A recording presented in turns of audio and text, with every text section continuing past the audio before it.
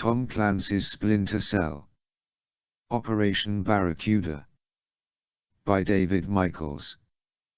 Chapter 1. The RPSAT's mechanical alarm wakes me at 11 o'clock sharp.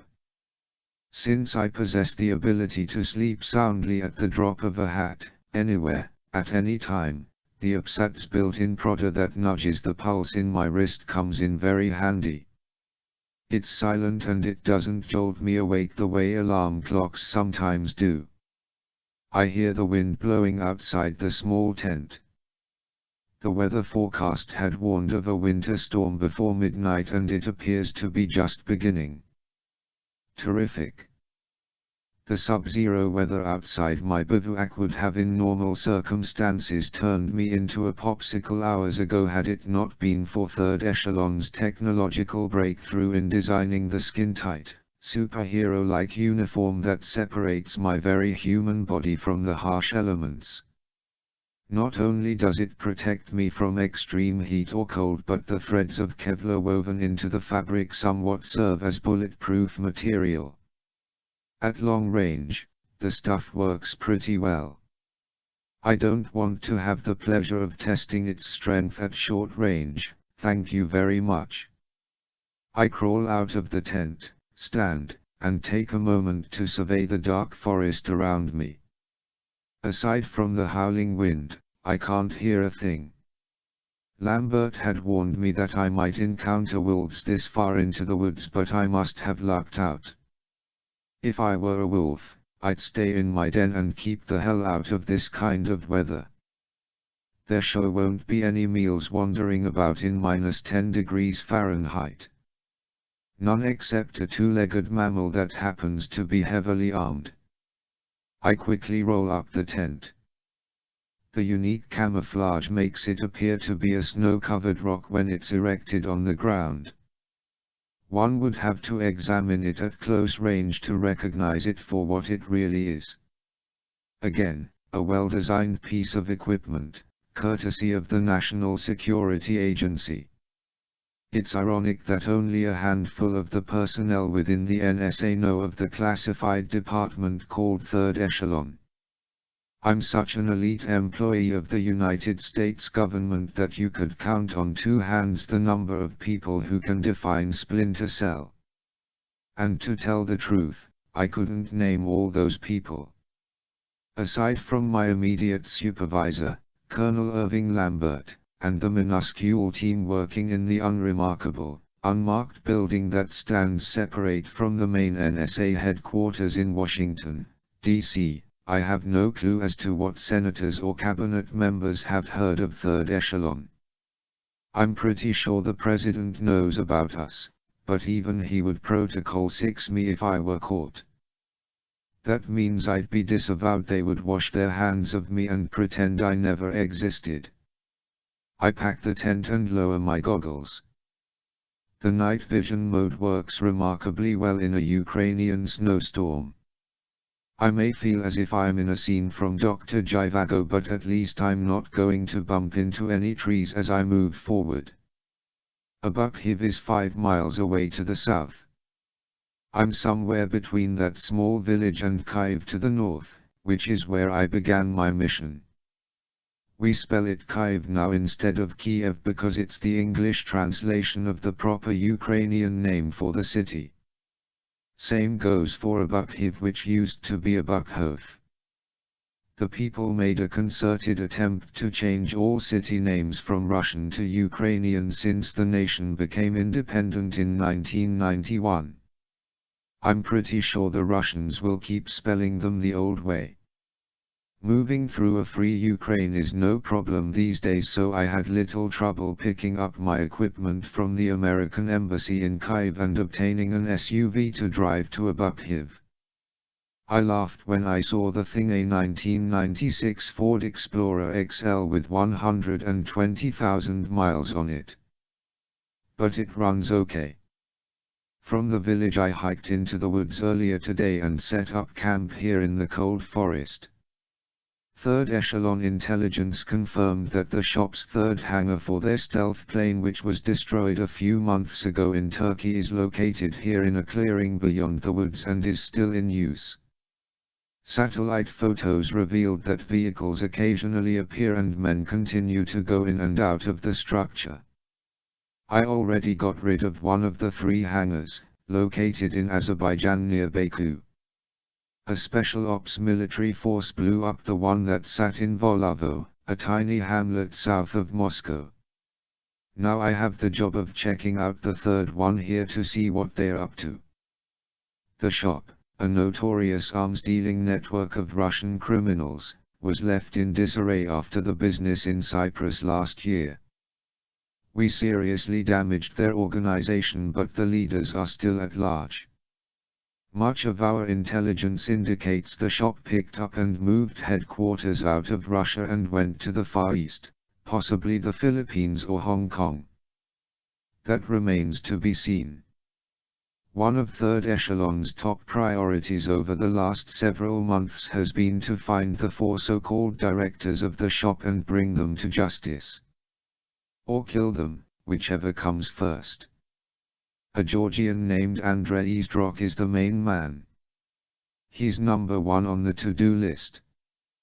The other directors consist of a Russian army general named Prokofiev, no relation to the composer, I don't think, a former GDR prosecutor named Oskar Herzog, and another Russian former KGB by the name of Anton Antipov. If I can find any information pertaining to these guys' whereabouts, I'll have accomplished the mission and can go home. I see you're on the move, Sam. It's Colonel Lambert, speaking to me through the implants in my ears. They allow me to talk with the team back in Washington when the reception is good. I answer him by pushing on the one in my throat. I'm approaching the compound now. What's the satellite show? There's no activity. You're clear to infiltrate. I move quietly through the woods, my boots inadvertently making squish sounds in the snow and ice. Can't be helped. I seriously doubt there are any guards this deep in the forest. I'll have to be more careful when I approach the hangar, though. And it appears to be just up ahead, where the trees begin to thin out. Crouching, I scan the field in front of me. A building that once served as an airplane hangar sits at the end of a runway. Whoever piloted the stealth plane had to be pretty adept. There isn't much breathing space at the end before the trees become thick again.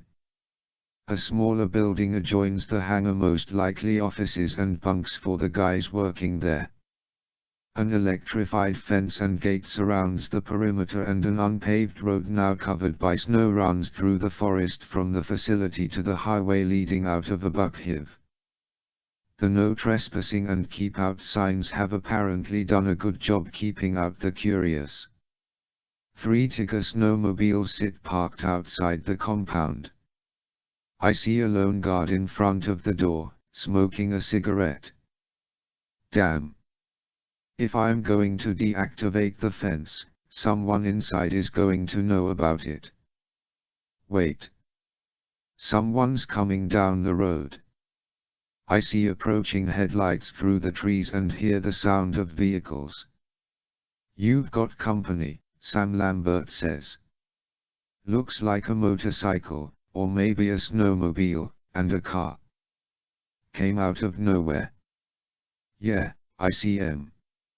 I quickly move through the brush to the edge of the gate and lie flat in the snow.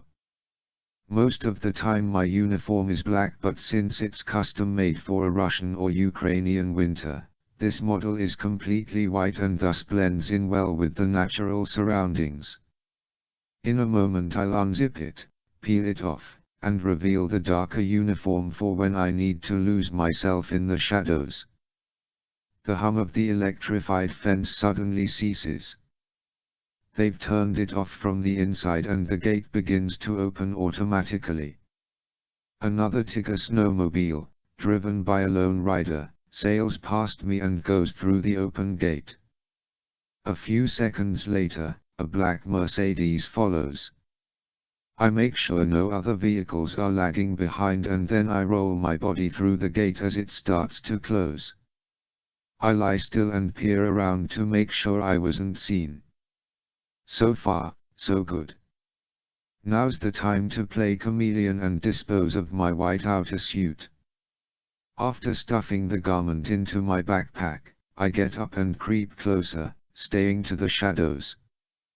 Positioning myself behind a boarded-up water well, I watch the newcomers as they stop their vehicles in front of the small building.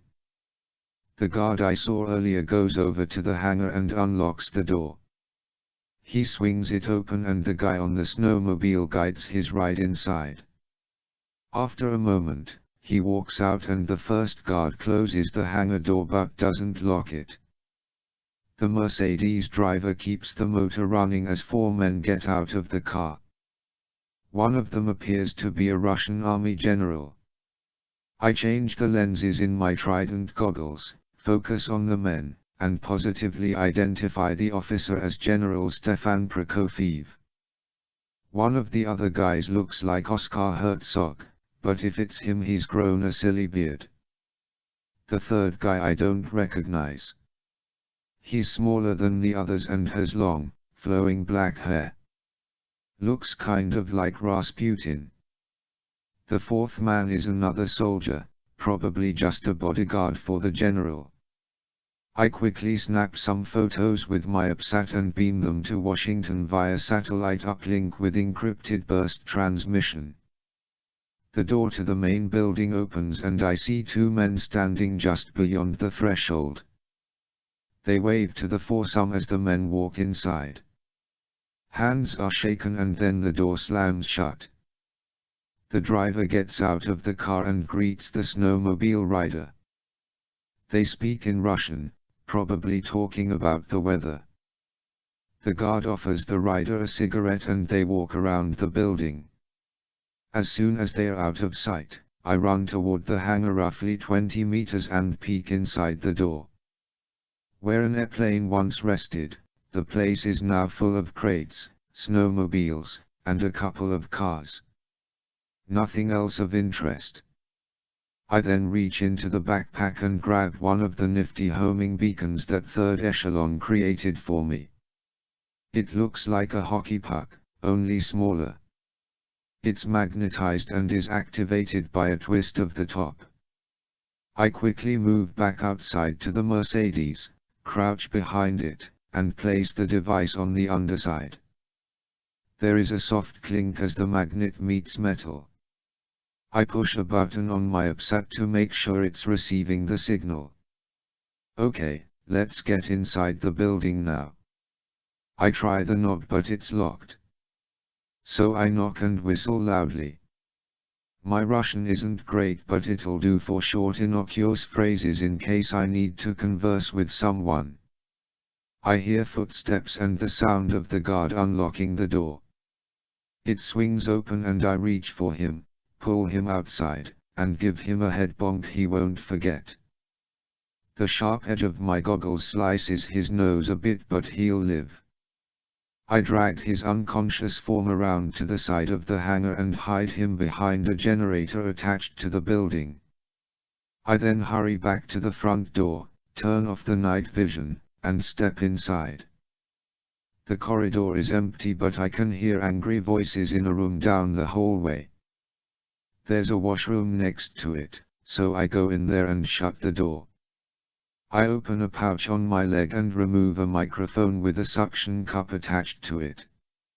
I lick the cup and stick it on the wall, then adjust my UpSat to pick up the signal. Through my headset I can now hear what they are saying. The Russian is difficult to pick up but I can understand some of it.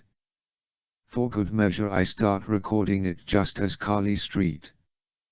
John, third echelon's acting technical director, speaks through the implants.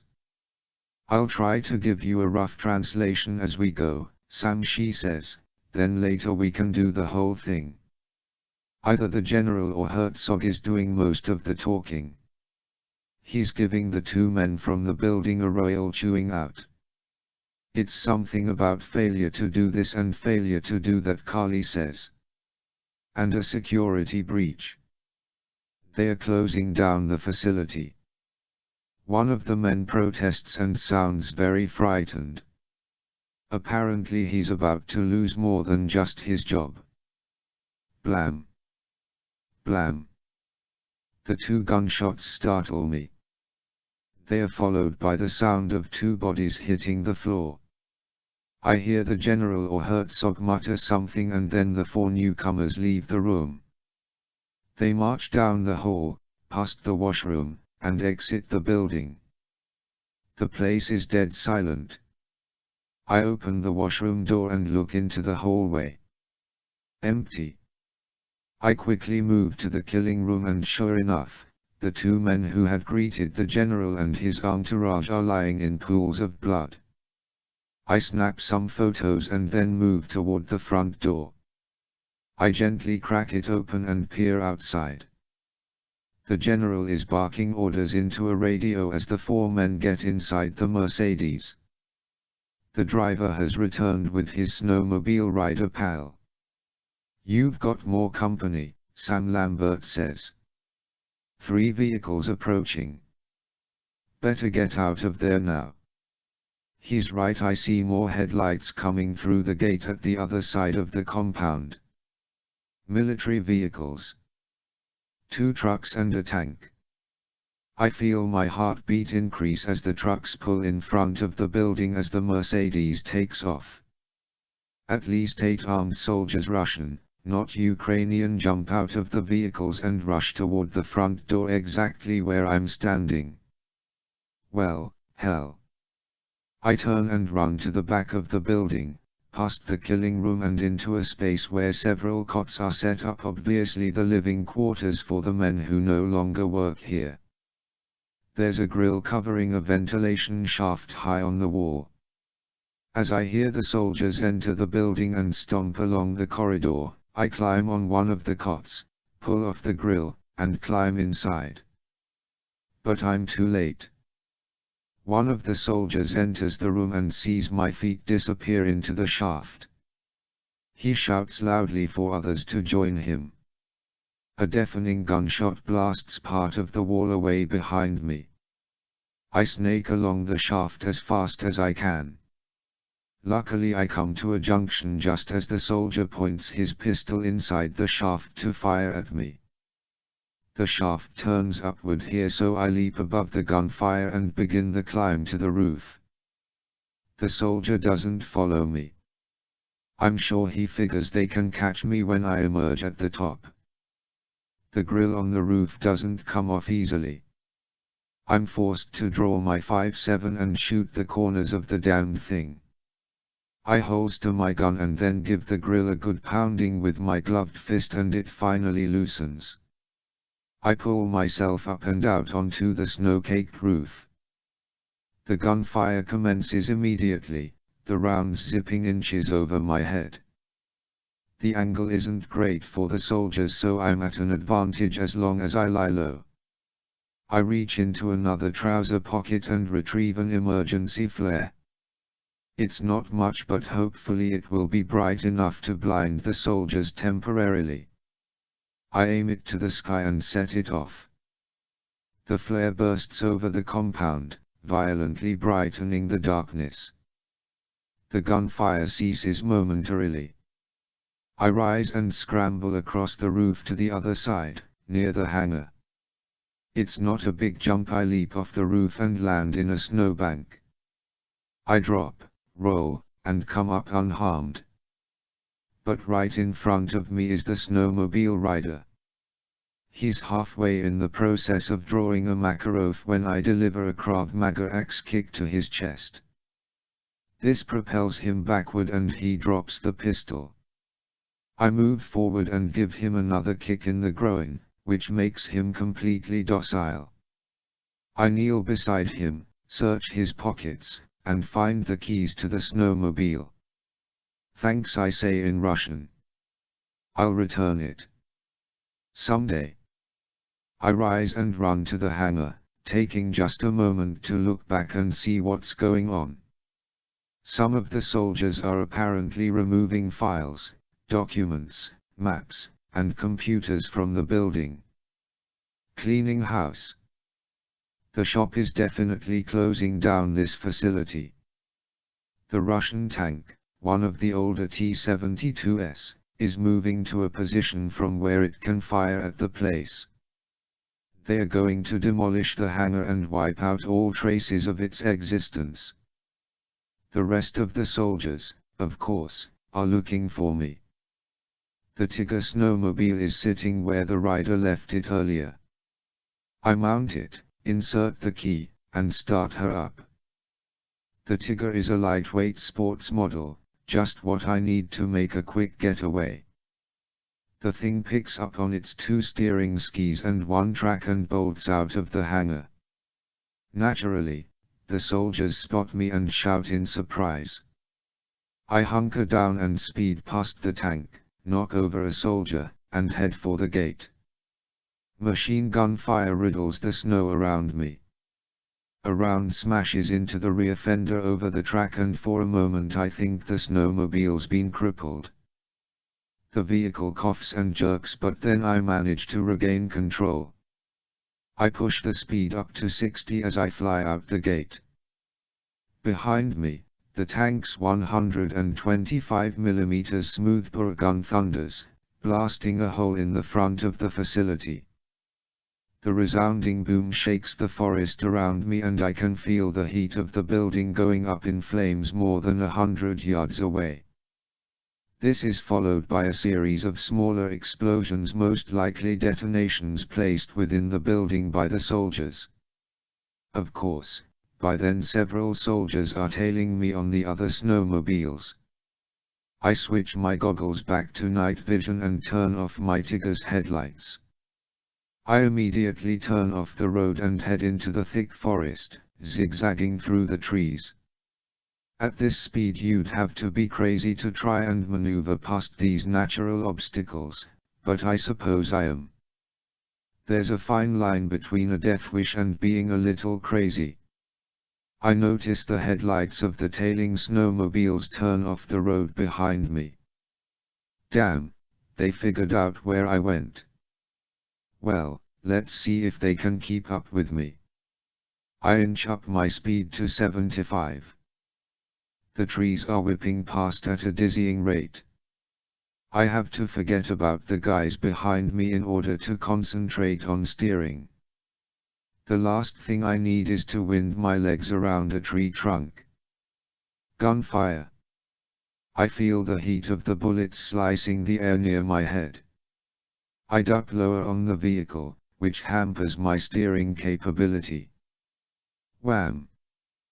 The snowmobile grazes a tree and the thing wipes out. I'm aware of being in midair for a second or two, and then I land hard on the ground. I thank my lucky stars I wasn't thrown into a tree or a rock. The tracking snowmobiles come closer. I manage to pull myself up and limp to the overturned Tiger. I push it upright, get back on, and start her up again. The right front ski is bent, but I think it'll still go. I accelerate and test the steering mechanism. Not bad. If I cheat to the left a bit, I can get the damned thing to go straight. More gunfire. Great. I increase the speed and take off into the darkness just as I hear a spectacular crash behind me. One of the enemy snowmobiles has merged with a tree in a most unpleasant manner. That's good for me, but it's also set the tree aflame. If the fire spreads, it could illuminate the forest and they'll be able to see me better. Gotta lose these guys, and fast. I press the implant in my throat. Are you there? Anyone? I ask. We read you, Sam Lambert says in my ear. You tracking me? I ask. We've got you by satellite. I'll bet you need directions. Please? I'm afraid you can't go back to the main road to Abuckhiv. It's swarming with troops. Your best bet is to head for the Dnipro. The river. Come on, it can't be that cold. Your suit will protect you. You want me to swim to safety? Dump the snowmobile. Better yet, crash it. Your pursuers will hopefully think you're dead. I shake my head. Lambert, I'm beginning to feel like an underpaid stuntman. Okay, how far am I from the river? I hear Lambert consult with someone off mic, probably Carly or Mike Chan. He comes back and says, you're less than a mile away. Take a 30-degree turn to the left and you'll be heading straight for it. Thanks. I'm out. I make the move, dodge another tree, and try to increase my speed. Now the thing's going about 50 and it's the best I can do. Suddenly and without warning, a snowmobile bursts out of the brush in front of me. The headlight nearly blinds me and I have to avert my eyes for a second, steer right, and perform a jump over a fallen log. My Tiger lands awkwardly and spins around. The Russian soldier slows his vehicle and fires a pistol at me. The bullet whizzes over my left shoulder as I duck and skid the Tiger in a half circle to kick up a snow spray. This gives me time to draw the 5.7, point it in his direction, and shoot. 2 rounds miss but the third hits the soldier in the chest, knocking him off his vehicle. I holster my gun, turn the Tiger back toward the river, and speed on. I hear the roar of the water up ahead. I pick a nice thick tree 50 feet away and push the speed as high as it'll go. At the same time I position myself by crouching on the seat, ready to leap off at the last second. Closer and I jump, land in the snow, roll, and wait. The Tiger slams into the tree and bursts into a fireball. The thing is obliterated. I stand and make my way toward the roar. In 3 minutes I find myself at the bank of the Dnipro, a wide, snaking river that runs from western Russia through Belarus, and down into Ukraine all the way to the Black Sea. The spot I happen to pick for entry has no easy grade to climb down. I estimate it's at least a 50-foot drop. So I assume a stance, concentrate, take a deep breath, and jump off the bank. I hit the cold water like a knife, relax, and let my natural buoyancy lift me to the surface. Lambert was right. My suit keeps out the frigid temperature, but the ice water bites at my face. I roll so that I'm on my back, which goes a long way toward keeping my face warm, and drift to a place of safety as the strong current carries my horizontal body downstream. All in a day's work, because I'm Sam Fisher. And I'm a Splinter Cell. Chapter 2. Andrei Zdrok was not a morning person. If he had his way, Zdrok would sleep until noon and retire after midnight. Unfortunately, he had never been able to do that during his entire life. Coming from a family of bankers that did business in the former Soviet Union, it was always early to bed, early to rise, etc., and he hated it. Even though he had tremendous wealth, acquired from the banks that did most of the USSR government's financial business, Zdrok found it difficult to find happiness in the world. When the Soviet Union fell and he founded the arms-dealing black market enterprise known as the Shop, he thought everything would become rosy. For a while, it seemed that it had. But things changed a year ago, after the disastrous dealings with the terrorist group known as the Shadows. The United States law enforcement forces, namely the National Security Agency and the Central Intelligence Agency, broke through the Shadows' ranks and destroyed them. A domino effect reverberated through the pipeline back to the Shop, crippling the organization so badly that Strock had to pick up roots and move out of Europe. While living in Switzerland was nice, he never cared much for the places he had resided prior to the exodus, namely Russia and Azerbaijan. He didn't much like Hong Kong either. The shop had set up headquarters in the Far East because the organization had friends there. A particular triad had done business with the shop for many years and helped establish a base of operations for Strock.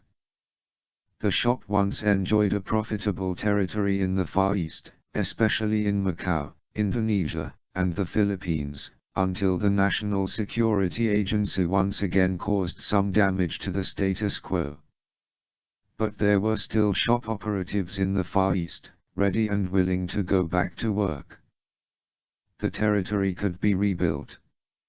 Hong Kong seemed to be the most desirable choice for a new base, despite the fact that the former British colony was now under communist Chinese rule. Strock's friends had assured him that business in Hong Kong had continued as usual, that is, in a capitalist state of mind, after the 1997 handover. This economic philosophy was supposed to continue as such for 50 years, while Hong Kong remained a special administrative region along with Macau, which also was recently renexed to China, after decades of Portuguese rule. Strock walked east on Hollywood Road in the Sheung Wan district, one of the more popular areas of Hong Kong Island. The streets, occupied by antique and curio shops, Buddhist and Taoist temples, eateries, and oddly, coffin makers, always seemed to smell badly to Strock. In fact, the whole of Hong Kong smelled. They didn't call it Fragrant Harbor for nothing. At least up on the peak, where he rented a modest but comfortable bungalow, the air was fresh.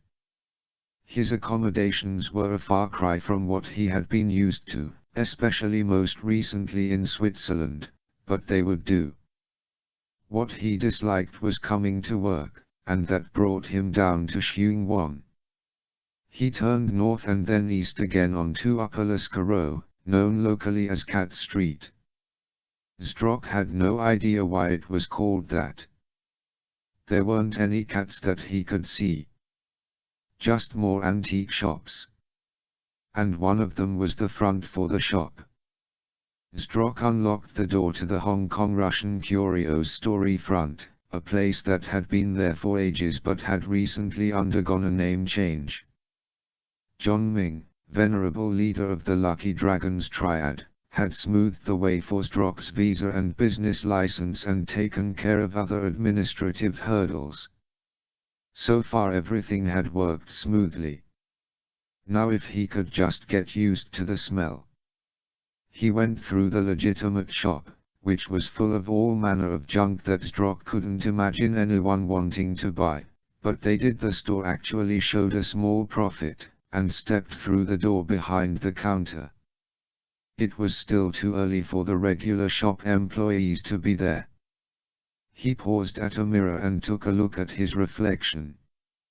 At 58 years old, Andrei Strock was still a handsome man. He enjoyed grooming himself and dressing as if he were the richest man in the world. At one time he was one of the 10 wealthiest men in Russia. He had no idea if that was still true. Probably not. The back of the store was a storeroom full of boxes, supplies, and a trick bookcase that rotated when one pulled out the complete works of William Shakespeare, replaced it, and then removed a book entitled Bogus Bard, The Life of Christopher Marlowe. This revealed the inner offices of the shop, where Andrei Strock spent most of his daylight hours. He closed the bookcase behind him, descended the spiral staircase to the basement, went into his personal office, shut the door, and booted up his computer.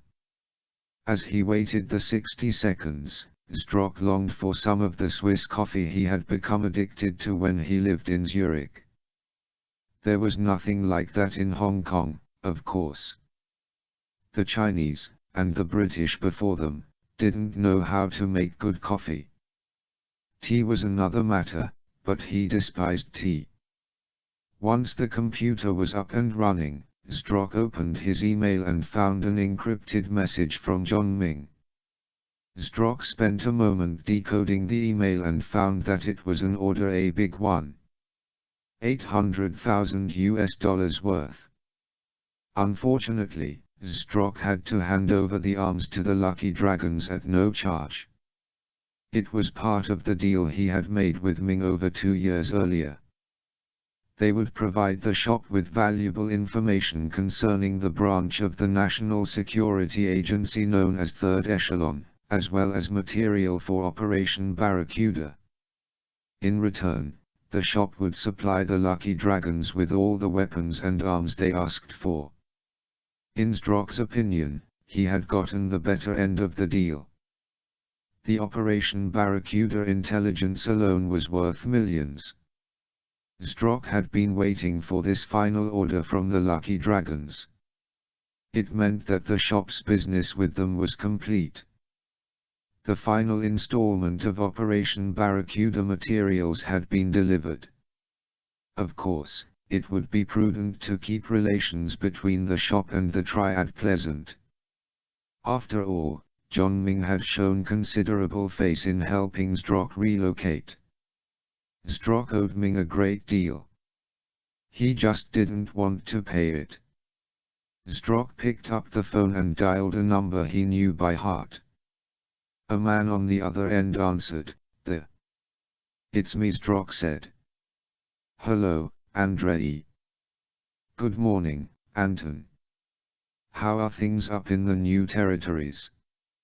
Anton Antipov, one of the shop's directors and essentially Strock's right-hand man, replied, "Most likely the same as it is down on the island. Warm. Muggy. They say it might rain." Antipov was in charge of the shop's remote warehouse, located near the residential and industrial new town of Taipo. "At least we're missing the Russian winter, eh? If you say so." Antipov didn't care much for the Far East either. He wasn't fond of Chinese food, and in a place such as Hong Kong that was a great disadvantage. "I've received the final order from the Lucky Dragons," Strock said. He listed the desired items and quantities. "It must be shipped as soon as possible, of course." "Of course," Antipov said. "Do I detect sarcasm in your voice, Anton?" "Not at all. Come on, talk to me. You know I was never happy about allowing this triad to put our affairs in order. It's humiliating." Strock sighed. "We've been over this a dozen times, Anton. What else could we do? If we had stayed in Eastern Europe or Russia we would have been found and arrested. At least here we can hide and still do business. How long can we hide, Andrei? How long before the United States finds us?" "Anton, you worry too much. And you're unceasingly unhappy." "Ah, well. These are our natures, yes. Let us concentrate on the matters we can control. Our customer in China will give us $5 million US as soon as we deliver the final installment of Operation Barracuda material to him. You have it. We have it. It will go to the general tomorrow. Very good. We can close up that particular avenue." "Yes," Strock said. "I have already asked Ming to do so. He will take care of it." "And what happens if Ming finds out where all this Barracuda stuff is going?" Strock felt himself shudder. "That would be very unfortunate. Under no circumstances are the Lucky Dragons to know our plans." "I know that. You've said it 100 times. Then that makes it 101. But if General Tun flaunts..." "Quiet. By then it will be too late. Antipov sighed. Is that all, Andrei? I have an order to put together. In fact, most of it will have to be shipped from Russia. Tell Ming he'll have it in a week. That's actually good for us. Oscar can ride over with the shipment. Arrange it, please. Right. Zdrok could sense that Antipov had more to say. Is there something else, Anton? Andrei, what does the benefactor think of Operation Barracuda? He is aware of General Tun, is he not? Of course he is. Don't be a fool. The benefactor is on our side and always will be. It was he who initially put us in contact with the Lucky Dragons, and it was he who introduced us to the General. 15% is what most authors and actors pay their agents. I think he's well worth the commission, don't you think? If you say so, Andrei. You were always much wiser in these matters than me. Cheer up, Anton. Go have some Russian vodka for breakfast. But only after you send word to Oscar and get Ming's shipment ready. Have a good day, Andrei. Zdrok hung up the phone and continued to check his email. There was one from General Prokofiev. The Russian general had remained in his home country because of his position with the army. Of all the shop directors, Prokofiev was the most protected. His cover was unshakable. Zdrok opened the email and read. AZ. Abukhov facility closed. General managers retired. All went smoothly except presence of Western competition. Still attempting confirmation of competitions going out of business sale. -SP. Zdrok rubbed his eyes. Good news and bad news. The good news was that the last remnants of the shop's stealth plane activities had been destroyed. So far, the Russian government and military forces had not traced the theft of the aircraft to Prokofiev. The bad news was that an American intelligence operative witnessed the destruction of the Abukhov hangar. Prokofiev's last sentence indicated that he thought the man was dead, but a body had not yet been recovered. Damn, Zdrok thought. It sounded as if the operative may have been one of the men on the classified list of agents' names and descriptions that Zdrok had obtained last year. Was this man one of third echelon's Splinter cells? Could he have been the nemesis that brought the shop all of its troubles? Could he have been the man known as Sam Fisher? Zdrok slammed his fist on the desk and swore that the shop would have its revenge on the man. Zdrok picked up the phone and made another call.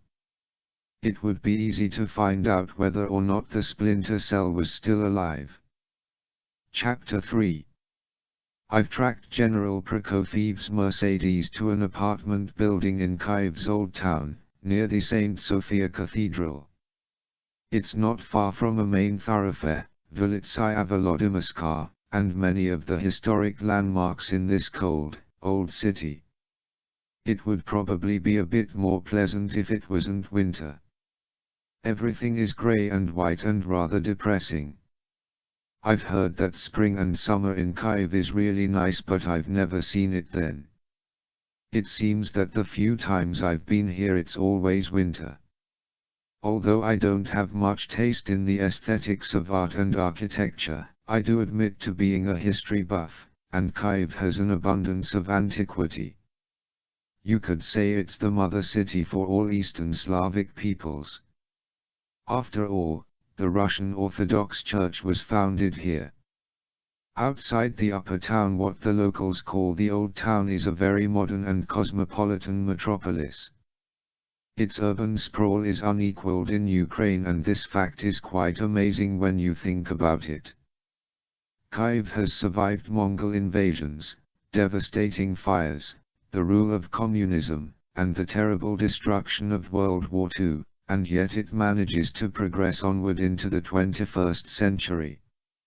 After my swim in the Dnipro, I managed to crawl out downstream and hike back to where I'd left the fort.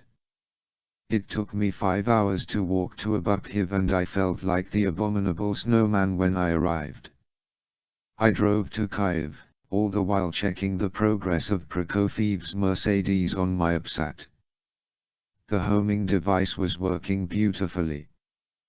Prokofiev and his entourage checked into the Hotel Dnipro, a high-end joint frequented by diplomats. I elected to stay 3 blocks away at the No Frills Hotel St. Petersburg because I prefer budget places.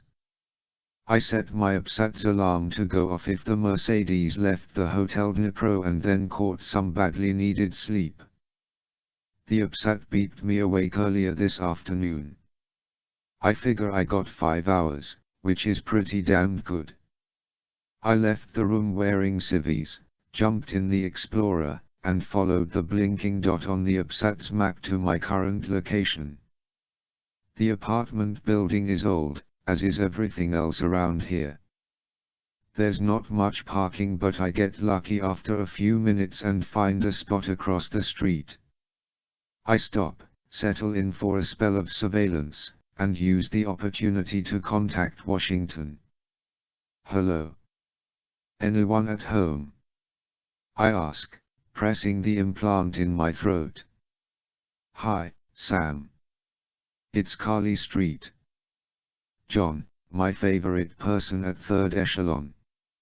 She's as smart as a whip and attractive as hell. I've often considered what it might be like to become romantically involved with her.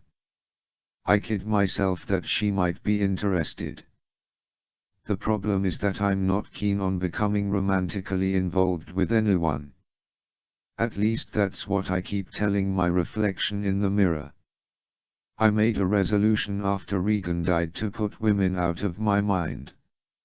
And I've been pretty good at staying celibate until recently. Ever since I returned from the Mediterranean last year, I've been feeling, I don't know, an itch. I found myself eyeing some of the women in my Krav Maga class in Towson, Maryland, where I live. And then there's Katia, the class instructor. She's absolutely gorgeous. Katia Lowenstein's an Israeli woman who has made more than one pass at me, and I've been a jerk and resisted each of them. Lately I've been thinking I need to change that attitude, but then the ugly realization of what I do for a living messes up everything. A splinter cell in a committed relationship becomes a vulnerable splinter cell. It also puts the partner in jeopardy. It's just too damned risky. Sam. Carly asks. You there? Yeah, I say. Sorry. I drifted off there for a second. Is the Colonel around? Not right now. I was about to contact you. There's a big snowstorm heading your way. What are you doing? I should be eating dinner, but instead I'm keeping tabs on General Prokofiev. Have you made headway on those photos I sent you? Any IDs yet? As a matter of fact, I just got them back. You were right. The guy with the beard is Oscar Herzog. I guess he's trying hard to change his appearance. It's not working too well, is it? No, it's not. What about the other guy? The rock star. Carly laughs. Your Rasputin description was pretty funny. Actually, he's just as sinister as Rasputin. He's been ID'd as Ivan Putnik, a Russian mafia hitman. The guy has a record in Russia, but he must have some powerful friends in the government because he keeps getting out of prison. Well, look who he's hanging with. Right. If you're buddies with General Prokofiev, then you've got nothing to fear from the big bad law enforcement dudes. I rub my chin. So what does that mean? What's this Putnik guy doing with the shop? I suppose he's working for them, wouldn't you think? Well, duh. What I meant was I wonder what kind of jobs he's doing for them. Wait a second. General Prokofiev just came out of the building. He's with a tall, striking blonde that must be 25 years younger than he is. Maybe more. I snap a couple of shots on the upsat. The bodyguard gets out of the passenger seat and opens the back door for the couple. After they're inside, the Mercedes drives away. I gotta go, I say. I'm beaming you a couple more photos. I just saw the good general with a pretty blonde. See if you can find out who she is. Is it his wife? No. General Prokofiev's wife is his age. This girl looks young enough to be his daughter. We sign off and I discreetly pull into the street to follow the Mercedes, which takes the busy Naberezhny shows south along the Dnipro until the driver makes a left onto the metro bridge. The car moves east on Prospect Brovansky and then pulls into the small parking lot beside an old wooden mill in Hydropark. I'm puzzled for a moment until I realize that the mill is really a restaurant called MLYN. The Hydropark, a cave landmark, is an outdoor amusement park that spreads along the riverbank and encompasses some islands. The restaurant apparently offers a spectacular panoramic view of the Dnipro and its beaches. I pull into the lot, park away from the Mercedes, and turn to watch my prey. The bodyguard opens the back door and Prokofiev and the girl step out.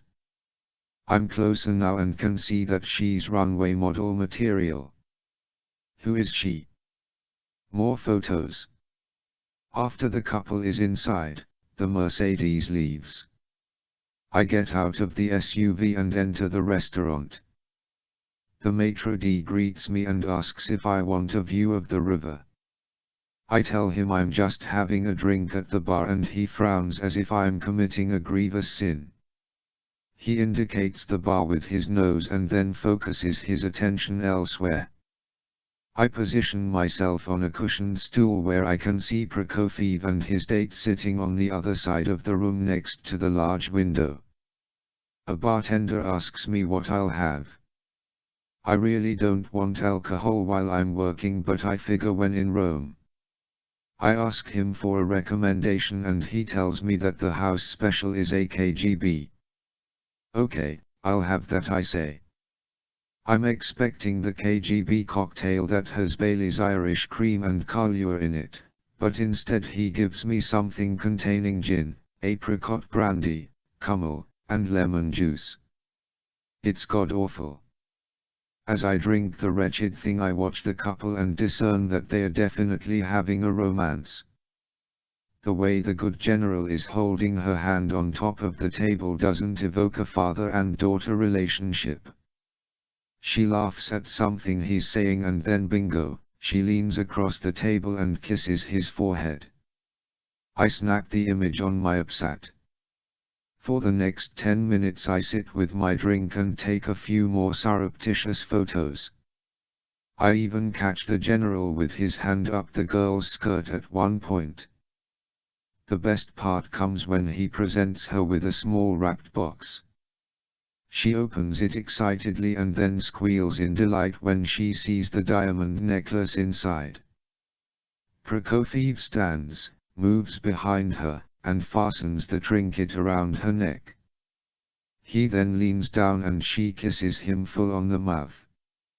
At that moment a text message comes in on the upsat. It reads, "Girl in photo is Natalia Gromenko, fashion model, single, age 24, lives in Kyiv. No criminal record that we know of. Kali." I force the rest of the cocktail down my throat and leave a few Rivnia notes on the bar. Just as I prepare to go outside, I see Rasputin, or rather, Ivan Putnik, enter the restaurant, scan the tables, locate the general, and rush over to him. I sit on the stool and watch them in the mirror behind the bar. Putnick whispers something to the general and a look of concern crosses the old man's face. He wipes his mouth, stands, and takes the model's hand. He says something to her, apparently he must leave immediately, and she wrinkles her brow and pouts. The general kisses her on the cheek and then leaves the restaurant with Putnick. Miss Grominka remains at the table, sulking. I wait a couple of minutes and then follow the men outside. Great. It's snowing. In fact, it's a major blizzard. The Mercedes is already out of the lot when I run to get in the SUV. I switch the upsat to tracking mode and see that the car is heading east toward Uril. It's also the road to Moscow. They are already close to 2 miles ahead of me, so I pull on to Prospect Brovansky and proceed to catch up. I'd never lose them while the homing device is working, but I like to keep a visual on the target when I'm tailing someone. Unfortunately, the snowstorm is a hindrance and the roads are slick with ice. I'm forced to slow down when I see a policeman directing traffic through an intersection where 2 cars have collided. By the time I'm clear, the Mercedes has a 5-mile lead on me. They are definitely traveling out of town. Suddenly the blinking dot stops moving. The car has stopped somewhere up ahead. I'm in the outskirts of Kyiv and can't imagine what the general is up to. Surely he doesn't have another mistress living out in the burbs. I reduce my speed when I'm within a mile of the location indicated by the blinking dot. Then, without warning, the homing signal quits on me. The blinking light disappears. What the hell? I think. What happened? Those homing devices have a life of at least 72 hours. Did they find it and disable it? I pull over and study the map on the upsat, trying to remember exactly where the dot had been before it vanished. I pinpoint an intersection that seems to be the best possibility and then drive in that direction. I'm about a quarter of a mile away when I see, through the blinding snow, a black cloud of smoke billowing toward the night sky. I hear approaching sirens as I slowly guide the SUV down the street to a vacant lot next to a condemned building, the point where the Mercedes last sat. In its place is a burning wreck. The car appears to have been deliberately set on fire. I stop the SUV and watch the scene as 2 fire trucks and a police car appear with lights flashing. The firefighters immediately set about putting out the blaze. Once they do, I can see that the burning hulk is indeed the Mercedes. Shit. They must be onto me. The bastards dumped the car, destroyed it, and went on their way in a different vehicle. Chapter 4. Professor Gregory Jansen wiped the sweat off his brow as he debarked and made his way toward the arrivals area. Hong Kong International Airport was abuzz with activity, as was usually the case, so Jansen felt relatively safe from being recognized. After all, who could possibly identify him? He had changed his appearance considerably since he left Washington. He had dyed his grey hair black and combed it differently, he had shaved his mustache, and he now wore glasses with fake lenses. These simple alterations made him look 20 years younger than his true age of 64. If the Pentagon was searching for him, an agent would have to do a couple of double takes in order to see any resemblance to the scientist who mysteriously went missing 2 days earlier. His liaison in Hong Kong had paved the way for a new identity and taken care of the necessary paperwork, so Jansen now held a German passport and entry visa with the name Heinrich Lankwitsch. This wasn't too much of a stretch. Jansen had a cousin named Heinrich and his favorite film director was Fritz Lankwitsch. The new name suited him. The exodus had been planned for years. Jansen had come to the United States by way of an even earlier defection. Born and raised in Germany, Jansen unfortunately found himself growing up on the eastern side of the Berlin Wall at the end of World War II. As an adult he worked as a weapons development scientist for the GDR until the fateful day in 1971 when he was smuggled through Checkpoint Charlie in a laundry truck. A job with the US government had already been arranged, hence for over 30 years Jansen lived in Washington, D.C., helping to design and develop weapons technology for the Pentagon. After flying smoothly through immigration and customs with no problems, Jansen picked up his one piece of luggage from the baggage claim and made his way outside to catch a taxi. His instructions were clear: go directly to the hotel, check in under the new name, and await further orders. It had been an anxious 2 weeks preparing to leave. He had to make sure he left nothing behind that might implicate him as a government traitor.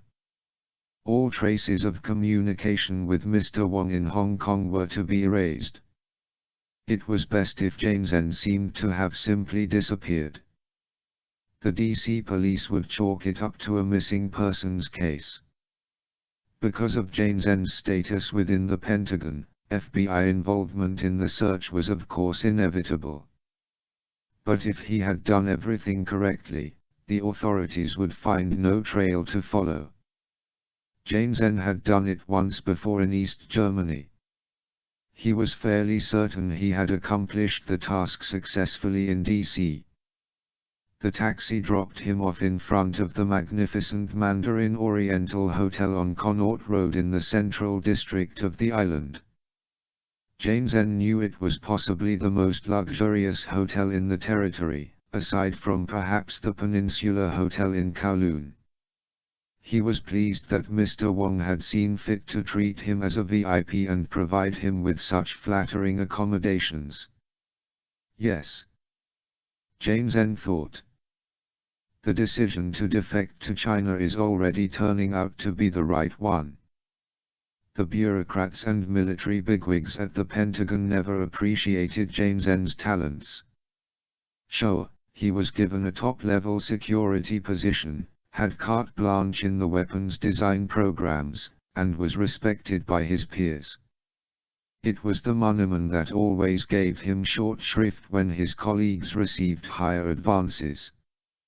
Jansen had asked for better raises time and time again. He got raises, but they were never what he felt he deserved. Growing up in East Germany, Jansen had a delusion that anyone who defected to America could become rich. It had never happened. He had made a modest income, lived comfortably, but was by no means wealthy.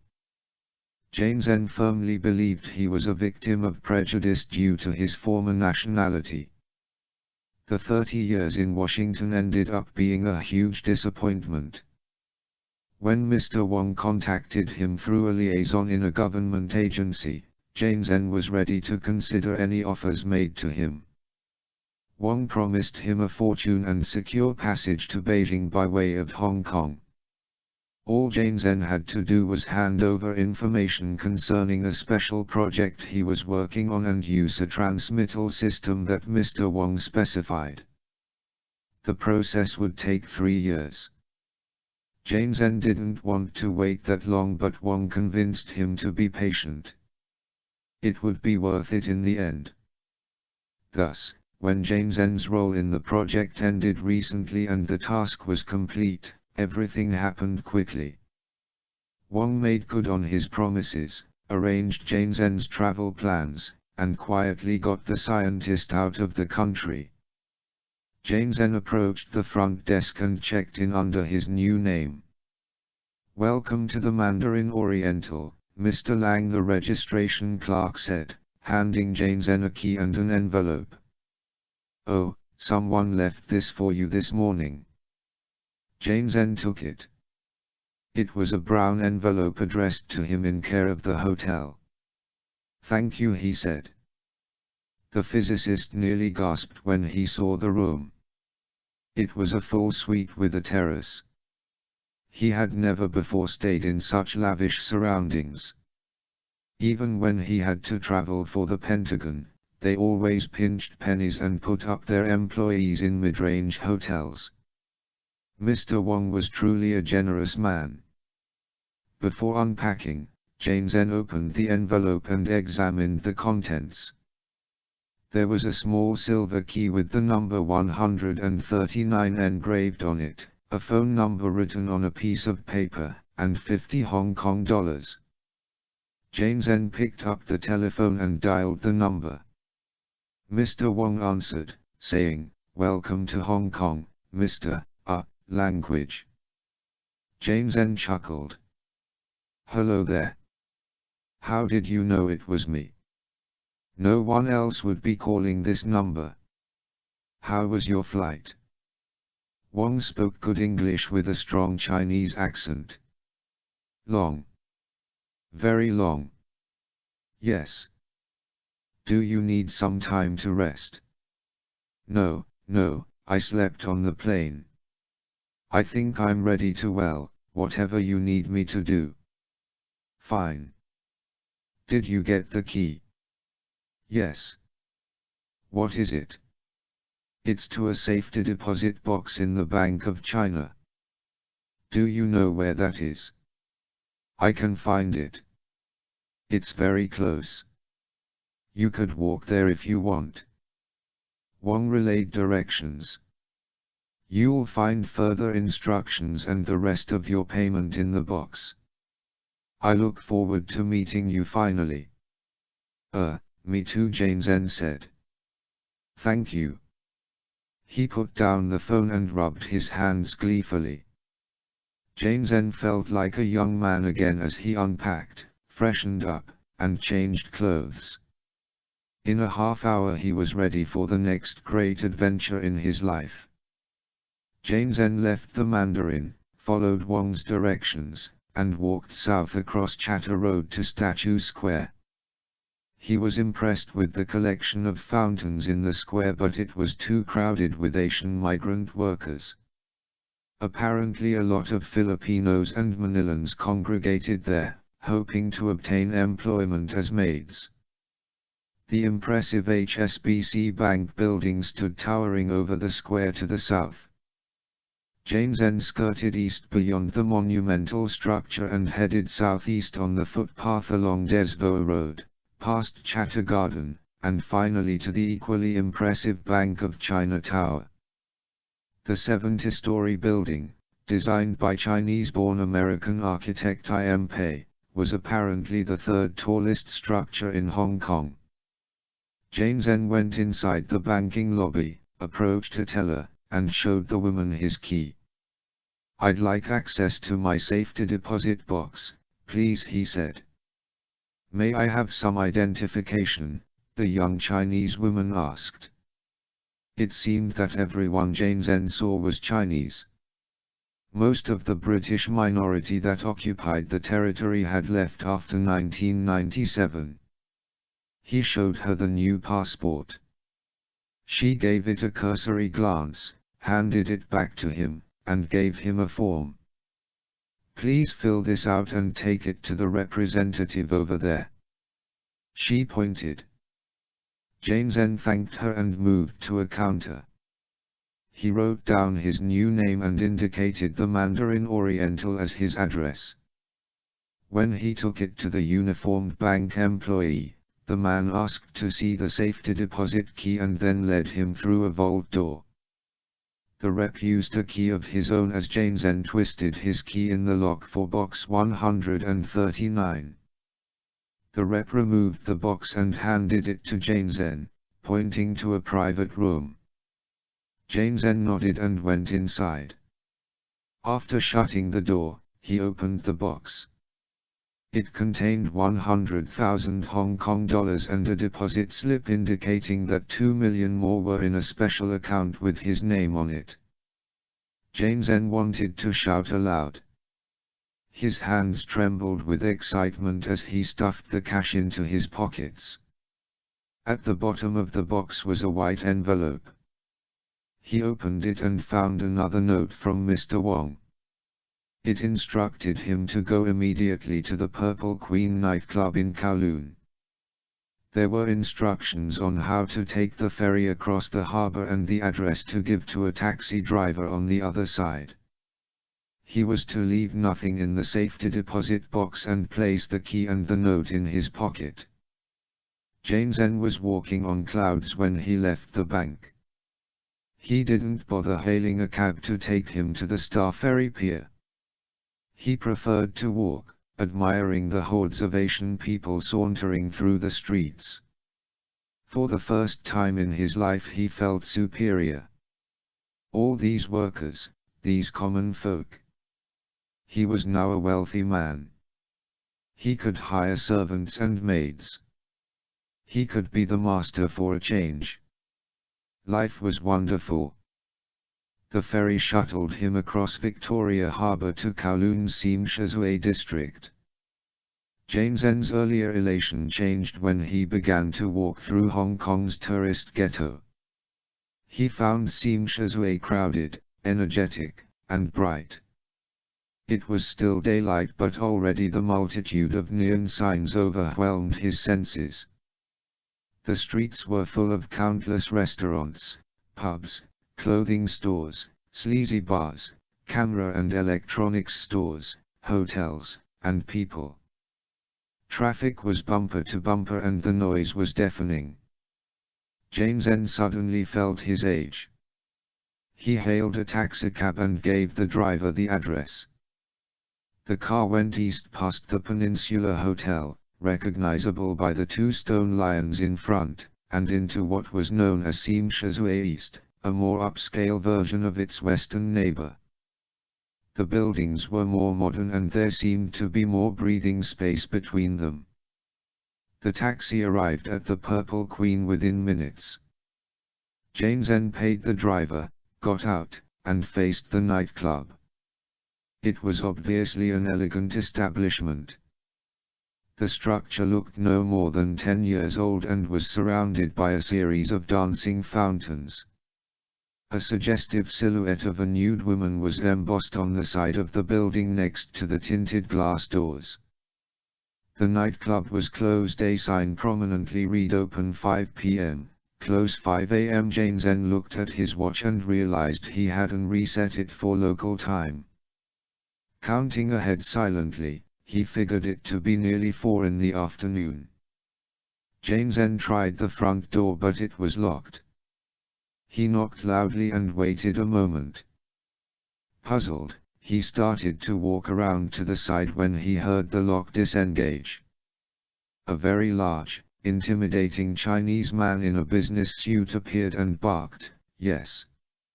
I am here to see Mr. Wong," Jane Zen muttered. He was suddenly very nervous. The doorman glared at him for a couple of seconds and then nodded. He stepped aside and made way for Jane Zen to enter. "Thank you," the physicist said. "Mr. Wong back here," the big man said. "Follow me." The doorman led Jane Zen through the nightclub's main floor.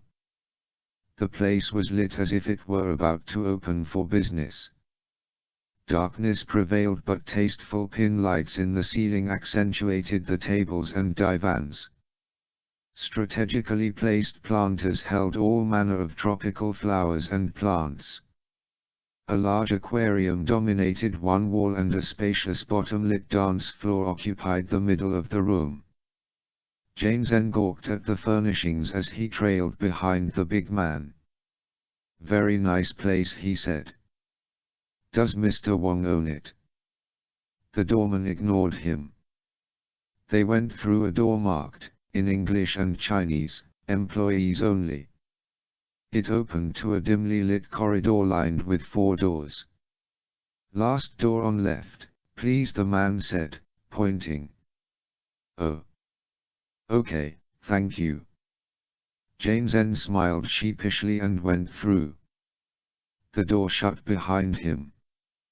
Janesen apprehensively walked down the hall and knocked on the appropriate door. "Come in." Janesen wasn't sure if the voice belonged to Mr. Wong. Perhaps it did. He opened the door and went inside. The room was obviously some kind of office, but it had been covered in the kind of plastic sheeting that painters use to protect furniture and carpets. Without warning, someone standing behind the door shoved Janesen. The elderly scientist and US government traitor fell forward to his hands and knees. His penultimate sensation was feeling the cold end of a gun barrel on the back of his head. The last thing his brain recorded was the sound of the gunshot. Chapter 5. Nobody reads anymore, that's the goddamned problem. Harry Dagger drops a stack of books on the floor and surveys the overflowing shelves in his tiny English language bookshop. He looks at me helplessly. "Don't ask me what to do," I say. "I stock more books than I can sell. I swear I'm going to go out of business if I don't move some of these things." "Sam, you wouldn't want to buy a couple of cartons worth and I'll gladly ship them to the States for you." "No, thanks, Harry.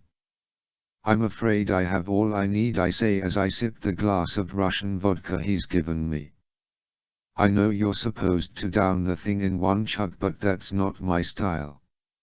Since Harry's an American, I don't feel the pressure to drink like the Russians."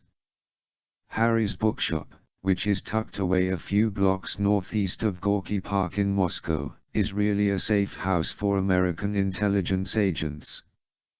Harry Dagger has been operating in Moscow for nearly 40 years. He was CIA during the 60s, 70s, and most of the 80s, and retired just before the collapse of the Soviet Union. Harry set up his bookshop in 1991 and never expressed a desire to leave Russia. Possessing many friends in the government, Harry has managed to keep his nose clean and run a respectable business. The authorities may or may not know he also hosts out-of-town spies and provides them with Moscow intelligence, but so far he's never had any trouble. Now pushing 70, Harry Dagger is exactly the kind of man you might find running an antiquarian bookshop in any American city. He's fussy, a bit unkempt, and extremely knowledgeable about the publishing business and authors in general. He also knows a hell of a lot about Russian spy networks, the Russian mafia, government corruption, and anything else that a lowly splinter cell such as myself might be interested in knowing. He also resembles Albert Einstein, which makes him quite a character. But that's neither here nor there, he says, sitting in the chair across the work table from me. He takes his vodka, neat of course, and downs it in one go. He eyes me nursing my glass and says, "Oh, come on, Fisher, that's no way to drink Russian vodka. Leave me alone, Harry. I really don't like Russian vodka straight like this. Would you prefer a cognac instead? How about some orange juice? Do you have that? Orange juice? Where do you think you are? Miami." He stands and goes into the back room, where he keeps a refrigerator, a small stove, and a food pantry. Harry lives above the shop and has a full kitchen in his flat, but often entertains in the store. He returns with a glass of OJ and sets it in front of me. "Here you go, tough guy," he says. "Better go slow with that stuff. It creeps up on you." I laugh and thank him. He sits with another glass of vodka for himself and says, "Anyway, as I was saying, this Ivan Putnik is bad news. You really saw him with General Prokofiev. Washington identified him in the photos I sent." Dagger pulls on strands of his uncombed long white hair. "Very interesting. We've always suspected Prokofiev of playing footsie with the Russian mobs, but I guess this clinches it. When I learned for certain he's with the shop, I still had no concrete proof. Still don't. But all my sources tell me he's one of the 4 directors. I relayed all this to Lambert last year, you know. I know. If Putnik is working for the shop now, it could put your and every other Splinter Cell's lives in danger. That's nothing new. Last year the shop had all the information they needed to take us out one by one. They nearly succeeded, too. Carly's still trying to figure out how the shop got our names. Well, just because the shop has moved out of Russia and her satellites doesn't mean they are going to stop trying to track you down. I'd say with a guy like Putnik working for them, their odds for success are greatly increased. He's very good at what he does. I'd say he's responsible for some of the most difficult political assassinations that have ever been attempted in this country. He's an expert sharpshooter and probably very handy with a knife, too. He's known to use a Russian SV-98 sniper rifle with 7.62mm NATO ammunition. If you find yourself facing him, run away. I'd never do that, Harry. You know that. I know. I'm just saying. Dagger downs his vodka while I take a sip of juice. So you have no clue where Andrei Zdrok is now? I ask. He shakes his head. The Far East. That I'm sure of. It could be Thailand, it could be Singapore, it could be Taiwan, maybe Hong Kong or Macau, maybe Jakarta. It's interesting that Prokofiev is still here. He has to keep up appearances. Prokofiev's a top general. With that, Dagger opens a folder and removes a map. Okay, since you want to go through with your cockamamie idea, here's where he lives. Dagger points to a spot on the eastern side of Moscow. Izmaylovo. Actually between Izmaylovsky Park and Kuskovo Park. Quite a lovely mansion in a well-to-do neighborhood. Lives there with his wife, Helena. Children grown and moved out. And you've had your people watching the house. Ever since I got your message. He hasn't returned from his business trip. I'd say it's wide open for you to do what you do. What about the wife? My watchers claim she goes to bed early and appears to be a heavy sleeper. Maybe she takes sedatives. She and her husband have separate bedrooms. She's a real battle axe. Kind of looks like Boris Yeltsin in drag. It's no wonder Prokofiev has a mistress in Ukraine. If I were married to Helena Prokofiev, I'd never go home either. She's probably more dangerous than he is. Is the house guarded? Only when the general's at home. All other times the place is looked after by their very well-trained German shepherd.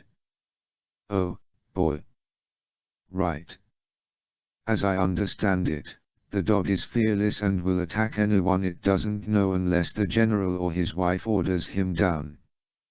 Now, I've prepared something that will help you out in that department. Dagger stands, goes to the back room again, and returns with a small box. Inside are 3 oddly shaped bullets that look to be the size of ammunition that my 5.7 takes. These are tranquilizers, he says. Load your handgun with them before you go inside. They won't harm the dog much, but one will knock him out quickly. Just make sure you shoot him before he sees or hears you. Dagger goes back to the folder on the table and removes a floor plan. This is it, the ground and top levels. Prokofiev's home office is here on the ground floor. As you can see, It's on the opposite side of the house from the bedrooms, which are over here on the second floor. See? Aha! What do you think? I think my best bet is to go over the fence to the back and break in through the door here. I point to an opening leading to a courtyard behind the house. What about the security system? It took some bribing to get the goods from the company that installed it. Inside the door you'll find a keypad. The code to shut off the alarm is 5-7-7-2. Thanks. I continue studying the floor plan. I think once I'm safely through the door, I'll go past this living room area, into the dining room, and down this hallway. From there it's a straight shot to the office. Sounds like a plan. What are you driving? Nothing at the moment. I had a company vehicle from the embassy in Kyiv but I returned it. I can't let you use my car. The Russians know it. Let me make a call and I'll rustle up something for you. It might be old and used, but it should run. Isn't everything old and used in Russia? I ask. Dagger's expression turns to mock indignation. I resent that remark, he says as he pours another glass of vodka. How come no US agency can provide a car in Russia newer than 1996? I'm driving a 1995 Ford E350 van that Harry's friend must have driven to Siberia and back at least 6 times. There's 167,000 miles on it and it runs with a distinctive clop-clop sound in the engine. But it moves.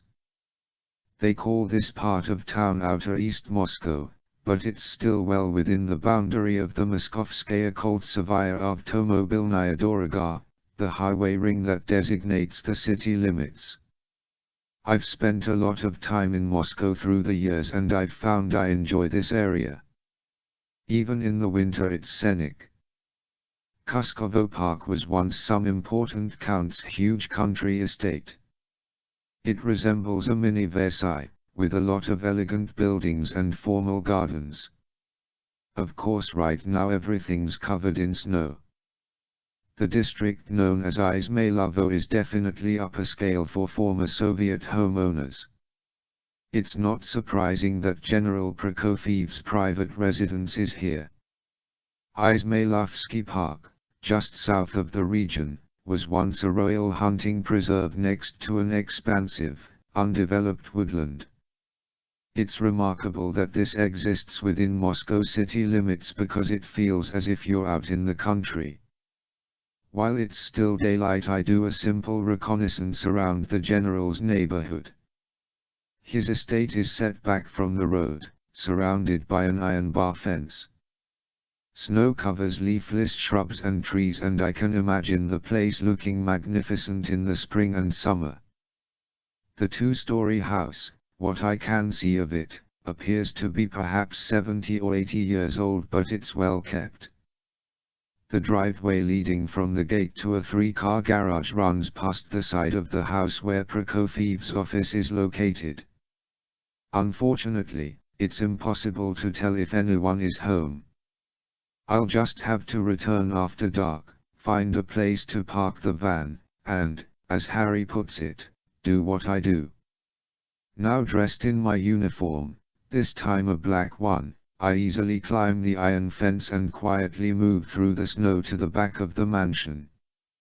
Leaving footprints can't be helped, so I deliberately create unreadable tracks, that is, with each step I wiggle my foot to create unshapely holes and walk unevenly. This way it's difficult to say just what sort of animal went through the grounds. Satellite reception is fuzzy, Sam Lambert says in my ear. Cloudy sky. I glance up and reply, yeah. Once I'm inside you can watch through my Trident goggles. As always. Good luck. I'm now in the courtyard and can see the bedroom windows on the second floor. Perfect timing, the light in the wife's room goes out. Once again I walk like a deranged alien to create unrecognizable prints and make my way to the back door. I remove my set of lock picks from my leg pocket, examine the lock, and determine which picks might work best.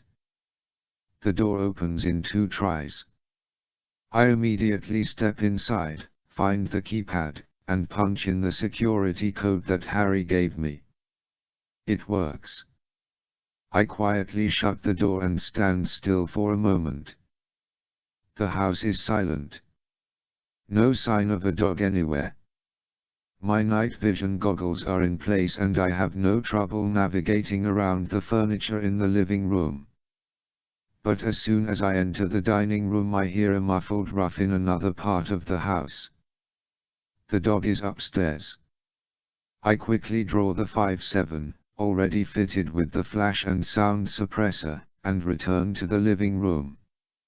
I can see the staircase beyond an archway at the other end of the room, so I duck behind the sofa. Sure enough, I hear the sound of 4 paws padding down the stairs. I can see the animal now. He's huge and looks more like a wolf than a German shepherd. The beast halts at the foot of the stairs. He's staring into the living room but doesn't see me. He knows something's wrong, though, for he's growling quietly. The dog moves forward slowly, not sure what it is he senses. The growling grows louder. I have one chance at this, for if he sees me he'll alert the whole neighborhood. In a smooth, fluid motion, I rise, aim, and squeeze the trigger. The dog spots me but he's so surprised that I think he forgets to bark. The bullet hits him just above the front right leg. He yelps slightly, turns, emits a low ruff again, and then drops to the floor. The animal is still breathing, he's just stunned. In a few seconds he's sound asleep. Carly can see everything I can through the Trident goggles. Poor doggy, I hear her say with sarcasm. She can be a kidder when she wants. The house remains quiet, so I stand, go back to the dining room, and find the hallway leading to the office. I find the general's door locked, so I utilize the lock picks again. This one's more difficult than the house door. I guess the general is more protective of his personal things than he is of his wife. It takes me nearly 3 minutes to open the damned thing because there are 2 deadbolts on the door along with the standard lock. I'm finally inside. I shut the door and the first thing I see is an awesome collection of antique pistols and rifles mounted on the wall. I recognize one as an Austrian matchlock caliber from the 1600s. There's a single-shot muzzle-loading pistol from the early 1800s, probably Russian, that looks brand new. There's even a Winchester Model 1873 lever-action repeater rifle. Amazing. They must be worth a small fortune. I move to the desk, which is impressively neat and tidy, and boot up the computer to take a look at the contents of the general's hard drive. Since I don't want to spend too much time in here, I simply plug the UPSAT into one of the computer's serial ports and upload everything onto it. I then beam all of it to Washington. I'll let them sort through the files. Next I open the desk drawers and filing cabinet but find nothing of interest. I then spot a small wall safe next to the desk and get down on my knees to examine it. Normally I would use one of my disposable lock picks with explosive charges in them to open a safe. They are quick and dirty, but unnecessarily noisy. When I have to keep quiet, the device I call the safecracker is the next best thing. It's the size of a cigarette pack and is equipped with suction cups and a transmitter that sends signals to my UPSAT. It records the minute sounds the lock mechanism makes within the safe and then creates a fairly accurate estimate of the combination needed to open it. It doesn't always work. If it's a really complex mechanism, I don't have a prayer. I attach the device to the safe and set it to work. 4 minutes go by before the first number appears on my upsat. Damn, it's taking too much time. I'm not comfortable with this.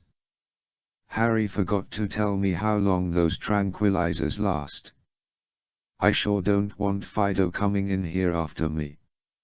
Another 3 minutes and the second number pops up.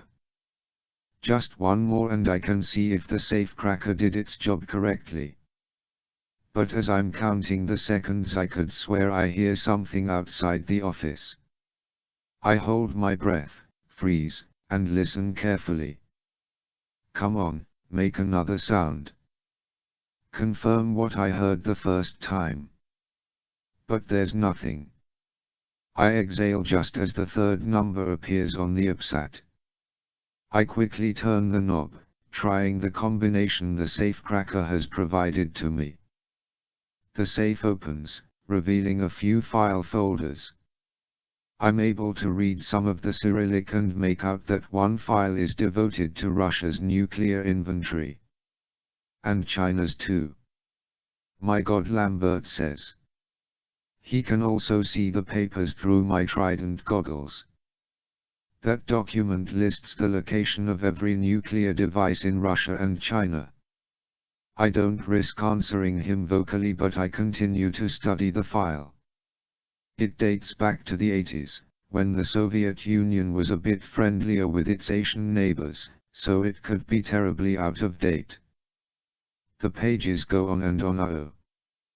There's a page listing missing nuclear devices. 22 of them. Holy shit. The general has scribbled coded notations beside these entries. There is a date on this page and it's recent. Snap some shots of that, Sam Carley says. I'll work on making sense out of those notes. I quickly do so with the upsat. Another file seems to concern a Chinese general in the People's Liberation Army by the name of Tun. I've heard of him. He's a controversial figure in China, a real hawk.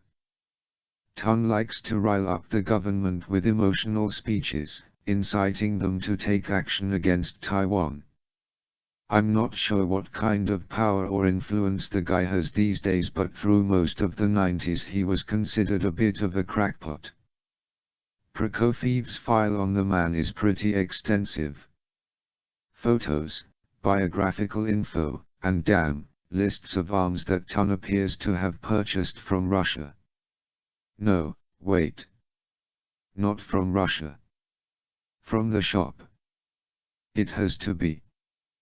These are purchase orders for arms, worth millions of dollars, that Prokofiev has signed off on. I quickly snap more photos and then carefully place them back in the safe.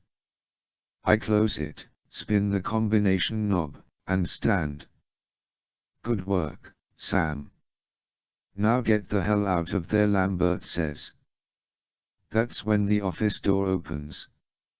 A woman, dressed in a nightgown and resembling Boris Yeltsin in drag, sees me and screams like a banshee. Chapter 6. I jump toward Mrs. Prokofiev, grab her by her massive shoulders, pull the woman toward me, step to the side, and place my hand firmly over her mouth. This muffles her scream to an extent. In Russian, I say, "Please be quiet. I won't hurt you." I mean it, too. But the woman is huge and strong. She wrestles out of my grip and swings an elbow into my stomach. The suit protects me, but this woman means business. She starts to run from the office and I tackle her.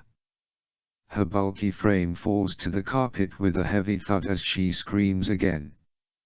I move over her and put my hand across her mouth again. Listen to me. I shout in Russian. I work for the government. I'm here to help you. But it's like holding a 280-pound wild boar.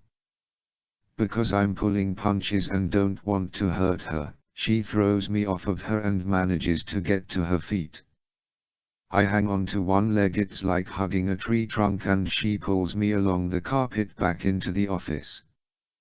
Damn, she's going for the guns. Wait. I shout, but she pulls the Winchester off the wall, cocks it, and aims it at my head. I raise my hands. Mrs. Prokofiev, I say, please calm down and just listen to me. Who are you? What do you want? She demands. Her voice is deep and hoarse. I'm a private detective, I blurt out. I work for the Russian government. I'm gathering information about your husband's extramarital activities. This gets her attention. What did you say? Please, may I stand? She keeps the rifle trained on my forehead. I don't doubt she would pull the trigger if provoked. Only now do I notice that there are curlers in her grey hair and she's got cold cream on her face. Hideous. All right, stand up, pig, she shouts.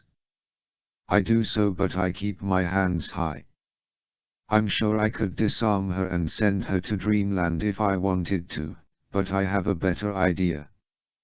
My name is Vladimir Stravinsky and I work for the Russian government, I say. Your husband is in some trouble. I'm here to see what I can find. I honestly thought you weren't at home. What did you do to Ivan the Terrible? She snarls. I beg your pardon. Ivan. My dog. Oh. He's just asleep. It was a tranquilizer. He's not harmed, I promise. She squints at me and frowns. What's this about Stefan?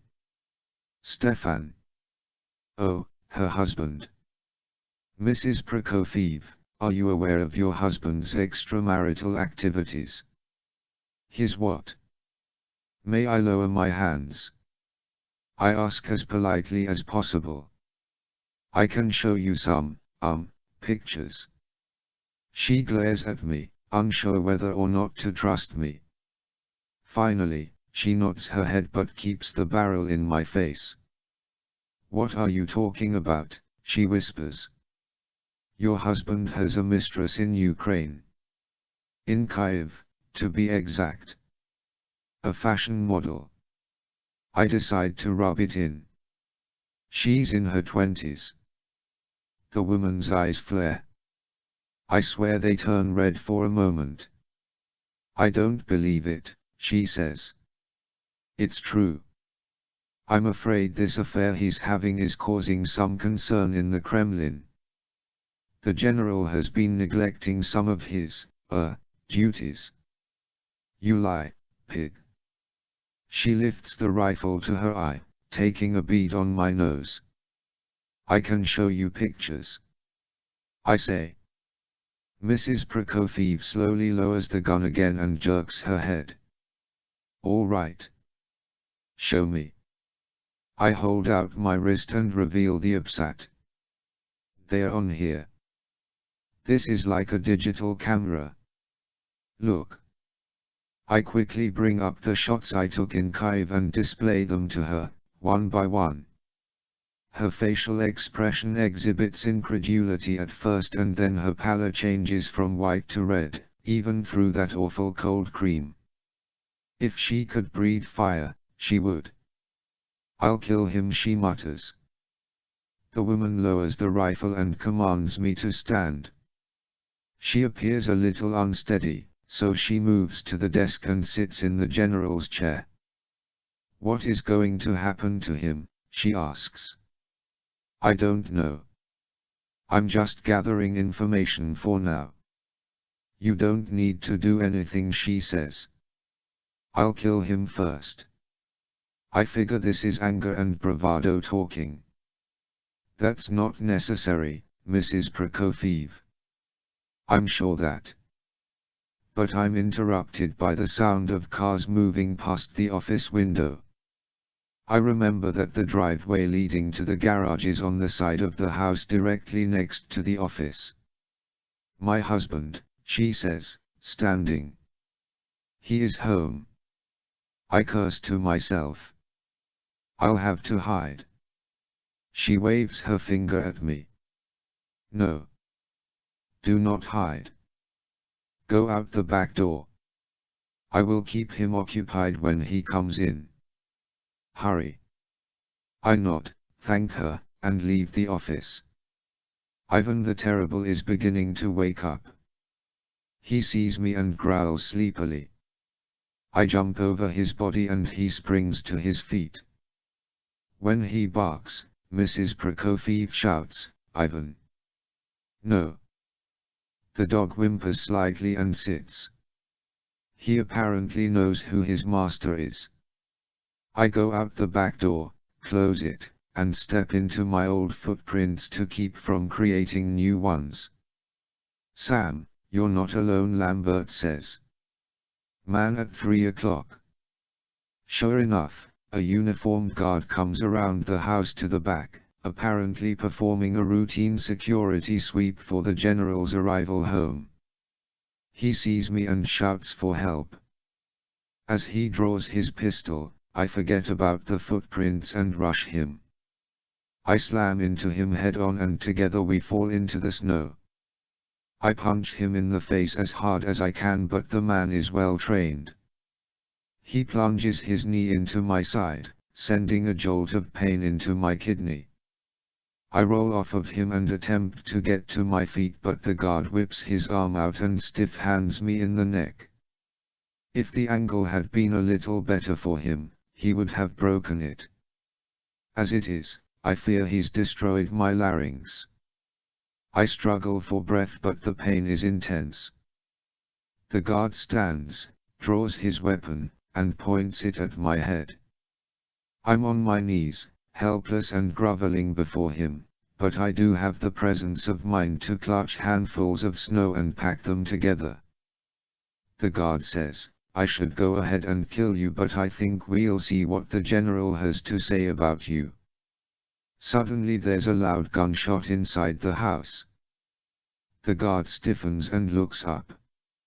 I use the opportunity to throw my slush ball into his face. It's one of Krav Maga's basic tenets: use whatever you have available in order to gain an advantage. I then spring at him, pushing off with my legs like a jack-in-the-box. I ram him in the abdomen, knocking him down once again. His pistol, a Makarov, flies into the air. This time I don't give him a chance to rebound. I jump and bring the soles of my heavy boots down on his head. I twist, land with legs on either side of his temples, and then I give him a solid kick in the right cheekbone. He stops squirming. I pause for a second and a half to make sure I'm not leaving anything behind, and then I take off toward the side of the house. As I run past the office window, I hear angry voices inside, but it's impossible to identify them. And I really don't care. My throat is on fire and I just want to get the hell out of there. I got what I needed, I think. Sticking to the shadows, I jump the iron fence and sprint down the street toward the van. Chapter 7. Colonel Irving Lambert had a bad feeling about the upcoming meeting. Senator Janice Coldwater had called it, which wasn't a good sign. In Lambert's opinion, the good senator was trouble. As the head of a small group of Washington, D.C., officials known by its members as the committee, she had the power to tell him and other high-ranking military and intelligence officers what to do. Lambert felt the burden of his age as he walked down the corridor toward the designated conference room in the Pentagon. The fact that the meeting was being held in the center of all things military was also foreboding. He would be facing his counterparts in the other governmental intelligence organizations, as well as the politicians who made the big decisions involving third echelon's administrative and budgetary requirements. Having been in the military intel business since he was a young man, Lambert was well connected in Washington. He could request and receive an audience with the president if he wanted. He could initiate covert operations that no one else in the US government knew about or needed to know about. He often held America's security in his hands, something else that wasn't widely known or appreciated.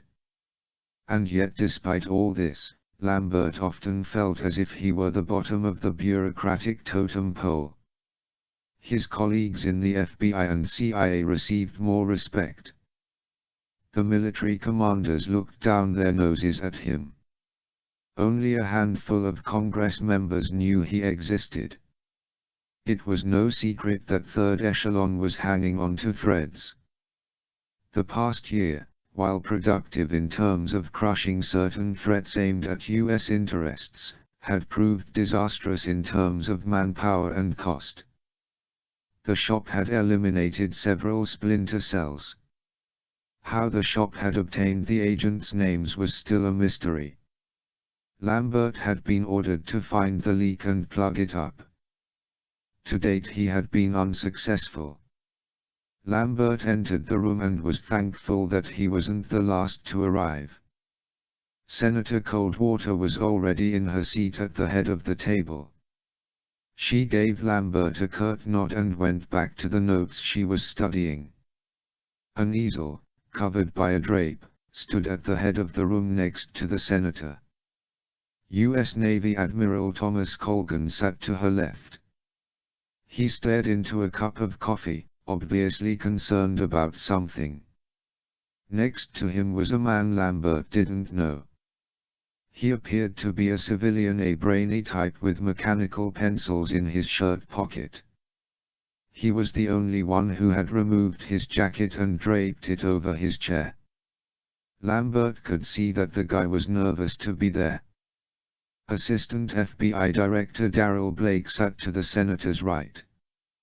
He, too, ignored Lambert and continued to look at printouts that lay in front of him. The head of the National Security Agency and Lambert's boss, Howard Lewis, was the only one who smiled at Lambert. He sat away from the others, holding a seat open. The colonel squeezed Lewis's shoulder and sat beside him. "How's it going?" Lambert whispered to his boss. "We'll see," Lewis whispered back. Lambert rubbed the top of his graying crew cut, something he did involuntarily when he was anxious. The other people in the room consisted of Homeland Security representatives, a member of the Joint Chiefs of Staff, the head of the D, and a handful of other military and political advisors. The committee was a top-secret think tank put together by the president to tackle classified issues and to police clandestine organizations within the government. Third echelon fell into this category. The only people in Washington who knew third echelon existed, other than the president and vice president, were in the conference room. No one was really supposed to know about third echelon. The NSA's function as the nation's cryptologic establishment was to coordinate, direct, and perform highly specialized activities to protect U.S. information systems and produce foreign intelligence reports. Since it was on the edge of communications and data processing, the NSA was naturally a very high-tech operation. For decades the NSA engaged in what was called passive collection of moving data by intercepting communications en route. The first echelon was a worldwide network of international intelligence agencies and interceptors that seized communications signals and routed them back to the NSA for analysis. It was a network vital to the United States' efforts during the Cold War. As the Soviet Union disintegrated and communications evolved, high technology became the name of the game. The NSA created Second Echelon, which focused entirely on this new breed of communications technology. Unfortunately, The immense volume of information combined with the accelerated pace of developing technology and encryption overwhelmed second echelon. NSA experienced its first system-wide crash. As communications became more digital, and sophisticated encryption more expansive, passive collection was simply no longer efficient. So the NSA launched the top-secret initiative known as Third Echelon to return to more classical methods of espionage powered by the latest technology for the aggressive collection of stored data. As Lambert thought of it, Third Echelon went back to the nitty-gritty world of human spies out there in the field, risking their lives for the sake of taking a photograph or recording a conversation or copying a computer's hard drive. The agents, the Splinter cells, physically infiltrated dangerous and sensitive locations to gather the required intelligence by whatever means necessary. That said, the Splinter cell's prime directive was to do the job while remaining invisible to the public eye. They were authorized to work outside the boundaries of international treaties, but the US government would neither acknowledge nor support the operations. When CIA head Morris Cooper entered the room, Lambert groaned inwardly. He and Cooper always seemed to be at loggerheads. "Sorry I'm late," Cooper said. Traffic in the hallways was thicker than usual. No one seemed to appreciate that Cooper was attempting humor. He shrugged and sat across from Lewis and Lambert. "Now that we're all here," Senator Coldwater began, "I'd like to start with some budgetary concerns and get that out of the way before we talk about the new business at hand." Then she looked at the two NSA representatives. "Mr. Lewis and Colonel Lambert, the committee members have been going over the budget that handles the various agencies and organizations involved in our nation's security. As you know, this includes Homeland Security, several anti-terrorism task forces, and other classified groups within the FBI and CIA. I'm afraid that the NSA is high on the list for a reduction in funding because some headway must be made somewhere." Lewis shifted in his seat and Lambert felt his stomach lurch. "You're talking about Third Echelon?" Lambert asked. "Yes." Lambert cleared his throat. "With all due respect, Senator, might I remind the committee of what Third Echelon has accomplished since its inception? In the last year alone we stopped a major conflict in the Middle East that would have brought disaster to Israel. We completely destroyed the terrorist organization known as the Shadows. We've run the illegal arms-dealing entity known as the Shop out of Eastern Europe and the Middle East. You can't say that we haven't done our jobs. Our plans for the future will make our little group even more effective. For example, we're expanding our field runner program. These support agents travel with Splinter cells to sites of operations and provide much-needed backwatching." The senator nodded. "The committee appreciates what Third Echelon has accomplished, Colonel. But I'm concerned about Third Echelon's record of losing Splinter cells. It's very high, considering there aren't very many of them. In the last year you lost how many? 3. 4. That was because the shop had the names. We've discussed this in committee meetings before, Senator. A leak. And you've had nearly a year to find that leak," Cooper said. "What is it you're doing over there in that little building of yours?" "Well, Morris, we're not just pulling our puds," Lambert said. Cooper snorted and Lewis nudged the colonel to cool it. The senator continued. "Colonel, the cost to recruit, train, and pay one single Splinter cell is immense. Losing one in the field amounts to the military losing a handful of million-dollar missiles. I must also point out that the operations in the Middle East you mentioned did not occur without some public knowledge. The whole point of Third Echelon was to perform its tasks without any evidence of its actions. The business in the Middle East last year was very messy. People were killed. Governments knew you were there. The president was placed in a very uncomfortable position. Lambert took a deep breath and said, "All I can say is that the results were solid. Our goals were accomplished and we prevented worldwide catastrophe. I'm sorry if the president had to tell a couple of white lies." Lewis nudged Lambert again. The colonel continued. "As for the leak, we're doing everything we can. I'd like to remind everyone that the only people that know of Third Echelon's existence are the small group of employees working under me, the president and vice president, and the people in this room." Morris Cooper leaned forward. "Is that some kind of accusation, Lambert? You think one of us?" "Gentlemen, please," Senator Coldwater said. "No one's blaming anyone in here." Lambert took a breath and continued. "I have a man tracking down the shop's known directors as we speak. We have successfully identified them and we are hot on their trails." "I'm happy to hear that," Colonel Cooper said. Darrell Blake came to Lambert's defense. "The FBI is looking for these men as well." "What's the CIA doing?" "Oh, we're on the lookout, don't you worry," Cooper said. He sat back in his chair and folded his arms. Senator Coldwater nodded. "Fine. At any rate, gentlemen, nothing has been decided yet. The budget is still being broken down and analyzed. Colonel, I will take your words under advisement.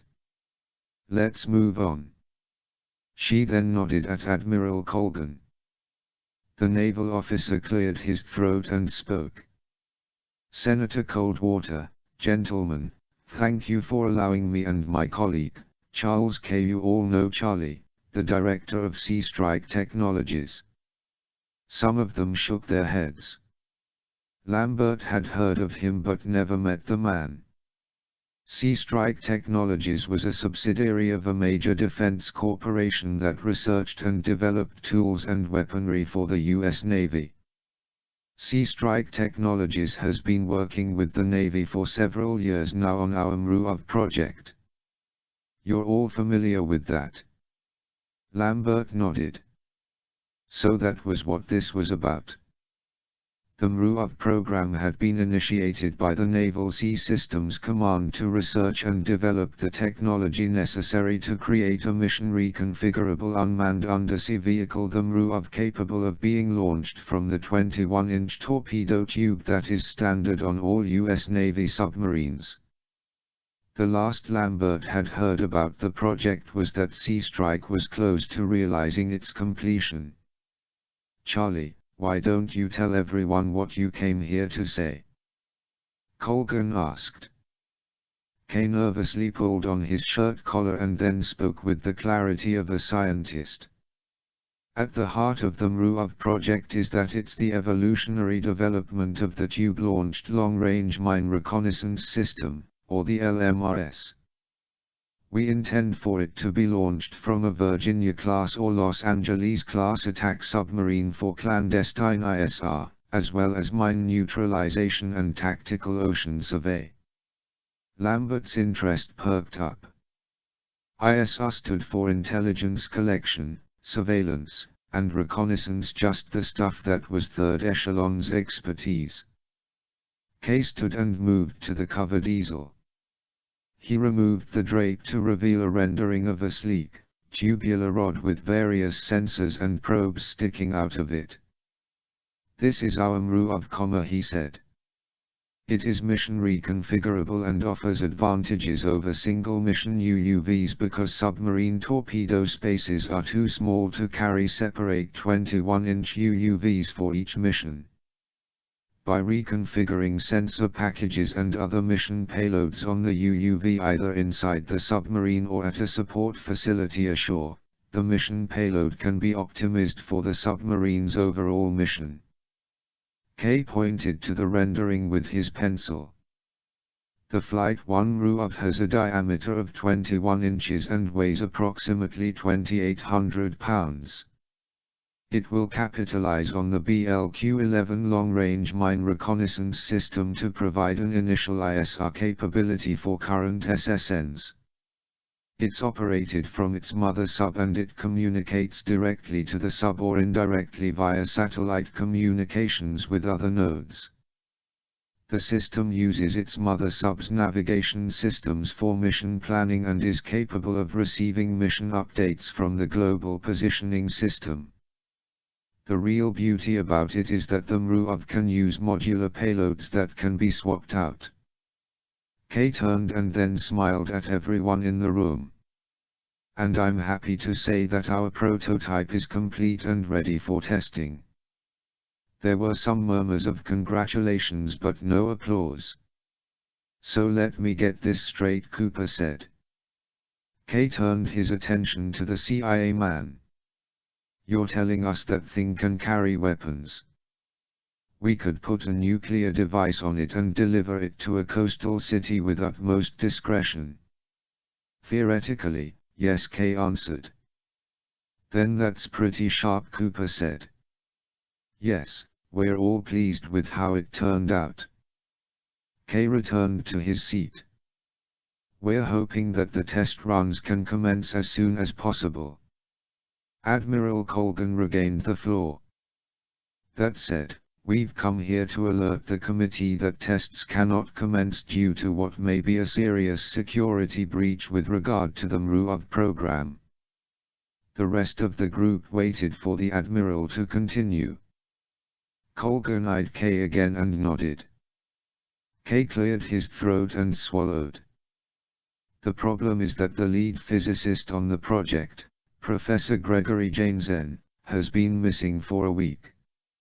He didn't report for work last Monday. When an investigation was made, Professor Jansen was nowhere to be found. I've never heard of this Jansen, Morris Cooper said. Who is he? Colgan answered. Professor Jansen is an East German scientist who defected to the US in the early 70s. He's worked for the Pentagon in various capacities but mostly in weapons development. I knew him personally, Kay said. And worked side by side with him, of course. He's an honest and brilliant man. An American citizen. And what's been done to find him? Cooper asked. The DC police searched his apartment. It looked completely normal. It appeared that Professor Jansen had simply got out of bed one morning, left the place, and never returned. His things are still there. Nothing is missing, as far as the police can tell. If there's a suitcase or some clothes gone, it's difficult to say. The police have a missing persons bulletin out on him but there are no clues yet. Darrell Blake spoke up. Our agency was alerted 2 days after the professor didn't show up for work. The FBI is now on the case and is looking into every possibility. We can't rule out that Professor Jansen met with some kind of foul play. I'm afraid it's beginning to look like that is what indeed has happened. You mean he's been kidnapped? Lewis asked. Blake shrugged. I don't know. Colgan continued. What troubles us is not only the good professor's safety but also the fact that Professor Jansen had complete access to the MRUAV program. He was the man in charge of it.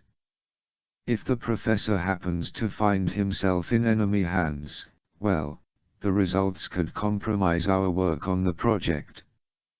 It could be a very serious blow to our defense strategies. The senator spoke next. Thank you, gentlemen. A file has been prepared on the professor. You will all receive copies before we leave here today. I'd like all of you to look into this. The FBI is already doing what they can. I want the CIA and NSA to give this situation top priority. This is an order that comes from the President himself.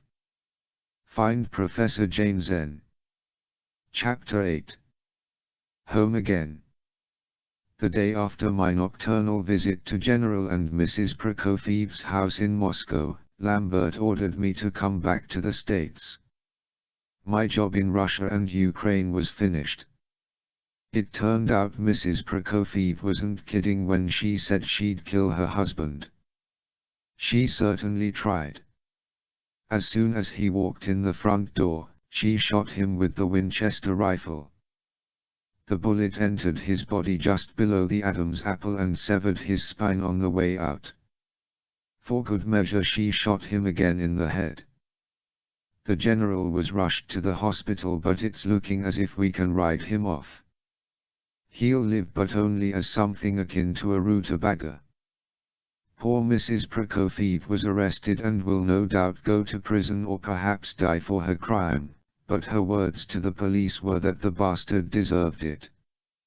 Hopefully at the very least she will gain some personal satisfaction from her deed. Oskar Herzog, the shop director who was with Prokofiev at the Abukiv hangar, has disappeared. He's probably gone to wherever Andrei Izdrok and Anton Antipov are hiding. I'm sure when Lambert finds out where they are, that will be the destination of my next business trip.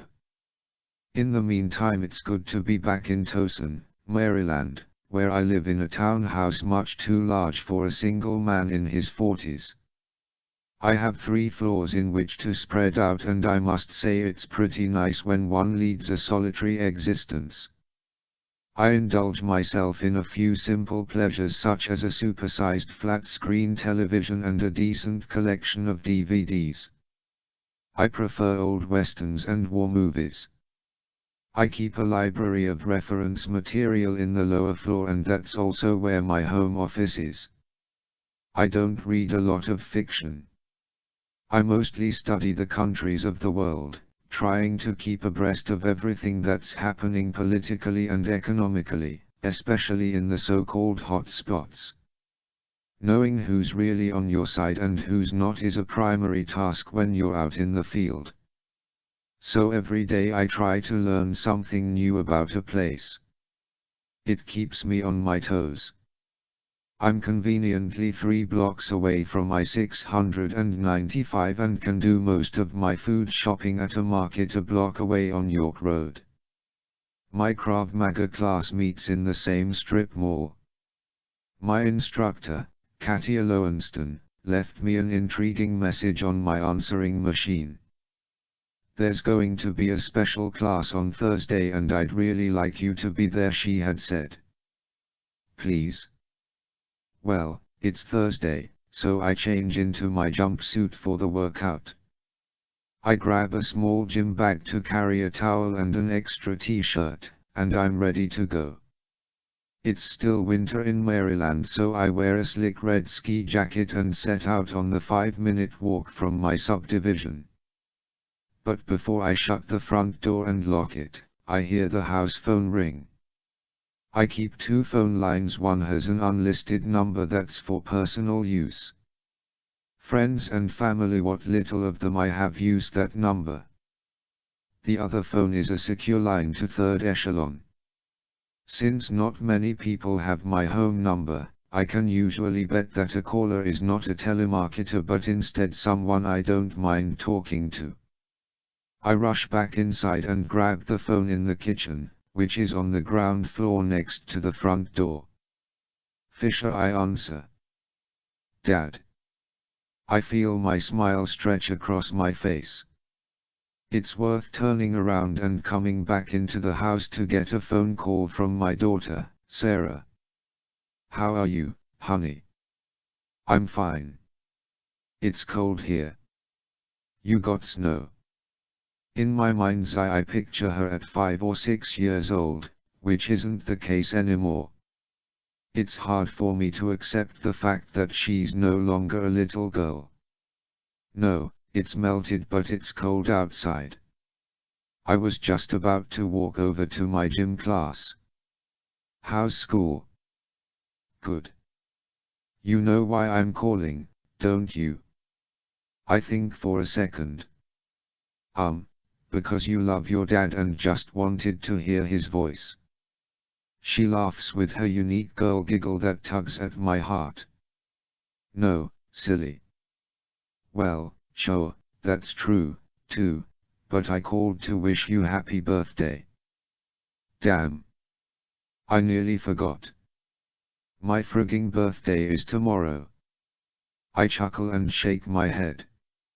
It figures that it conveniently slipped my mind. So why don't you call me tomorrow, too? Well, I'm in school all day and then I have play rehearsal tomorrow night. Right. So, here goes. She starts to sing the stupid song and I laugh some more. When she's done, I thank her profusely. You should be getting something in the mail, she says. I gotta run. You gonna be home for a while now that you're back? I hope so. At least until my next overseas sales conference. She snorts. Yeah, right. We wouldn't want you to miss it. Sarah knows what I do. I was able to keep it from her for a long time until the incident last year, when the shop got hold of her. With the loss of innocence comes the responsibility of living life as the child of a splinter cell. We chat for another minute, send each other our love, and hang up. As an afterthought, I kiss my index finger and touch her photo that's held on my refrigerator door by a magnet. Then I head out the door once again. As splinter cells go, I'm fortunate that I'm not assigned to a static location. Most of the other splinter cells are stationed in parts of the world where I certainly wouldn't want to stay all the time. I guess I have a special position within third echelon. Being the first splinter cell and an agent who can adapt easily to just about any place they send me, I'm more useful as a contractor. In the old days, spies were often diplomats or embassy intelligence officers stationed in the country where they did the spying. With third echelon, though, the splinter cells are guys who have no affiliation with the US government, at least they don't in a public sense. I've used numerous cover identities when I'm on a job and I have to sometimes learn trades and skills to make the cover more legitimate. At any rate, it's nice to be able to come home between assignments in order to see Sarah. Third echelon sure beats the CIA, which is where I worked before Colonel Lambert recruited me. In the CIA I had to spy in the traditional way, usually posing as a diplomat or someone in an official capacity. Later on I moved to a stateside job in weapons development. I thought I came up with some pretty good theoretical work on information warfare, but the bureaucratic machine always managed to hamper my creativity. I've always been and will continue to be a man of action until my health or age prevents me from doing the job. Right now I'm pushing 50. I don't know how much longer I'll have with third echelon before they forcibly retire me, but you can bet I'll stay until they do.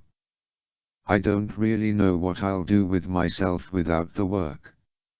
I truly believe it keeps me young. It's something about the danger, the thrill of the hunt, the most dangerous game. When your life is on the line, not to mention the lives of your countrymen, it tends to keep the adrenaline flowing. And I'm addicted to that rush. I reach the strip mall and go inside the small dance studio that Katia rents for her class. She's already there, limbering up, and I'm not surprised to see that we're the only two people in the place. I'm usually the first to arrive. Sam, she says as she bends her torso over her left leg and pulls on her foot. As usual, she's dressed in a leotard and tights. It's impossible not to notice her spectacular long legs. I'm glad you're back. How was the trip? Busy, I say as I place my gym bag on the floor next to the big mirror on the wall. Where is everyone? She smiles flirtatiously. I guess they're late. Go ahead and warm up and then you and I'll get started. I start in on my stretches as I watch her. Katia, as I've mentioned before, is an Israeli-American and she's extremely attractive. She's 36 and keeps very fit and buff. She's got great brown eyes, a long nose, and a wonderful pouty mouth. Her long, curly dark hair flows wildly around her head unless she ties it into a ponytail. Even then the hair is so curly it just sticks out in a bunch rather than hanging like a true ponytail. I think it's cute. While I'm warming up, Katia stands and goes over to her things to retrieve a water bottle. She takes a swig and allows the spillage to run down her chin, neck, and front of her leotard. Katia's got nice, natural breasts, and the moisture serves to accentuate them. Damn, she's never done that before and I'd swear she's doing it for my benefit. What the hell is going on here? So she says, a little bird tells me your birthday is tomorrow. Oh, yeah. What little bird is that? Your registration form you filled out for the class. Really? Does it fly? I'm on the floor now, stretching my legs. She approaches and stands over me. How about I bring you breakfast tomorrow, she suggests. What? Katia. No, really, Sam. She squats to my level. You never go out and I've had enough of our friendly get-togethers to just have coffee. I want to bring you a birthday present and I'm volunteering to bring you breakfast. I know where you live, it's on your registration form. How's 8:30 sound? Or would you rather sleep in for a while? I can make it 9:30 or 10 if you prefer. I stop stretching and look at her. The woman is serious. Katia, we've talked about this before. I'm really not in the singles market. I really appreciate the offer but I'd rather not. Bullshit, Fisher. Enough excuses. Now get up. It's time to work. She stands and moves away. I'm beginning to understand why no other students have shown up for class. I've been set up. The others sure are late, I say. Forget the others, Fisher, she says. I wanted you all to myself today. I need you to spot me on some new moves. You game? I stand and shrug. Sure, Katia. Before I have a chance to defend myself, she charges and delivers a powerful spinning heel kick, knocking me to the mat. I fall flat on my ass. What's the #1 rule in Krav Maga, Fisher? She asks. I sit up wearily. Avoid getting hit. She shakes her head. TSK, TSK, TSK. Katia gestures with her hand for me to stand. I do so, but now I'm on my guard. When she comes at me again, I block the kick, grab her calf, and twist. She's prepared for the maneuver, though. She rotates her body in the same direction as the twist and touches her hands to the floor to support herself. At the same time, she sledgehammer kicks me in the abdomen with her free leg. This forces me to let go of her calf. I step back and look at my instructor with renewed respect. Katia's on her feet. Throw me, Fisher, she says. If you can. Katia, you know I can. Then shut up and do it. Before I can move, she says, If I pin you, I'm serving breakfast at your place tomorrow. Deal. Whoa, Katia. Wait a second. Deal. This time she grins mischievously. All right, if that's the way she wants it. All right, Katia. Deal. Then throw me. I move into her live side, that is, the inside of an opponent using a basic stance with one foot forward. She has her left foot forward, so I move ahead and to my left. Moving to this angle places me in a position where I can be struck by either her hands or feet. I want her to attack. Katia tries another kick, but I sidestep and try to grab her leg, but she moves away quickly. She circles so gracefully it's like fighting a ballerina. Before I know it, she's behind me and slap kicks me in the kidney. I turn and let her have it on the chin with a right hook. I've never before hit my instructor with such force, but she's asking for it. The blow shocks her a little.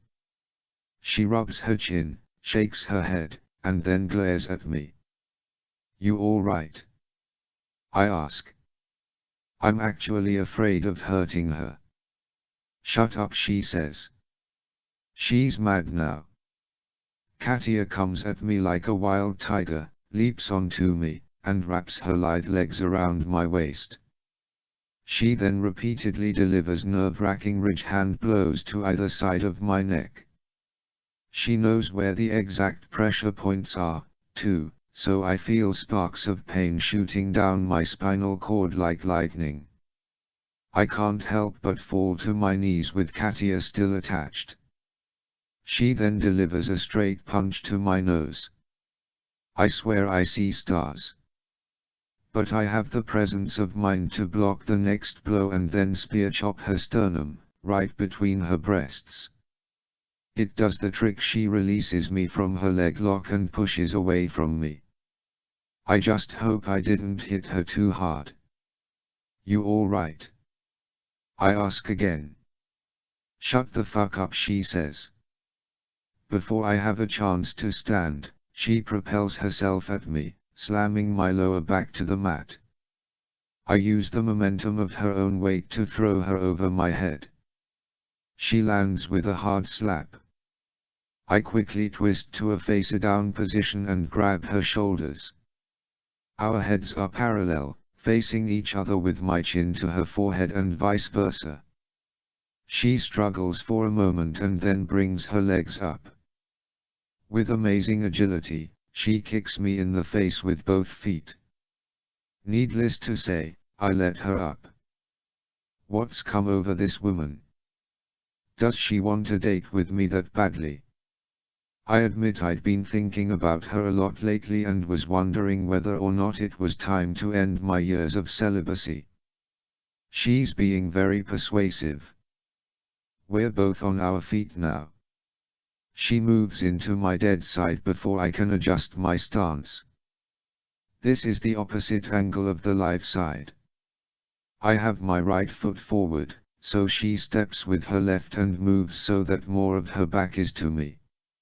I attempt to grab her under the arms in order to apply a full Nelson, but she wiggles out of that with ease. At the same time, she back kicks my knee and stomps on my bare foot.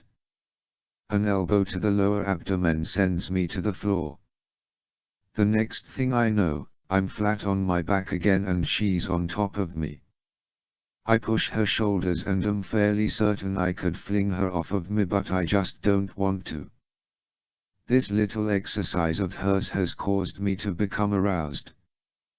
Katia lowers herself until her face is an inch from mine. I no longer resist. She kisses me on the mouth. It's a long, passionate, animalistic kiss, with tongues and biting and sucking. It goes on for at least a minute before we part. Her eyes are alive with excitement and she's panting with pleasure. That's when I throw her off of me. She topples onto the mat and looks at me as if I'd just committed a grievous sin. I do believe I've offended her. I'm sorry, Katia, I say. We're both out of breath. It's just. Forget it, Sam, she says. You just don't want to admit you liked it. She's right. I did like it. And damn it, it has been too long since I've had any sort of romantic involvement. Is it time? Can I forget Regan's ghost and stop ignoring the feelings in my loins and in my heart? Can I do this without someone getting hurt? So she says, I pinned you. What time is breakfast? And she smiles. I laugh and shake my head in resignation. Chapter 9. Sergeant Kim Lee Wei enjoyed his early morning beat in Sinshazue East because it allowed him the opportunity to watch the sunrise from the promenade. This amazing waterfront walkway offered some of the best sights in Hong Kong. Specifically, one could see a postcard-worthy view of the central skyline on the island across the harbour. The scene was particularly mesmerizing at night. The promenade became crowded with people as the day went on, so Sergeant Wei relished the quiet and relative emptiness at dawn. Of course there were the usual early morning Tai Chi practitioners, joggers, and fishermen, but the number was negligible. Later the walkway would be full of musicians, photographers with tripods, strolling couples, mothers with prams, clowns and jugglers, and an overwhelming horde of tourists. During the Chinese New Year, which had recently occurred, the promenade was the place to watch the harbor fireworks display. The June Dragon Boat Festival always drew a mass of humanity as well. Sergeant Wei was grateful that his beat was almost always in the morning and he didn't have to work those chaotic evening events. Like a good session of Tai Chi, the promenade at dawn patrol was good mental therapy. The policeman usually walked back and forth between the Star Ferry Pier and the Hong Kong Coliseum. In his 10 years of pounding the beat he had never encountered any serious trouble. Once he came upon a group of teenagers attempting to paint graffiti on the wall. There had been his share of drunks that had spent the night on benches. And there was the time he had found a woman's purse. She had reported it stolen the previous day and made a big stink about it. Everything was intact within the purse, including her money and credit cards. Sergeant Wei figured she had simply dropped it and not noticed until later. On this particular morning, the sergeant strolled west from the ferry pier, past the clock tower, and on around the southern tip of Kowloon. Near the New World Renaissance Hotel, Wei always encountered Jimmy, a fisherman who tried to catch his breakfast every morning. Wei didn't know Jimmy's full name, but they always greeted each other with respect and friendliness. Wei figured the vagabond to be in his late 60s and had most likely seen it all. Jimmy never bothered anyone and was always gone by 7 o'clock. "Good morning, Jimmy," the sergeant said in Cantonese. "Good morning, Sergeant," Jimmy replied. "It will be a very nice day, I think." "Looks that way." "Catching anything?" "Not yet. The fish are not biting. Something else has their attention." "And what might that be?" Jimmy shrugged. "I don't know. If you find out, you let me know." Wei laughed. "Will do. Have a good day." "You, too, Sergeant." Wei continued up toward the East Ferry Pier and smiled to himself. Had he ever known Jimmy to actually catch a fish? He wasn't sure. When the sergeant reached the point where the Hong Kong bypass was directly overhead, he noticed something odd. A metal stake had been hammered into the concrete at the edge of the walkway. A rope was tied around it and connected to something in the water. The line was taut. What the hell? Wei thought. He had never seen that before. He stepped over to take a closer look and saw that there was indeed something in the harbor being kept from floating away. Wei moved to the very edge, supported himself on the rail, and began to pull the rope. It was surprisingly heavy. After 4 hand-over-hand tugs, a burlap bundle broke the surface. It appeared to be elongated, roughly 5 or 6 feet long and maybe 1 or 2 feet wide. Wei continued to pull it up until he was able to grab the bulky end and drag it onto the walkway. There was no doubt about it. It was a body. An hour later, the promenade was swarming with policemen. Sergeant Wei had provided a statement and the homicide detectives had taken over the case. Wei couldn't believe he had run across a murder. A Caucasian man had been shot in the head, wrapped in burlap, and dropped in the water. The strange thing was that the killer or killers wanted the corpse to be found, hence, it was tied to the waterfront. The dead man was logged as a John Doe at the morgue. It would take several days before the corpse was successfully identified as Professor Gregory Janesen. It was crunch time again at Third Echelon. Carly Street. John sometimes brought a bedroll with her to work when things got bad. As temporary technical director, she was more or less second in command of the team, reporting only to Colonel Lambert. Anna Grimsdotter, her superior and the regular technical director, was on the company's mandatory annual sick leave and was due back soon. In the meantime, it was Carly's responsibility to make sure Third Echelon functioned efficiently and accurately. Mistakes could come back to haunt her and everyone involved in the security of the nation.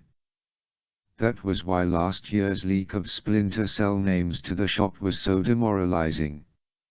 She'd never rest until she learned how it had happened.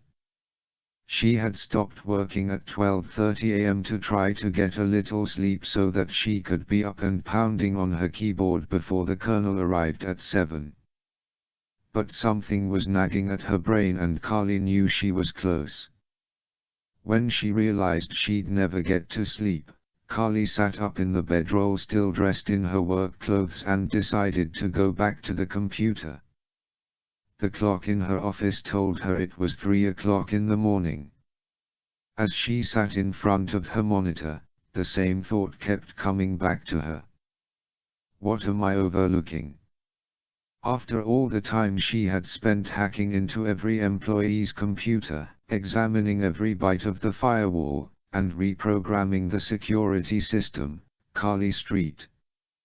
John was finally on the verge of learning how sensitive information had been leaked. But something was eluding her. She sighed and decided a pick-me-up was needed. She left her office and went to the kitchen to make some coffee. Even though her mind was racing, her body needed some caffeine to catch up with her gray matter. When she finished the preparations, she heard noise coming from Mike Chan's office. Carly moved to his door and gave it a tap. Mike. You in there? Huh? Yeah. Chan sounded sleepy. After a couple of seconds, the door opened. Carly was startled by his appearance. He was unshaven and appeared to be wearing 3-day-old clothes. What do you want? He asked. No hello. No smile. I didn't know you were working late, she said. I thought I was alone, that's all. Nah, I'm here.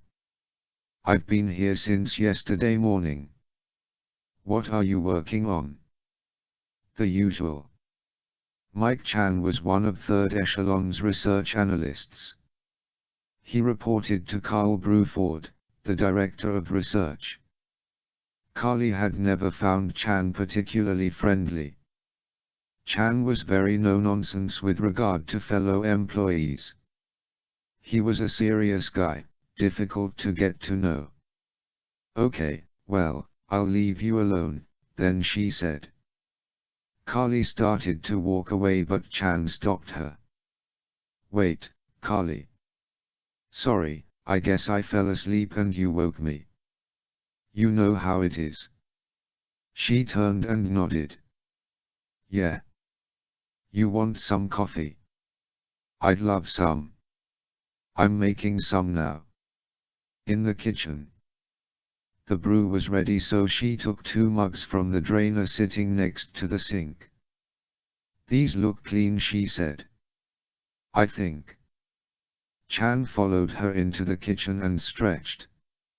So how you coming with your project? Do we still have a firewall? Yeah. I don't think anyone's going to be hacking us again. She handed him a cup. They took turns putting in cream and sugar. Actually, I think I've almost solved our problem. I'm this close. She held her fingers up to indicate an inch. Really? How's that? Chan asked. Oh, I don't know. Thinking out loud. No, I'm interested. Try me. Carly was surprised. Mike Chan had never paid much attention to her before. Well, I discovered a backdoor in the old firewall that was breached. Someone from our office created the backdoor. Someone outside the office breached it with the insider's help. That much I know. Geez, Chan said. Who could it be? That's what I'm trying to find out. There are traces of 2 ISP addresses that have gone through the door. Would you believe that one of them is in Washington, somewhere near the Senate building? The other one originated right here at 3rd Echelon. Holy shit, Chan said. Does Lambert know this? I'm going to tell him this morning when he comes in. I was hoping I'd be able to tell him even more by then. Hey, that reminds me. Do you know anything about triads? Chan blinked. What? Triads? You know, Chinese criminal organizations. Yeah, I know what they are. Why do you want to know? I uncovered an encrypted email that mentions a triad in Los Angeles called the Lucky Dragons. Ever hear of them? No, I don't think so. I'm trying to figure out who received that email. It may be a part of the puzzle. You think you can? Wish me luck. She gave him a little wave and walked out with her coffee. Chan watched her go and shook his head. Carly Street. John was a little dynamo. She was less than 5 feet, 5 inches tall, was 29 years old, and possessed a brain that could power a computer. The joke around the office was that she should wear a sticker on her head that read Intel inside. Chan went back to his own office and looked around the mess until he found the backpack he always brought to work with him. He opened it and retrieved a Smith & Wesson SW 1911.45 caliber semi-automatic. He checked to make sure it was loaded, attached the sound suppressor that was custom-made for the weapon, racked the slide, and carried it with him toward Carly's office. Chan couldn't concern himself with the security cameras that lined the hallways. The situation had reached the breaking point and there was only one thing to do. She had left her door ajar. He peered inside and saw her sitting at her desk. Her fingers flew over the keyboard as she stared at the monitor. Chan knew that Carly Street. John would solve the puzzle. It was only a matter of time. For months he had kept a close watch on her, trying to intercept any information she provided to Lambert.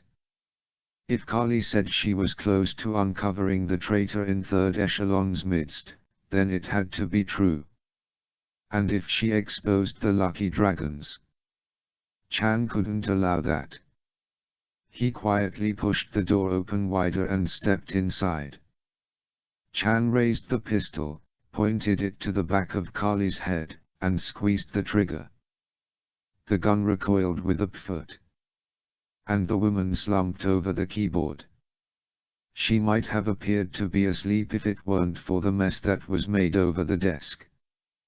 Chan grimaced and moved closer. He aimed at the computer tower on the side of her desk and emptied 2 cartridges into it. The machine sparked and went dead. Chan then kicked it over and stomped on the casing. The covering came off and he was satisfied that the hard drive had been destroyed. He quickly went back to his own office and stuffed his personal belongings into the backpack. His heart was beating furiously and he had to sit a moment to catch his breath. Picking up his cell phone, he dialed a number and waited. "This better be good," the voice answered in Cantonese. "I'm sorry to wake you," Chan said in the same language. "I have to get out now." "What's the problem?" "I'm blown. And I've killed someone." "Shit. I'm leaving for LA right now." "Right. We'll be expecting you. How are you coming?" I don't know." "Don't fly.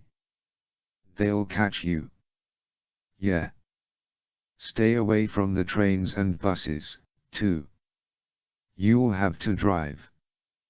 But don't drive your own car." Chan was now so nervous he couldn't think straight. "What else am I going to drive?" "Tell me that." "Buy a new car. Rent one. But not under your own name. Don't be foolish. You're going to get me out of the country, right?" Chan asked. "Of course. Just as we agreed. To Hong Kong. I'll begin making the necessary arrangements. But you'll have to get to LA on your own without being caught. You must keep calm. Do you understand?" "Yes." "Then I suggest you leave now." The man in California hung up. Chan closed his phone, put it in his pocket, and grabbed the backpack. His final act was to delete everything on his own computer's hard drive. He then took one last look around his office, made sure he wasn't leaving anything important, and left. To hell with the security cameras, he thought. Third echelon would know soon enough what he had done. The main thing was to get away as quickly as possible. On the way out of the building, he avoided Carly Street. John's office. Chapter 10. I keep a small amount of weights, a bench, and a punching bag on the lower level of my townhouse. The entire bottom floor serves as my library, office, and gym. I used to go to a real gym in Baltimore where a motley assortment of boxers, gang members, and toughs hang out. That was okay, but now I prefer to do my workouts at home. I'm in the middle of bench pressing on the lower level of my townhouse when the doorbell rings. The clock reads 8:30 and I wonder who the hell is at my door at this time of the morning. Then I remember, damn, it's Katia. Today's my birthday and I agreed to let her come fix breakfast for me. How the hell could I forget that? I run up the stairs to the ground floor and open the door. There she is, looking marvelous.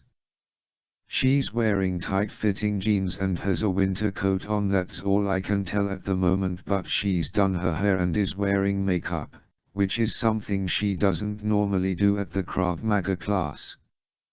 And here I am wearing a t-shirt and sweatpants. Katia. I say. Is it 8:30 already? Her smile becomes a frown. Don't tell me you forgot, Sam. No, no, I didn't. I was working out and the time got away from me, that's all. Come in, come in.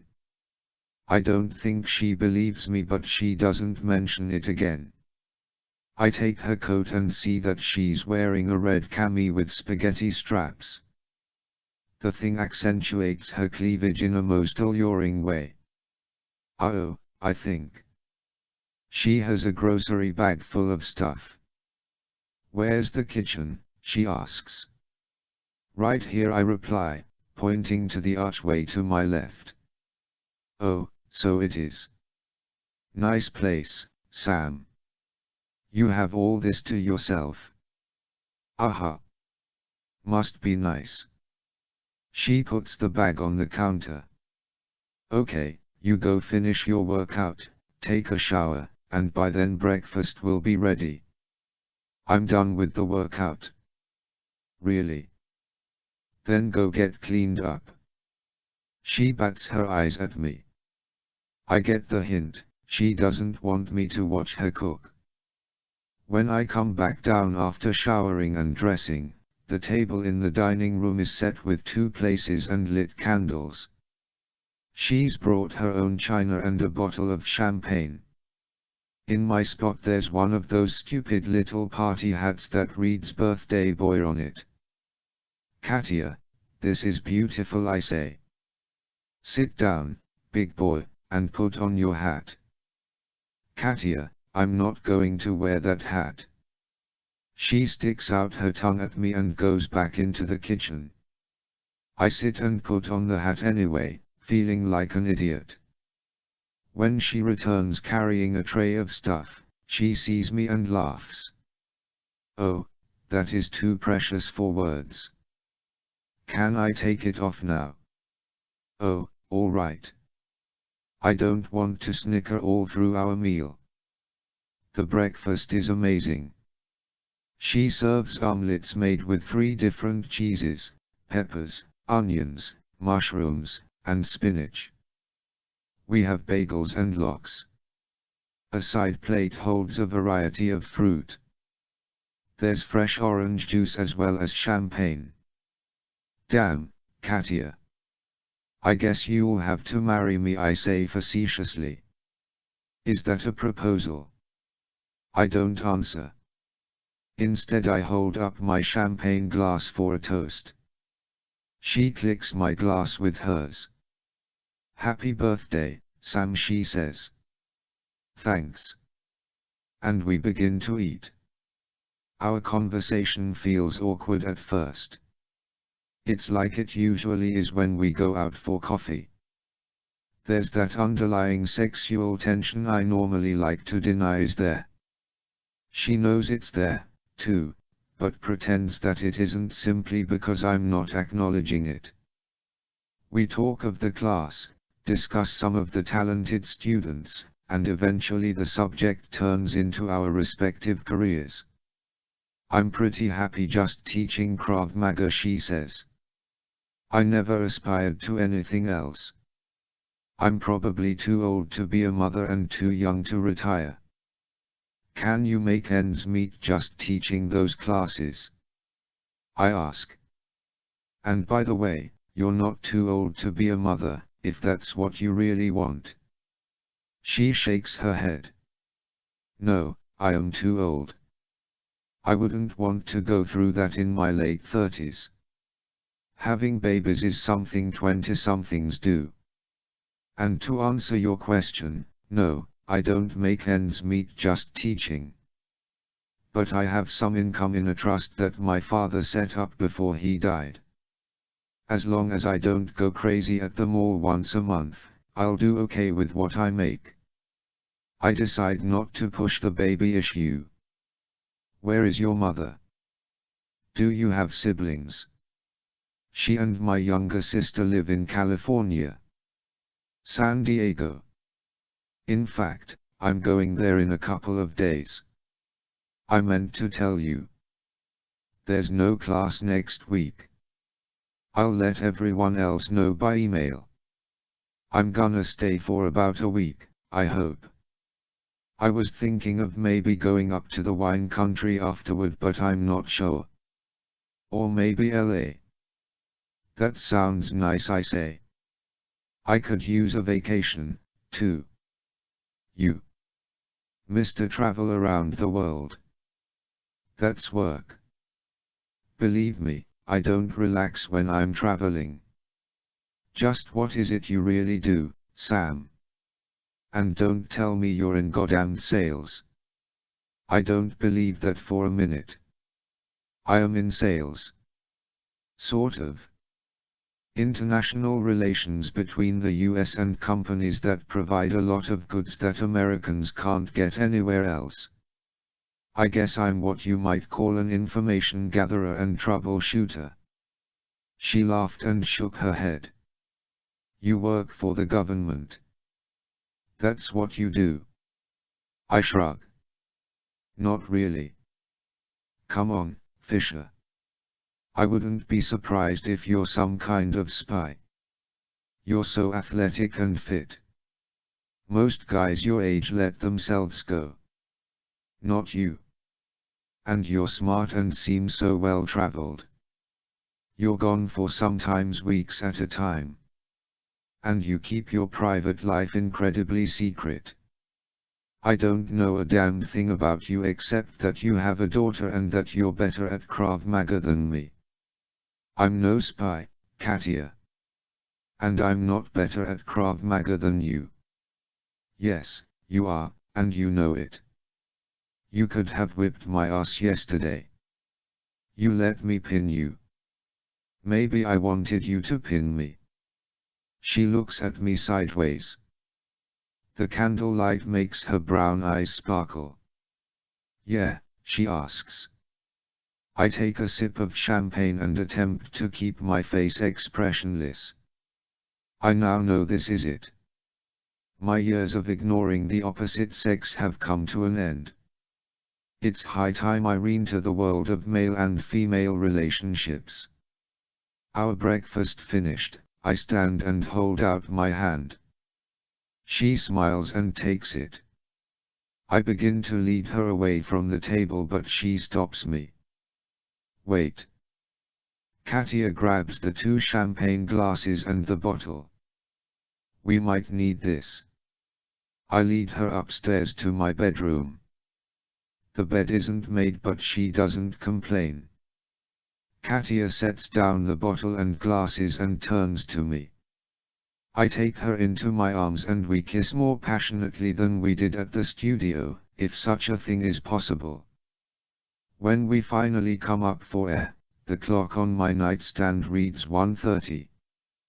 We made fiercely primal love for at least an hour before falling asleep in each other's arms. The love-making, for me, was a revelation. It had been a long time. I guess it's one of those things you don't forget, kinda like riding a bike. Well, Katia Lowenstein is one hell of a ride. She rode me pretty hard, too. We must have slept for a half hour, then got to it again. You'd have thought I'd been celibate for a century. After chugging down the rest of the tepid champagne, we tried another position.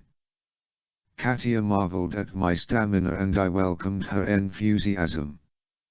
It was the best morning and best birthday I'd had in years. We contemplate taking a shower together just as my beeper goes off. That means I need to make a call to Lambert on my secure line downstairs in the office. I don't want to do it. Damn it, I'm on vacation. I just returned from an assignment. It can't be that. Not now. Not as I'm just beginning this with the first woman I've grown to like since. Does that mean anything? She asks. Yeah, I say. I have to make a call. Downstairs in my office. She smiles sweetly. Go ahead. I'll just lie here and see if I can get my blood pressure back to normal. I touch her face lightly and kiss her. I'll be right back. "Bring some water," she hollers as I bound down the stairs. Once I'm alone in the office, I make the call and reach Lambert at third echelon. "Sam, thank God you're there," he says. "What's up, Colonel?" "Meet me at the usual place in an hour." "An hour? Why, you have something else going on." I want to tell him to take this job and shove it, but I don't. I'm a little busy. "This is priority 3, Sam." "Shit. That means it's of vital importance. There's no way I can weasel out of it." "I'll be there," I say. We hang up and I climb the stairs to the kitchen. I pour 2 tall glasses of water and bring them to the top floor. Katya's lying playfully under the sheet, giggling. As I enter the room, she exposes one long, shapely leg and flexes it in the air. "You like," she says in a phony European accent. "You want." I sit on the bed and gently pull down the sheet. She has a cute, mischievous expression on her face. "Here you go," I say as I hand her the water. She sits up, exposing her lovely chest. She downs the liquid quickly, exhales, and says, "So, you ready for round 6? Or is it 7? I've lost count." "Katya, I have to leave." "Business." "I'm sorry." She looks as if I've slapped her. "Really? Really? You're not trying to get rid of me?" "Never. If I had my way about it, we'd never leave this room." "I bet you say that to all the girls who make you breakfast on your birthday." I lean in to kiss her again. She lets me, but the earlier passion isn't there. Her feelings are hurt. "Does this mean you're going out of town again?" she asks. "It might." "Sam, what is so important about your job?" "I can't tell you, Katya." "You do work for the government." I figure there's no harm in her knowing that much. "If we're going to have a relationship." "Yes. I do. But I can't tell you what I do." "Please don't ask." "All right." She considers that a moment and then says, "Okay. As long as you promise you're not going to drop the Krav Maga class now." I laugh. "Of course not." I hold out my hand and help her out of bed. "We can still take that shower if you want." "You bet." I don't want to go home smelling like sex. My cat will go nuts. I precede her into the bathroom to turn on the water. I see her reflection in the mirror and notice that she's writing something on the notepad I keep on the nightstand. She joins me in the shower and we spend a luxurious 5 or 6 minutes soaping each other and getting all hot and bothered again. We do it one more time, standing up in the shower stall as the hot water rains down on us. Afterward, when we're dressed, I notice what she wrote on the notepad. It's her cell phone number and the words, "I don't give this number to just anybody." I smile and lead her downstairs. "You let me know if you have to leave town, will you?" she asks. "I promise," I say. "It's the least I can do." Chapter 11. It's begun to snow. Winter in Maryland is always unpredictable. You never know if it's going to be blizzard conditions, wet and icy, or just plain cold. The temperature isn't so low today, but the snow is falling heavily. The weather boys predict 6 inches. Joy. I crank up the heat in my 2002 Jeep Cherokee and drive down to DC on I-95. The vehicle is one of the Overland models, a rugged 4x4 with a potent 265 horsepower V8. For the city, it's way too much car, but there are times when I like to take it over more rugged territory. I happen to enjoy road trips, but I don't get to take them very often. I've often fantasized of being a truck driver after I retire from the intelligence biz. I could go searching for America just like all the other folk heroes. Lambert and I usually find a public place to meet. I avoid the government agency buildings in and around DC just in case someone's tailing me. Seeing me enter an NSA or CIA building would certainly be a tip-off that I work for the feds. Currently, Third Echelon's actual headquarters is nowhere near the National Security Agency, which is housed on Savage Road in Fort Meade, Maryland, halfway between Baltimore and DC. Third Echelon proper resides in a small, nondescript building in the nation's capital, not far from the White House. Every couple of years they move HQ to a new location for security reasons. Even though I try to steer clear of HQ, I occasionally have business there. Lambert and I decided long ago that it was best to rendezvous elsewhere. We used to vary the locations, usually meeting in shopping malls. He knows I hate shopping malls, so I think he picks them on purpose just to annoy me. Lambert has a sick sense of humor. Lately we've been using the same one, located in Silver Spring, because of its convenience. I take the exit off I-95 and follow the directions to City Place Mall on Colesville Road, park the Jeep, and go inside. The food court is easy to find and there's Lambert waiting for me at one of the tables. He's always the first to arrive, but I'm surprised because he's not alone. Frances Cohen is sitting with him. I know her as one of the field runners that Third Echelon uses. She's in her 30s and is fairly attractive for a tomboy type. Slim with close-cropped dark hair.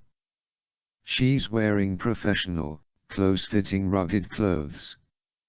Lambert is dressed in a black turtleneck sweater and khaki pants. He never wears his uniform when we meet in public. It appears he's munching down on his favorite fast food, a Big Mac combo meal. The woman is eating a salad. I make eye contact with Lambert and then I go to the court to pick up something for myself. Breakfast was hours ago. After all that heavy love-making and champagne, I need something substantial. I end up buying a plate of chicken and broccoli from the faux Chinese joint. I join Lambert and Cohen at the table and see that the Colonel is already finished with his meal. He has a funny habit of rubbing the top of his crew cut when he's nervous, and that's what he does when I sit down. Lambert appears to be more stressed than usual. The bags under his eyes are especially prominent today and I don't remember them being that bad. Lambert's usually a very energetic guy. He's ambitious and smart, and I'm not sure if he ever sleeps. He drinks more coffee than he sucks air. Lambert's the kind of guy who's always busy and never relaxes. From the way he looks today, I'd say his lifestyle is going to send him to an early grave. Cohen eyes me silently. For the first time I notice a large scar on the side of her neck that disappears into her collar. Possibly ex-military. You okay, Colonel? I ask. No, he says. Carly Street. John is dead. I feel my stomach lurch. What? He nods. Shot in the back of the head. At our office. I can't believe it. Carly was my friend, the one person other than Lambert with whom I enjoyed a meaningful relationship. Do you know who? Not yet, the Colonel says. But Mike Chan is missing. There's every indication that he's the perpetrator. He's all over the cameras. Mike Chan. The analyst. The Colonel nods. I met Chan once and only briefly. A quiet Chinese American, he seemed to be on the ball, a real team player. I look at Cohen. Lambert notices my circumspection and says, "Sam, you know Francis Cohen, one of our field runners?" "Yes." "Field runner. I remember discussing this program with Lambert. He wants to send not one, but two people into the field. A field runner is supposedly responsible for coordinating transportation and equipment for a splinter cell. I made my objections to the concept known, loud and clear. The main disadvantage, in my opinion, is that it's dangerous enough having one agent vulnerable to capture and torture. At least a splinter cell is trained to withstand rough treatment. What happens if a field runner is caught? How is this woman Francis Cohen going to react when the bad guys try to extract information from her with hot irons? I save the argument for later. Right now I'm more concerned about what happened to Carly. Whoever killed Carly is responsible for our leak to the shop, I suggest. You're probably right, the colonel replies. If it really is Chan, what's being done about it? We had to bring in the FBI. This is a federal crime. We couldn't have the DC police in our offices. We don't exist, remember? Yeah. So we have to sit on our hands while the bureau sniffs around. I can see that Lambert isn't happy about this. When did this happen? I ask. Last night sometime. Carly was working late. Her computer was destroyed as well. All the progress she'd made on plugging the leak vanished with it. We do have backup tapes, Cohen says. We're starting to go through them now. We just don't know if Carly backed up her work in the past day or two. I've asked that Anna come back from psych leave immediately. Until then we're operating on thin ice, Lambert says. Anna Grimsdotter is just as smart as Carly, but I have had a special attachment to Carly. It will be difficult to replace her. So I guess the reason you called me here today is to go after Mike Chan. No. I'm afraid it isn't. Huh? What the hell? Sir, I want to go after Mike Chan. It's not your job. It's not third echelon's job. It's the FBI's job. Sorry, Sam. I want to avenge Carly's murder as much as you do. We have to let the political wheels turn the way they are supposed to. Then what am I doing here? It's unrelated. I'm sending you to Hong Kong, Sam. You'll need to leave tonight. Tonight? Damn it, Colonel, I just got home from Russia. I haven't been here a week. And aren't I supposed to have mandatory psych leave? I know, but you're the only available operative right now. Remember we lost our Far East agent last year and have had to fill in with subs when we needed someone. I have the committee breathing down my neck about budget cuts. For some reason, third echelon is on Washington's shit list. We have to prove our worth, and soon. That's why I need you, Sam. I don't like to say this because I don't want you getting a big head, but you're the best we've got. It's nice to hear, but I'm too pissed off to respond appropriately. I sure as hell don't want to go to fucking Hong Kong. What the hell is so goddamned important in Hong Kong?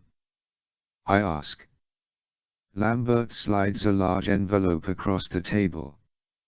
You've heard of Sea Strike Technologies? Yeah, I've heard of them. One of their top scientists went missing a week ago.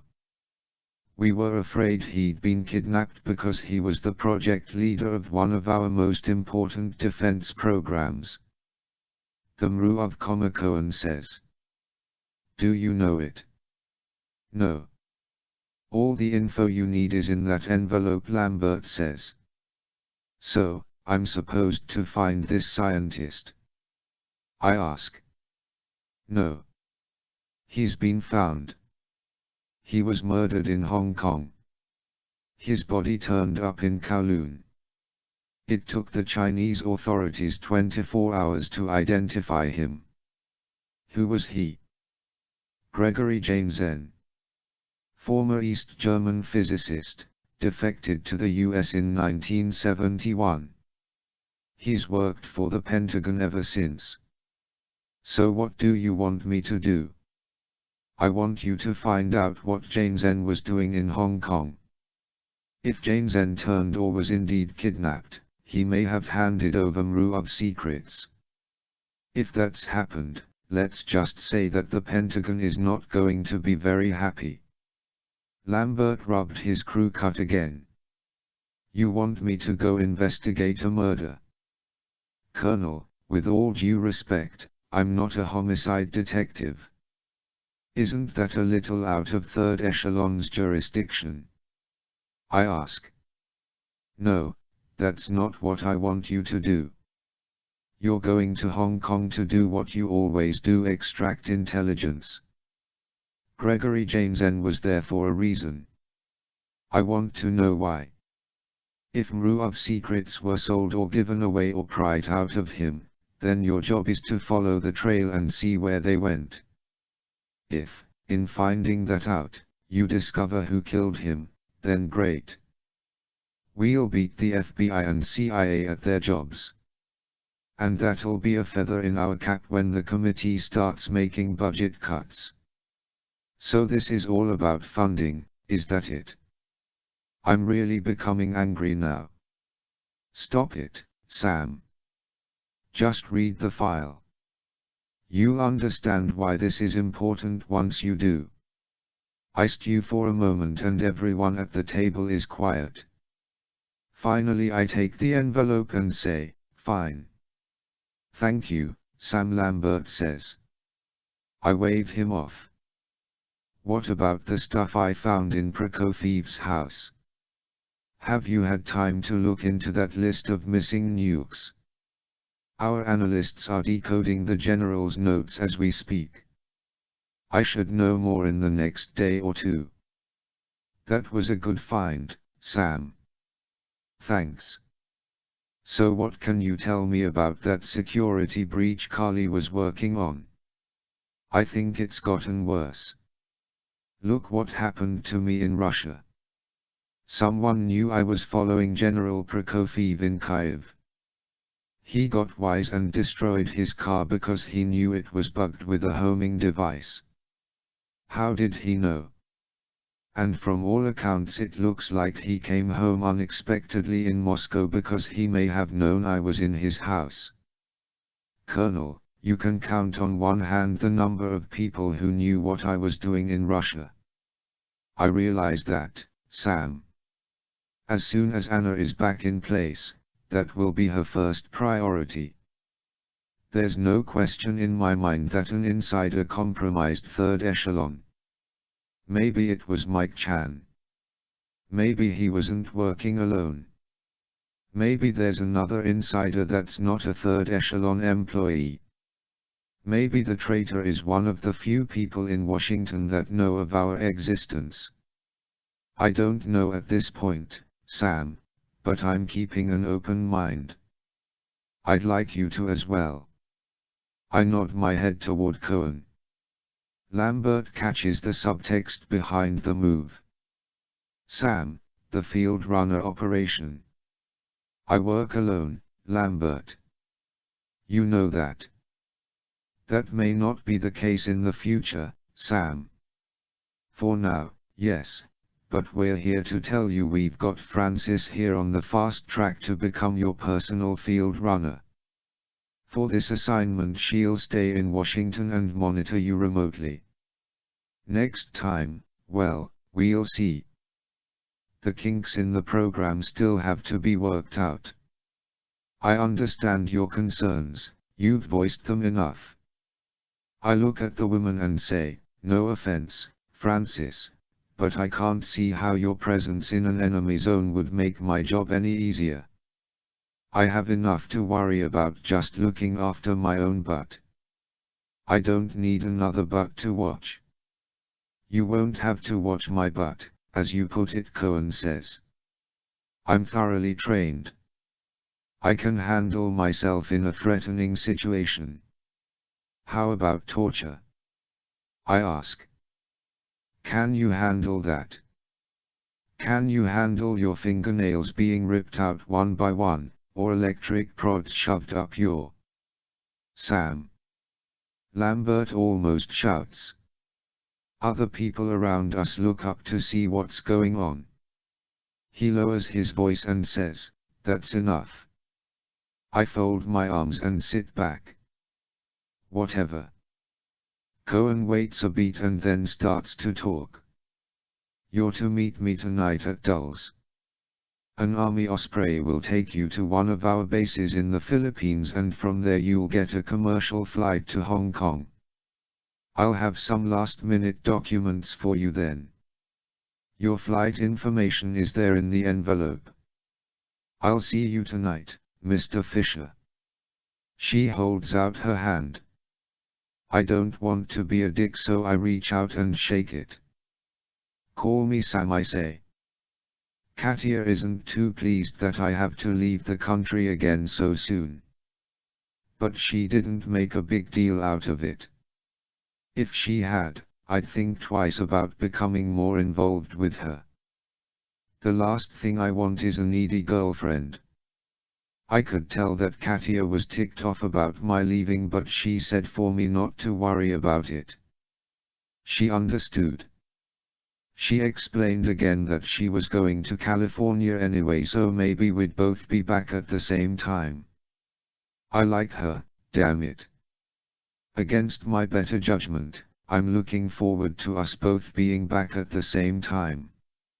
So now I'm in Dulles Airport and I meet Francis Cohen in front of the magazine shop she'd designated. We walk to an empty gate, sit, and she gives me another envelope. I have all your transportation arrangements in here, she says. Instructions for picking up your equipment are in there as well. You shouldn't have any problems. That's what you think, I mutter. What? Nothing. Look, Mr. Fisher, I know dash. I said to call me Sam. Sam, you're not fond of this idea of field runners. But I'm good at what I do. You'll have to make a leap of faith. Can you do that? I shrug. I'm not a very religious person. She frowns at me. Okay, I'm willing to give it a try, I finally say. I'm not over there with you this time around. For now you'll work just like you always have. The only difference is that you'll be dealing with me on most things. Colonel Lambert will of course be giving you instructions. Anna will be back soon. But I'm your main contact now.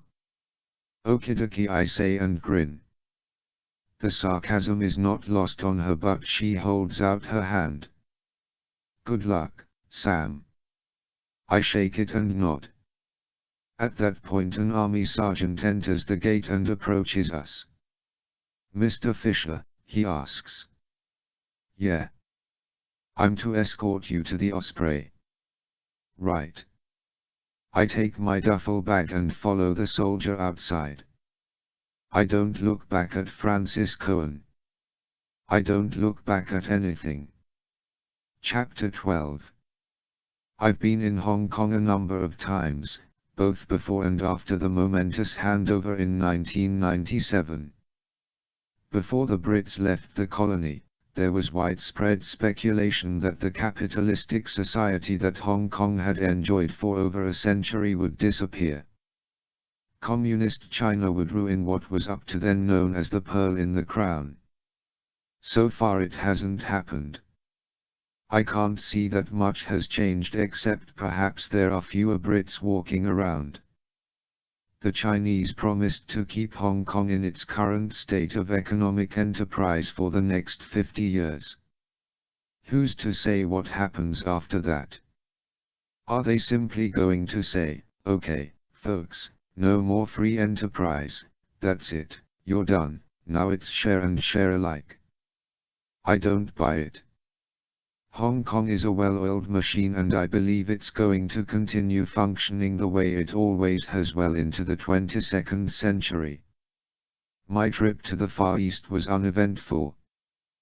The Osprey flew to Hawaii first and made a stop. I had a 2-hour layover at Pearl Harbor and then we continued on to Manila. By the time we arrived in the Philippines it was too late to catch the commercial flight to Hong Kong, so I spent the night in the barracks. It wasn't bad. Since I can usually sleep on demand, I didn't have any problems with jet lag. Jet lag never has bothered me much. Only after I return home does it seem to catch up with me. I guess you could say I'm the master of my internal clock. After I land the next morning in Hong Kong, I consider renting a car but decide against it. As in London or New York, cars in Hong Kong are more of a hindrance than an advantage. I'll get around much faster taking public transportation and walking. If and when I need to get to some remote spot, I'll take a taxi. I can always rent a car later if I need one. Francis Cohen's instructions say I have to seek out Mason Hendricks, a former intelligence officer stationed in the Far East. Hendricks, an American, is ex-CIA and, like Harry Dagger in Moscow, is retired but still has his nose to the ground. I've never met him, although I've had plenty of opportunities to do so. Back when I was in the CIA he was certainly around, but our paths never crossed.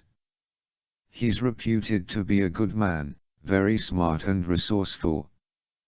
Cohen tells me that my equipment was drop-shipped from Manila to Hendricks.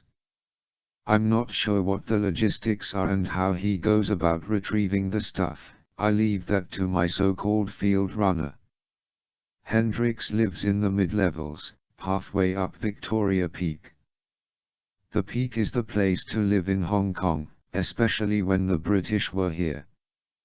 The higher up you go, the more expensive the real estate. The mid-levels is the equivalent of upper middle class to lower upper class neighborhoods, if that makes any sense. It's still damned expensive. I take a taxi to his home, a detached dwelling next to a block of apartments off of Condit Road. When he answers the door, I'm surprised by how young he looks. Hendricks is supposed to be 61 but he appears to be 45. Sam Fisher, he says. He holds out his hand.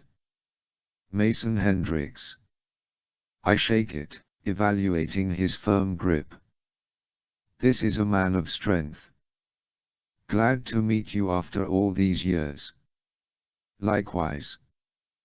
Please come in. The inside of his home is tastefully decorated in a mixture of Western and Eastern styles. The British influence is definitely present, but the Asian flavoring tends to dominate. For example, there's a very large Buddha in the room, something you notice when you first walk in. The smell of burning incense fills the place. Next to it is a shelf containing a collection of ships in bottles, and they are all British warships from the classic 18th century period. Forgive the incense, Hendricks says. I'm afraid I've grown to like it after 40-some odd years in Hong Kong. Doesn't bother me, I say. Hendricks is dressed in a simple beige tunic and loose-fitting matching trousers. He'd be at home in any beach house. I know what you're thinking, he says. I look younger than I'm supposed to be. As a matter of fact, I reply, you don't look 50. But you're 60-something, right? 6 to 2 next month. It's the clean living that does it. And of course, a stress-free lifestyle. I admit to having a little plastic surgery, I dye my hair, and I never eat fatty foods. My health improved immeasurably after I retired from the CIA. I also finally found time for a love life. I've had so many Chinese girlfriends in the last 10 years that it puts my college years to shame. That will certainly keep you young. And that's another reason why I take care of myself. Anyway, everything I do these days for our precious government is simply for the fun of it or because it interests me. I'm happy to help out the NSA. I hope I can give you some useful information. How about a drink? I shrug. Sure. I'm having scotch. What will you have? Just fruit juice if you have it. He goes straight to the bar on the opposite side of the room from the Buddha and fixes a couple of glasses. I take the moment to browse his bookshelf, which is full of historical military reference books and suspense novels. When he brings my glass of juice apricot, he clicks it and says, "Cheers." Thank you. Cheers. Hendrix leads the way through a sliding glass door to a terrace that overlooks the skyline. I wish I were higher up. I bought this place 25 years ago for a song. I could probably make a fortune if I sold it. Or if it accidentally burned down, the insurance would make me a rich man. He laughs. Then maybe I could buy a place farther up the peak. The view's much better. That's where all the Hoyatitwati live. I think it's a very nice place, Mr. Hendrix. Oh, please, call me Mason. All right. We sit on deck chairs and enjoy a slight breeze. In serious contrast to the weather in Maryland, it's quite warm on the island. I don't think I've ever been to Hong Kong when it wasn't. Did my equipment arrive safely? I ask. It did indeed. I have it in one of the bedrooms. But please, let's relax and talk out here a while. Where are you staying? I don't know. I'd offer you my spare bedroom, but I tend to have female company at night. I hope you understand. I smile at him. Whatever rocks your boat. I'll find a place. I'm not picky. I may stay in Kowloon. There are inexpensive hotels I know there. Suit yourself. We sit for a moment in silence. Finally I bring up the mission at hand. Mason, what can you tell me about this Professor Jane Zen? Hendrix relates what I already know, that Jane Zen was shot in the head, wrapped in burlap, tied to the promenade in Kowloon, and left to float in the water until he was found. An Interpol bulletin on the missing physicist was what did the trick in helping the police to identify him. Once the corpse was ID'd, the US government was notified. The interesting thing here is that Professor Jane Zen wasn't murdered, Hendrix says. He was executed. By whom? I'd say it was a triad killing. I nod with understanding. The triads are the Chinese equivalent of our mafia, the Japanese yakuza, the Russian mafia, and other organized crime outfits. They've been around for centuries, originally formed to help oust the Qing dynasty and reinstate the Ming. It was during the 20th century that they became criminally oriented. As secret societies, they pride themselves on being patriotic and nationalist. Violently opposed to the communists, the triads primarily settled in British Hong Kong and Portuguese Macau. Eventually they spread around the globe to other Chinese communities. I know for a fact that triads operate in the Chinatowns of big American cities. They traffic in drugs, weapons, prostitution, and slavery, as well as operate protection rackets and gambling parlors.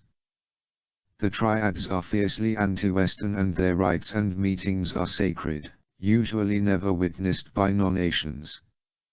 I believe we're also dealing with a very specific triad. Hendricks continues. Most triads use knives, hatchets, machetes, blades to do their killing. Jane Zen was shot in the back of the head, gangland style. Like the mafia does it. There's one triad known to use that particular method of execution in Hong Kong. They are called the Lucky Dragons. I don't know them. They are not the biggest triad by any means. The dragons are awfully small when you compare them to, say, the 14K or Bamboo Union. But they've been around as long as I can remember. They are based in Hong Kong, but I know they have extensive branches reaching into mainland China. But triads are notoriously anti-communist, I say. They are. And so are the Lucky Dragons. But I'm fairly confident they have some pull with certain government officials. Ever since the handover, it was expected that the Chinese government would crack down hard on triads because of their widespread ideology against communism. It hasn't happened. The triads are just as powerful now as they were under British rule. Sure, it's still illegal to be a member of a triad and all that, and the police make arrests all the time. It's just one of those things, like the Yakuza in Japan. They'll always be with us. What's the leadership like? A fellow named John Ming is the leader. The Chokun, the dragon head. He's, I don't know, 48 or so. About your age, I think. He became Chokun about 15 years ago after a bloody coup within their organization. Ming is a wealthy gangster that lives on a plantation-style estate in northern Kowloon, just below the border of the New Territories. Actually, he acts more like a Yakuza than a triad. He flaunts his wealth and power in public the way the Japanese gangsters do. That's not the norm for Chinese triads. Here you can be arrested for just acting like a triad, yet he seems to steer clear of legal trouble. That's why I think he's got some politicians in his pocket. Where can I find this John Ming? He runs a fancy nightclub in Kowloon. The Purple Queen. It's one of those hostess clubs, the kind that cost you a fortune to sit and talk with a beautiful girl. Sometimes you can get her to go home with you, which will cost you even more. Hendricks rattles the ice in his glass. I guess you can say that's how I came to know some of my girlfriends. I do frequent the hostess clubs a lot. The Purple Queen, too. I can't take you there, though. You'll have to go alone. They know me. I wouldn't want you seen with me. I agree. Ming also owns a couple of restaurants and has his hand in some of the industries around here. He controls some of the container ports, so he has unbelievable access to shipping stuff in and out of the country. I left you a photo of the guy in the room with your equipment so you'll recognize him when you see him. So what's Jane Zen's connection to the Lucky Dragons? I ask. Hendricks looks at me and wiggles his eyebrows. That's what you're here to find out, isn't it? Any ideas? None. If you ask me, the guy must have betrayed his second country. After all, he betrayed the first one by defecting to the US. I sigh and say, that's just what we're hoping he didn't do. Do you think Ming keeps anything at the nightclub I might be interested in? I don't know, Hendricks says. It's doubtful. I imagine all triad-related business is conducted at one of their lodges, and I'm afraid I can't help you with that. Your best bet is to get a good look at Ming and follow him. Maybe he'll lead you to the goods. What I'd really like to do is establish a connection between this triad and the shop. You think there might be one? Hendricks nods. They get their arms from somewhere. I've heard rumblings that the shop is operating again in the Far East. I'll make some inquiries this evening and see what I can find out. We go back inside the house and Hendricks takes me to the bedroom where my equipment lies on the bed. It's the usual stuff: my uniform, headset and goggles, the 5.7 and several 20-round magazines of 5.7x 28mm SS-190 ammunition, and my pride and joy, the SC-20K modular assault weapon system. This rifle uses 30 rounds of 5.56x 45mm SS-109 ammunition in semi and full automatic modes. There's a flash-forward/sound suppressor combined with a multipurpose launcher that shoots airfoil projectiles, sticky cameras, shockers, and smoke grenades. Other tools of the trade include an optic cable for looking into tight holes, a camera jammer, a couple of wall mines, frag grenades, flares, and a medical kit. I'm impressed, Mason, I say. You managed to get all of it in one shipment. I've had a lot of experience, Sam. So where is this triad's headquarters? Their lodge, as you say. Hendricks picks up the SC-20K and tests its weight. Nice weapon. He looks through the sights and says, "The Lucky Dragons don't have a central lodge. I imagine they have several scattered throughout the territory. Your best bet is the Purple Queen nightclub. I can assure you there will be some Lucky Dragons in the place. You might even see John Ming. He's known to stop in every other night or so. All right. Remember your abuelo here. I don't have to tell you that these guys are pretty dangerous, do I? Abuelo is a derogatory term meaning foreign devil. I'm quite familiar with triads, I say. They'll kill any Westerner they suspect of spying on them. They'll also die to protect their traditions." Hendricks lowers the SC-20K, looks at me eye to eye, and says, "And don't you forget it." Chapter 13. "Sir, the FBI agent is here to see you." Colonel Lambert told his secretary to send him in and then grumbled to himself. Lambert hated the idea of the FBI poking its nose into third echelon's affairs. He ran a tight ship and he didn't like interference. Carly Street. John was part of the family and Lambert felt it was his duty to solve her murder and bring the perpetrator to justice. But he had neither the means nor the expertise to carry out such a mission. Third Echelon was not a law enforcement agency. Colonel Lambert didn't have the authority to arrest or prosecute anyone.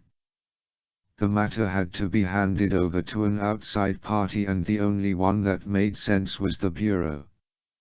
Special Agent Jeff Kerr had been assigned to the case. Lambert had met him for the first time the previous day. He was a Texan in his early 40s and was a 16-year FBI veteran. His specialties were homicide and arson. The initial meeting had gone well and Lambert could honestly say he liked the guy. It just rankled him that Third Echelon's hands were tied in the matter. Preliminary investigation into the murder was swift and decisive. Kerr quickly established that Mike Chan was their man. Everyone had to swipe a key card to enter Third Echelon. Other than Carly, Chan was the only employee logged into the building that night. The firm's security cameras showed Chan moving from his office to Carly's office and back. The fact that his computer's hard drive had been erased was another dead giveaway. Lambert now looked forward to further revelations. Lambert called, "Come in," when he heard the knock. K entered the office and nodded at the colonel. "Good morning, sir." "Agent K. Would you like some coffee?" "No, thank you."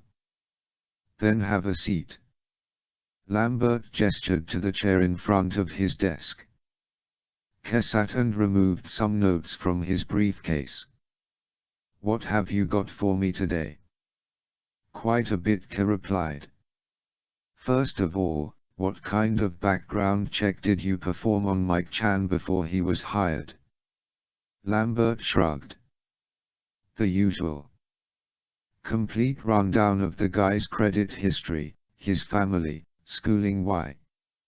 "Mike Chan's apartment was thoroughly searched last night. An X-ray machine revealed a hidden compartment in the floorboards of his bathroom. There were some papers there that pointed us in a new direction, mainly letters written in Chinese. They were from Chan's brother. We learned some interesting things, the most important being that his name isn't really Mike Chan." "What?" "It's Mike Wu. He had supplied you with a completely false identity and background." "That's impossible. We use the same background checkers as your people do." "And the CIA." "That's the problem," Ke said. "Chan's background was manufactured from beginning to end, and it was manipulated from the inside. In other words, he had help from someone in a government agency. Every bit of so-called factual information on Mike Chan was created and put into place before the background check. It takes considerable resources to do something like that. Mike Chan, or rather, Mike Wu, is not working alone. He's part of a much larger threat. Do you have any ideas what this could be?" Lambert exhaled loudly. He rubbed the top of his head and said, "Gee, the only thing I can think of is the shop. If it's not them, then it's a major foreign power trying to get the goods on us. As I told you, Carly was working on a security breach we experienced last year. She was close to figuring it out, and maybe Mike found out she was about to finger him. Hell, now I wouldn't be surprised if it was Mike that gave the shop all of our agents' names." "The shop? It has to be them." "But the shop is an arms broker, right? They are a profit-motivated organization, not political, correct?" "Yeah." "Then what are they doing planting a mole in your organization? Other than supplying the names of your agents, what other purpose could it serve?" Lambert thought a moment and suggested, "They are selling information." He slammed his fist on the table. "Whatever Mike was giving to them, they are selling it to someone else." "That has to be it." Ken nodded. "Makes sense. If it's really the shop he's working for." Lambert squinted at the agent. "What do you know?" "As we uncovered more and more about Mike Wu, we learned that he's originally from Los Angeles. We confirmed the brother's identity, the one writing him letters. He's a guy named Eddie Wu, a known Chinatown gangster. He's suspected of being a major figure in one of the triads that operates in Southern California." "Triads?" "Yes, sir. A Chinese gang that operates like the mafia." "I know what a triad is." "Wait, you think Mike Chan, Mike Wu, is working for his brother? And not the shop?" "I don't know. According to the letters, Eddie Wu knew all about his brother's false identity. I'm just suggesting that perhaps it's not the shop. It could be, I haven't ruled it out. But there's this other angle. The triad Eddie Wu is hooked up with is known as the Lucky Dragons. It's a global triad operated from Hong Kong. The Dragons have branches in Los Angeles, San Francisco, and New York. Maybe Houston, too, but we haven't established that for certain. Anyway, the Lucky Dragons are a formidable bunch of hoodlums. Eddie Wu has been in and out of jail a few times and he's on a watch list out in California. But for the last several years he's kept his nose clean. So could Mike be heading to California? That's what I think Ke said. I imagine he changed his identity again, maybe disguised himself, and flew out there. Or maybe he's taking a safer route, like the train, or bus. Hell, he could be driving. His car is missing. It's a 2002 Honda Accord. Either he's dumped it somewhere and we haven't found it, or he's inside of it right now driving along the interstate. Which would put him in Los Angeles the day after tomorrow at the latest. Lambert shook his head. Unbelievable. I can't fathom how that background check didn't turn any of this up. Like I said, sir. He's had help from someone higher up. We'd like to find out who that might be as well. So what's next? I'm going to Los Angeles. The FBI there will be watching Eddie Wu. If Mike Wu shows up, they'll surely be seen together. We're counting on the fact that Mike Wu doesn't know we've seen through his false identity. Lambert nodded. Okay. Keep me informed, will you? I know you have to report to your own people, but I'd appreciate it if you kept me in the loop. I'll do that, Colonel. Is that all?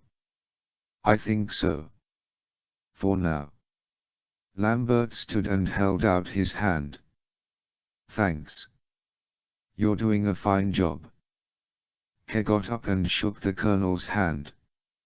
Thank you. I'll be in touch. He turned and left the office. Colonel Lambert sat, feeling satisfied that some progress was being made. He might not like the FBI doing the job, but at least this Ke was actually doing the job. Perhaps it wasn't such a bad thing after all. On to other things. He pressed the intercom button. Have Miss Grimm's daughter come to my office, please. He then turned to his inbox and picked up a memorandum from Francis Cohen that confirmed Sam Fisher's safe arrival in Hong Kong. Contact had been made with Mason Hendricks, and Fisher would be following a lead that might involve Chinese triads. What goes around, comes around, Lambert thought. Could Mike Wu be involved in the Professor Jane Zen business? He then opened Anna Grimm's daughter's personnel file and scanned it once more before the meeting. It wasn't necessary, though. Lambert had known Anna for a long time. She was one of the original third echelon employees. A woman of Icelandic origin, Grimm's daughter was 30 years old. She was a second-generation American and a college dropout. She had been studying computer science at St. John's College in the 90s but decided she could program rings around her instructors. She worked as a programmer for several different communications firms contracted by the U.S. Navy.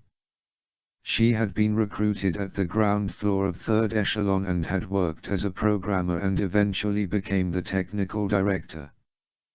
Grimm's daughter had continuously shown a strong drive, a sharp intelligence, and a noted dedication to the work.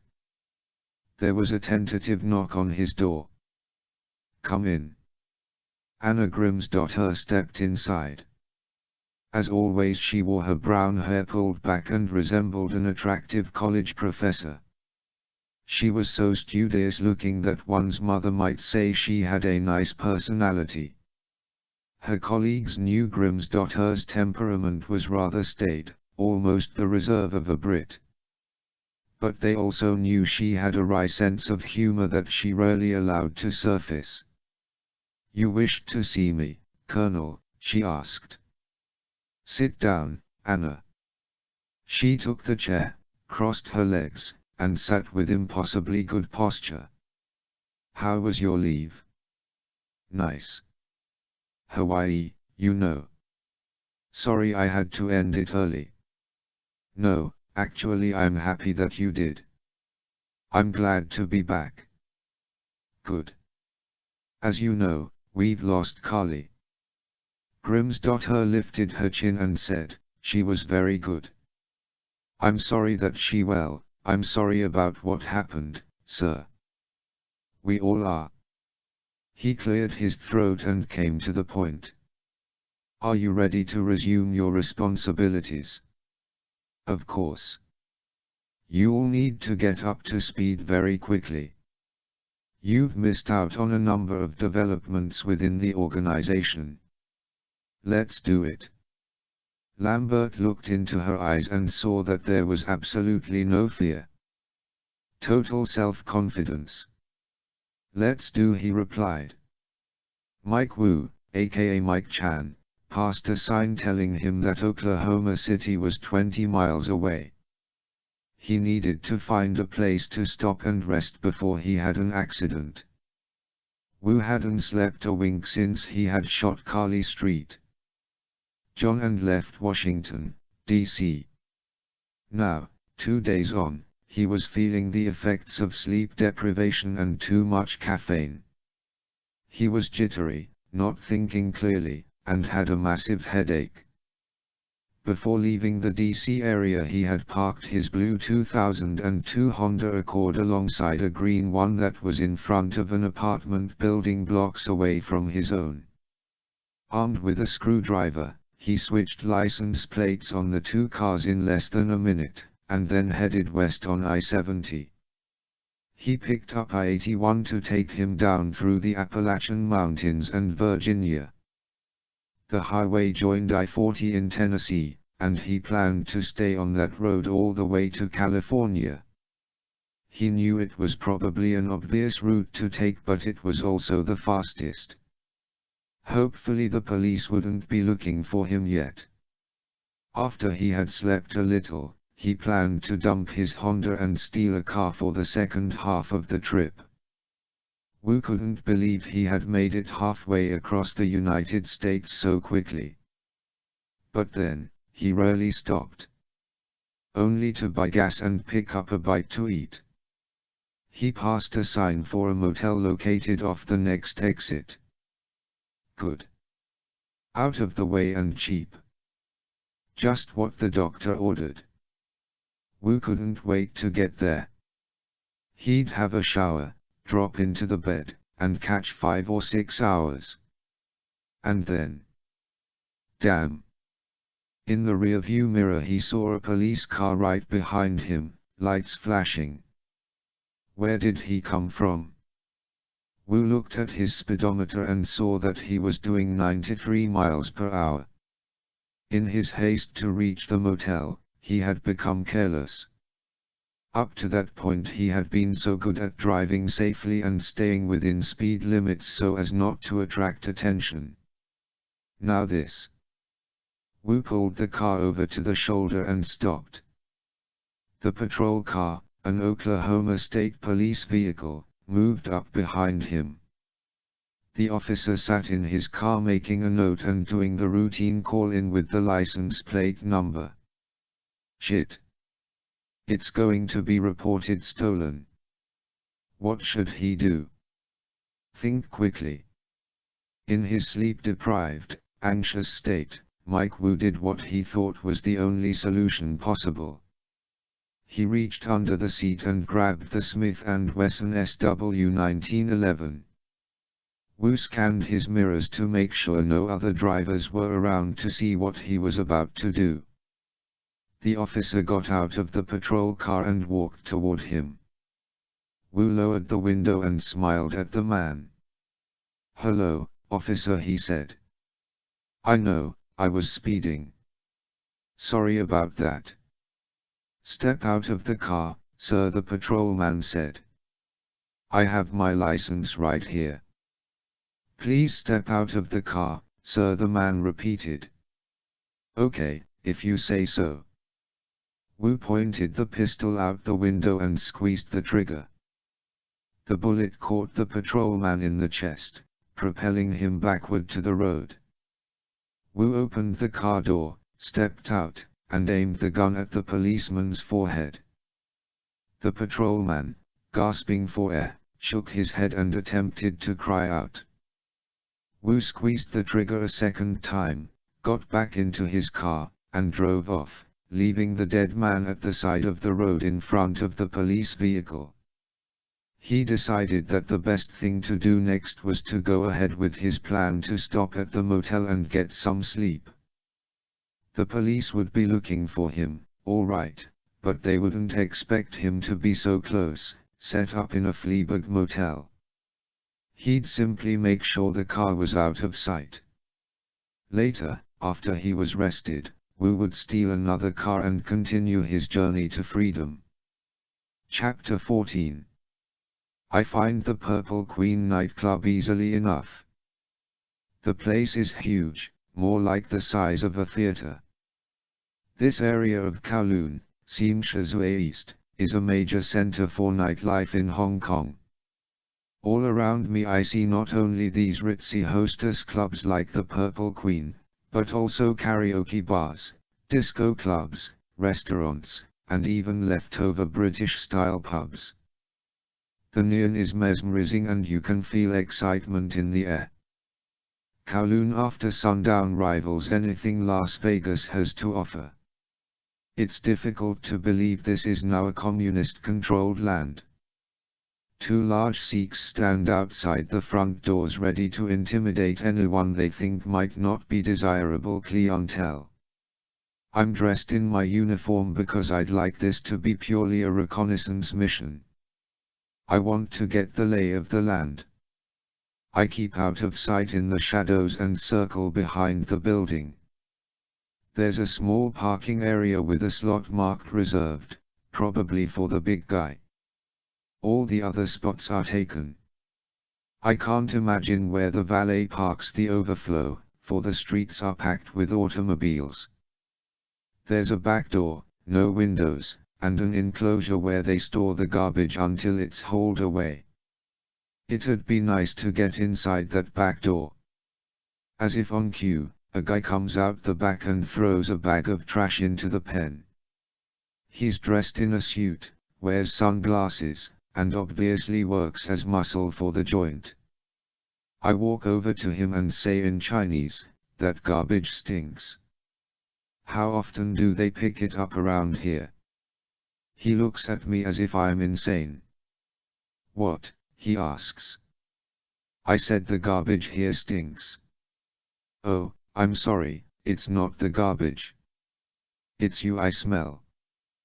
This gets a reaction. He reaches for the inside of his jacket and I quickly chop the side of his neck with a spear hand. The gun, a Walther from the looks of it, drops to the ground. I punch the goon hard in the stomach, causing him to bend forward, then clobber him on the back of the head. Once he's in dreamland, I drag his body into the garbage pen, stuff him unceremoniously into the only empty can, and put the lid on. That should keep him snug for at least a half hour, maybe more. I then throw his pistol into another can and cover it up. I step inside the open back door and find myself in a corridor lined with 4 doors. I hear rock music and bad karaoke singing coming from the club beyond a door at the end of the hallway. The space to my immediate right is some kind of meeting room. There's a table and 6 chairs around it, a whiteboard on the wall, and a telephone. What's strange is that there are plastic sheets hanging on 2 of the walls. It's the kind of coverings painters use to protect furniture, but the room doesn't appear to be recently painted. I'm about to move on when I notice a spot of paint at the bottom of one of the sheets. I crouch to take a closer look and discover that it's not paint at all. It's dried blood. Looking back at the room, I can picture the place entirely covered in plastic at one time. Something bad happened in here and they haven't quite cleaned it all up. Very quickly, I tear off the section of plastic. I stuff the strip into my pocket and then move on down the corridor to try the next door. This is a messy office. Papers are strewn over the desk, filing cabinet drawers are half open, and someone's leftover takeout carton of Mushu crap is smelling up the room. I glance at the papers and can barely make out the Chinese script. They are bills, orders, and employee records for the Purple Queen. I step into the next room, expecting to bump into a couple of triads at any moment. But it's just another office, not quite as messy as the first, containing nothing of interest. The next room is the kitchen, where they wash the dishes and glasses. There are two guys wearing aprons, backs to me, busy at the sinks. They both have headphones on and are listening to Walkmans attached to their belts. I can see a swinging door on the other side of the kitchen that most likely leads to the club. The door at the end of the corridor suddenly opens. I step inside the kitchen and stand on the other side of the threshold. Two men wearing suits and sunglasses walk past, ignoring the kitchen, and head down the hall.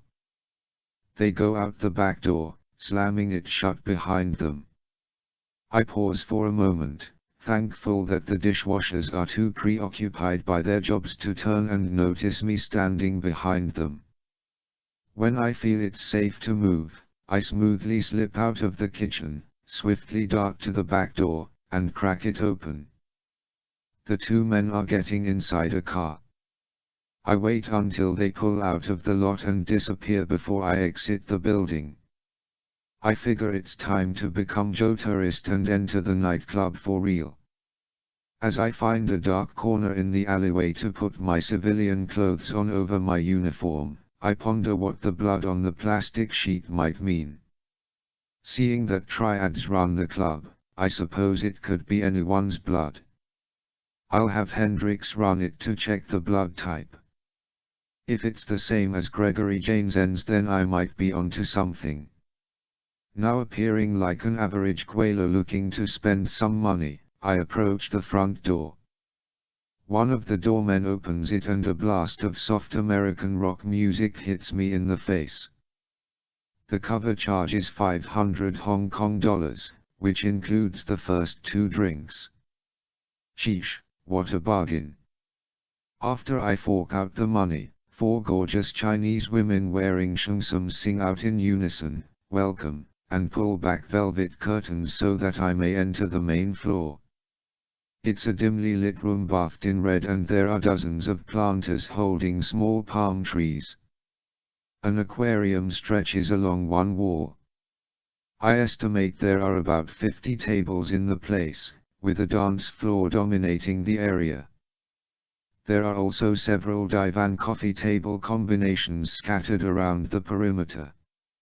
Middle-aged Chinese gentlemen accompanied by anywhere from 1 to 4 hostesses paying rapt attention to them occupy many of these seats.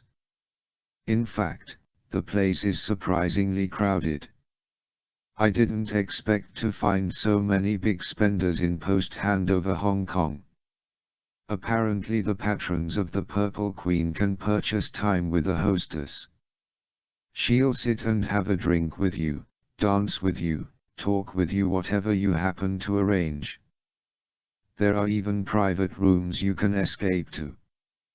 Whatever happens in there must be arranged beforehand and probably costs you more than you can afford.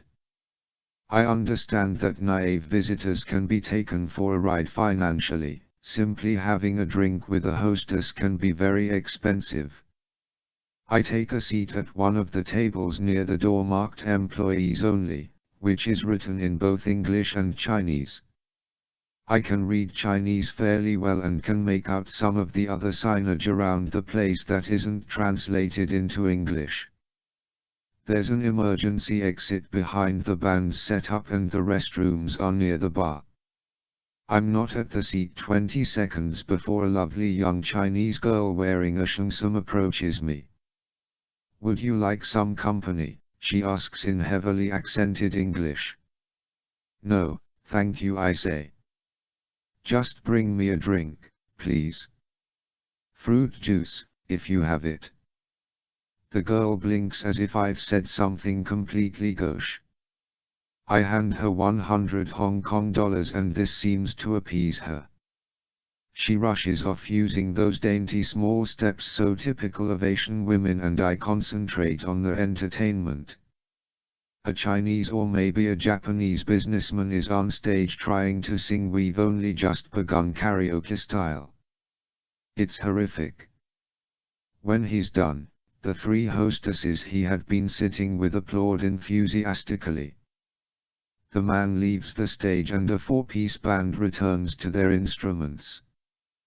The guitarist announces that they are ready to play another set and invites everyone to get up and dance. The band then launches into a passable cover of Funky Town and maybe 10 or 12 people migrate to the dance floor. The girl brings me my juice and again offers to sit and chat.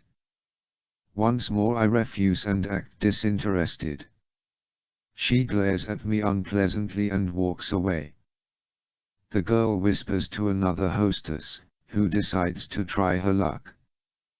Perhaps the Guelo prefers someone a little taller. Someone with larger breasts. Maybe the one with the blonde wig. No, thank you. Just let me drink in peace so I can observe what's going on around me. When I think they've finally got the message, I take note of the various thugs posted around the place. I count 3 Chinese men, all gangster types who are obviously keeping an eye out for trouble. Chances are I've been noticed and they are pondering why I'm not spending money on a girl. Screw 'em. I wonder if they miss their pal who's in the garbage bin out back. The first hostess brings me the obligatory second drink before I've finished the first. Apparently, since I'm not spending any more money, they want to get rid of me. I thank her but she barely acknowledges me. Before long a group of men enter the place and parade through the room as if they own it. Sure enough, one of them does. I recognize the older guy in front, it's John Ming. The other 6 must be his bodyguards or lieutenants. They are all wearing expensive suits and look as if they just waltzed out of a John Woo movie. The group walks right by my table but none of them glance my way. They head straight for the employees-only door and step through into the corridor where I was earlier. The door shuts before I manage a better look. Now's my chance to slip outside and plant a homing device on Ming's car. If his bozos aren't watching it too closely, I just might be able to get away with it. I quickly down my second drink and leave another $100 on the table and catch the hostess's eye. I point to it and mouth the words, "Thank you." She smiles but doesn't give me much encouragement to return.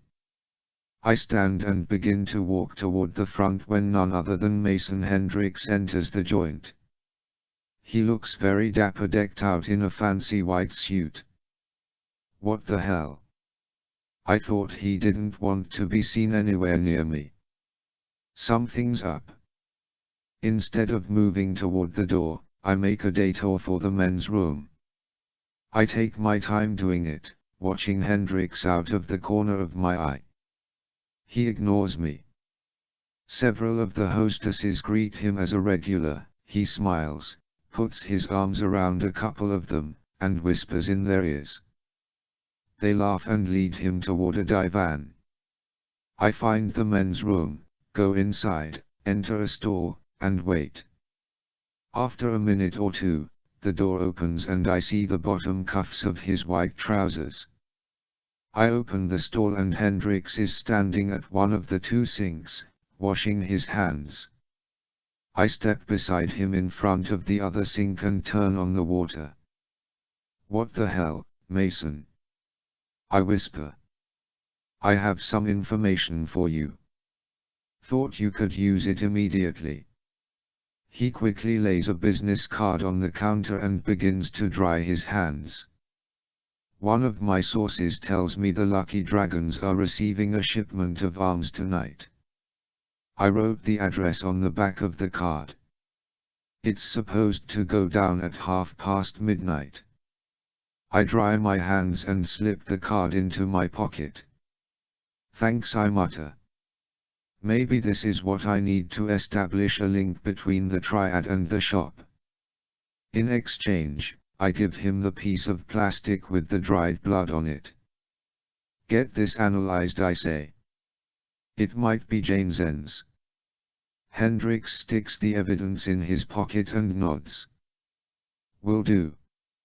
At that moment one of the triad thugs enters the washroom, barely glances at us, then steps up to a urinal. Hendrix then addresses me at normal volume with the persona of a good old boy who just happened to bump into a fellow countryman. "Well, friend, did you get a load of those dames out there?" he asks. Yeah, I did," I say, playing along. He winks at me. "I think I'm going to get lucky tonight. Happy hunting." Hendrix leaves the washroom and I linger for a moment to finish drying my hands. When I'm done, I go out into the nightclub and head for the front door. I notice that Hendrix is back on the divan with 3 of the women, having a grand old time. Once I'm outside, I circle the building to look for a limousine or something that might be John Ming's car. There's a Rolls-Royce parked in the special reserved spot, but 2 men are busy washing and polishing it. I'll have to forget planting a Homer this time around. The best thing for me to do is go back to my Fleabag hotel, change into my uniform, and wait until 12:30 to check out the arms delivery.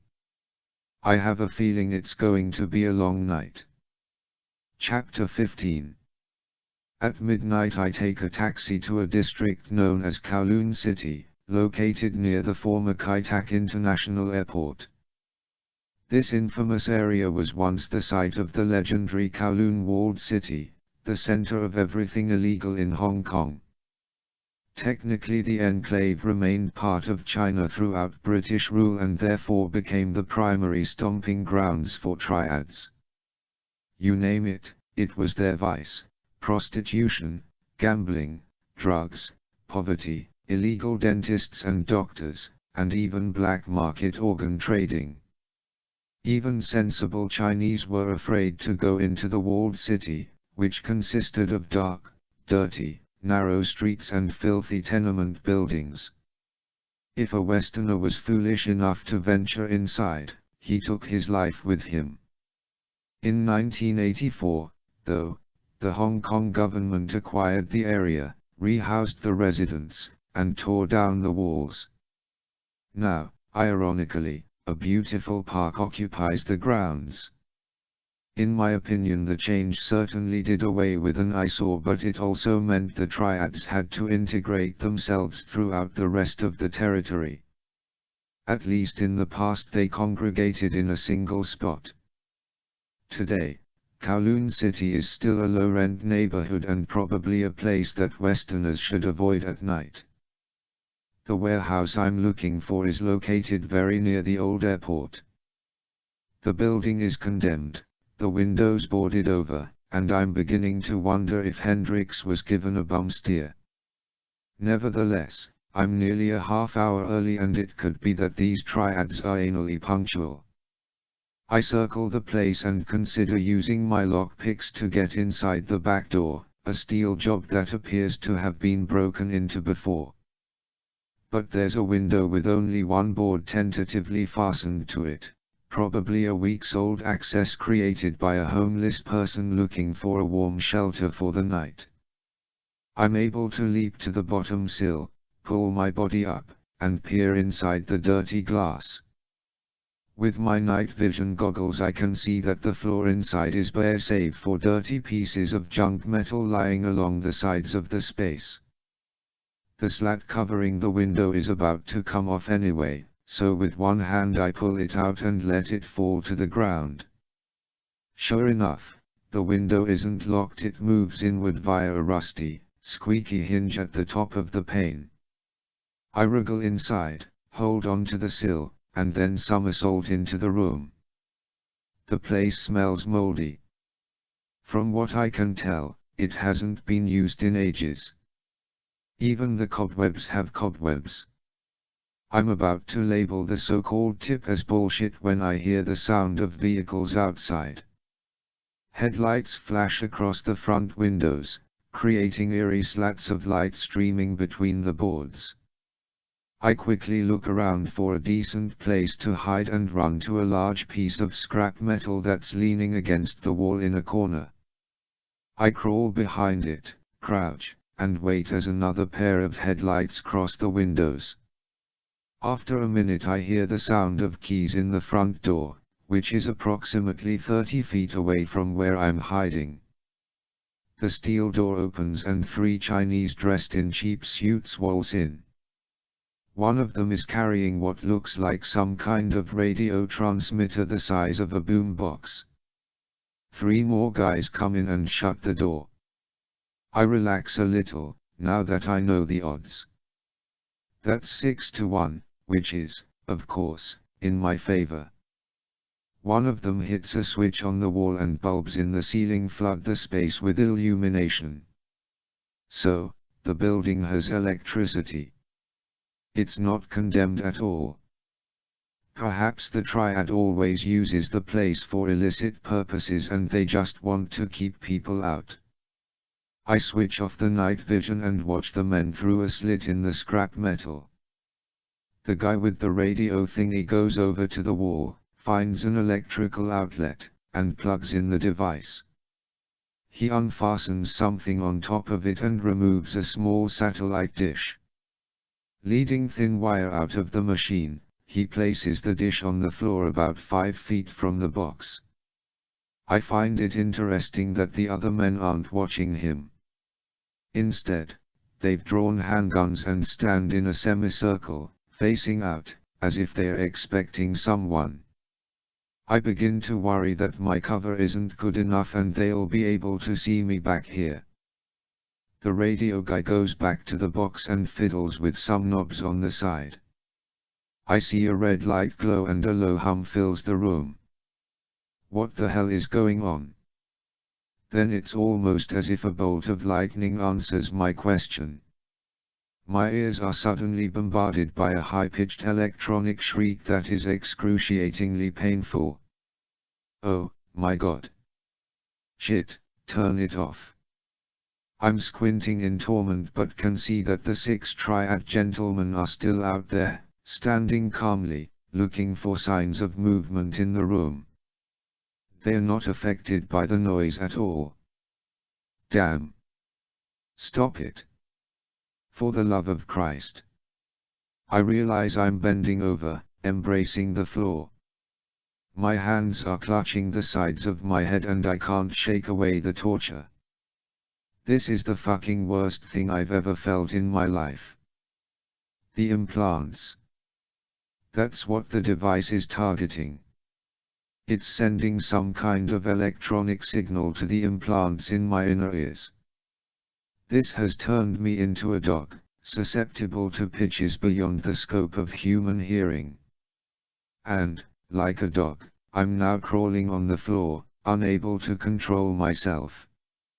I must be drawing attention to myself, for the triads look in my direction and walk toward me, guns pointed.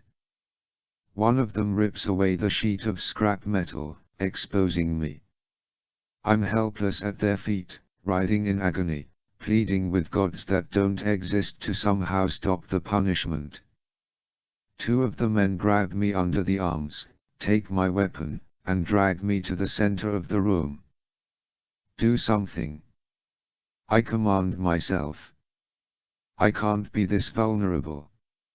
I've been trained to withstand the worst torture imaginable and do everything I can to fight back. I can't let them win. I'm lying on my right side in a fetal position, my legs curled to my chest. I sense that the 5 gunmen have surrounded me and are aiming their handguns at my quivering shape. They are going to execute me here on this cold, dirty wooden floor. I swear I'm about to black out as my right hand instinctively moves to one of the pockets on my right calf, the side I'm lying on. I grasp one of the frag grenades I keep outside of my backpack in case I need one for an emergency. If ever there was an emergency, this is surely it. Activating it is easy. Tossing it toward the transmitter is another thing altogether. Instead, I elect to simply roll the damned thing right between one of the goons' legs. The grenade wobbles across the floor and the 5 gunmen follow it with their eyes. The look of surprise on their faces is priceless, for they realize there is absolutely no time for them to do anything about the inevitable. Ka-boom. The pain in my head abruptly ceases. I'm able to think clearly and summon all the strength I have left to leap out of the pitiful position I was in. I ram one of the men, knocking the weapon from his hand, and throw him into the fellow to his right. They collide and fall to the floor. Before they hit it, I'm already swinging my right boot up and into the next closest triad, kicking him onto his ass. As the smoke clears, I can see that the frag grenade destroyed their little toy and killed the operator and the one goon that had been standing closest to the blast. Another man was severely wounded by it. He's crawling around in his own blood, looking for his arms. That leaves the 3 men I just attacked, and they are quickly rebounding from the surprise. One of them manages to retrieve his dropped weapon, but I move in with a solid kick to his chin. The thug's head jerks backwards so hard that everyone hears the snap of his neck. He goes down and won't be getting up again. Ever. 2 happy campers left. Their weapons are out of reach, but they don't hesitate to go on the offensive. Both men rush me and use some expert kung fu moves to try to disable me. A side kick delivered to my stomach succeeds in doubling me over, allowing the second guy a clear spear chop to the back of my neck. It's a standard maneuver and I'm trained to deflect it by propelling myself forward just a few inches so that the blow hits my back instead of the neck. It still hurts and could easily break one's spine, but the bones there are tougher than neck vertebrae. I fall forward, roll, and lock my right boot behind one man's leg. I flex my knee and he falls to the floor. The other guy tries to kick me, but I grab his foot with both hands and twist it as hard as I can. He yelps and is forced to flip in the direction of the turn to avoid having his ankle broken. He, too, is now on the floor, giving me the time I need to get to my feet. I perform a forward roll from the prone position, thrusting my upper body up and over my legs. A nice move that took a complete day of practicing to master. It's especially tough on the abdomen and thigh muscles. I quickly gain my balance and I'm standing between the 2 triads. Now that my 2 sparring partners are lying on either side of me and preparing to defend themselves, I figure it's best for me to take out one of them completely so I don't have to split my attention. I turn slightly and deliver a whammy kick to the guy on my right, catching him square in the sternum. Before his pal can stop me, I leap over the stunned man, get behind him, crouch, and grab him in a headlock. I twist hard and hear the sweet melody of singing vertebrae. I then drop him, a lifeless blob of dead weight.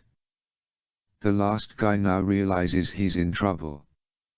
Instead of attacking me, he plays it safe and runs toward the front door.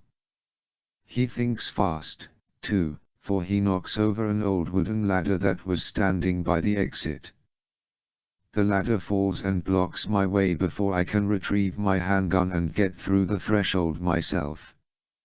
It takes me a mere second and a half to toss the ladder aside, but by then the guy is climbing into one of the cars, a Toyota Camry, and starting it up. I run out, draw my 5.7, and aim at the hoodlum through the windshield. But instead of backing away, like I expect him to do, he slams his foot on the accelerator and drives straight at me. I have to dive to the right to avoid being bisected, dropping my gun in the process.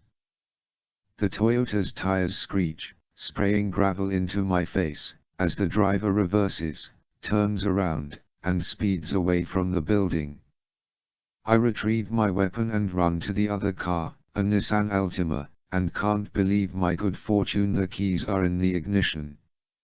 I get in, start her up, and take off in pursuit of the Toyota.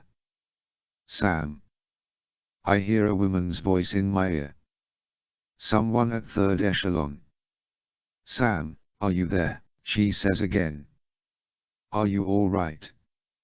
I concentrate on pulling out into the street to follow my prey before I answer. Yeah, I'm here. Who are you? It's Francis Cohen. Oh. Right. The business with my implants temporarily threw me. I didn't recognize her voice. What do you want? What's going on? What are you doing? We lost your homing signal for a few minutes. I'm afraid your implants are malfunctioning. No, they're not, I answer. The bastards had some kind of transmitter that did something to them. I don't know what it was, but I swear it almost killed me. I'm all right now. The Toyota heads for the expressway, known as Prince Edward Road, merges onto the eastbound side, and nearly collides with a truck carrying new cars. I follow him at 70 miles per hour, barely missing the truck as it swerves to get out of the way. Even though it's after midnight, the expressway is crowded. This is going to take some concentration. Francis, I can't talk right now. I'll get back to you later. Colonel Lambert wants a report. He says. Tell the colonel I'm in a situation here and... Shit.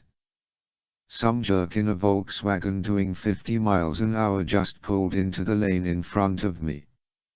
I have to jerk the Altima's steering wheel hard to the left to avoid hitting him, but that puts me in front of a BMW going faster than I am. The horn blares as the car slams into the back of my car. I accelerate to 85 and get away from him since he's probably not too happy with me. I heard that, Cohen says. I can see you now on the GPS, check back when you can. For God's sake, be careful. I play zigzag through the maze of automobiles as I attempt to catch up with the Toyota. He's ahead nearly 10 car lengths and is moving dangerously fast. I push the pedal to 90, which is about the limit I dare to speed through the thick traffic. We go over a bridge and head east into San Pocong, a suburb just north of the old airport. The highway forks up ahead. We can stay on this road, which bends to the southeast, or there's an alternate route directly south onto the Kwantong bypass. The Toyota elects the bypass and makes a jarring exit across 2 lanes. I lean on my horn and turn the wheel in pursuit. A taxicab nearly hits me, but the driver slams on the brakes. His tires screech, the car swerves, and he smashes into the rail. Sorry about that, I say to myself. I'm on the new highway now and it's even more crowded than the first. But the Toyota is now 5 car lengths ahead and I'm gaining on him. Unfortunately, we pass a police car. The cop turns on his lights and picks up speed behind me. I floor the accelerator and push the Altima to 100 as I pass a couple of SUVs. Within seconds I'm running side by side with the Toyota. The driver looks at me, scowls, and then he points a pistol out his window. The bullets smash my passenger side, spraying broken glass over the front seat and me. Two can play at that game, so I draw the 5.7, aim it across the passenger seat, and squeeze the trigger. The Triad accelerates just enough so that my round smashes the driver's side rear window, missing him completely. The cop behind us has apparently radioed for backup because another patrol car enters the expressway just past the Richland Gardens exit. I can't be bothered with the police, I focus solely on catching my prey. The gloves are off now and no prisoners will be taken. I speed up to position my car parallel to the Toyota again and then I swerve to the left, ramming him. The Toyota screeches and scoots into the far left lane. Changing lanes to stay beside him, I take another shot at the driver.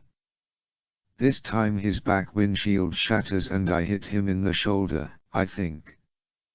The car skids into the rail, bounces off, and wavers perilously in front of me. The guy manages to gain control of the car and moves around a slow-moving bus. The damned thing is now between us, and the two police cars are right behind me.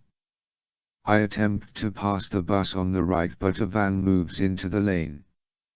My only option is to pass on the far left, a lane crowded with vehicles entering and exiting the expressway. I wait until I pass another taxi and then push the speedometer to the breaking point.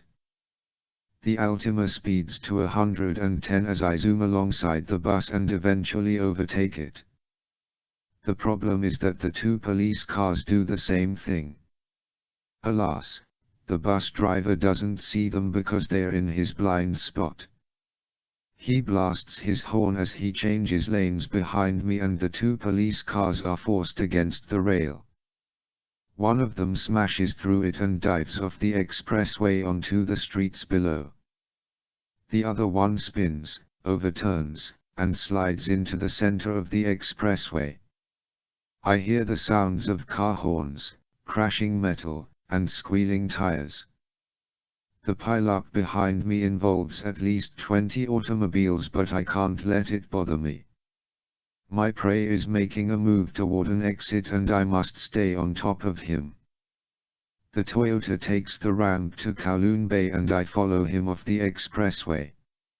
If he thinks he's going to lose me in the crowded narrow streets of the city, he's got another thing coming. Traffic essentially halts to a standstill as soon as we're at street level. There's nowhere for him to go. What a dumb move on his part. I'm right behind him and we're sitting in a line of cars waiting for a red light to change. So what does he do? He gets out of the car and begins to run. Hell, it ain't my Altima, so I get out and chase after him. More car horns blast annoyance as we maneuver through the traffic and onto a sidewalk. The Triad, who's holding his wounded right shoulder, cuts around a corner and into a dark alley. When I get to the entrance I lower my goggles, flip on the night vision, spot him, crouch, and aim the 5.7. I squeeze the trigger and he goes down in a tumble. As I walk toward the wounded man I hear so many police sirens that it's difficult to tell where they are. Most of them are probably on the expressway, dealing with the pileup. But some could be after me as well, so I have to make this fast and get the hell out of here. My Triad friend is crawling on the ground, bleeding to death. I place my right boot on the wound in his back and say in Chinese, "Talk to me." He curses at me in English. It's funny how some words are universal. "How did you know I would be at the warehouse tonight?" I ask. The man curses again so I apply a little more pressure to the wound. He screams and I let up a bit. Well, it's just what we were told, he says. So it's true you were expecting me to be there? He moans but doesn't answer. I apply pressure and he cries, yes. Good. Now tell me, was there an arms deal going down tonight? Anywhere? He curses at me again, so this time I practically stand on the guy's back. I don't normally go in for torturing an enemy to get information, but when time is of the essence and there's no other way around it, then I'll do whatever it takes.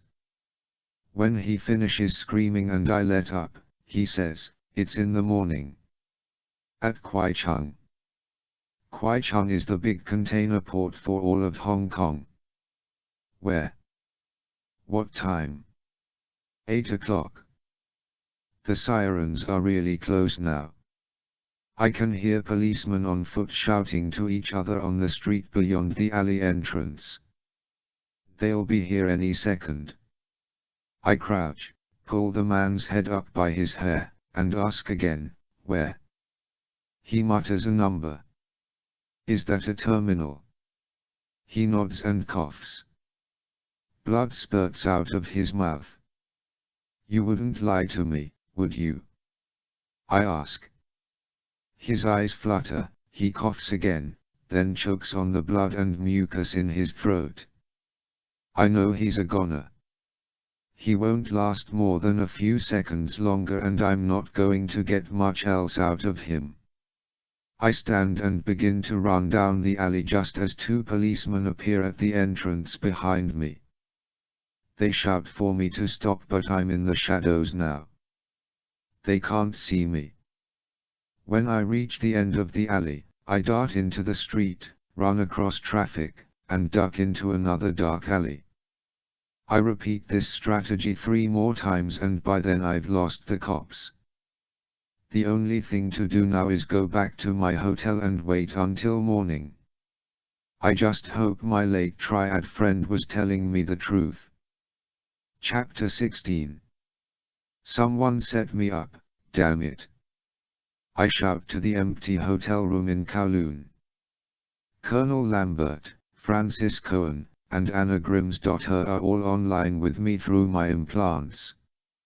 I've given a full report on what went down at the warehouse and I'm hopping mad. Calm down, Sam Lambert says. Why do you think you were set up? Because they knew I would be there. They brought along that contraption that screwed with my implants for that very purpose. The triad I interrogated in the alley confirmed it. Someone told them to expect me. They knew I was a splinter cell and that I had those communication implants. I was set up. Grimsdotter speaks up. This device, Sam, what did it look like?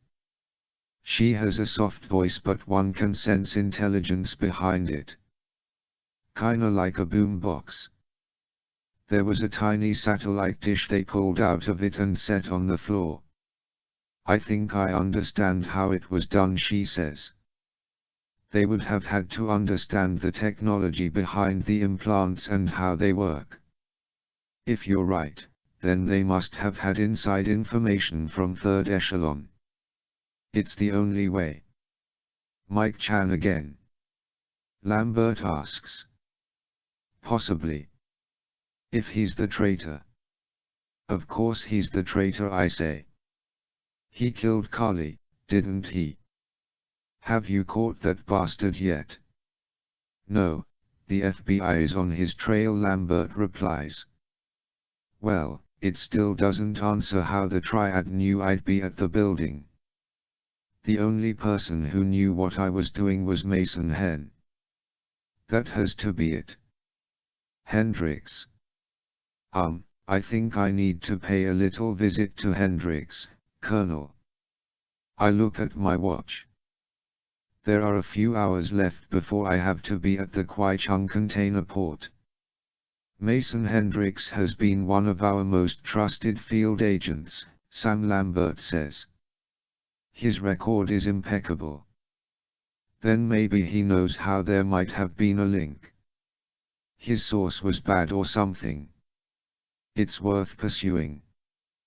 Besides, I gave him a piece of evidence that needs to go to a lab. Some blood I found at the Triad's nightclub. Who knows, it might belong to Jane Zen. All right, Sam. Anything else, Colonel? Yes. We've finished the analysis of General Prokofiev's materials you found in his house. Yeah. You know that list of missing nuclear devices? The notes he scribbled next to some of them. Aha. Francis Cohen continues. It's a code, all right. And it's very strange. Well. When the code is broken, it's a recipe for Russian borscht. What? Well, that's a guess. The words specifically decode as Formanova cylindra beets, beef stock, water, vinegar, butter, cabbage, and tomato sauce.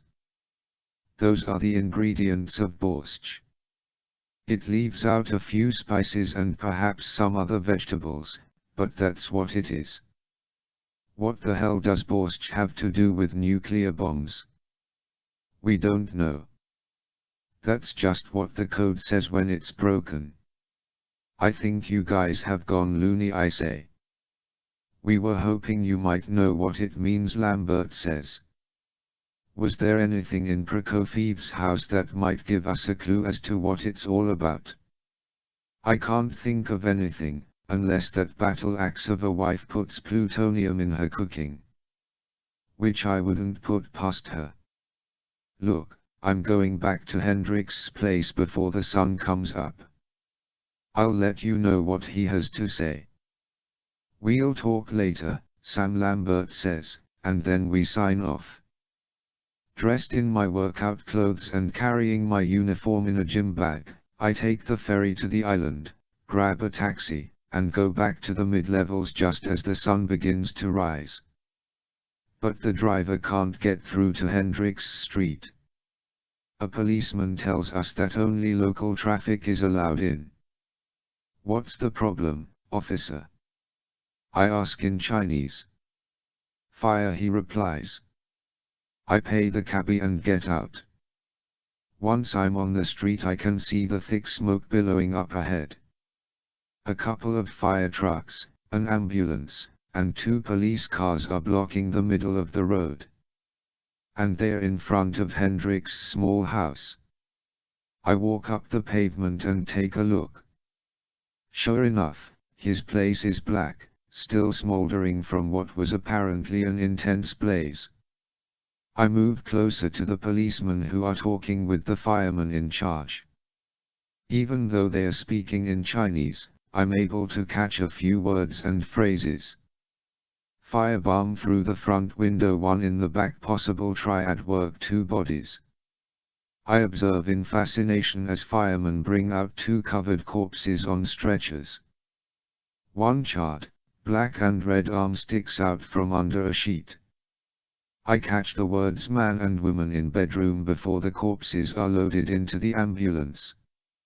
Hendrix had boasted about expecting female companionship for the night. Well, he got lucky, all right. Lucky as in lucky dragons. And I guess his lady friend got more than she bargained for as well. It's a shame. Now I'm at a loss as to how I was set up at the warehouse. Apparently Hendrix was betrayed too. The Triad must have found out what he was up to, somehow intercepting the information he got from his source. Maybe it was the source who tipped them off. And so much for the piece of evidence I took from the nightclub. It's probably long gone now. I walk away, realizing I must disengage myself from Hendrix, finish what I came to Hong Kong to do, and get the hell out. As the new rising sun bathes the island in warmth, I make my way back to the ferry so I can get to my appointment at the container port on time. Chapter 17. FBI Special Agent Jeff Kerr sat in the Empress Pavilion restaurant enjoying somewhat authentic dim sum as he kept an eye on Eddie Wu, the brother of wanted fugitive Mike Wu, aka Mike Chan. Kerr had arrived in Los Angeles a day earlier and, with the help of the local FBI branch, had tracked Eddie Wu to L.'s historic Chinatown. Kerr had staked out Wu's apartment on Alameda and had seen the man come and go twice. The first trip Wu made was to the Phoenix Bakery on Broadway, the main drag through the district. The second outing was to the Wing Hop Fung Ginseng and China Products Center, also on Broadway, where Wu purchased tea and a few other groceries. So far the triad had displayed innocuous activity. But it was still early in the day. Alan Newdelman, the FBI chief in Los Angeles, had briefed Kay upon his arrival in the city. Newdelman confirmed that Eddie Wu was a known triad member but had never been tied to any of the more serious crimes connected with the Chinese gangs operating in Southern California.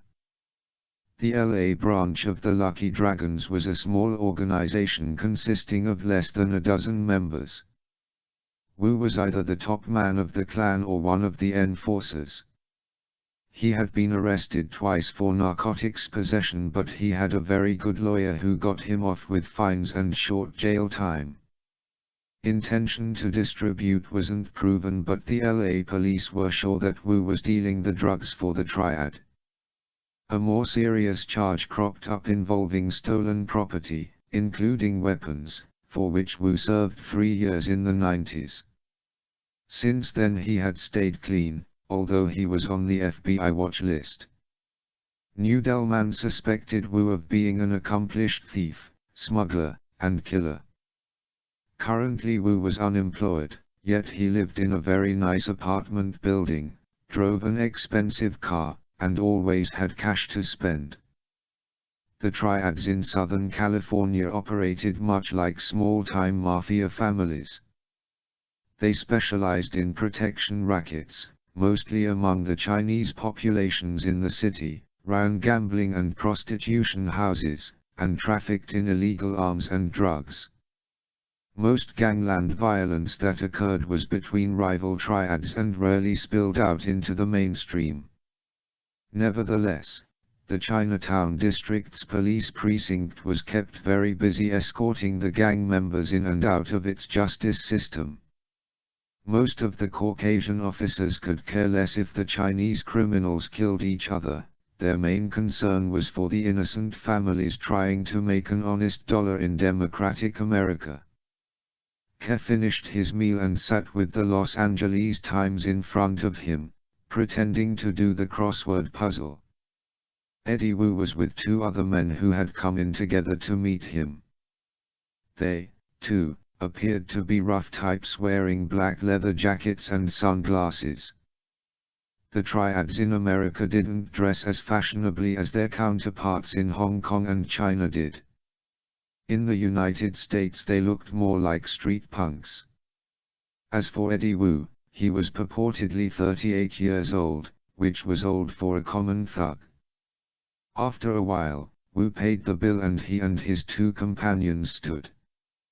Kerr paused a moment, paid his own bill, and followed the trio on to Hill Street. The restaurant was in Bamboo Plaza, home to a variety of shops. The men turned onto Bamboo Street and headed toward Broadway. Kerr casually tailed them, trying his best to be just another Caucasian tourist admiring the Chinese souvenirs along the way. They passed Central Plaza, where the sounds of clicking mahjong tiles from upstairs windows and open doors mixed with authentic Chinese music being played in shops. A popular place for filming, the plaza was known for its distinctive gate of maternal values, a statue of Republic of China founder Dr. Sun Yat-sen, and a wishing well dating to 1939. Wu said goodbye to his companions at the Cafe Bank at the corner of Broadway and Alpine. The 2 men left, walking east on Alpine. Wu went inside the bank. Ke lingered outside the impressive building, which was supposedly the first Chinese-American-owned bank in Southern California. 10 minutes passed and Wu bounded out. He walked east on Alpine, past Dynasty Plaza, to his apartment building on Alameda, a block east of the array of bazaars. It was one of the more modern, upscale structures in the area, certainly not the norm for low-to-middle-income Chinese immigrants. After Wu disappeared into the lobby, Ke got into his rented Lexus to sit and wait. Tracking Mike Wu westward had been easy. When a state policeman in Oklahoma had been found shot to death near Oklahoma City, evidence quickly pointed to Wu. The patrolman had stopped the Honda Accord for a traffic violation, called in the license plate, and learned that the plate was stolen. Before catching a bullet in the chest, the patrolman had informed his headquarters that he was investigating the suspect vehicle. Ballistics comparison of the round that killed the patrolman and the bullets that slew Carly Street John proved to be identical. Nearly 13 hours after the discovery of the patrolman's body, Wu's blue Honda Accord was found abandoned behind a convenience store in Oklahoma City. Whatever Mike Wu was driving after that was a mystery. Ke was certain that Wu would come to Los Angeles to see his brother. After all, Eddie Wu knew about his brother's false identity as Mike Chan. Perhaps Eddie was going to help Mike leave the country. It was what Eddie was good at, according to New Delman. Thus, it was only a matter of time before Mike showed up at Eddie's door. All Ke had to do was never take his eyes off the triad. At mid-afternoon Wu emerged from his apartment. He went to his car, a BMW 745i sedan, obviously another indication that Eddie Wu earned his money illegally. Ke figured the BMW to cost in the upper range of $60,000.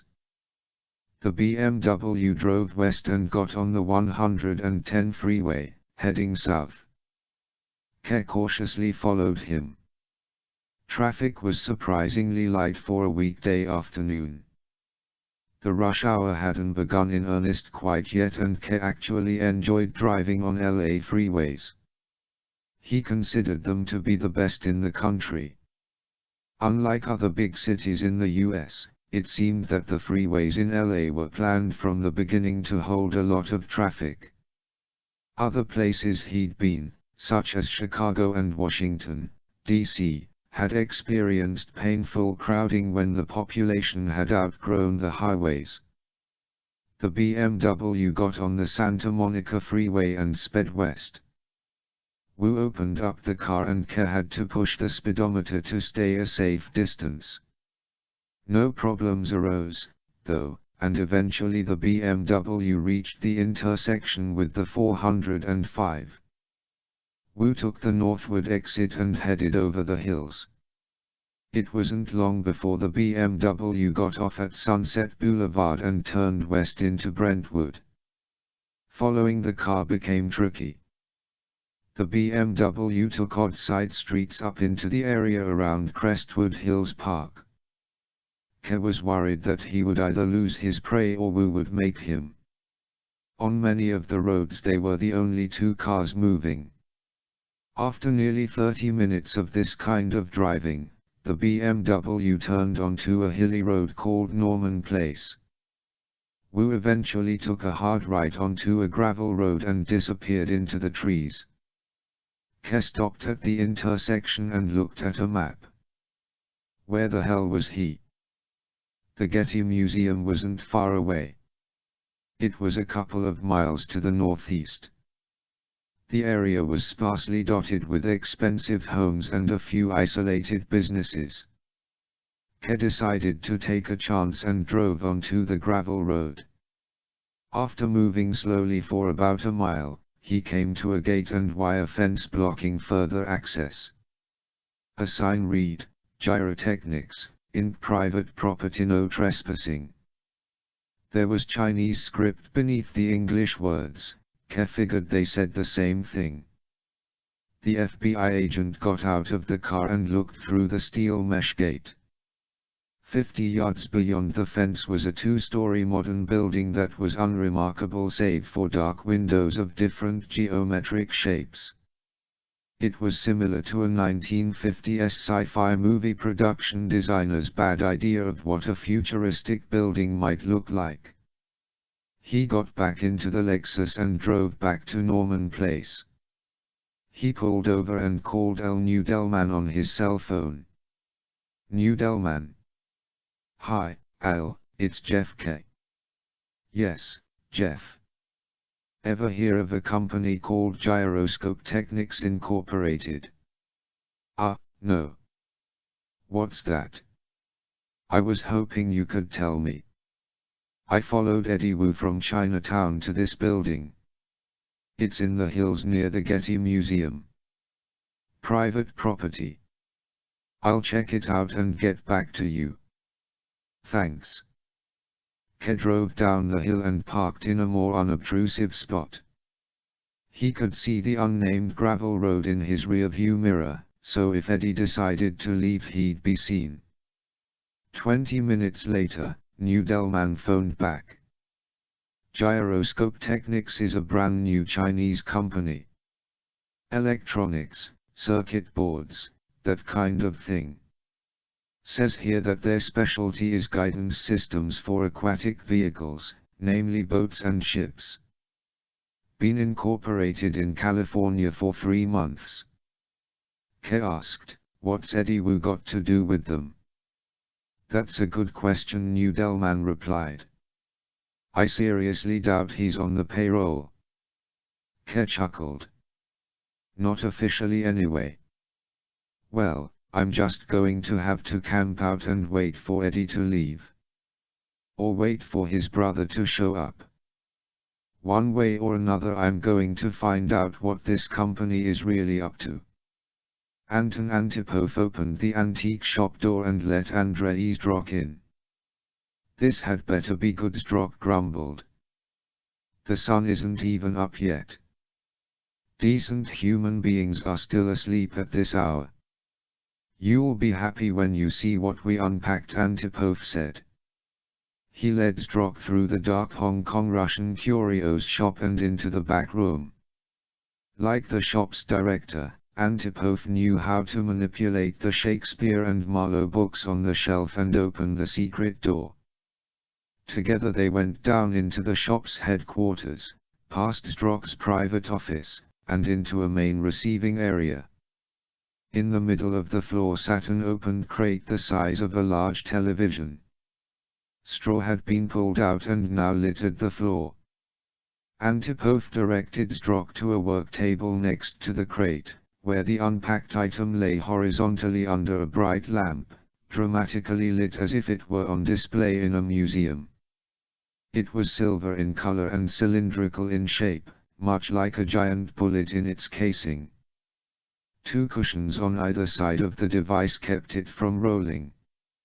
On the cylinder's side facing the ceiling was a compartment that had been opened, its inner mechanisms exposed. Direct from Mother Russia, Antipov said, smiling. It arrived last night after you left. Ironically, delivered by Federal Express. Andrei Zdrok's jaw dropped and he momentarily forgot having been awakened too early. The device's beauty mesmerized him. It shone like a polished precious metal, but it was worth far more than any gold or silver. It's too bad Prokofiev isn't conscious to hear that it arrived safely, Antipov added. The poor guy is still in a coma. Screw the general, Zdrok said. He's of no use to us now. At least he was able to have this shipped to us before he became a permanent tube sucker. He approached the device and gently placed his palm on the cone-shaped head. It was smooth and cold to the touch. It's magnificent, he said. I have never seen one before, have you? No. Well, yes, some of the earlier kinds. Not one like this, Antipov replied. Well, we have to get this to our customer in China right away, Zdrok said. You'll take care of the arrangements. It's already being done. Antipov looked at his watch. I have to get to Kwaichung. Oscar is coming in with the shipment this morning. Good. Zdrok touched it once more, admiring the fine craftsmanship and design. You know, I almost wish we didn't have to sell it. It's not often that a nuclear bomb passes through the shop. You're right, Anton. The last one we sold was one of the older models from the early Cold War era. Big motherfucking thing the size of a Volkswagen.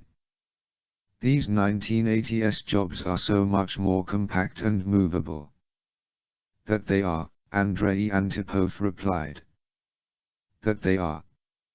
Zdrok nodded at his partner and said, do you have time to get some breakfast and some coffee? I'll treat. Antipov grinned and nodded. Sure. Together they walked out, past the crate lid that read in Russian, English, and Chinese, perishable Formanova cylinder beats keep away from heat. Chapter 18. Dressed in my uniform, I arrive at Kwaichung Container Port at 7:15. The place is brimming with activity, so I need to be careful. I don't want to be seen wearing this getup. Someone might think I'm on my way to a costume party. To make it less noticeable, I don't wear the headset or goggles. Hopefully I'll simply look like I'm wearing some kind of protective gear for handling hazardous materials. I can't worry about it, though. Kwaichung is a famous shipping center, probably the busiest in all of Asia. The place also serves to export goods from the Chinese mainland because China's own transport infrastructure is so inadequate. The container port lies on the eastern shore of Rambler Channel, just north of the border that separates Kowloon from the new territories. The area is purely industrial, so there are always trucks, construction vehicles, and moving vans going in and out of the port.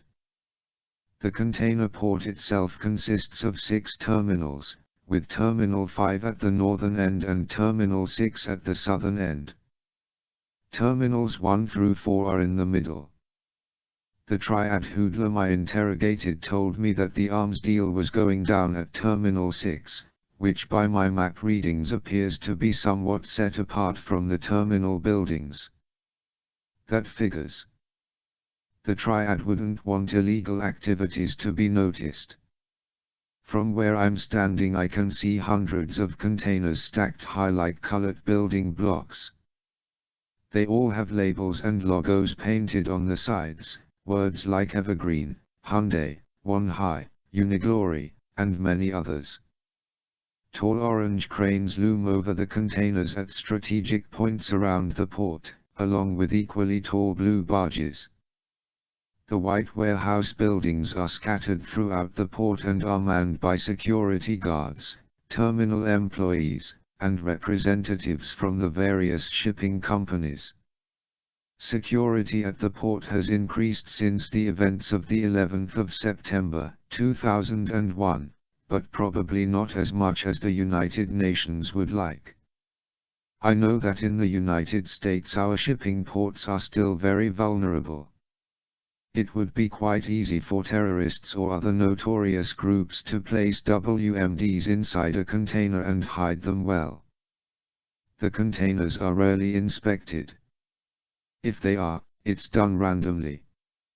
When I arrive at Terminal 6 I see that the Odessa, a large Russian ship, is docked at the pier against one of the big blue barges. A crane is already at work unloading crates and containers from the ship. I make note of the ship's identification details and then attempt to creep closer to the terminal. 3 workers are hovering at the back of the building smoking cigarettes next to a rung ladder that goes all the way to the roof. If I could get up there, I'd have a good bird's eye view of the proceedings taking place by the barge. I reach into my backpack and grab one of the diversion cameras that I usually launch from my SC-20K. I didn't bring the rifle with me on this trip, but I can throw the camera by hand if I need to. A diversion camera sticks to a wall or object and then makes noise on my command. There's a very creative list of sounds in its database, from effects to different types of music. It can sometimes attract the attention of nosy guards and divert them away from me. It's a camera, too, should I need photos of curious guards.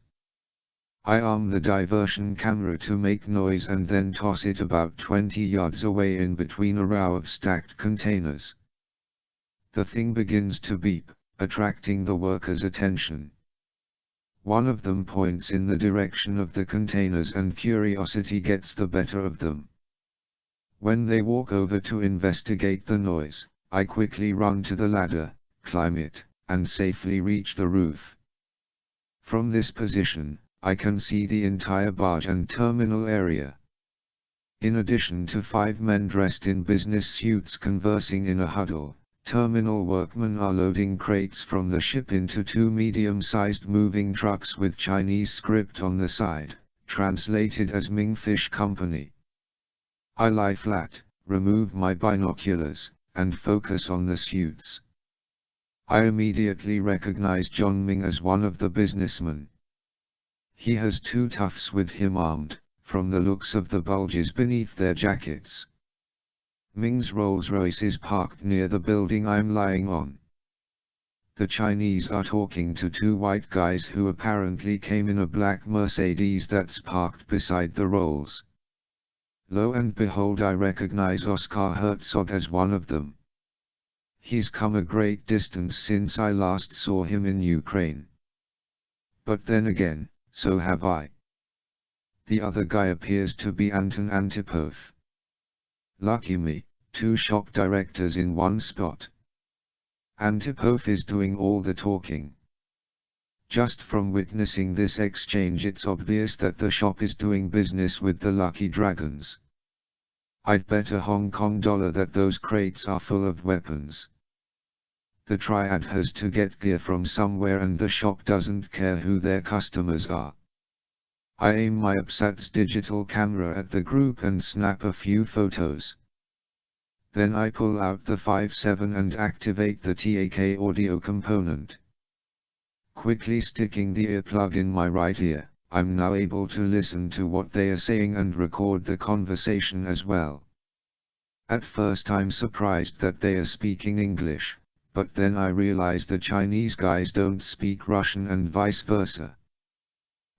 Yes, English, the universal language. That should tell you something about the way of the world. Antipov, as we agreed.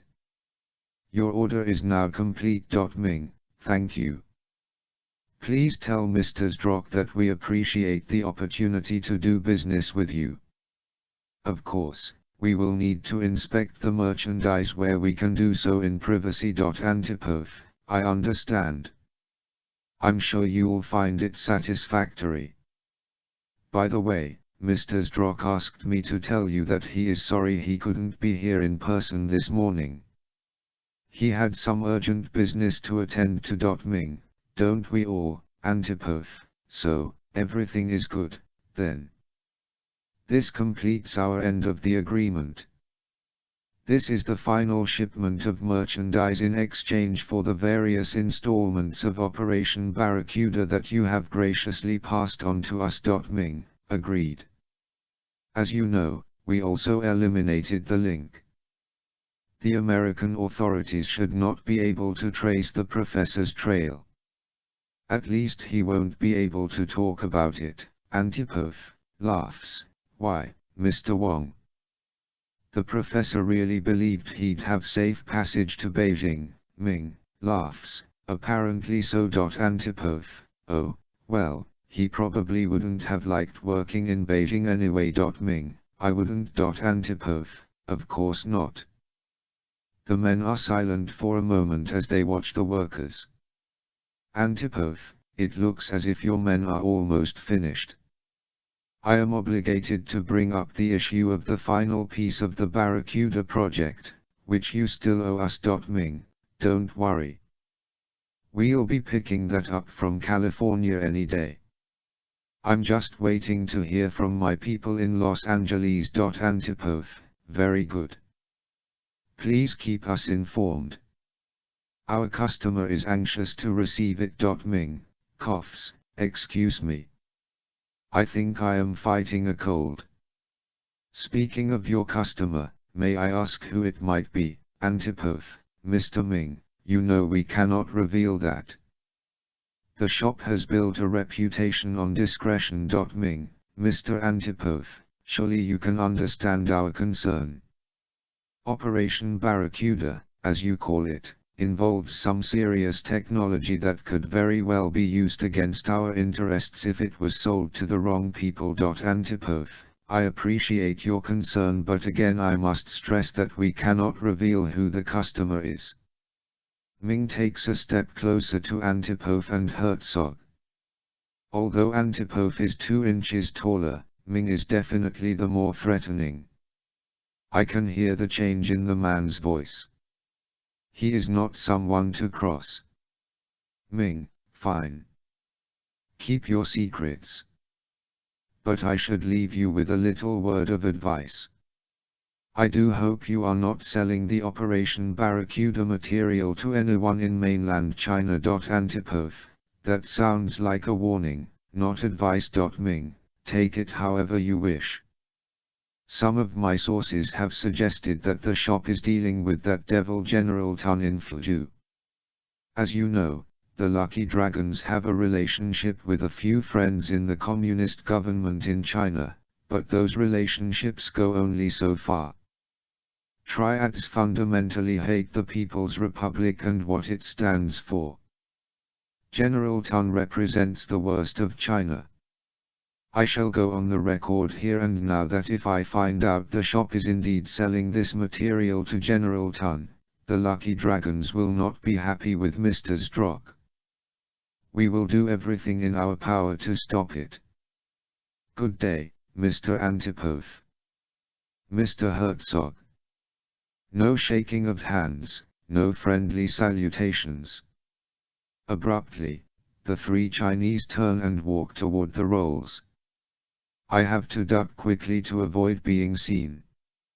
After a moment I peer over the edge again and see that the Rolls is pulling out of the parking area and the 2 Russians are walking inside the building. This is my chance to get down. Once I'm on the ground, I fish a Homer from my backpack, activate it, and casually walk toward the Mercedes. I look around to make sure the Russians are out of sight and that the workers are paying no attention to me.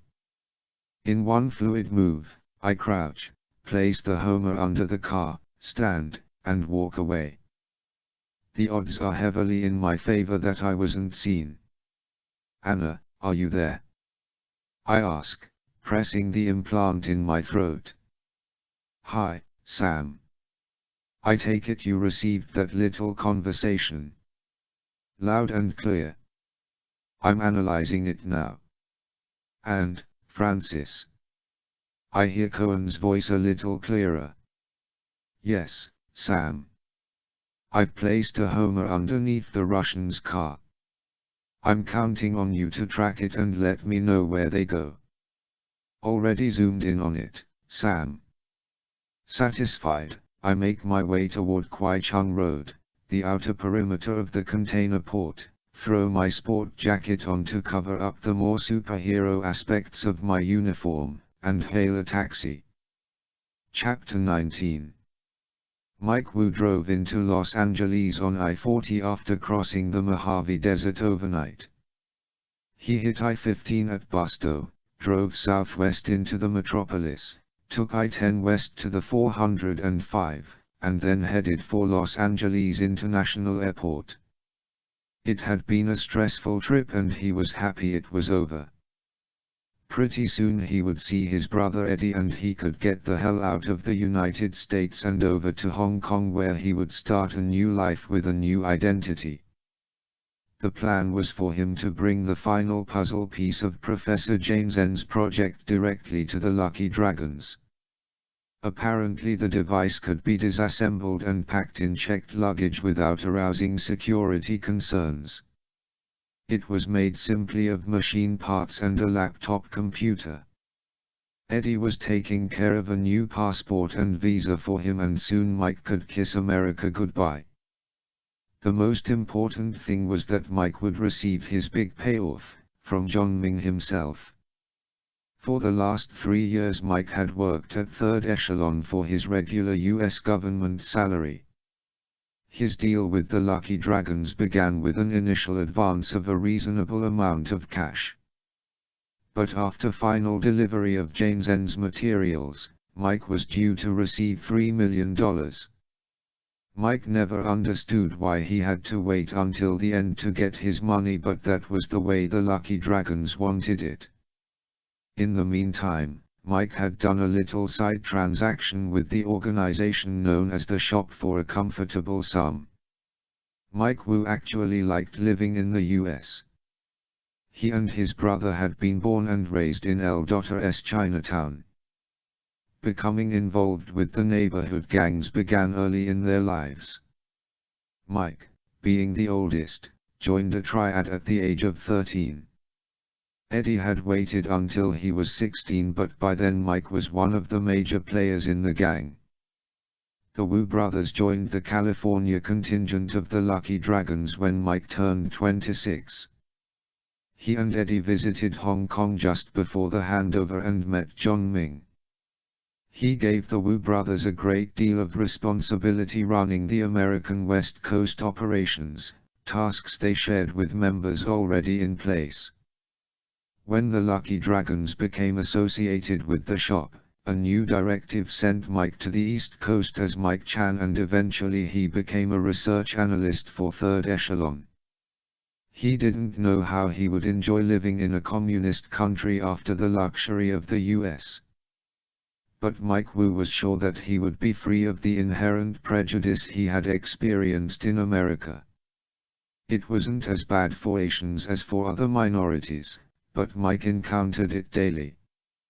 Even at Third Echelon. He felt he was a much better analyst than Carl Bruford, his boss. Bruford rarely gave Mike the tough assignments, and yet Mike more than once went above and beyond the call of duty to work on them. He was fairly certain that Third Echelon's director, Colonel Lambert, thought highly of him. Well, too bad. Mike Chan had screwed them royally. He drove the car he'd stolen in Oklahoma into Lax and parked it in the long-term lot, where it would stay until the authorities discovered it days later. He then took the shuttle to the nearest terminal and looked for a bank of payphones. Wu had tossed his cell phone long ago, since he knew that government authorities could trace his movements if he used the device.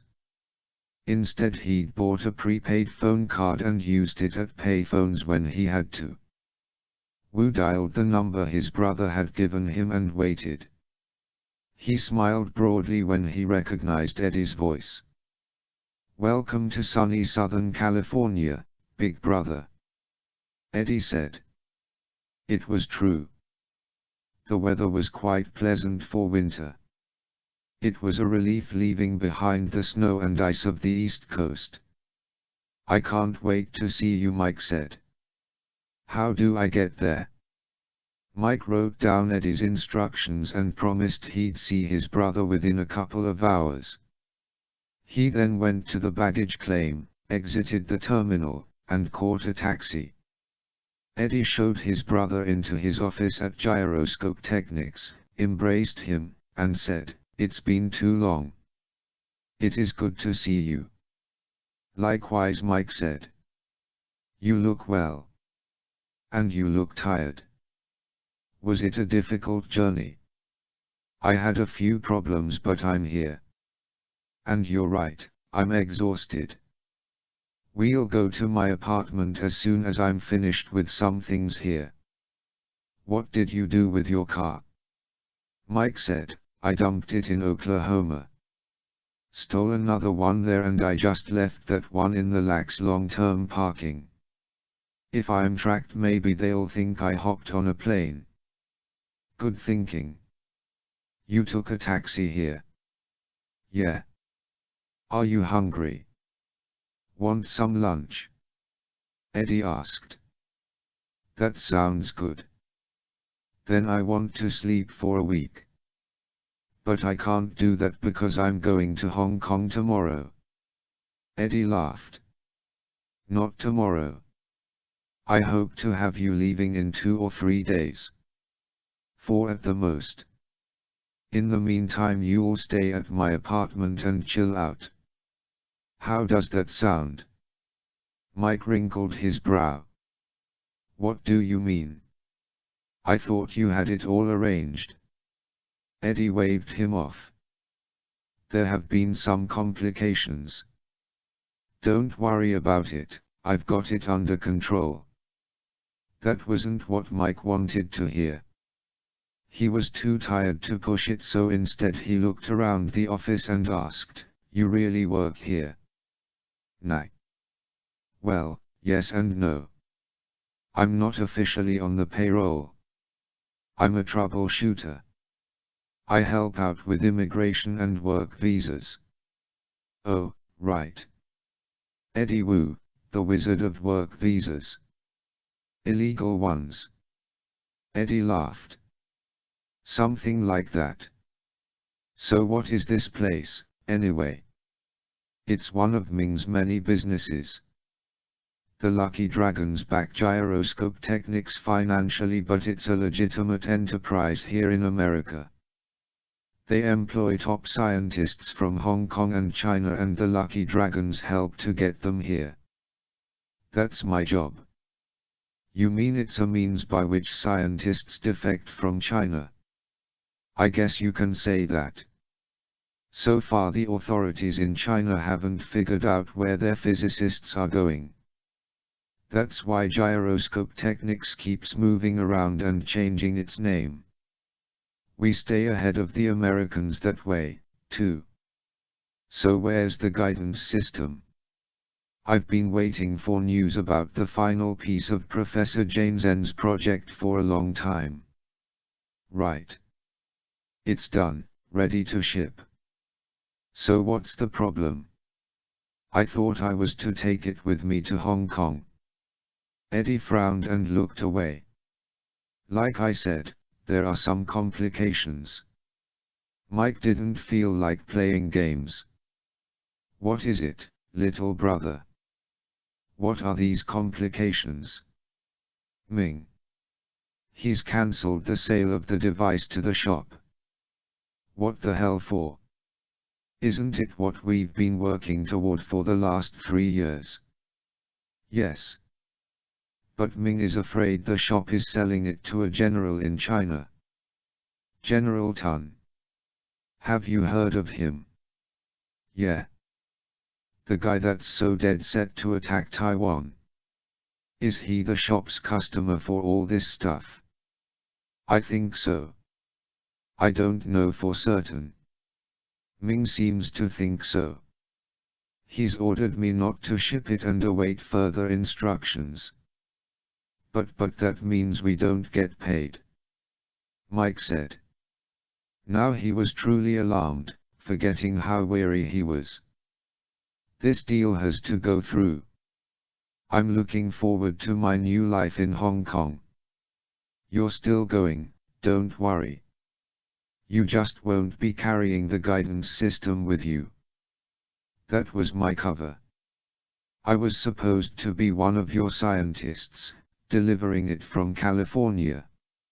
Shit, has all that changed? It's still being worked out, Mike. Don't worry. We have a few days to work it out. Mike Wu was furious. He stood and shouted, Damn Ming. He's screwing with a machine that was working so well. The minute you start changing things is when you get caught. I say we go ahead and sell the thing to the shop without Ming. Eddie looked at his brother in shock. What are you saying? Are you mad? Screw Ming. What has he really done for me? I sat there in Washington for 3 years, supplying the Lucky Dragons with Jane Zen's stuff, with no payoff whatsoever. It was all on spec, to be paid in one huge lump sum when I arrive in Hong Kong with the guidance system. To hell with that. I've got my own connections with the shop. I sold them information about third echelon's agents last year. I can deal with them directly. Let's you and me do that, get rich, and then go our own way. We don't need to work for a triad, Eddie. Not anymore. Mike, you don't know what you're saying. Look, I'm sympathetic to how you feel. But we can't go against the Lucky Dragons. We'd be dead men. Ming would come after us and he'd find us. He has the means to do it, too. You underestimate the guy. Does Ming know what it's like to be wanted by the Washington, D.C., police, the Oklahoma police, the FBI, the NSA, and probably the CIA, too? I have to get out of this country before they find me. I'm really a dead man if they do. Espionage against the United States government is one thing they don't take too lightly. Not to mention the murder of government employees. Mike paced the room. Eddie, if you're not with me on this, I'm going to the shop myself. I'll tell them Ming has stopped the sale, and if they can get here then I'll sell the guidance system to them on my own. And I can ask a very high price. A few $1 million will go a long way toward protecting us from the Lucky Dragons. He pointed to his sibling and said, and you will back me up. Eddie looked at his older brother and rubbed his chin. Maybe, he said. Let me think about it. I suggest we go back to my place so you can get some rest. We'll talk about it tomorrow, all right? Let me find out what Ming has planned for you. Okay. We wait a day or two. Mike shook his head and slapped the wall. Damn it, Eddie. He took a deep breath and finally resigned himself to the situation. All right. But let's go now. I'm dead tired. Jeff Ke could have sworn he had seen Mike Wu get out of the taxi that had stopped in front of Gyroscope Technic's gate. The guy punched the call button and went inside before Ke could get a good look. The FBI agent wasn't too worried, though. What went in eventually came out. As long as Ke stayed put in his car and kept his eye on the one road that led out of the facility, he'd be able to make a positive ID. One of the LA field agents had spelled Ke overnight so that the FBI agent could get some sleep. Ke had resumed the stakeout outside of Wu's apartment in Chinatown that morning. It wasn't long before Wu emerged from the building and got into his BMW. Ke tracked Wu back to Gyroscope Technics to sit in the Lexus parked outside the compound, waiting for a sign that Mike Wu might have come into town. When the taxi pulled up to the gate and an Asian man got out, Ke was almost positive the fugitive had been located. Ke called into the FBI field office and told New Delman what he suspected. He then waited for nearly 2 hours until Wu's BMW finally appeared and left the premises. As the car passed, Ke got a good look at the two men in the car. The driver was Eddie Wu, of course, and there was no doubt in Ke's mind that the passenger was his brother Mike. Bingo, Ke said to himself as he fired up the Lexus and followed the BMW at a safe distance. Chapter 20. Sam, the Mercedes is moving down the West Kowloon Highway. Francis Cohen's words reverberate in my ear. I type a reply to her on my AppSat. I'm riding in a taxi and can't speak.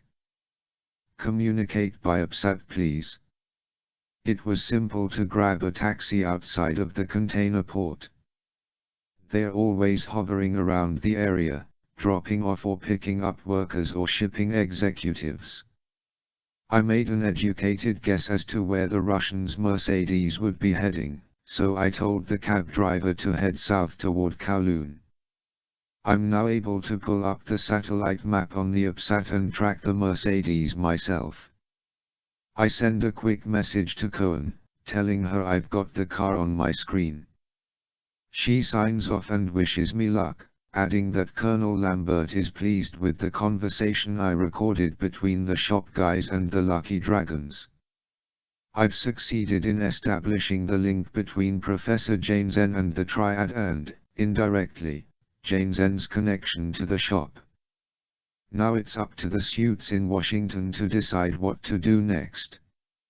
I'm wondering if I'll get to go home now, but another text message appears on the AppSat.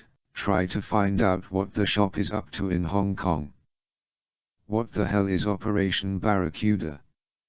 L. Good question. Oh, well, I knew it was wishful thinking on my part, wanting to go home. I wonder what Katia is doing. The Mercedes gets off the highway at Simshazue, so I have the cab driver do the same. He asks me again in Chinese where I'm going. There might be a shortcut around the heavy street traffic. I tell him I know what I'm doing and to just follow my directions. We catch up with the Russians near Harbor City. I can see the black Mercedes in front of us, pulling over near Ocean Terminal. I ask the driver to stop and wait a moment.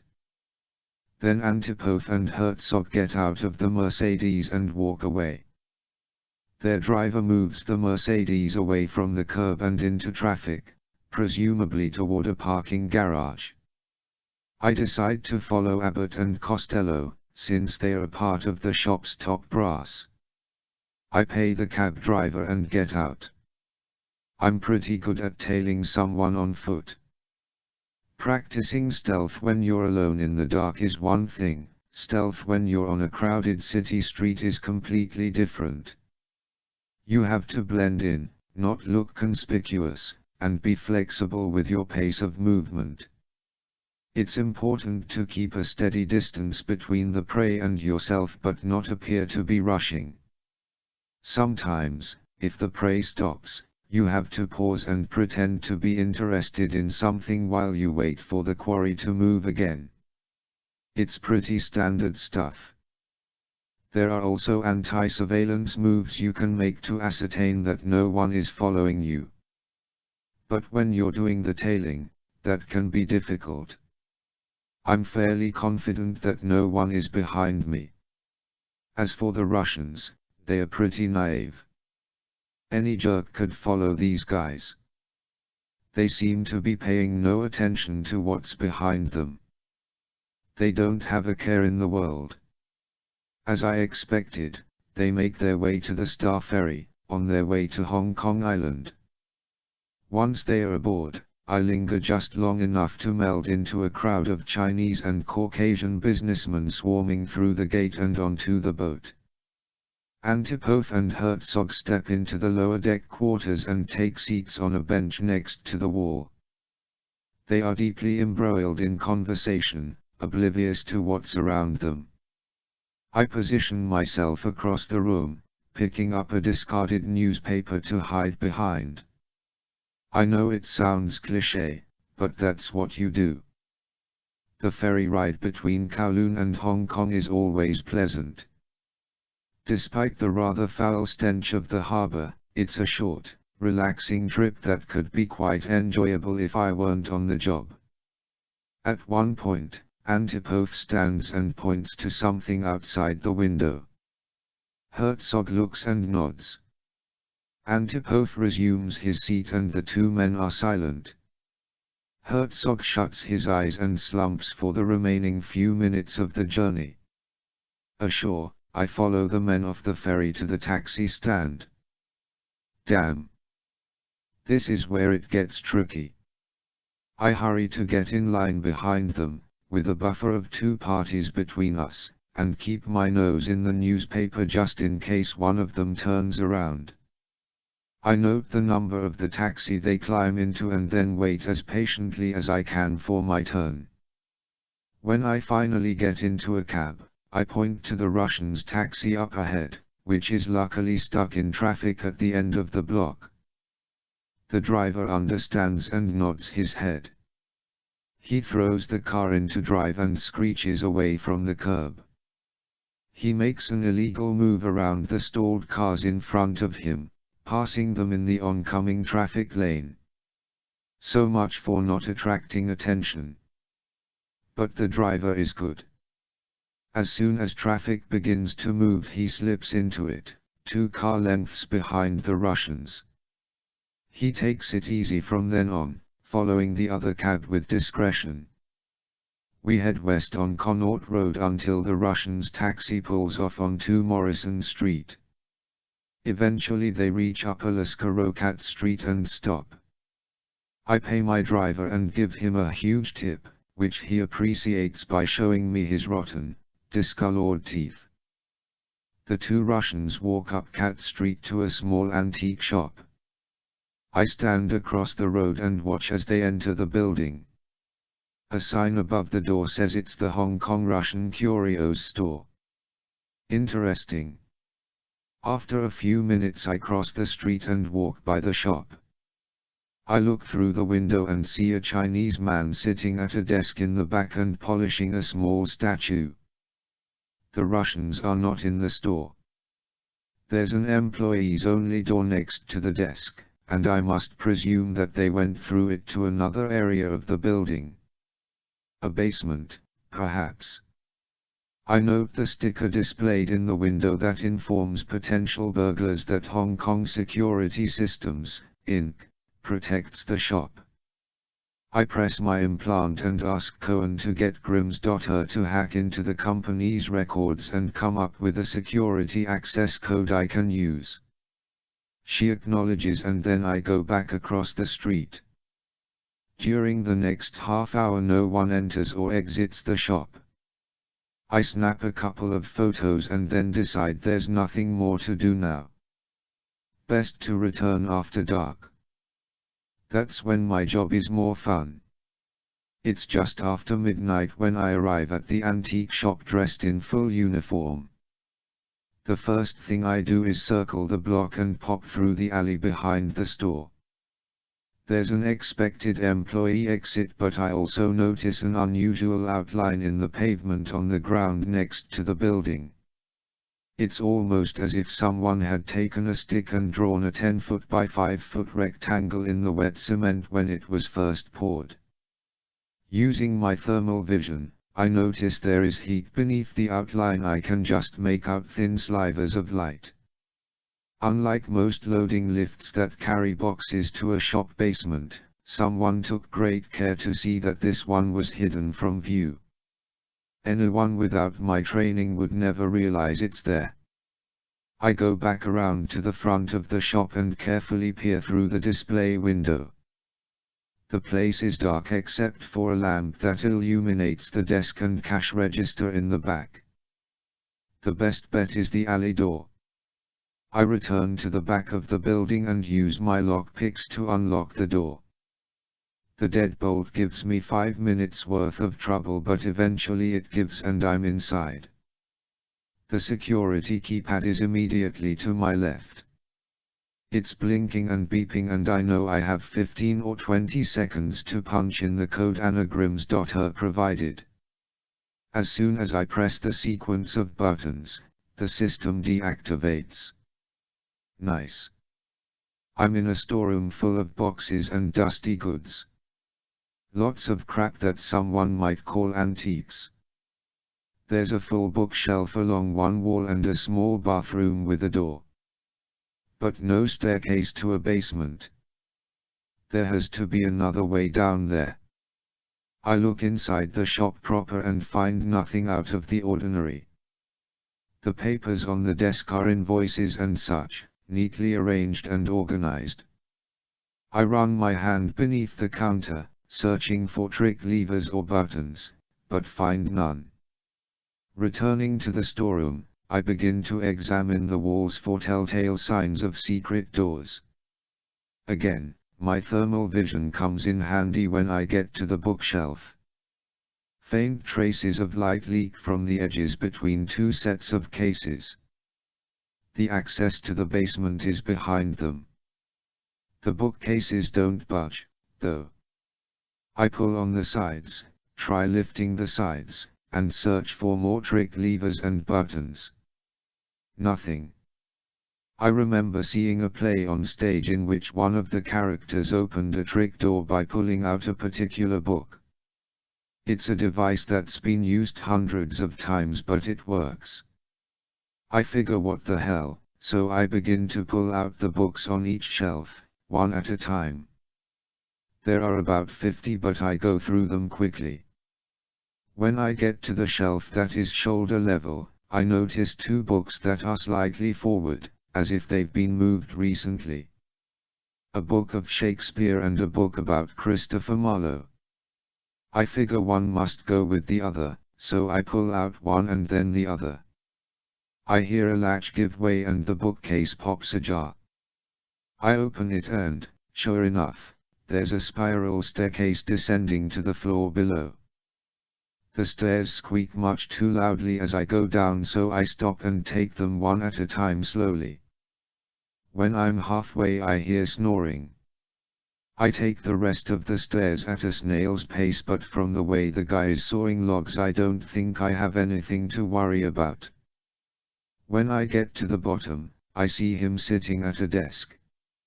He's wearing a jacket and tie and is lying on top of the game of solitaire he was playing. There's a bottle of Russian vodka on the floor beside his chair. So much for Russian efficiency. I move to the man and ask, "Are you awake?" in Russian. He snorts, mumbles, and then turns his head the other direction. The snoring begins again in earnest. He reeks of vodka, so I figure I can go about my business without disturbing him. From the looks of the guy, he's going to need several hours to sleep this one off. There are a couple of doors along the corridor, both leading into separate offices. At the end of the hall is a larger room full of more boxes and crates. I take a look and can immediately see that this storeroom isn't for the antique shop. A wooden box the shape of a coffin is full of assault rifles. On shelves lining the walls are various handguns of all makes and calibers.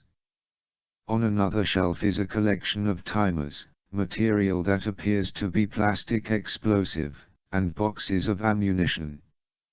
In the middle of the floor is an open crate, one recently unpacked. Straw lies around the crate and the lid is against the wall. I examine the interior, but there's nothing inside. However, the missing contents left an impression in the straw of an object that was maybe 8 inches wide by 36 inches long. I examine the crate for other clues as to what it contained, but it's unmarked. I then look at the lid and see the logo and words burned into the wood, along with the shipping invoice. It reads, in Russian, Chinese, and English, "Perishable Formanova cylinder beats keep away from heat." The crate was shipped from Moscow. Beats. No way. Then I remember what I found in General Prokofiev's house. That list of missing nuclear weapons. Francis Cohen told me the general's handwritten note by one of the listings was the recipe for borscht. Beet soup. Could this be? I leave the storeroom and make my way back to the first office. My friend the Russian guard is still building a log cabin, oblivious to the world. I close the door, sit at the desk, and boot up the computer. Much of the software is in Russian. I go to the email program and try to get past the login screen but can't. Anna. Someone. Are you there? I ask, pressing my implant. Here, Sam. What's up? It's Grims.her. I give her the email address for the computer and its server. I need a password, and fast. While I wait, I putter around the hard drive, taking a look at Word files and other programs. There's a folder containing several Excel spreadsheets that are obviously inventory lists with purchase and profit designations. I run searches for John Ming Lucky Dragon's shop and Mike Chan but come up with zilch. Then I search for Barracuda and come up with a folder with that name. I open it and see several saved emails. Some of them are from Prokofiev in Moscow. Reading them, I come to realize that once again, for the second time in a year, I'm sitting at the desk belonging to Andrei Zdrok, the shop's leader. So he's here in Hong Kong. I might have known, seeing that his other two flunkies are in the colony as well. Prokofiev's messages are encoded gobbledygook, but I can make out something concerning shipments of materials to Hong Kong from Russia, and orders to make sure something from America is delivered to China. There's a folder marked Gyrotechnics and it contains some emails from someone named GoFish at Gyroscope Technics. These are written either in very poor English or it's some kind of shorthand code. I quickly scan them and then come across the word professor. The gist of the message is that the author's brother provided the professor's materials to J.M. John Ming. It's signed E.W. Sam. Yeah. I have something for you. She gives me a 6-character letter and number combination. Try that and see if you get in. I do, and it works. Anna, I guess you're still on my birthday card list, I say. What about me? I hear Cohen ask. You just might get a card and a piece of cake, I say. Thanks a lot. I look through the recently received emails and find one from GoFish. It says that his brother is now in town and needs to get out of the country quickly. A brand new message in the inbox is from GoFish too. I can't believe what I see when I open it. Andrei. It's me, Mike Wu, formerly Mike Chan. As you know, Eddie is my brother. We have just learned that JM has cancelled the purchase of the Barracuda GS. We want to sell it to you directly. Contact me ASAP. We don't have much time. I need to get out of Los Angeles immediately. Mike. I quickly upload these files to my AppSat and turn off the computer. While I'm doing so, I consider all the various bits of information I've gathered in Russia and in Hong Kong. The way I figure it, Mike Chan was the mole inside Third Echelon. He arranged to deliver mru of classified secrets from Professor Janesen to the Lucky Dragons. The shop then bought this material and sold them to another party. Mike and his brother, whoever that is, are in possession of one more piece of Janesen's work. John Ming doesn't want to go through with the transaction, so Mike is trying to sell the thing to the shop without the triad acting as middleman. There's a noise outside in the hallway. I freeze as I realize that someone's coming down the creaky stairs. Whoever it is shouts at the sleeping guard, giving the guy a thorough dressing down for drinking and falling asleep on the job. I hear the guard, disoriented and hoarse, try his best to apologize. More footsteps. There are several guys out there. What the hell am I going to do? There's no way out of this office. No windows, no vents, nothing. I move to the door and stand behind it, my 5.7 drawn and ready. If I have to shoot my way out, I'll do it. Then I hear the newcomer ask the guard why the bookcase upstairs was open. The guard doesn't have an answer. An order is given to search the premises. I reach into my trouser leg pocket and grab a smoke grenade. After lowering my goggles, I clutch it in my left hand and prepare to pull the pin with my teeth and throw it. Suddenly, the office door pushes inward, slamming against me and revealing my position. Chapter 21. I switch on my thermal vision, pull the grenade pin, reach around the open door, and drop it. The men shout in alarm and then there's a tremendous explosion in the hallway. It's just a smoke grenade, but the tight confines of the quarters magnifies the intensity of the blast. Total chaos ensues outside the office as the door is bombarded with gunfire. I fall to the floor, face down, and crawl out beneath the line of fire. With my head in the hallway, I can count 4 warm bodies in the smoke. 3 of them are shooting blindly toward the office. I calmly aim my 5.7 and take them out. 1, 2, 3. Stop, the 4th man shouts. Stop shooting, you fools. The poor guy doesn't realize his men are already dead. I can see him moving toward the staircase, feeling his way along the wall. I stand, grab him in a one-arm chokehold, and place the barrel of my handgun to his head. It's Anton Antipov. I should just kill you now, I say in Russian. The guy is trembling. Wait, he says in English. Please. Give me a good reason why I shouldn't. If you kill me you'll never know what's going on. I know what's going on. Surely you don't know the details. The guy is desperate. The coward is ready to spill his guts.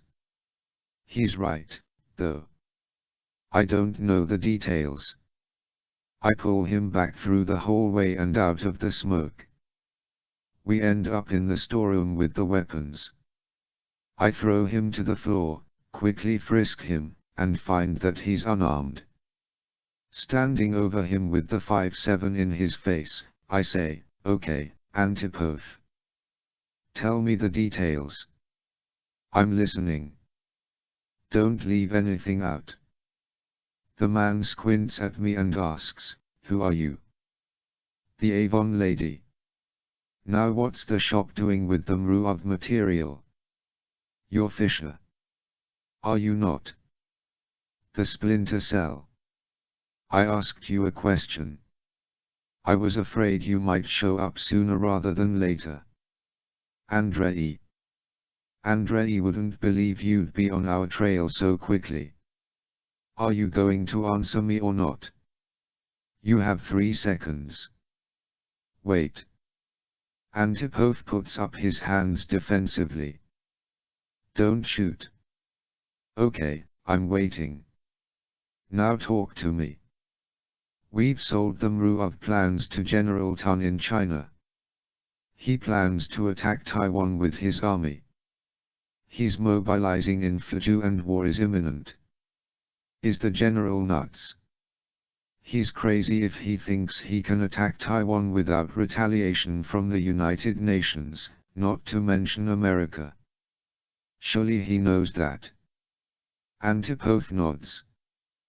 "The general apparently has a plan for that scenario." "And that is?" "I don't know. The guy is too scared to lie." I think back to the information I gleaned from Zdrok's computer. "What's this final piece that's coming from California? You know about that?" "Answer me." "It's the guidance system for the Mruov. A firm based in Los Angeles is designing it according to Tun's specifications." "You know how the Mruov works?" "Yeah, I do. It's an undersea torpedo that can be guided remotely from a submarine or ship. Why the hell would Tun need one of those to attack Taiwan? Does he have a bomb?" One of your Russian nuclear bombs. Is that what came in this crate? I indicate the one that was marked as containing beets. Antipov nods. Yes, he's got it. All he needs now is the guidance system. It will be on its way here from California any day if it isn't already. I'm confused. The plan doesn't make a bit of sense. Why would the general use a nuke on Taiwan? Isn't the whole point to annex it to China? A nuke would completely obliterate such a tiny country. And what about the Chinese government? Do they know what he's up to? Antipov shivers. Please. Let me go. We're just BB businessmen. Why in the world would China want to destroy Taiwan? They've been trying to get the rogue island back into their sphere of influence for decades. You'd think they'd want to inhabit the place, take it over, and exploit its resources. No, there's something missing here. What else do you know, Antipov? I ask. There's more to this than you're telling me. I see a flicker of triumph in the man's eyes. Let's work out a deal. Then perhaps I can tell you more. He grins, nods, and pleads with his eyes like a hungry dog. I can pay you. I'll give you $1 million. American. Let's deal, Fisher. The guy makes me sick. The shop doesn't care who lives or who dies after they broker a transaction. They don't think twice about selling a nuclear weapon to a madman for a bit of cash. At the moment I can't think of anything more evil. The bribe only makes me angrier. Sorry, I say. No deals. Coldly and deliberately, I squeeze the trigger. Another quarter of the shop's leadership is eliminated. I turn and walk through the corpse-ridden hallway back to the staircase.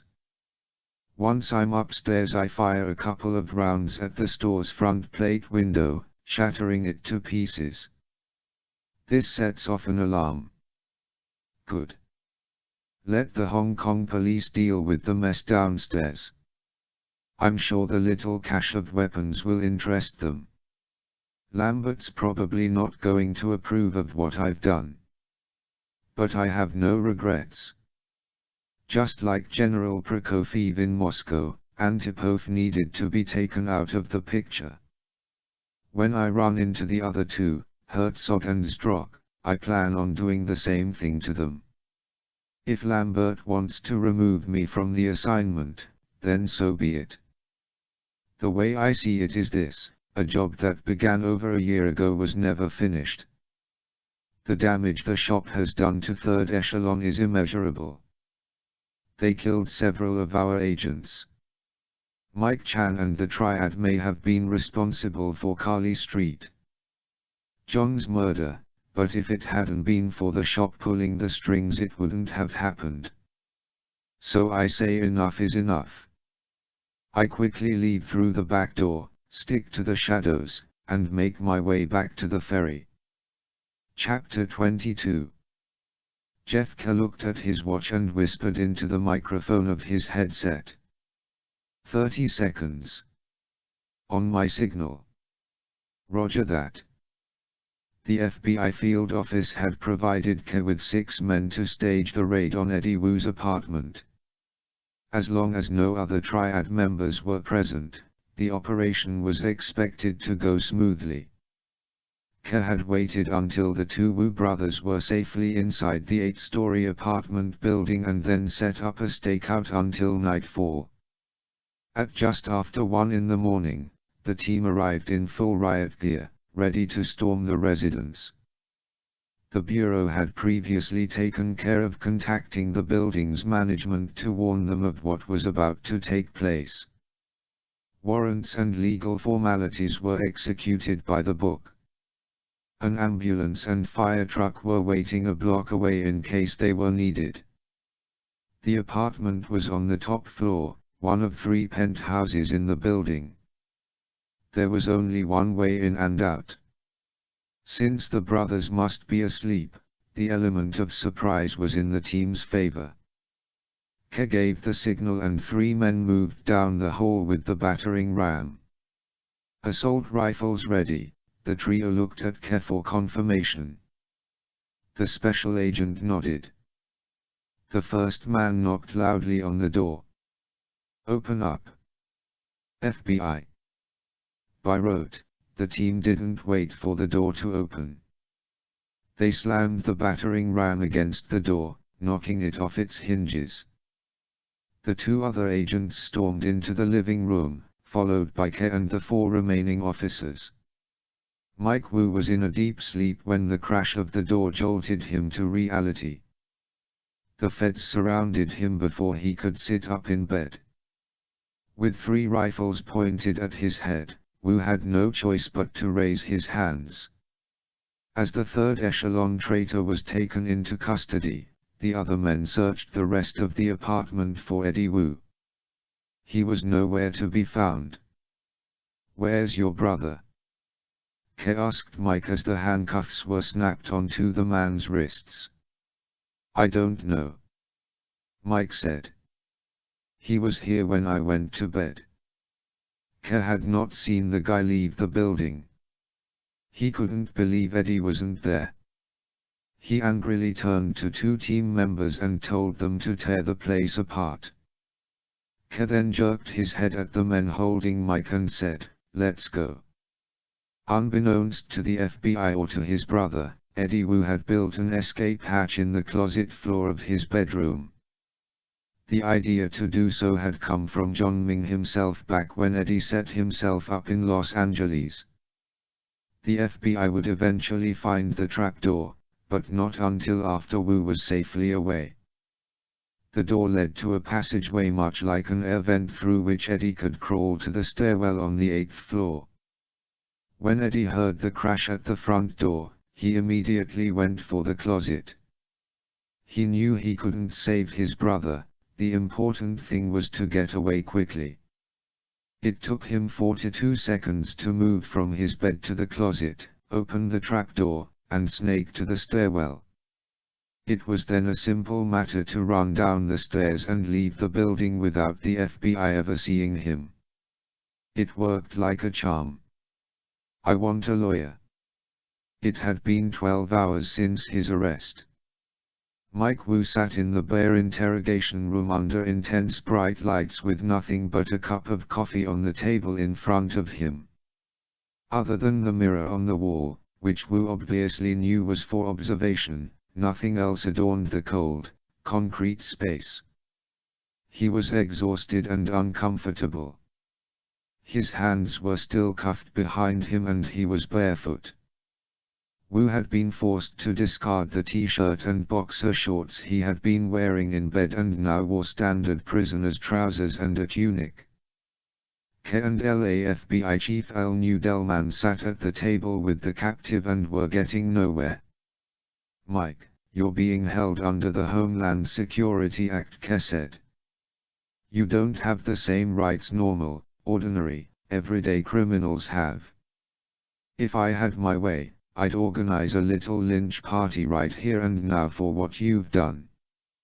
You've betrayed your country by passing classified defense secrets to enemy organizations and you're responsible for the murder of a federal employee and the murder of an Oklahoma State employee. You're up shit creek, mister. I still want a lawyer. And something to eat, man. You can't treat me like this. I'm an American citizen. You sure don't act like one." There was a knock on the steel door. Newdelman stood, opened it, and conversed with another agent. The chief nodded and closed the door. He stepped over to Ke and delivered the message. "Oh, good news," Mike Ke said. "An old friend is here to see you and he'd like to ask you some questions. He flew all the way from Washington, D.C., today just to do so." The door opened and Colonel Lambert walked in. Mike Wu shut his eyes and shuddered. He had honestly respected his boss at third echelon and dreaded the moment when he would have to face the colonel. "Hello," Mike Lambert said with no indication of warmth. Mike looked up and nodded. "Colonel." Lambert sat across from the prisoner and acknowledged K. "Good afternoon." "Is it afternoon already?" K asked. "Feels like next year already. Thanks for letting me know about this. I got here as soon as I could." "I think you made it in record time, Colonel. Did they beam you here?" Lambert looked at Mike and said, "So has this lowlife said anything yet?" "Not a thing. Keeps asking for a lawyer."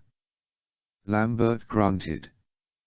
He stared at his former employee and then leaned forward. "Mike, listen to me. It's in your best interest to make a statement. Sign a confession. You know what you've done and we've got the proof you did it. Now we could go through a lengthy trial and cost the taxpayers a lot of money and draw this out to painful proportions, or you can simply confess and we'll try to go easy on you." "Easy? How easy can a death sentence be?" Mike asked. "Well, for one thing, maybe you'll get life. I'll recommend it. No guarantees, though." Mike didn't say a word. He looked at Lambert for a full minute as if they were in a stare-down contest. Finally, the prisoner leaned forward and said as slowly as he could, "I want a lawyer." Lambert and K looked at each other and sighed. "Hey, Mike, you remember Sam Fisher?" Lambert asked. "I met him once." "But you know who he is? You know what he's capable of?" Mike shrugged. "Well, guess what? He's on his way here. He finished his assignment in Hong Kong and I told him to head on back to the States. When he heard you were in custody, he couldn't wait to have a word with you. He was very fond of Carly, you see. I have a good mind to let Sam in here and, well, Agent K and I will leave you two alone for a while. I can't vouch for how Sam will react when he lays eyes on you.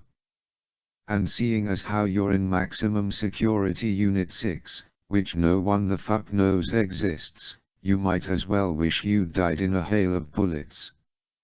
Mike knew exactly what the colonel was talking about. Everyone at third echelon held the Splinter cells in awe, especially Sam Fisher. It was almost as if the guy wasn't human. He was a very dangerous machine. Lambert stood and said, "You think about that for a while, Mike. It'll take another half day or so before he gets here. Plenty of time to write and sign a confession. Come on, Agent K. Let's leave this scum alone with his demons."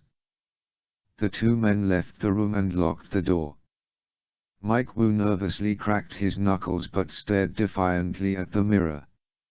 He knew they were behind it, watching him. After a moment, he picked up the half-empty coffee cup and threw it against the dark glass. The brown liquid ran down the wall and made an ugly puddle in the otherwise stark and sterile room. "I want a lawyer," he shouted again. Andrei Zdrok was the only man in the shop administration who knew the benefactor's identity. The man who acted as an agent for the shop in the Far East had been a long-time associate of the group and had stepped up to the plate to help when the organization lost its foothold in Eastern Europe. To the others on the board, the man was known simply as the benefactor because that was the way he wanted it. Zdrok was happy to comply with the man's every wish. After all, Zdrok had to grudgingly admit that the shop would be defunct had it not been for the lucky dragons on one hand and the benefactor on the other. Now it appeared that the relationship between the shop and the triad was going sour. Zdrok knew the partnership with Ming would completely dissolve once General Tun had the guidance system in his possession. The disaster at the antique shop would further deteriorate the shop's standing in the area. Antipov was dead. Their offices were destroyed and were now being picked apart by the Hong Kong police. No doubt several international intelligence agencies would be hovering like vultures over the remains. It now looked as if Zdrok might have to pick up roots and leave again. He picked up the phone on his desk and dialed one of the few numbers he knew by heart. The benefactor picked it up and said in English, "Yes, Andrei." Zdrok attempted English as well since the benefactor's Russian wasn't great. "Good day, sir. How are things in your new?" "They are fine, Andrei. What can I do for you?" "One of our men in California was arrested. He was to be the one bringing the guidance system to the Lucky Dragons. And as you know, John Ming cancelled the sale. But I understand the men in California have offered to sell it to you directly. How much do they want?" "That's still being negotiated. Oscar will handle the transaction. But there's one other thing." "What's that?" "This National Security Agency man, Sam Fisher. The Splinter cell. He's responsible for what happened at the antique shop. It's time we do something about it. Once and for all." "I couldn't agree with you more. Go ahead. Make the call. I'll front the down payment. Offer him more than usual." "Thank you, sir." "You're welcome." The benefactor hung up and Zdrok dialed another number he knew without looking it up. The phone rang 5 times before the man answered. Andrei Zdrok said, "Thank goodness you're there." He told the man what had happened at the antique shop. "It's the last straw. Sam Fisher must die. And you're just the one to do it.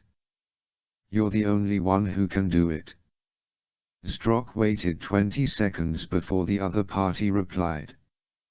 "I want double the usual fee." "You can understand why." "Of course. Let's say 2.5 times the usual fee. How's that?" "Very generous of you." "Where do I find him?" "He has just left Hong Kong and is now on his way to Los Angeles. You can pick up his scent there. I'll leave on the first flight I can get." "Thank you. I'll be in touch."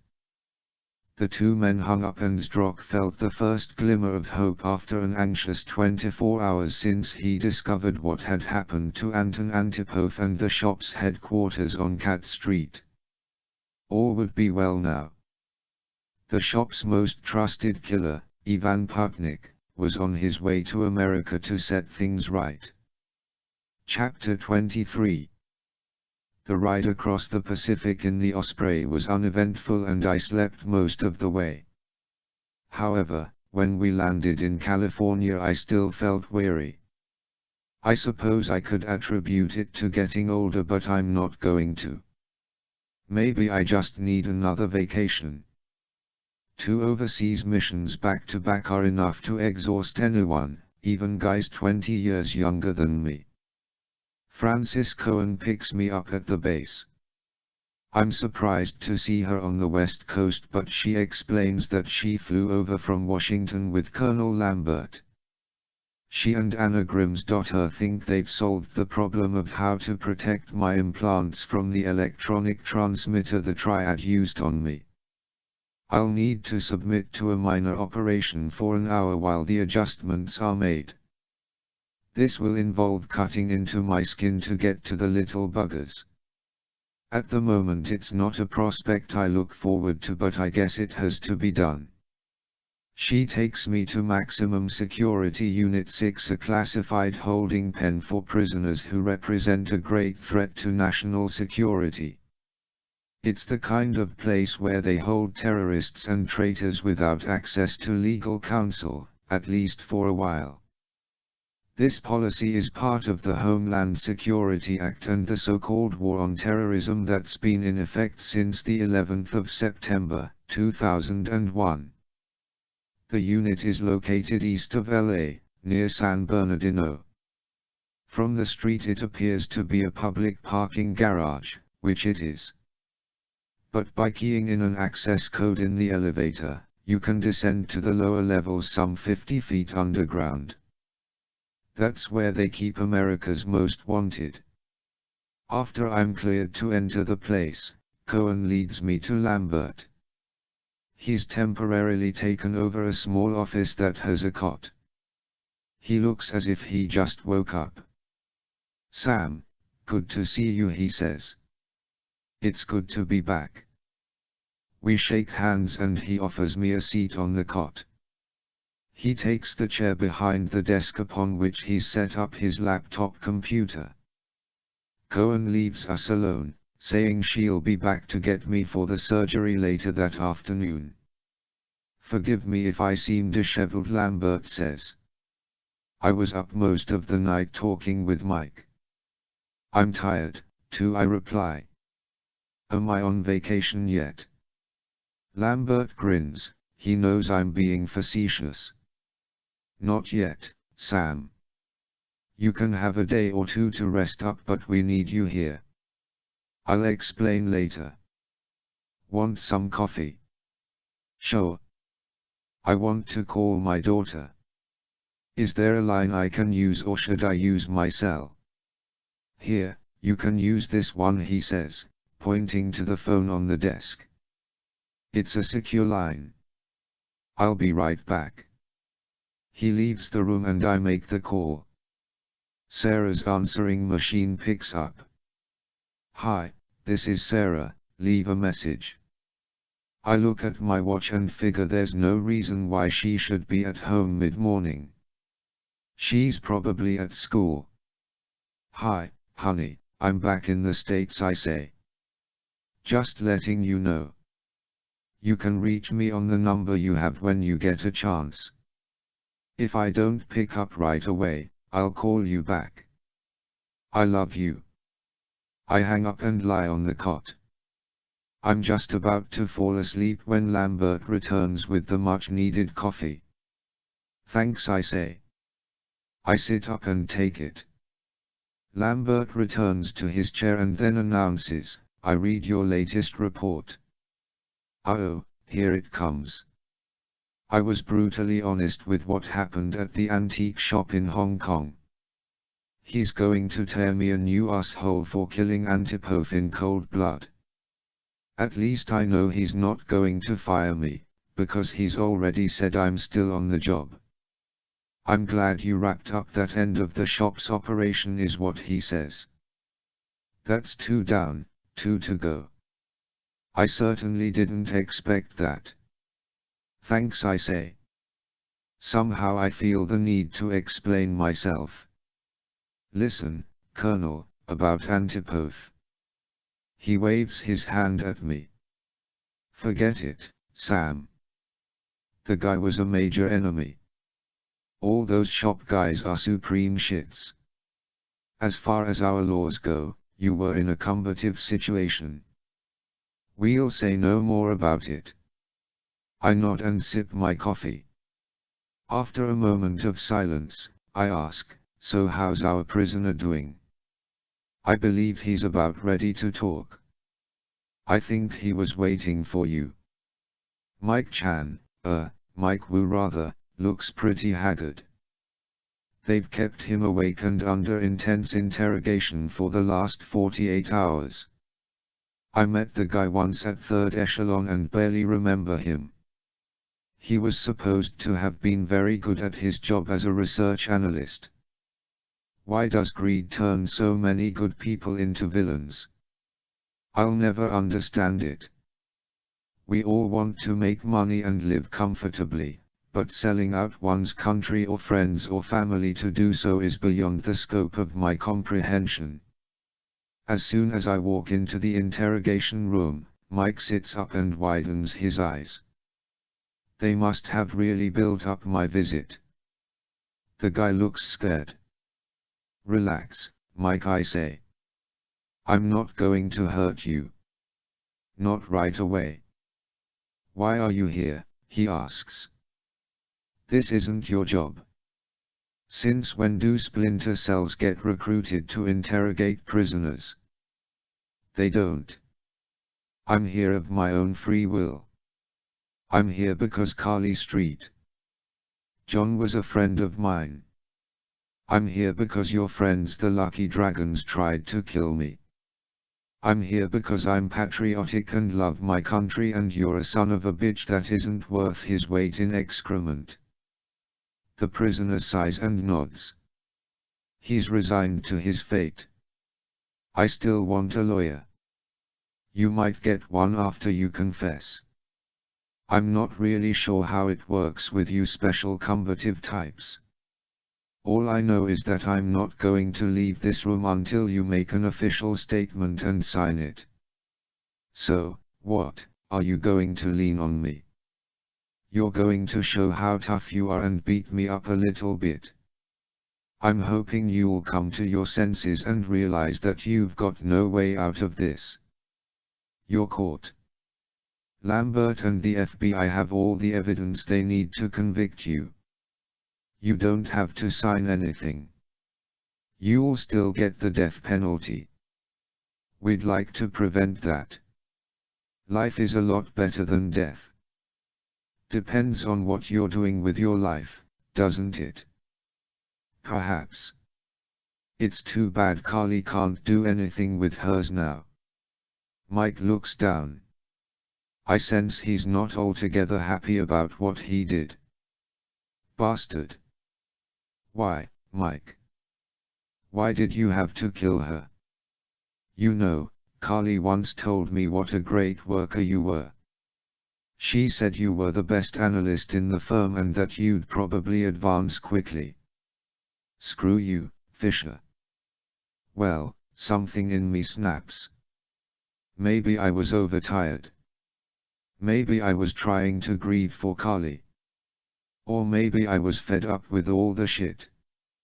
I stand, walk over to Mike, grab him by the lightweight shirt he's wearing, and I punch him in the nose. He flies backward and falls to the floor. I expect Lambert or someone to come in and bitch at me, but nothing happens. After a moment, Mike stands and faces me. His nose is bleeding. Hit me again, Fisher. What? I want you to hit me. I want you to rough me up a little. I deserve it. Come on, Mike. Sit down. He shouts, you bastard. Hit me. It's what you came to do. Sit down, Mike. Screw you, Fisher. Hey, guess what? I blew Carly's brains out and I enjoyed it. I deliberately walked into her office, pointed a gun at the back of her head, and pulled the trigger. You should have seen it, Fisher. Her brains went all over her goddamned computer. That does it. I give the guy what he wants, and hell, it's what I want, too. To the devil with proper procedure. Besides, the little shit has made me mad. I grab him by the collar and pull him up and over the table. The guy is lightweight, so throwing him across the room and into the wall is nothing. For the next few seconds I totally lose it. I don't remember wailing on him, but I must have hit him 2 or 3 times. I think that maybe I kicked him once, too. When I come to my senses, he's lying on the floor in a mess of blood. Thanks, he says. You won't believe this, but I needed that. Like hell, I mutter. I reach into my pocket, find a handkerchief, and throw it to him. He wipes his face and then slowly crawls back to his chair. Once he's sitting, he lays his head on his arms on top of the table. After taking a couple of deep breaths, he looks up at me. I can almost see the gears working in his head as he tries to come to grips with spilling the beans. After a long pause, he speaks. She was about to find out I was the leak out of third echelon. Finally, he understands the situation. But killing her didn't prevent us from finding out, I say. It was a stupid, foolish thing to do. Kill her, then run. Real smart, Mike. Of course we'd figure it out when you do something like that. I thought I'd be out of the country before the FBI caught up with me. I was supposed to be in Hong Kong. Things got all fucked up. I guess most of all she was about to uncover the link with the Lucky Dragons. I couldn't allow that to happen. I panicked. Killing her was a knee-jerk reaction. Keep talking. Everything we say is being recorded. Just let it spill. Then all you'll have to do is sign your name once we have it typed up. Mike continues, all right. Here it is. Everything you guys know is true. My brother and I are members of the Lucky Dragons. We were recruited in Los Angeles 6 years ago. The Triad was already in league with the shop and has been for some time. They arranged for me to change my identity and apply for work in the NSA. How did the Triad manage that? They didn't. It was the shop. But they had some help in Washington. What do you mean? Someone high up on the food chain. I don't know who it is, I swear. The person's identity is very well protected. I rub my chin and ask, someone in Congress? I really don't know, Sam. I swear.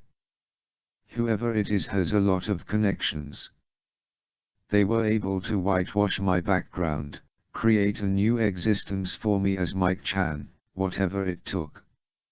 And they initiated the contact with Professor Jane Zen. So you're saying there's a traitor high in our government that's been orchestrating this whole thing with the Triad and the shop? Yes. How did the relationship between you and Jane Zen work? I never met him.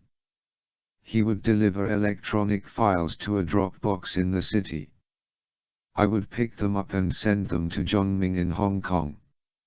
Ming then sold them to the shop. Or maybe there was a different kind of deal between them. The Lucky Dragons got weapons for the information, or something like that. And there's one more piece of Jane Zen's work to be delivered. Mike hesitates and then probably figures he's gone this far, so why not spill it all? Yeah. It's the guidance system for the MRUAV. Comes in a laptop computer. Gyroscope Technics designed it to Jane Zen's specifications with some input from the shop's customer. I was supposed to deliver it to Hong Kong along with my defection, but Ming suddenly decided not to buy it. He's had a falling out with the shop because of some political reason. So is the deal completely dead? No. Earlier on the day I was arrested, I made contact with the shop and offered to sell the thing to them directly. Eddie and I went around the Lucky Dragons. I whistle. Gee, Mike, you'd better be glad you were arrested. The dragons would have killed you in a most unpleasant way for doing that. Where's your brother? I don't know. Hiding, I imagine. The shop is in contact with him, though. I made sure that if I wasn't available then they could deal with him. He's going to sell the guidance system and it's going to happen any day.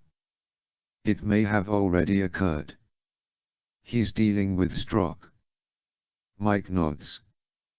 I stare at the traitor for a full minute and then stand. Thanks, Mike. Everything you've said will be typed up and you can sign it. You've helped yourself today. For the record, though, I still think you're scum. Sorry about the mess. After my little speech, which doesn't really make me feel any better about the guy, I turn and leave the room. I'm going to have to break into gyroscope techniques, I tell Lambert back in his office. We're way ahead of you, he replies. Anna Grimm's daughter has been busy hacking into their server, collecting emails and downloading other secure files. Our analysts are already at work picking them apart. We're sharing everything we have with the FBI and they are cooperating with us. The Bureau already knows that gyroscope techniques is up to no good.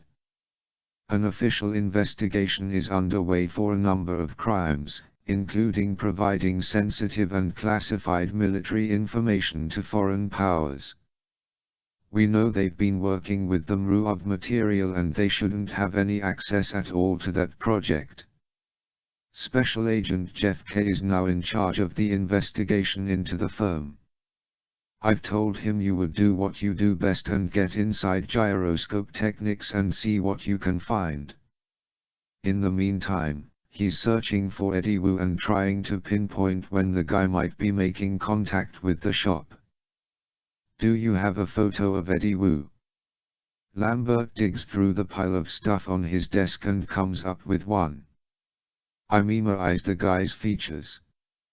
He looks a lot like his brother. We have to prevent the exchange of that guidance system, Lambert continues. There's no telling what General Tun is using the MRU for. We have to assume he's built one from Jane Zen's plans. What does our government have to say about this General Tun? The Secretary of State has been in contact with the Chinese government. We've issued a stern warning that Taiwan is not to be harassed. Of course, China's playing dumb. They say General Tun is simply performing military exercises and war games in and around Fuzhou. He supposedly has no intention to attack Taiwan, nor has the government given him the authorization to do so. So, to make a long story short, our government has assumed a wait-and-see position. I stretch and can't quite stifle a yawn. Am I boring you? Lambert asks. I'm exhausted, Colonel. It's been a tough week. Hell, it's been a tough couple of months. Fine. You have 24 hours leave, Sam. Get some rest. Go get laid. Do what you need to do to get recharged. We have a car in the garage upstairs for you to use. Thanks, Colonel. Right on cue, Frances Cohen enters the office. She looks at me expectantly. Oh, I almost forgot, I mumble. I have an appointment before I go, right? She nods. The doctor is here. You want to come into the prep room, Sam? I promise we'll get this over with quickly. It'll be painless. I think. Lambert gives me a grin. It won't be any worse than it was when you first had them put in. That's comforting, I say. The original surgery was horrific. I stand and follow Cohen into a sterile room where I meet a Dr. Frank and his pretty nurse Betsy. At least I'll get a good drug out of the ordeal. After all that, there was nothing to it. I feel a little discomfort in my ears, kind of like when there's water in them and you can't get it out. The doc told me it would clear up in a few hours and I'd be as good as new. The car they've given me is a 2005 Nissan Murano, a roomy vehicle with a V6 engine and continuously variable transmission. I'm impressed. It's the best company car Third Echelon has ever given me. I have no idea where I'm going to spend the night in Los Angeles. While I'm cruising into the city on I-210, I phone my house in Maryland to pick up any messages that might be on my personal answering machine. Much to my surprise, there's one from Katia Lowenston. "Hi, Sam, it's Katia. I know you're probably out of town, but I don't know, I just wanted to call and say I miss you. I had a nice time with my mom and sister in San Diego and now I'm in Los Angeles. I felt like coming up here to spend some money. What can I say, I like to shop, and L.S a good place to do that. I just checked into the Sofitel Hotel across from Beverly Center and I plan on hitting the mall in a minute. I'm probably gonna stay here a few days and then go back to Baltimore. Hopefully by then you'll be back, too. Anyway, I hope you're safe and I'll talk to you soon. Bye." Well, what did Colonel Lambert say about me needing to get laid? I'm suddenly faced with some decisions to make. On one hand, I should probably stay clear of her, get some rest, and focus on the job. On the other hand, I'm dying to see her. But am I ready to dive headfirst into a relationship? Because that's exactly what it would be if I return her call a relationship. Damn, just the thought makes me nervous. Screw it. I need this. It's been too long. Call it mental health therapy. Hell, call it gonad therapy. I may be a splinter cell, but I'm also a man. At least now I know where I'm going. After the 210 becomes the 134, I take the 2 down to the 101 and head west. It isn't long before I get off at Santa Monica Boulevard and make my way to Beverly Boulevard and La Cienega. Right to the Sofitel, across from Beverly Center. Chapter 24. I check into the hotel, go to my room on the 3rd floor, dial the front desk, and ask to be connected to Katia's room. I expect her to be out, so I'm pleasantly surprised when she picks up. "Hello." There's a slight puzzlement in her voice. Who could be calling her in Los Angeles? "Hi, Katia," I say. "It's Sam." "Oh, my God, Sam. What a surprise. How are you?" I'm fine. My gosh, I'm flustered. What are you doing? Are you back in the States? Yes, I am. What's it like in Baltimore? Still cold? I don't know, I'm not there. Where are you? 2 floors below you. She's not sure if she heard me right. What? I'm in the hotel. 2 floors below you. In Los Angeles. What are you doing here? Now she's laughing. Oh, my God. I got the message you left me at home. I was in LA, so here I am. This is amazing. I was just thinking about you. Yeah. Well, me, too, you. Do you want to get together? Well, duh. Are you hungry? I haven't had lunch yet. Neither have I. Let's do it. We meet in the lobby 20 minutes later. Katia looks better than I remember. She is dressed in tight-fitting black capri pants that accentuate the shape of her long legs, a red cami, and a short black jacket. I ask her if garlic is okay for lunch and she tells me that as long as I'm having it, too, it would be great. I know a terrific place within walking distance of the hotel, just down La Cienega a couple of blocks, so we decide to hoof it.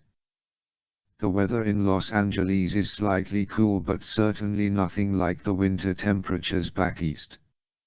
Neither of us needs a coat. How's your family?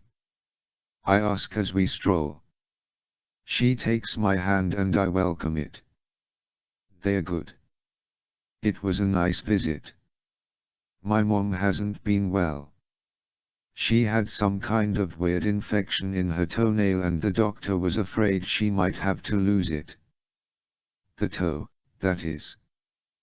But the nail was removed and well, you don't want to hear about that, do you?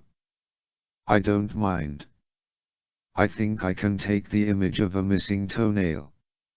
Anyway, I think she's gonna be fine now. And my sister is fine, too. Nutty as ever. She's getting her second divorce. I have a feeling she'll never be happy being married. She's too much of a free spirit. Like you. Well, I'm a free spirit, too, but not like her. If she'd been around in the 60s she'd have been a hippie. What about you? Where have you been? Oh, overseas. Nothing to write home about. Just the usual business. Yeah, right. International sales. Information gathering and troubleshooting. I remember, Mr. Mysterious. It's true.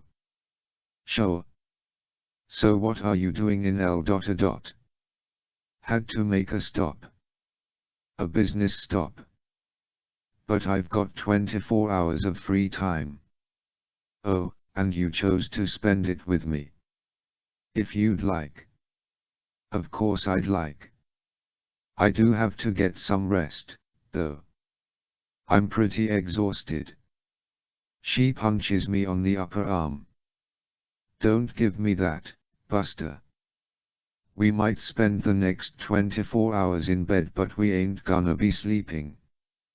We reach the restaurant, one of my favorites in El Dorado and San Francisco, too. It's called the Stinking Rose and it specializes in garlic dishes. Katia's never been there, so she's in for a treat. The place is nearly full, as usual, but we're a little on the late side of the lunch hour. There's no problem getting a table. The hostess must sense the romantic tension between Katia and me, so she sits us in a dimly lit corner and lights a candle.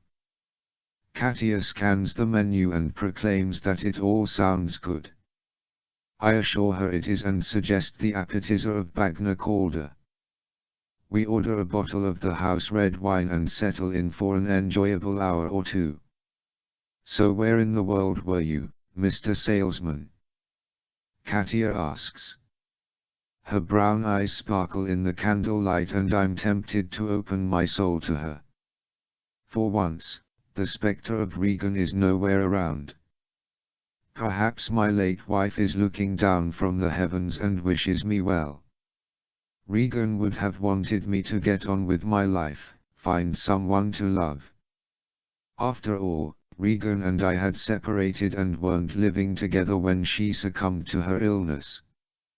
We remained cordial mostly because of Sarah, but I know Regan and I continued to have enormous affection for each other. I also believe Regan would have liked Katia. I was in the Far East, I say. I really don't want to give away too much about my job. Obviously, Katia has guessed quite a bit. It's an ongoing debate with myself whether or not to tell her the complete truth. I suppose that if our relationship truly becomes something serious then I'll have to. Let's see, the Far East, she says. That must mean Japan. Korea. Nope. The Philippines. China. Nope. Hong Kong. Indonesia. Closer. Look, Sam, one thing I ask is that you be honest with me.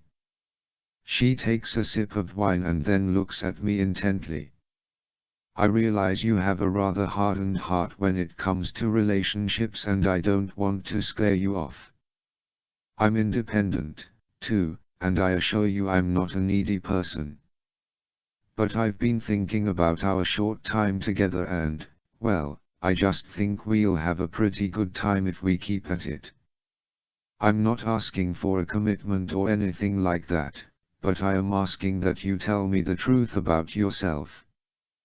Before I can say anything, the appetizer arrives.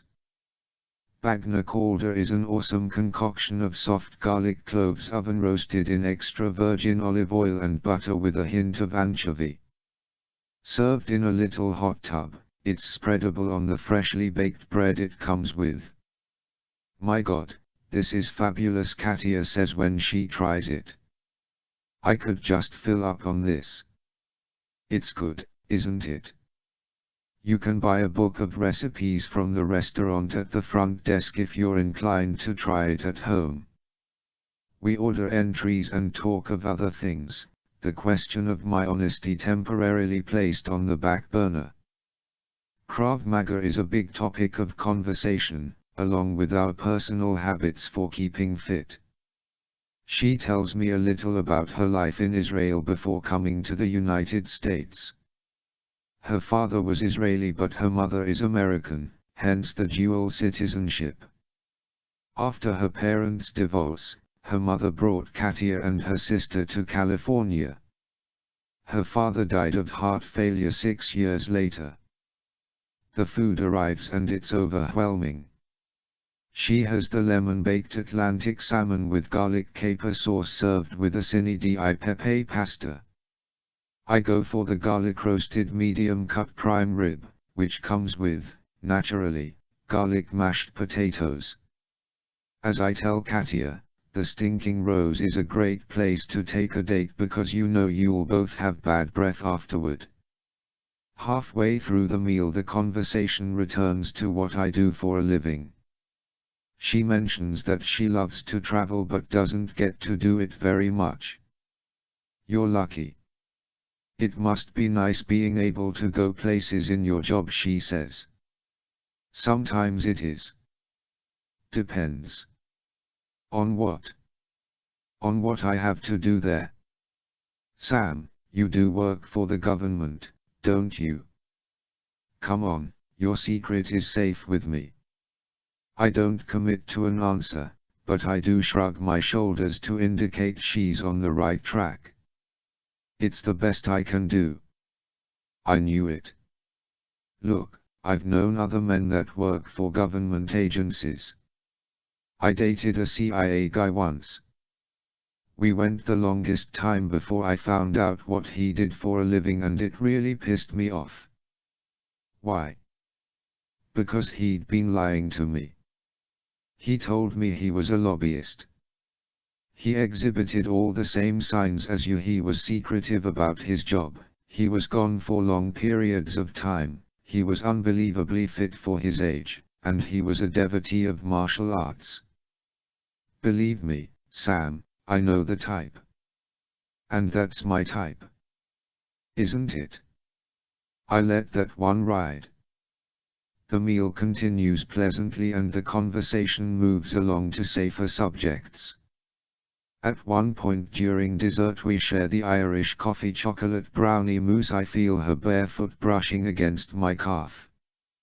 She's removed her shoe and has begun to rub my leg, inching higher and higher until her foot is in my lap. She presses her toes into my crotch, all the while looking at me with a glint in her eye that means business. I'm suddenly immensely aroused. A reaction I know has to do with coming back from a life or death assignment. The NSA psych doctors who examine me every year always express surprise when they learn of my years of celibacy. Most guys who perform dangerous missions for the government have a libido that won't quit. Maybe that's now finally coming to the fore. What say you we pay the bill and get the hell out of here? I ask. I was wondering when you were gonna suggest that, she says, a mischievous grin playing on her wet lips. We spent the rest of the afternoon and evening in my room at the hotel. The sex is as intense as it was on my birthday back home in Tosin. Katia is insatiable, it seems, and I no longer feel the fatigue that was plaguing me when I arrived in California. Maybe it's the pheromones surging through my body or something like that, if you believe in that kind of stuff. Whatever it is, the chemical reactions in my loins don't fail to do the job. By 9 o'clock that night we're hungry again. I order room service and we have a couple of sandwiches and sodas. We sit on the bed, naked, eat our dinner, and laugh at the absurdity of how we must look. After the meal Katia offers to give me a massage and I readily accept. As she works me over with her strong hands I begin to feel tired again. I'm wonderfully relaxed and seem to be floating on water. The next thing I know, the room is pitch dark and Katia is in bed next to me. I must have fallen asleep during the rub-down. The digital clock on the nightstand reads 2:35. I slept for a good 6 hours. I quietly slip out from under the sheets and sit for a moment just watching Katia. She's sleeping soundly. In the dim light her dark curly hair, spread over the pillow, looks like splashed paint. Yes, I think. This could be it. The years of celibacy are over. My daughter, Sarah, just might have to get used to me being with a new partner. I'm not thinking about marriage or anything that drastic. I'm not even sure I'd want to live with Katia. But I do know I want to continue seeing her. If what she said about both of us remaining independent is true, then the relationship might be ideal. I suppose I'll just have to cross each bridge as I come to it. For now, though, I feel happy. As if on cue, though, my WhatsApp beeps quietly. I grab it, shut off the noise, and see the text message from Cohen. All the details I need to find gyroscope techniques have been beamed to me. Agent K has reported that the building was mysteriously evacuated and as of midnight no one is there. Lambert suspects that Mike Wu's arrest has prompted the firm's management to take some drastic measures. Lambert wants me to get over there as soon as possible. Katia stirs and opens her eyes. What time is it? She mumbles. It's the middle of the night, I say. Go back to sleep. I'll be back in the morning. She sits up and asks, where are you going? I have a job to do. I'll be back. I promise. Are you in danger? No.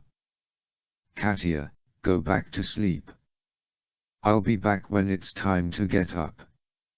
Her brow wrinkles and there's a moment when I fear there might be a conflict of interests. But instead she smiles, reaches out, pulls my head toward hers, and kisses me.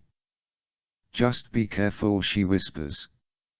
She then lays her head back onto the pillow and closes her eyes. She adjusts her body beneath the sheets and snuggles over onto the warm spot I left on my side of the bed. I get dressed in my uniform and leave the hotel in the Murano. Chapter 25. I find gyroscope techniques easily enough. It's an odd place to stick a technology development company isolated in the hills, surrounded by trees, standing at the end of an unmarked gravel road, but then again it's a firm doing illegal shit. If what the FBI discovered is true, and I don't doubt it for a minute, the place is financed and run by a triad. It just goes to show that these criminal organizations like triads, yakuzas, and mafias are branching out beyond their normal expected enterprises like drugs, arms, prostitution, and gambling. Now they are in the global crime market, and that means sponsoring and developing technology to use in committing offenses. I park the Murano on Norman Place and walk to the gravel road. I stay off of it, though, electing to make my way through the dense growth of trees. With my night vision activated, it's not a problem. I come to the wire fence and can now see the futuristically designed building that is Gyroscope Technics. A couple of floodlights illuminate the empty parking lot, but otherwise the place appears deserted. I draw my 5.7, attach the noise and flash suppressor, and aim at the floodlights. Bing, bing. Now the grounds are pitch black, dimly lit only by the hazy night sky. I climb the fence, dart to the employee entrance, and find a code access keypad next to the door. Pressing my implant, I say, "Hey, Anna, are you there? I need an access code for Gyroscope Technics." "Hold on, Sam," she answers. "I thought I'd have it for you by morning and didn't know you'd be ordered to infiltrate the place at this hour." "Well, I'm standing out here in the dark." "Hurry." I suppose I could blast the damned thing, but it would probably set off all sorts of alarms and the police would show up before I could say oops. Instead I circle the building and look for another entrance. The really odd thing about this place is that there's no front door for Joe Public. The only people that go in and out of Gyroscope Technics are employees. UPS must bring deliveries to the back door and the postman shoots the mail through a slot. I guess the management doesn't do much in the way of entertaining clients. Before Grimm's.her comes back with the access code, a pair of headlights swings toward the building. Uh-oh. I make a run for the fence but have no time to climb it. I hit the dirt and lie face down as the car pulls into the parking lot and stops. It's a Corvette. The driver extinguishes the lights and gets out. He's alone. It's too dark to discern who it is, even with my night vision. He's Asian, I can tell that much. The guy goes to the employee entrance and punches in the code. The door opens and he's inside. I quickly get up and run to the door, switch my goggles to thermal vision, and note the keys that are still warm from his touch 9, 7, 2, 0, and asterisk. I have no idea in what order they are supposed to be. I snap a shot of the keypad with my UPSAT camera and adjust the controls so the thermal readings are indicated on the screen. Usually I can make an educated guess as to which keys were pressed first and last. The first one will be the dimmest and the last one will be the brightest. The difficulty is if a key is pressed more than once. I take the chance and press the combination I think might be the one. It's like playing roulette in Vegas, the odds are outrageously against me. Of course, nothing happens. I try a slightly different combination and again come up with zilch. Sometimes these keypads are rigged to set off an alarm if someone tries incorrect codes more than 3 times. Should I risk it? As far I know, there's only one guy in the joint. I imagine I can take him, but it's possible the alarm could bring others. Before I take the risk, another pair of headlights swings toward the building from the gravel road. Damn. Once again I move around the corner of the structure, where I figure it's safe to wait. The new car, a Porsche, parks next to the Corvette. Again, the driver is alone. He extinguishes the lights, gets out, and goes to the door. I watch as he punches in the access code but the door doesn't open. He knocks. After a moment, a voice on the intercom answers. The new guy can't remember the code. I quickly draw the 5.7 and activate the TAK, aiming it at the door. I hear the following conversation in Chinese. Inside guy, what do you mean, you don't remember the code? Outside guy, so sue me. What is it, inside guy, 997220 and star. Outside guy, thanks. He punches the correct numbers and the door opens. Once he's inside, I hear Grimm's daughter in my ear. Sam. We have that code for you now. Never mind. I have it, I say. It's 997220 star. I said I have it. Thanks. Oh. You're welcome. Brother. I wait a minute and then go to the door. I punch in the code and hear the lock disengage. I peer inside and see an empty corridor illuminated by overhead fluorescent lighting. Slipping inside, I'm aware of voices at the end of the hall. The two men are speaking in Chinese and it's difficult for me to understand them at this distance. I move farther down the corridor and slide into what appears to be a break room. There are vending machines, a couple of tables and chairs, a microwave and kitchen fixtures, and an employee bulletin board. Tacked onto the board are a couple of dozen color snapshots depicting a company picnic.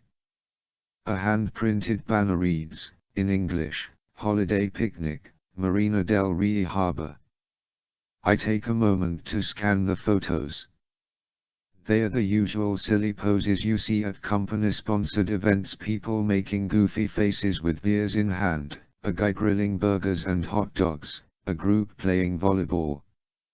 Someone has labeled each photo with a small piece of paper written in Chinese, Ken making dinner, Joe and Tom getting drunk, Kim and Chang score a point. All the subjects in the photos are Chinese and are of varying ages, mostly men. I'm about to turn my attention back to the two guys in the building when I notice a shot of Eddie Wu staring at me. I'm sure it's him. He's standing on the deck of a motor yacht docked at one of the marinas. The boat is named Lady Lotus, and from the proud expression on Eddie's face it appears as if he's the skipper. Sure enough, the label proclaims, Captain Eddie and his boat. I take the snapshot off the board and stuff it in one of my pockets, then turn back to the hallway. The two men move deeper into the building. I creep along the corridor, moving from corner to corner, until the duo go inside a couple of swinging doors marked, in Chinese and English, Development. Each door has a square window and through one I can see one of the men, his back to me, fiddling with something on a work table. It's not a leap in logic to assume that the room they're in is the lab, the place where the Gyroscope Technics employees build all their crap. I remove the optic cable from my backpack, switch it on, and slowly feed it along the floor and underneath the swinging doors. The headpiece just fits, so I slide it through about an inch. I then open up the lens to a fisheye and adjust the focus on my OBSAT. I now have a fairly clear picture of what's going on in there. A flick of a switch turns on the audio, which is transmitted to my implants. The two men are busy creating explosives. One of them has a block of nitro from which he squeezes a little at a time, like toothpaste. The stuff goes into a metal cylinder that the other guy places in hockey puck-shaped containers wired with detonators and timers. They are very similar to my own wall mines. The conversation, being in Chinese, goes by fast, but I'm able to pick up words here and there. I'll be able to have the team in Washington translate the whole thing later. First guy. Eddie in big trouble. Second guy. I wouldn't want to be in his shoes. First guy, and he has the second guy, Ming will find him. First guy, can't hide forever. Second guy, I still don't understand why to destroy the place. First guy, orders from Hong Kong. Second guy, get rid of the trail. First guy, exactly. Second guy, where did everyone? First guy, they've been moved out. Some will go back to Hong Kong. The scientists that defected will be placed in new positions somewhere else. Second guy, some dumb town in Arkansas. Laughs, first guy, laughs, second guy, are you almost done, first guy, yeah. Here. You need to set the timers. Second guy, what do you think? 10 minutes, first guy, 5. No, make it 8. Just in case our cars don't start. Laughs, second guy, laughs, first guy, so do you know where Eddie hiding? Second guy, no. At least I think I know where he'll be. Lax tomorrow. First guy, how do you know that? Second guy, I helped arrange it before Ming told me to shut down the firm. First guy, you talked to? Second guy, no, Eddie did. I arranged the flight. It's not easy dealing with Russians. First guy, he's coming from Russia. Second guy, no, he's coming from Hong Kong. Eddie will meet at Lax. American Airlines or send someone. First guy, reward, you know. Ming said so. Second guy, I know. Let's finish this job first. Then maybe we can meet the plane tomorrow, too. We follow the Russian, we'll find Eddie. The two men begin to gather their materials. They've made, I think, 8 explosives. I retrieve the optic cable, coil it, and place it in my backpack. One of the men leaves the room and takes a nearby staircase to the second floor while the other one places 2 or 3 of the devices within the lab. Damn, they're about to blow up the place. John Ming must have heard of Eddie and Mike Wu's betrayal and ordered gyroscope techniques to be closed down. The hard way. Maybe I better get the hell out now. While the 2 arsonists are busy planting their devices of destruction around the building, I leave the way I came in. It takes me 3 minutes to jump the fence, run through the trees, and find the Murano. In exactly 6 minutes and 20 seconds, I see the Corvette and the Porsche emerge from the gravel road, turn onto Norman Place, and drive past me down the hill. I start the engine, make a U, and follow them. Right on time, I hear a tremendous sonic boom behind me. The ground shakes as if an earthquake has struck. In the rear-view mirror I see that the night sky is orange and yellow. The blast sets off dozens of car alarms in the area and now the hills are alive with the sound of honking. When I get to the bottom of the hill, the 2 arsonists are gone. I'm not concerned about them. They're just soldiers. What interests me is what they said about meeting a plane at Lax tomorrow. I'll have to get the complete translation, but from what I could gather, Eddie Wu is meeting someone from the shop at the airport tomorrow. The Russian is flying in to close the guidance system deal. Could he possibly be Oscar Herzog or Andrei Zdrok? Zdrok surely wouldn't dare set foot in the United States. I'll let Lambert deal with the logistics of what we can do to meet that plane. Sirens fill the air now. As I turn onto Sunset Boulevard, 2 police cars zip around me, lights flashing. A fire truck, its horn blasting, is not far behind. I press my implant. Francis. Are you there? I'm here, Sam. Is Lambert around? No, he's asleep. Do you ever sleep? Never. Field runners load up on coffee 24 hours a day. I pull out the photo I took off the bulletin board and look at it as I drive. Listen, do we have any information about Eddie Wu owning a boat? A yacht, maybe. Hold on. While she's looking, I get on the 405 and head south toward Marina del Rey. If my hunch is right, I think I might know where Eddie is hiding. Sam. Yeah. There's nothing in the files. but FBI agent K's last report stated that he was investigating a lead at Marina del Rey Harbor. He's been on Eddie Wu's trail. The FBI is sharing that with us.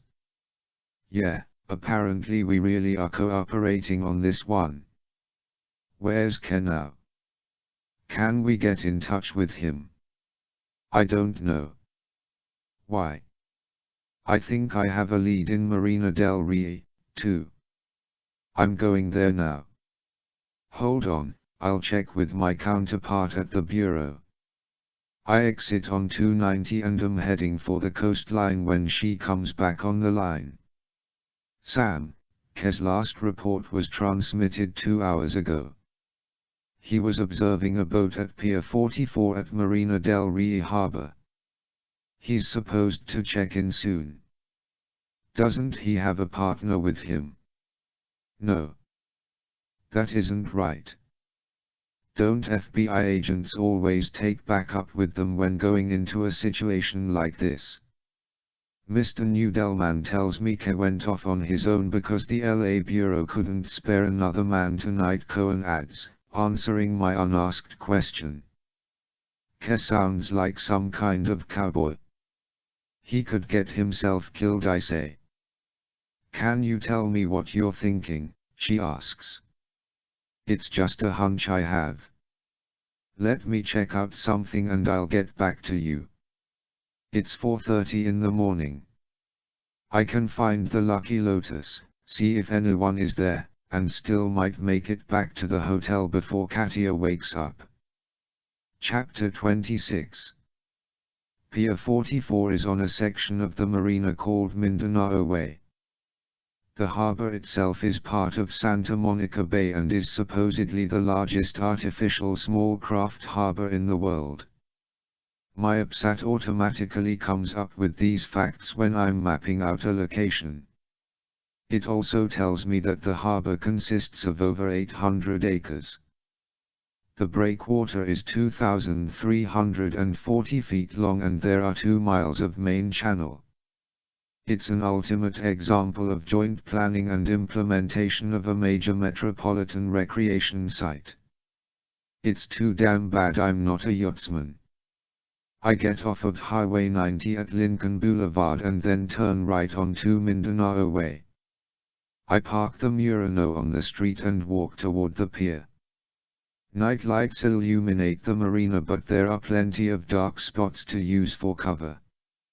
Moving from shadow to shadow exposes me for a second or two, but I'm not going to worry about it. Eventually I arrive at Pier 44, a private outfit that rents slips to those with the dough to pay for these kinds of things. Eddie's Lady Lotus is a 94-foot Eagle forward/Westport cockpit motor yacht. The lights are on in the salon and galley, so I know there are people aboard. I see no sign of Agent K. Francis, you still there? I'm here, Sam. Send me the blueprints for an Eagle forward/Westport motor yacht. 94-footer. After a moment she asks, you know what year? I'm guessing latter half of the 90s. I have 3 to send you. I go through the plans one by one and settle on the 1996 twin diesel engine model. It's a match for the Lady Lotus. If anyone needed proof that being a member of a triad is lucrative, then this is it. I have no clue what a yacht like this might cost, but I'm sure it's in the millions. It's a beauty, all right. And very private, too. There's a walk-around deck, but most of the floor space is inside. From the blueprints, I see there are 3 staterooms, 3 heads, a very large main salon, a sizable galley, and a comfortable pilothouse. Now if I can climb onto the boat without rocking it and alerting everyone inside that they've got company. The only way on is by traversing the ramp from the dock to the deck. I'm about to do that as gently as I can when someone comes out from below. It's a goon, someone whose job it is to keep an eye on the harbor. The guy's most likely armed. I duck into the shadows as he scans the pier until he's satisfied they're alone. Then he lights a cigarette and strolls along the walk-around deck at a snail's pace. I wait until he's on the opposite side of the boat, masked by the pilothouse, and then I swiftly move up the ramp and onto the deck. With the lookout walking around the outside of the boat, I figure that any extra noise I make will be mistaken for him. I move aft and crouch, ready to spring at the guard as he comes around the yacht's stern. I hear him approaching, closer, and then I rise and deliver a solid punch to his nose. Before he can utter a sound, I lunge forward, slap my hand over his mouth, move around him, and then lock his neck inside my free arm. The chokehold takes roughly 30 seconds to render him unconscious. When he's limp in my arms, I silently lay him on the deck. Since the lights are on in the salon, they can't see out the windows. The glass is tinted so I don't have a very good view of what they are doing in there. To compensate for this disadvantage, I pull out the optic cable again and thread it into the gangway leading below. It doesn't have to go very far before I'm able to see the entire salon.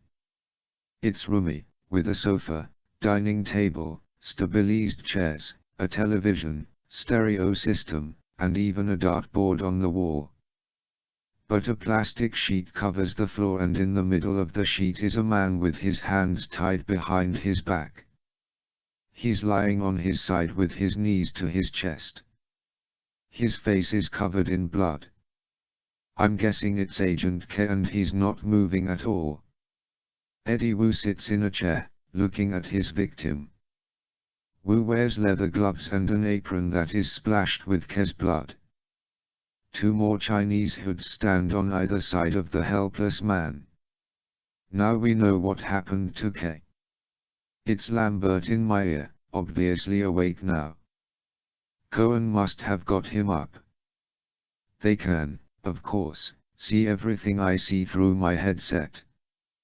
Try to take him out, Sam, he says, but we need Eddie Wu alive. I quickly retract the optic cable and stuff it in the backpack, and then remove a CS gas grenade from my trouser pocket. The CS gas is good for knocking out the enemy if it's used in a confined space such as the yacht. In larger areas the CS is more of a deterrent, like tear gas. Third Echelon also supplies a CS grade that is lethal, but I rarely carry it unless I know I'm going to need it. Grasping the grenade in my right hand, I pull the pin just as a bullet sears past my head. I feel the heat of the thing on the bridge of my nose too goddamn close. The round smashes through the tinted glass, alerting the men inside of my presence. I hit the deck as another round streaks above me. Someone is on the marina taking pot shots at me. Damn, where the hell did he come from? Lambert says. He was well hidden from our satellite. Sam, the SAT images reveal the sniper to be one man, Lambert says. Repeat, it's one guy. Before I can adequately plan a defense strategy, the two Chinese gunmen appear on deck. They are armed with semi-automatics, which they are all too eager to point at the guy in the strange uniform that they see lying at their feet. The only thing I can do is to toss the live CS grenade into the air, right in front of their faces.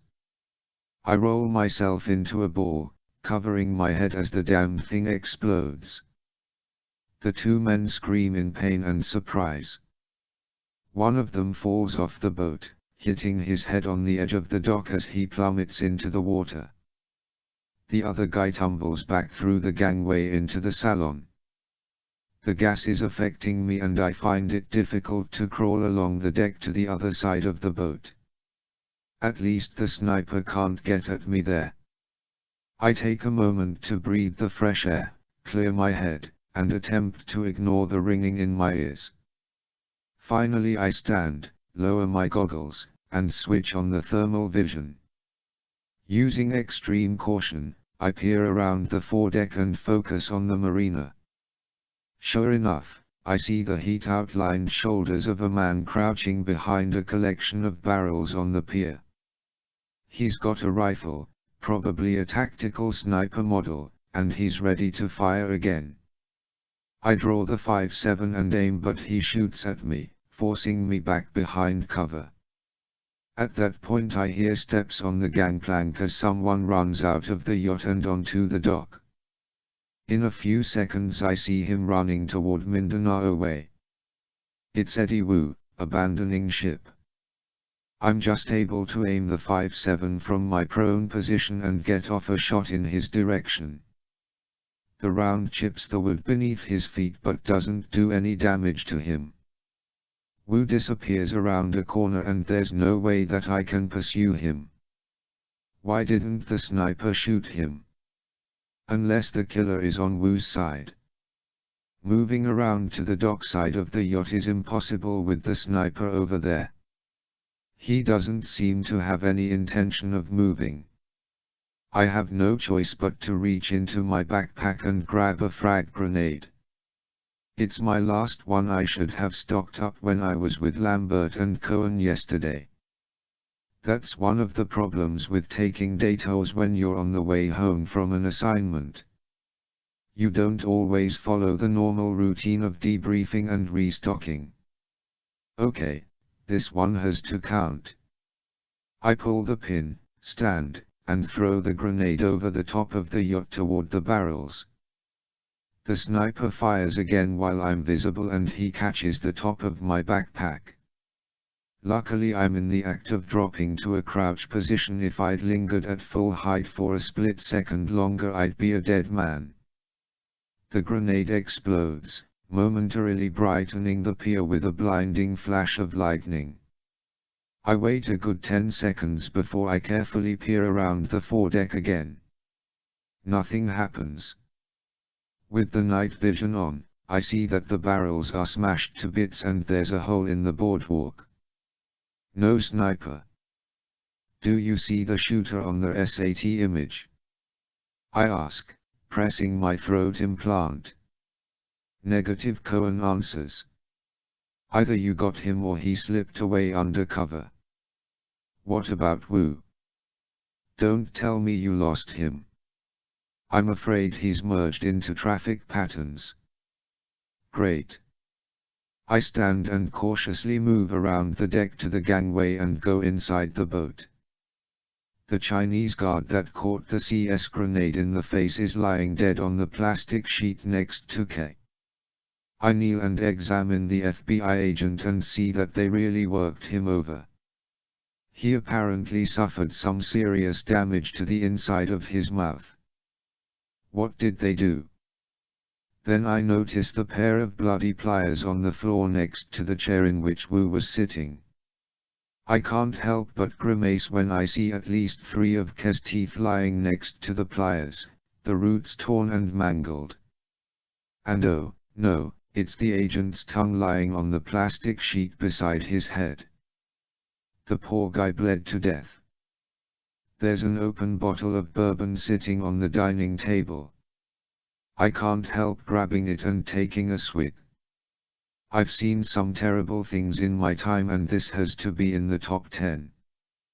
Pressing on my implant, I say, Francis. Sam. Shit, Francis, tell the FBI that K has been tortured and killed. What's the pier number? Pier 44, Marina del Rey. I'm on the yacht Lady Lotus. It's pretty bad. Are you all right? Yeah, I'm fine. I'm a little shaken from the sniper attack and seeing K in such a condition, but I don't mention that. I'll get on to K's people right away. She says the FBI will pick up their boy and clean up the mess. I need to disappear, and fast. As I return to the deck I carefully scan the pier with my thermal vision turned on and see no trace of the sniper. The cops will probably be here any minute, thanks to the noise of the grenades. I scuttle down the ramp and run to the smashed barrels.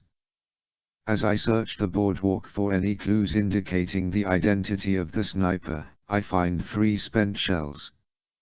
I take one of them and recognize it as a 7.62mm NATO, a common round used in sniper rifles. This rings a bell somewhere in the back of my head, but at the moment I don't know what it is. I pocket the shell and head for the marina exit before the cavalry arrives, all the while slightly paranoid that a damned competent assassin most likely has his eye on me. Chapter 27. Andrei Zdrok had experienced many setbacks and successes in his long career as an international criminal. While he maintained his status as an extremely wealthy man, the ups and downs of his business constantly drove him into states of unbearable anxiety and worry. He was often surprised that he had never developed ulcers. To his comrades, Zdrok was very good at exhibiting a self-confident persona regardless of what turmoil the shop might be suffering. This character trait was essential for leadership. His fellow board members Prokofiev, Antipov, and Herzog were aware of the hardships the shop had faced over the past year and in many instances displayed despair and fatalism in the face of an uncertain future.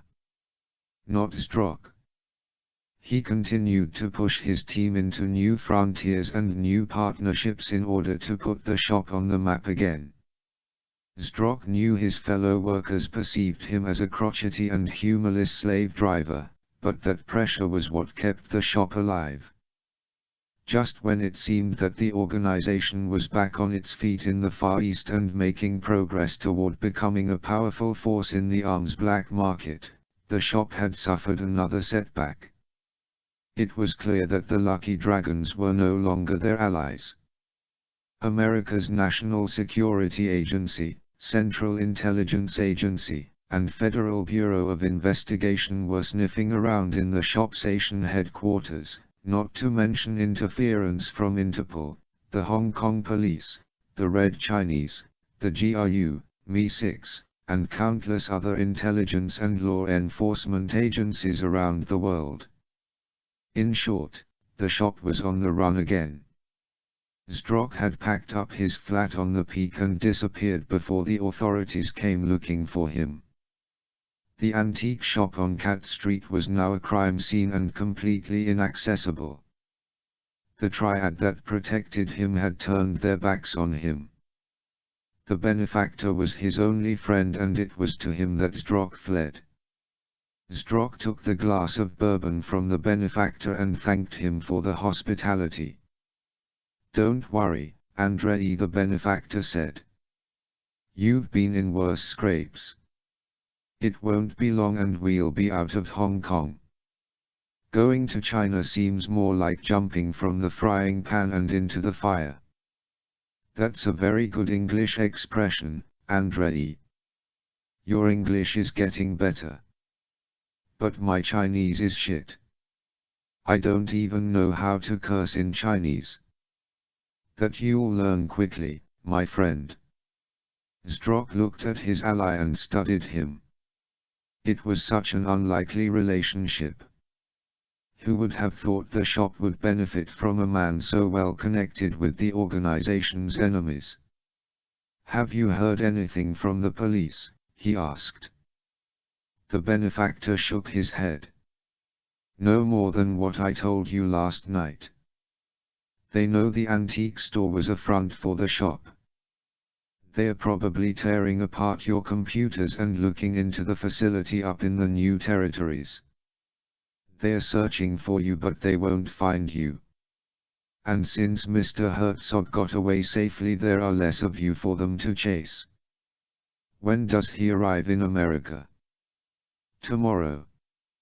Let's hope for our sake he gets the guidance system from that triad fellow and gets to China with it in one piece." "That's putting it lightly," Zdrok said. "If Herzog fails to do that, then the shop is forever dead. I might as well go to Siberia, find a nice iceberg to sit on, and freeze to death." He took a sip of bourbon and then asked, What does your friend in Washington have to say about all this?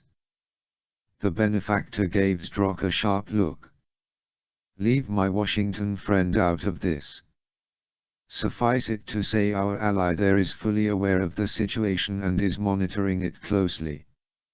If help is needed, then our friend will supply it. Zdrok often wondered who the benefactor's contact in the American government really was. The person had powerful connections. It was because of this friend that Mike Wu had been able to become Mike Chan and secure a job within the NSA. Have you heard from Putnik yet? The benefactor asked.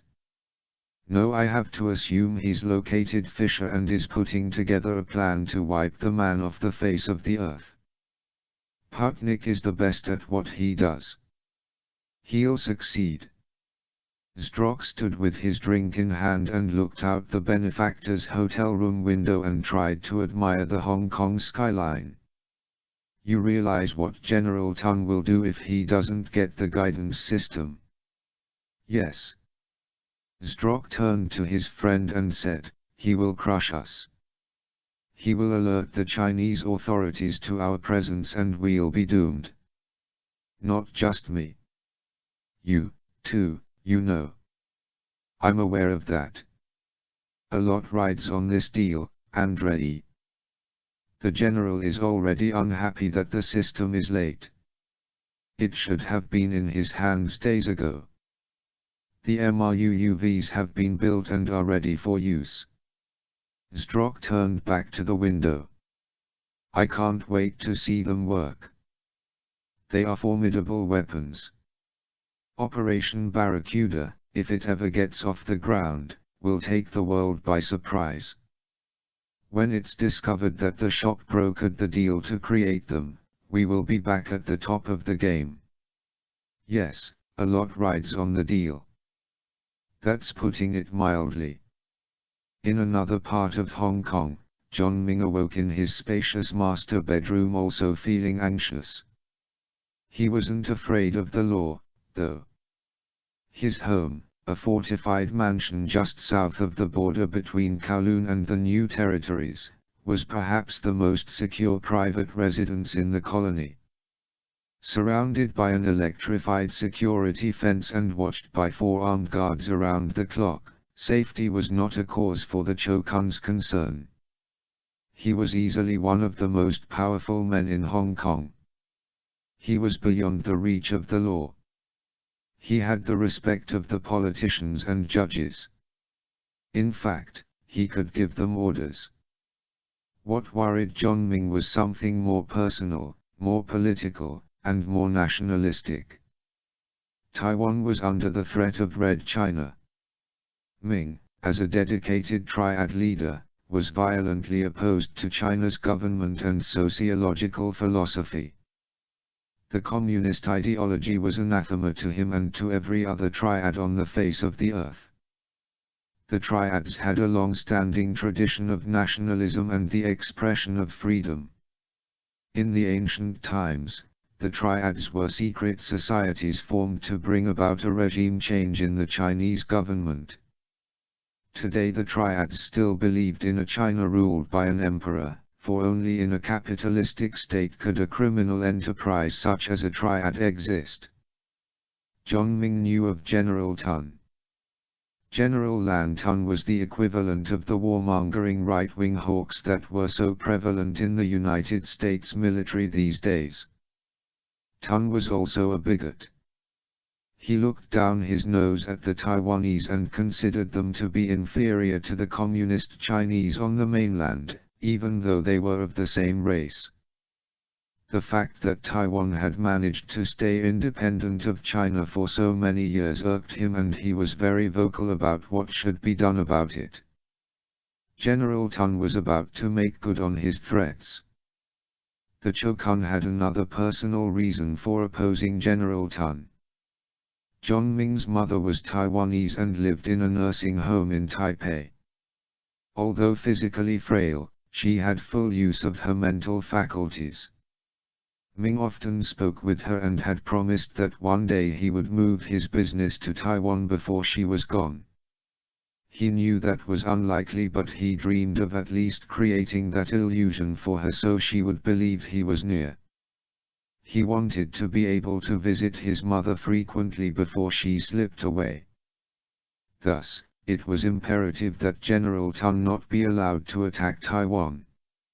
Operation Barracuda, as Tun and the shop called it, would be a foolproof and deadly means by which China could conquer Taiwan without interference from the West. Ming felt terrible that he had been instrumental in helping to bring about the situation. When he learned that the shop was selling the Operation Barracuda designs and specifications to General Tun, he'd nearly had a heart attack. How could the shop betray them after Ming had done so much to help the organization re-establish itself in Hong Kong? Ming cursed Andre's Drock and vowed to bring about the shop's destruction. Ming was forced to close down Gyroscope Technics, the Triad's technological development firm in the United States. This was a preemptive strike performed to stop the sale of the final piece of Professor Jane Zhen's creation to General Tun. The MRU guidance system was the most important component, and the Lucky Dragons had nearly unwittingly delivered it into the hands of the Triad's mortal enemy. The two Triad brothers in Los Angeles were now the targets of his wrath. One of them was in custody and would probably never be heard from again. No doubt he was singing to the authorities and revealing everything about his relationship with the Lucky Dragons. The other brother was hiding somewhere in LA and had the guidance system in hand. Ming had issued orders to the remaining Lucky Dragons in Southern California to find Eddie Wu and recover the device before the traitor could sell it to the shop directly. Surely by now Drock had sent a minion to California to pick it up. If Ming's people failed to stop the exchange, then Ming would have no choice but to consider assembling a small army of loyal Triads to take on General Tun before the attack on Taiwan commenced. Ironically, it was thanks to the shop and their arms deals with the Triad that it was entirely possible for the Lucky Dragons to take on a Chinese army. Ming knew his men were fierce and loyal fighters. They would do anything he asked. He was the Chokun. Just last night there had been an initiation ceremony in one of the Triad's many lodges scattered throughout the colony. The 3 new recruits swore blood oaths to defend the principles of the Lucky Dragons. They were not like their American counterparts in California's Chinatowns. American society had corrupted the Wu brothers, who were too easily swayed into betraying the Triad. The native Chinese Lucky Dragons would never do that. Whatever the Chokun asked them to do, they would perform to the best of their ability. If it meant fighting to the death, then so be it. Chapter 28. As I'm driving back to the hotel, Lambert speaks to me through the implants. Sam.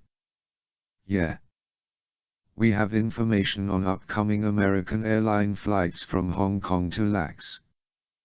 The first one arrives around 3 o'clock today. There's another at 5. We have the passenger lists but nothing is raising a red flag. Anyone can use an alias, I reply. What about security cameras at the points of origin? Haven't got 'em yet. There's a lot of red tape involved in getting hold of those things quickly. We should have them in hand by the time the flights arrive. I want you to be at Laos and meet the first flight. If there's no luck with that one, stick around for the other one. Will do, Colonel. He gives me the airline and flight information. Now you can go get some rest. I want to get this empty shell to you. I'm dying to find out who the bastard is that shot at me. Put it in an envelope, write Francis Cohen on it, and leave it at the front desk at your hotel. She'll come by this morning and pick it up before we head back to DC. You're leaving today? Yeah, we have to get back. Mike Wu is under wraps and we don't need to babysit you here. I hope not. The sun is just beginning to rise when I arrive at the Sofitel. I leave the Murano with the parking valet, enter the lobby, and ask the concierge for some hotel stationery. I drop the shell into the envelope, write Cohen's name on it, seal it, and give it to the nice lady at the front desk. I then go up to the room and quietly let myself in. The bed is empty and unmade, but I hear a feminine voice humming in the bathroom. Katia. The door flies open and there she is, naked as the day she was born and more beautiful than I can describe. Damn, it's Aphrodite herself. I manage to say. Don't tell me. Apollo, she says, pointing at me with feigned surprise. Mars. Zeus. Pick one and that's who I'll be. She saunters over to me and helps me take off the uniform. She notices the bullet hole in the top of the backpack and wrinkles her brow. Sam. Don't worry about it, I whisper, taking her by the back of the neck and pulling her close. Everything is fine. And I kiss her. We fall asleep again after a couple hours of fiery love-making. When I wake up, the digital clock tells me it's nearly 11. Having skipped breakfast, I'm famished. Katia stirs beside me and must be thinking the same thing, for the first words out of her mouth are, "Where are the eggs and toast?" I suggest exploring the outside world for a while, perhaps find a nice place to have brunch, and maybe go shopping for an hour. I express the desire to buy her something. You don't have to buy me anything. I know I don't have to. What I want to do and have to do are always two different things. But in this case, I want to and I have to. Besides, I have to be at Lax at 3 o'clock. Her eyes widen and she asks, "Are you leaving?" No, I have to meet a plane. Business. Oh. So you'll be back? Definitely. All right then. In that case we don't have much time. We take a shower together, soap each other up, and resist the temptation to heat things up again. She spends 10 minutes in the bathroom primping. I kick her out to shave and she goes upstairs to her own room to find a new change of clothes. 15 minutes later we meet in the lobby. To save time we elect to go to the hotel's restaurant, Gijai's Brasserie. It's French cuisine with a good selection of breakfast and lunch items. We order eggs and share a plate of fruit, cheese, and bread. The coffee and juice are tasty and we agree that it was a good choice. We'll go over to Beverly Center, I say. Let's find you something you like, something women enjoy buying. Shoes. Jewelry. Lingerie. She kicks me under the table. Lingerie is something men enjoy buying. Okay, let's buy that, then. While we're eating I can't help but be constantly aware of our surroundings. Am I being too paranoid? With that sniper loose in the city, there's no telling where he'll show up next. If I was indeed his primary target, then how did he know I would be at the pier? There's no way. I have to believe he was after Eddie Wu. Maybe he was sent by the Triad to eliminate the guy for turning coat. I just happened to be in the way. That seems to be a very logical explanation of what happened, and the more I repeat it to myself, the more I believe it. I'm trained to detect when I'm in danger, and right now the internal radar simply isn't beeping. This makes me feel more secure in going out in public with Katia, but I can't be too careful. I'll just make sure that we stick to indoor places, avoid walking on the street, and spend our time in shops. We should be fine. When we're done, I pay the bill and take a look outside while she uses the ladies' room. Traffic is typically busy for a midday. Katia comes out in a moment, gives me a big smile, and we head outside. I take her hand as we walk to the corner, wait for the light, and cross the boulevard. I've said it before, I hate malls. I can't stand them. But for some strange reason, entering one with Katia is a different experience. I'm suddenly one of the normal Americans who don't have to think about national security, counterintelligence, and terrorism on a daily basis. I could be another average Joe, out at the shopping mall with his wife, the kids at home with a sitter or at school, with nothing on my mind but car payments and taxes. Yikes. I put those thoughts right out of my head and concentrate on pleasing Katia. We go into Adrian Vittadini and she spends some time looking at clothes. Next we visit Banana Republic and she spends some time looking at clothes. She then decides to go into Macy's to look at more clothes, so I pop over to Niessing to look at the jewelry. I feel like being extravagant for the first time in years, so I buy her a unique pearl necklace. The pearls are framed in black, white, grey, and yellow gold. It sets me back a tidy sum, but I don't give it a second thought. She's worth it. I have it gift wrapped and I suddenly feel that funny warmth in the center of my chest. It's been so long since I've experienced that particular sensation I've almost forgotten what it is. Am I falling in love? Is it just infatuation? A little of both. Screw it. Stop analyzing and let it flow. Whatever happens is what happens. I've lived too many years to know not to try to predict things. One thing is certain, I feel great and it makes me happy to buy the gift for her. I find her looking at shoes in Macy's and present the package to her. She nearly cries when she opens it and sees what's inside. I help her put it on and she gives me a big hug and kiss right there in the middle of the store. An elderly shopper mutters, "Oh, isn't that sweet," and I think I'm supposed to be embarrassed, but I'm not. Katia is beaming when we leave Macy's. The gift has overwhelmed her and she can't concentrate on shopping anymore, so we wander around the mall looking in windows. I still have a little over an hour before I have to leave for Lax, so I suggest we go back to the hotel. She thinks that's a marvelous idea. We go down the big escalator that empties onto the street and prepare to cross Beverly, but I hold her back for a second while I take a look. What is it? Just being cautious, I say. It's in my nature. You really do dangerous stuff for the government, don't you?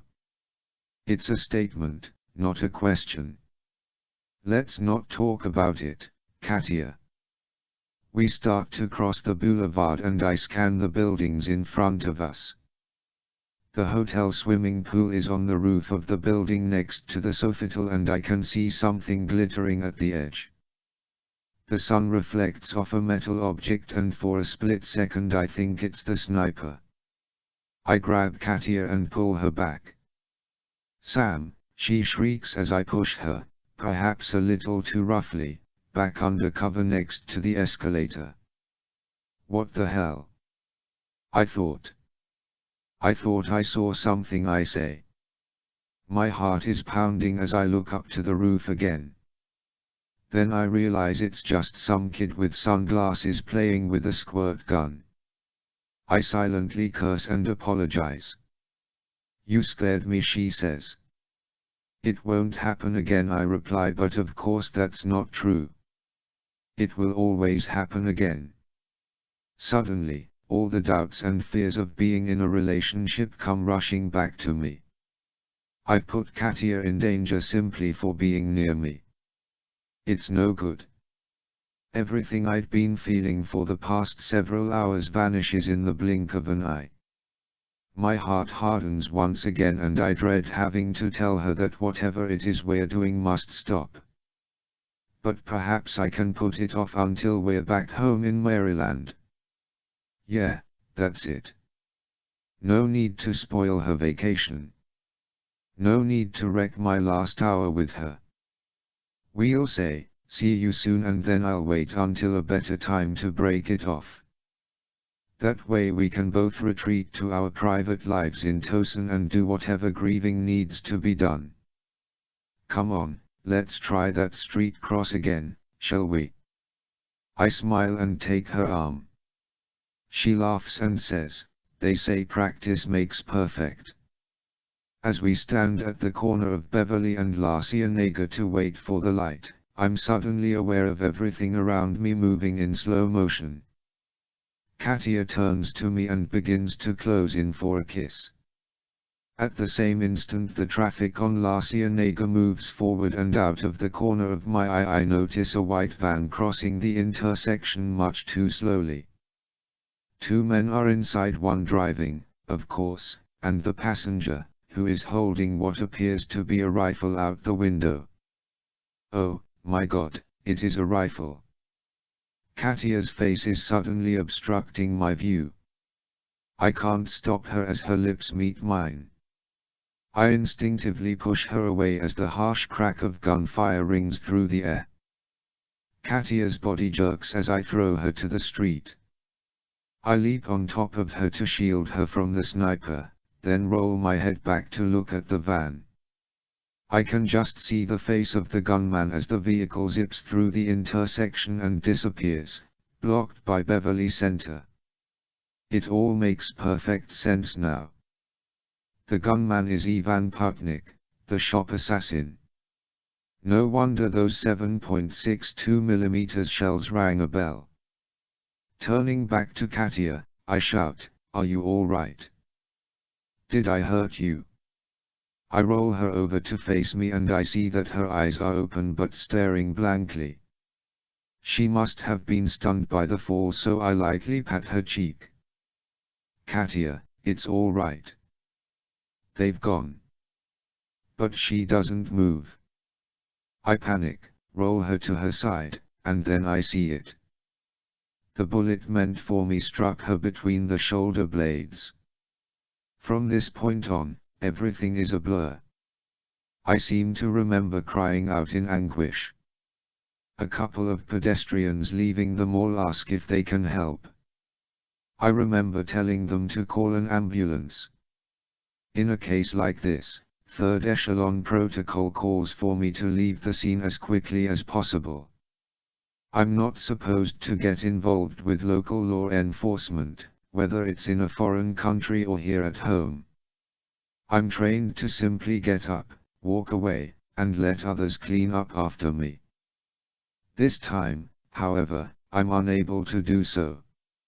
I continue to kneel beside Katia and cradle her in my arms. I gently close her eyes and then hold her head against my chest.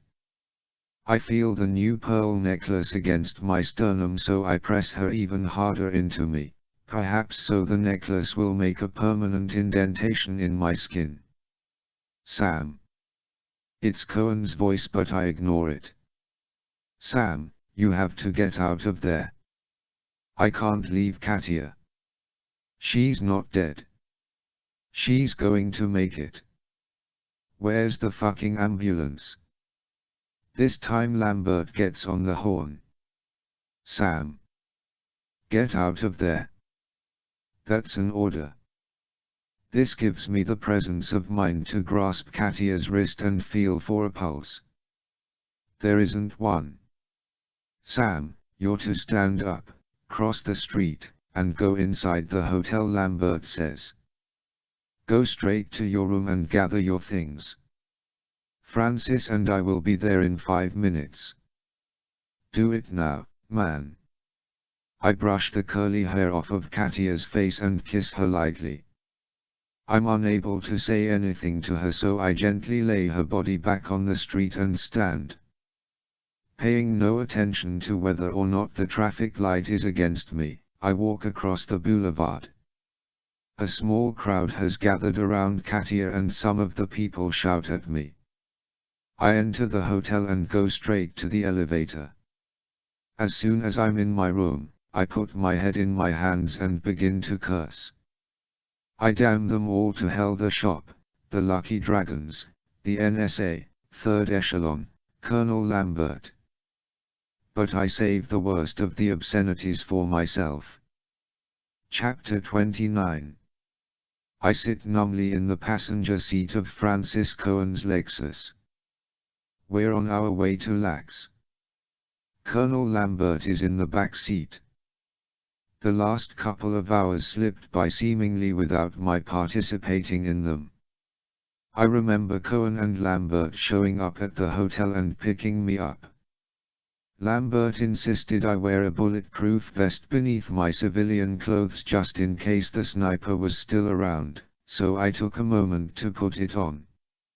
I also held on to my backpack. There was no way I was letting them have it. We left the Murano in the hotel's garage for some other NSA flunky to take care of. Other government bureaucrats are dealing with the police and clearing me of any involvement with Katia's murder. It's the kind of cover-up the US government is good at.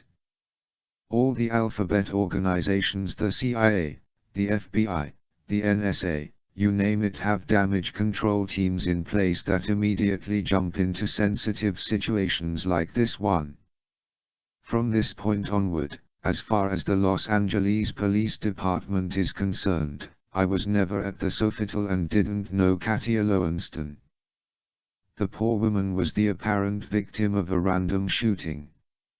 After handing Cohen my duffel bag and equipment, I was quickly ushered into her car, and now here we are. Cohen and Lambert are unaware of how I felt about Katia, but they suspect something. We drive in silence for a long while. Traffic is typically heavy on the 405 heading south until finally Lambert speaks up.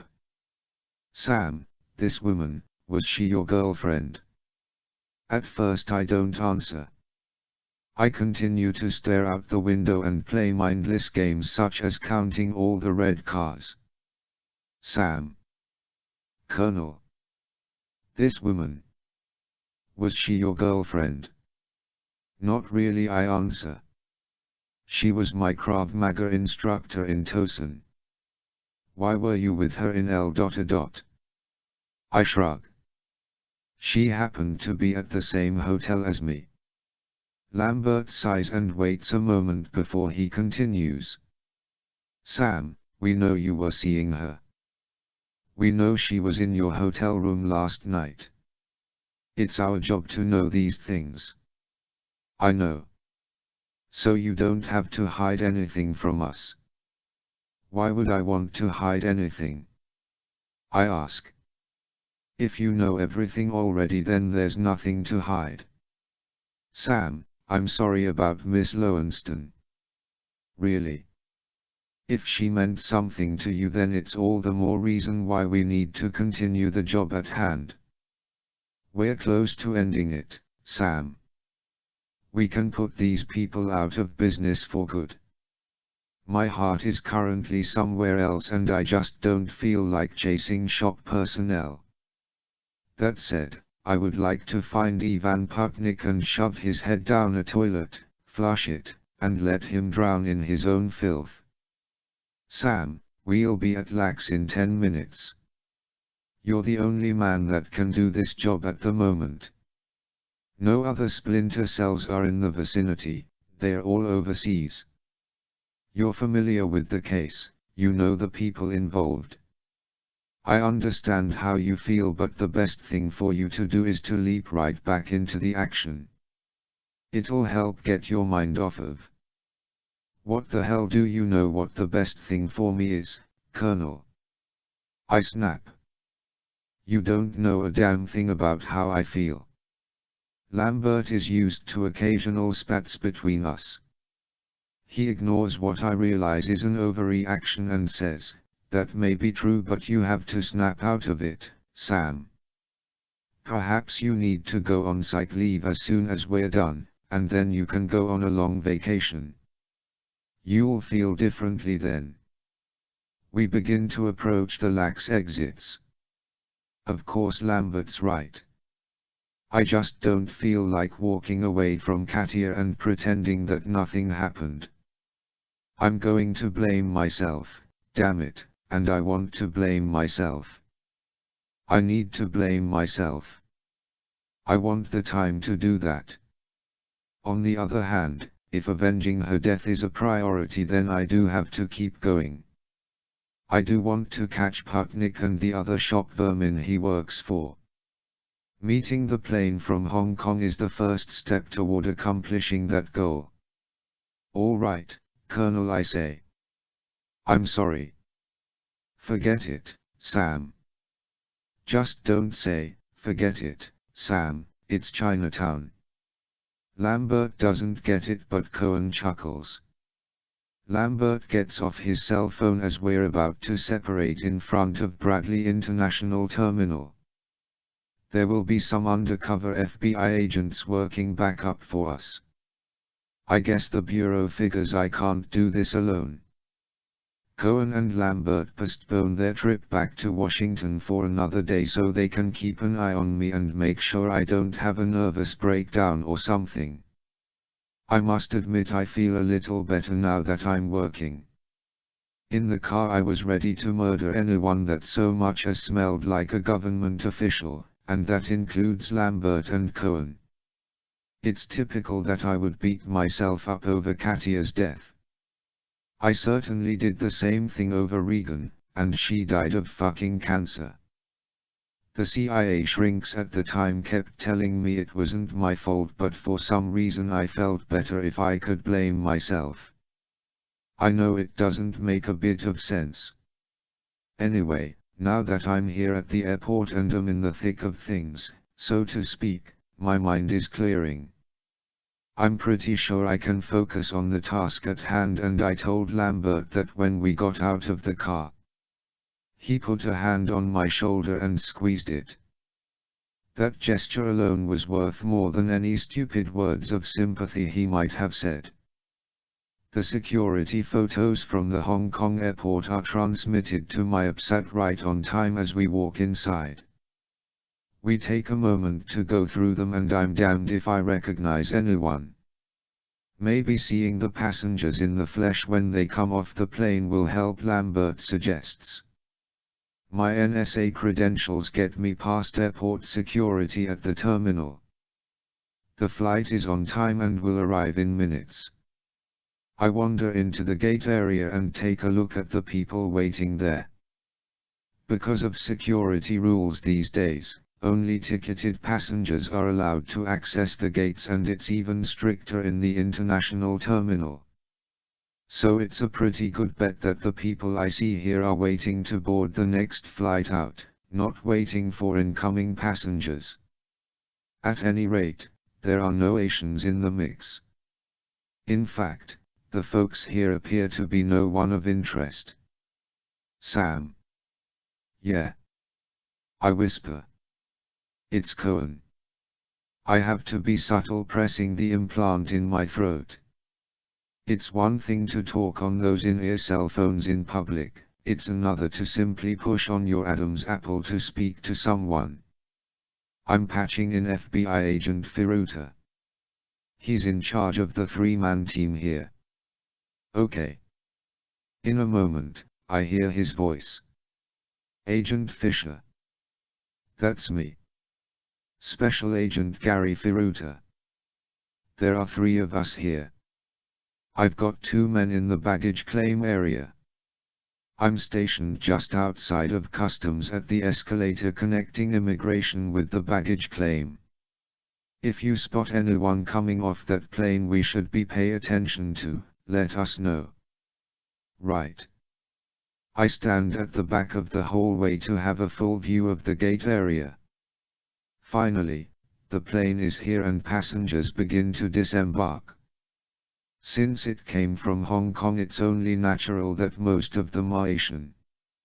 I scan the faces as they come through the door and don't recognize a soul. Then, when it seems that no one is left aboard, a lone elderly Caucasian appears. He's using a walking cane and carries a briefcase.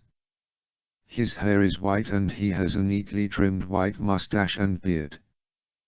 But there's something about him that's very familiar. I've seen him before. I quickly snap a shot of him with my APSAT. Even when I'm dressed in civilian clothes, my APSAT never leaves my wrist. The old man walks slowly into the waiting area, looks at the signs, figures out which way to go for immigration, and moves in that direction. I follow him at a safe distance and inform Agent Firuta of what's happening. In the meantime I rack my brain trying to recall where I've seen the old man before. The lines at immigration are long. I move on through to wait on the other side. The old man stands meekly in line and doesn't appear to be threatening at all. While there's time to kill, I pull up his image on the APSAT screen and study it. Zooming in, I focus on the guy's eyes, his nose, his beard. It's the beard. Oscar Herzog. The last time I saw him he had the same beard. He's changed the color to white, applied some aging makeup, and is doing a good job hobbling with the cane. Alert, I whisper, pressing the implant. Old man now approaching the immigration desk for passport clearance, using a walking cane. It's Oscar Herzog. Hold on, Sam. I see the immigration official pick up his phone as Herzog hands over his passport and visa. The agent listens a moment, nods his head, and hangs up. He then stamps Herzog's passport and clears the man through. We're letting him in, Firuta says. His passport says he's Gregor Vladistok, a Russian national living in Hong Kong. The guy's really German, I say. He spoke convincing Russian to the agent. My 2 men will pick up the tail downstairs at baggage claim. Don't lose sight of him. He's here to meet someone. I take the escalator down with everyone else and find the baggage claim to be very crowded. Several flights have come in during the last half hour, which isn't unusual for LAX.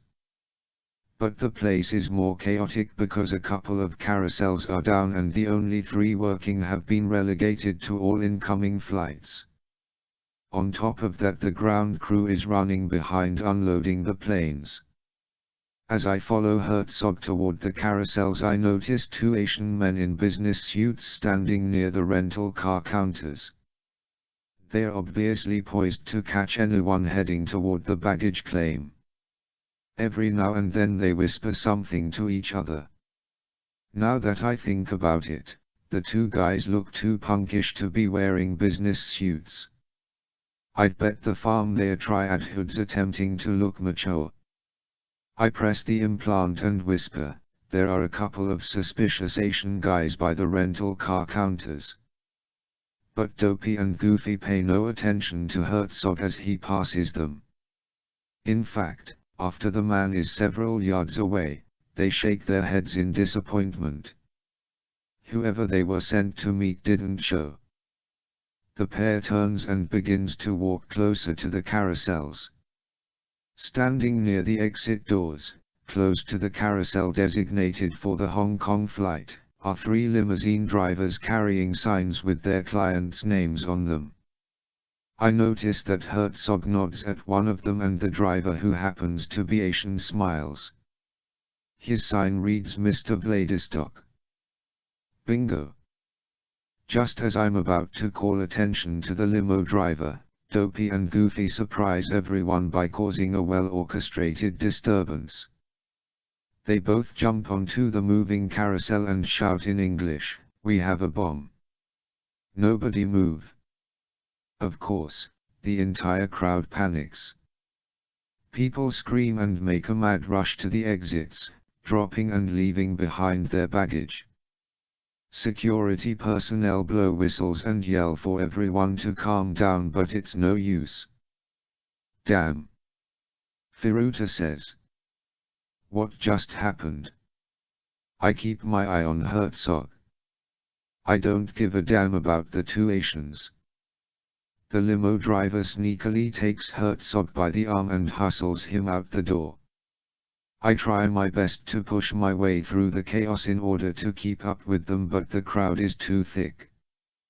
Police arrive on the scene and immediately take Dopey and Goofy into custody, but people are still not cooperating. Firuta. Where are your two men? I ask. Apparently the FBI agents responded to the two Asians exactly what the fake triads wanted. I now realize that the two Asians were working for Eddie Wu, not John Ming. They were sent to cause a diversion so Herzog could get away unnoticed. Screw that. Like a raging bull I shove my way through the crowd, throwing people aside with no concern for politeness, and burst through the exit doors. I spot Herzog getting into the back seat of a limo that's illegally parked at the curb. The driver gets in and the car takes off. I rush madly into the roadway and stop the first taxi I see. With no concern for protocol, I open the door, reach inside, unsnap the driver's seat belt, and pull him out. Hey, he shouts. He starts to hit me but realizes I'm a lot bigger than he is. You'll get it back in one piece, I say. I hope. With that, I'm already in the driver's seat and slamming the door. Leaving the speechless driver on the street, I take off in pursuit. Chapter 30. Traffic is heavy on the 405 going north, so there isn't much I can do but stop and start. The limo is 4 car lengths ahead of me. The situation is compounded by the onset of a rainstorm. Thunder cracks in the sky and the clouds overhead look villainous. The limo eventually turns off the freeway and gets on I-10 heading east. I smoothly change lanes and exit also. Traffic is lighter, but it won't be long before rush hour congestion slows the main arteries. Along the way I give Lambert a report. Apparently the FBI back at Lax are pissed off at me for taking off after Herzog without them. Tough shit, I say. They were in the wrong place at the wrong time. Lambert tells me that the two Chinese guys were arrested, even though they claimed to be pulling a joke. Lambert agrees with me that they were most likely placed there to create a diversion. Agent Firuta is berating himself for not being on top of the situation. I sign off after Lambert reminds me to keep him informed and mentions that Cohen will be following me in her car. What's with the weather? I ask. The rain has become torrential, making it difficult to see out the windshield. Severe thunderstorm alert, Lambert says. It's already flooding the roads west of you. Be careful. Great. I thought it was supposed to never rain in LA, but today I have the pleasure of chasing a limo through the middle of a freak downpour. I guess that's showbiz, folks. Eventually the limo gets on the 110 and heads downtown, but then it makes a left onto the Hollywood freeway. By now the 101 is packed with vehicles. It isn't long, though, before the limo gets off the highway at Sunset Boulevard and turns east toward Silver Lake.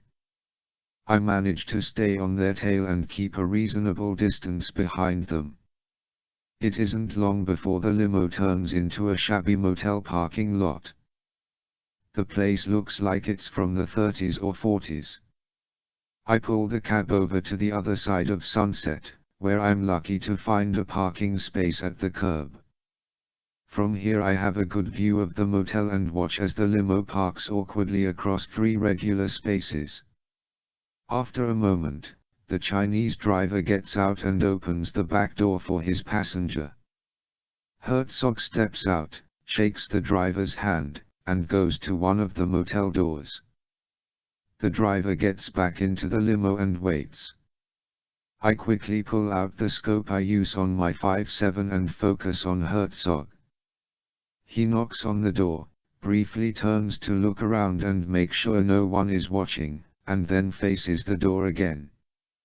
When it opens, I see a Chinese man standing on the threshold. He smiles and shakes Herzog's hand. It's Eddie Wu. I'm sure of it, even through this downpour. Great, no more passive surveillance. It's time to kick some butt. I get out of the taxi, dart across Sunset, and approach the driver's side of the limo. It's raining so hard I feel like I'm taking a shower. I rap on the window and the driver lowers it just in time to receive a powerhouse punch in the nose. Before he can react, I reach inside and apply a choke hold. 30 seconds later he's in dreamland. I open the door, search the guy for a weapon, and find a Browning 9mm inside his jacket. I take it, push him over, and shut the door. As I walk toward the motel room door, I drop the handgun into a trash bin. Quietly, I approach and put my ear to the door. I expect to hear conversation, but there's nothing but silence. Are they in there? To hell with knocking. I kick the door in and go inside, my 5.7 drawn and ready. It's a bungalow-style place with a bedroom, living room, and kitchenette. And the place is completely empty. The back door, leading to a parking area behind the motel, is wide open. Damn. I look out the door and see another stretch limo pulling out of the parking lot. The bastards pulled a switch. These guys certainly aren't stupid. I run out of the room and back to the limo in the front parking lot. To hell with darting back across Sunset to the taxi, it's raining too damned hard. After opening the limo, I grab the still unconscious driver and pull him out onto the pavement. I jump inside, shut the door, and start the ignition. I'm not used to driving a stretch limo. I back right into a Volkswagen hiding behind me. I throw the limo into drive, turn the wheel, and screech onto Sunset Boulevard. Maybe I should have taken the time to get into the taxi again. The other stretch limo is already ahead of me, driving west. I change lanes, speed around the traffic, and pull up next to it. The windows are tinted, naturally, so I can't see the passengers. But I can see the driver, and he's an ugly Chinese guy with an eye patch. Just as he turns his head to glare at me, I rotate the wheel and ram my car into his. Horns blare behind us as enemy limo slams into 3 parked cars on the north side of Sunset. The driver quickly recovers and gets back into the lane. He takes a risk by increasing his speed to move in front of me, momentarily merging into the oncoming traffic lane to go around a truck, and then continues in the westbound lane at around 70. Fine. Look out, people. I accelerate and tear around the truck as well, forcing a splash of water the size of a small tsunami onto it. But I accidentally swing the long tail end of my limo too widely, hitting a BMW Z3. Yikes, sorry about that, fella. I hear him cursing at me and I don't blame him. They say people in LA don't know how to drive in the rain, and I'm sure he's thinking the same thing about me. Sam, what is going on? Cohen's voice surprises me. I forgot she's in the vicinity somewhere. I'm after Eddie Wu, I announce. He and Herzog are in a limo heading west on Sunset. I'm behind them in another limo. My God, Sam, it's rush hour. Tell me about it. It looks like they're getting on the freeway up ahead. I'm on their tail. I'll talk to you later. I need to concentrate here.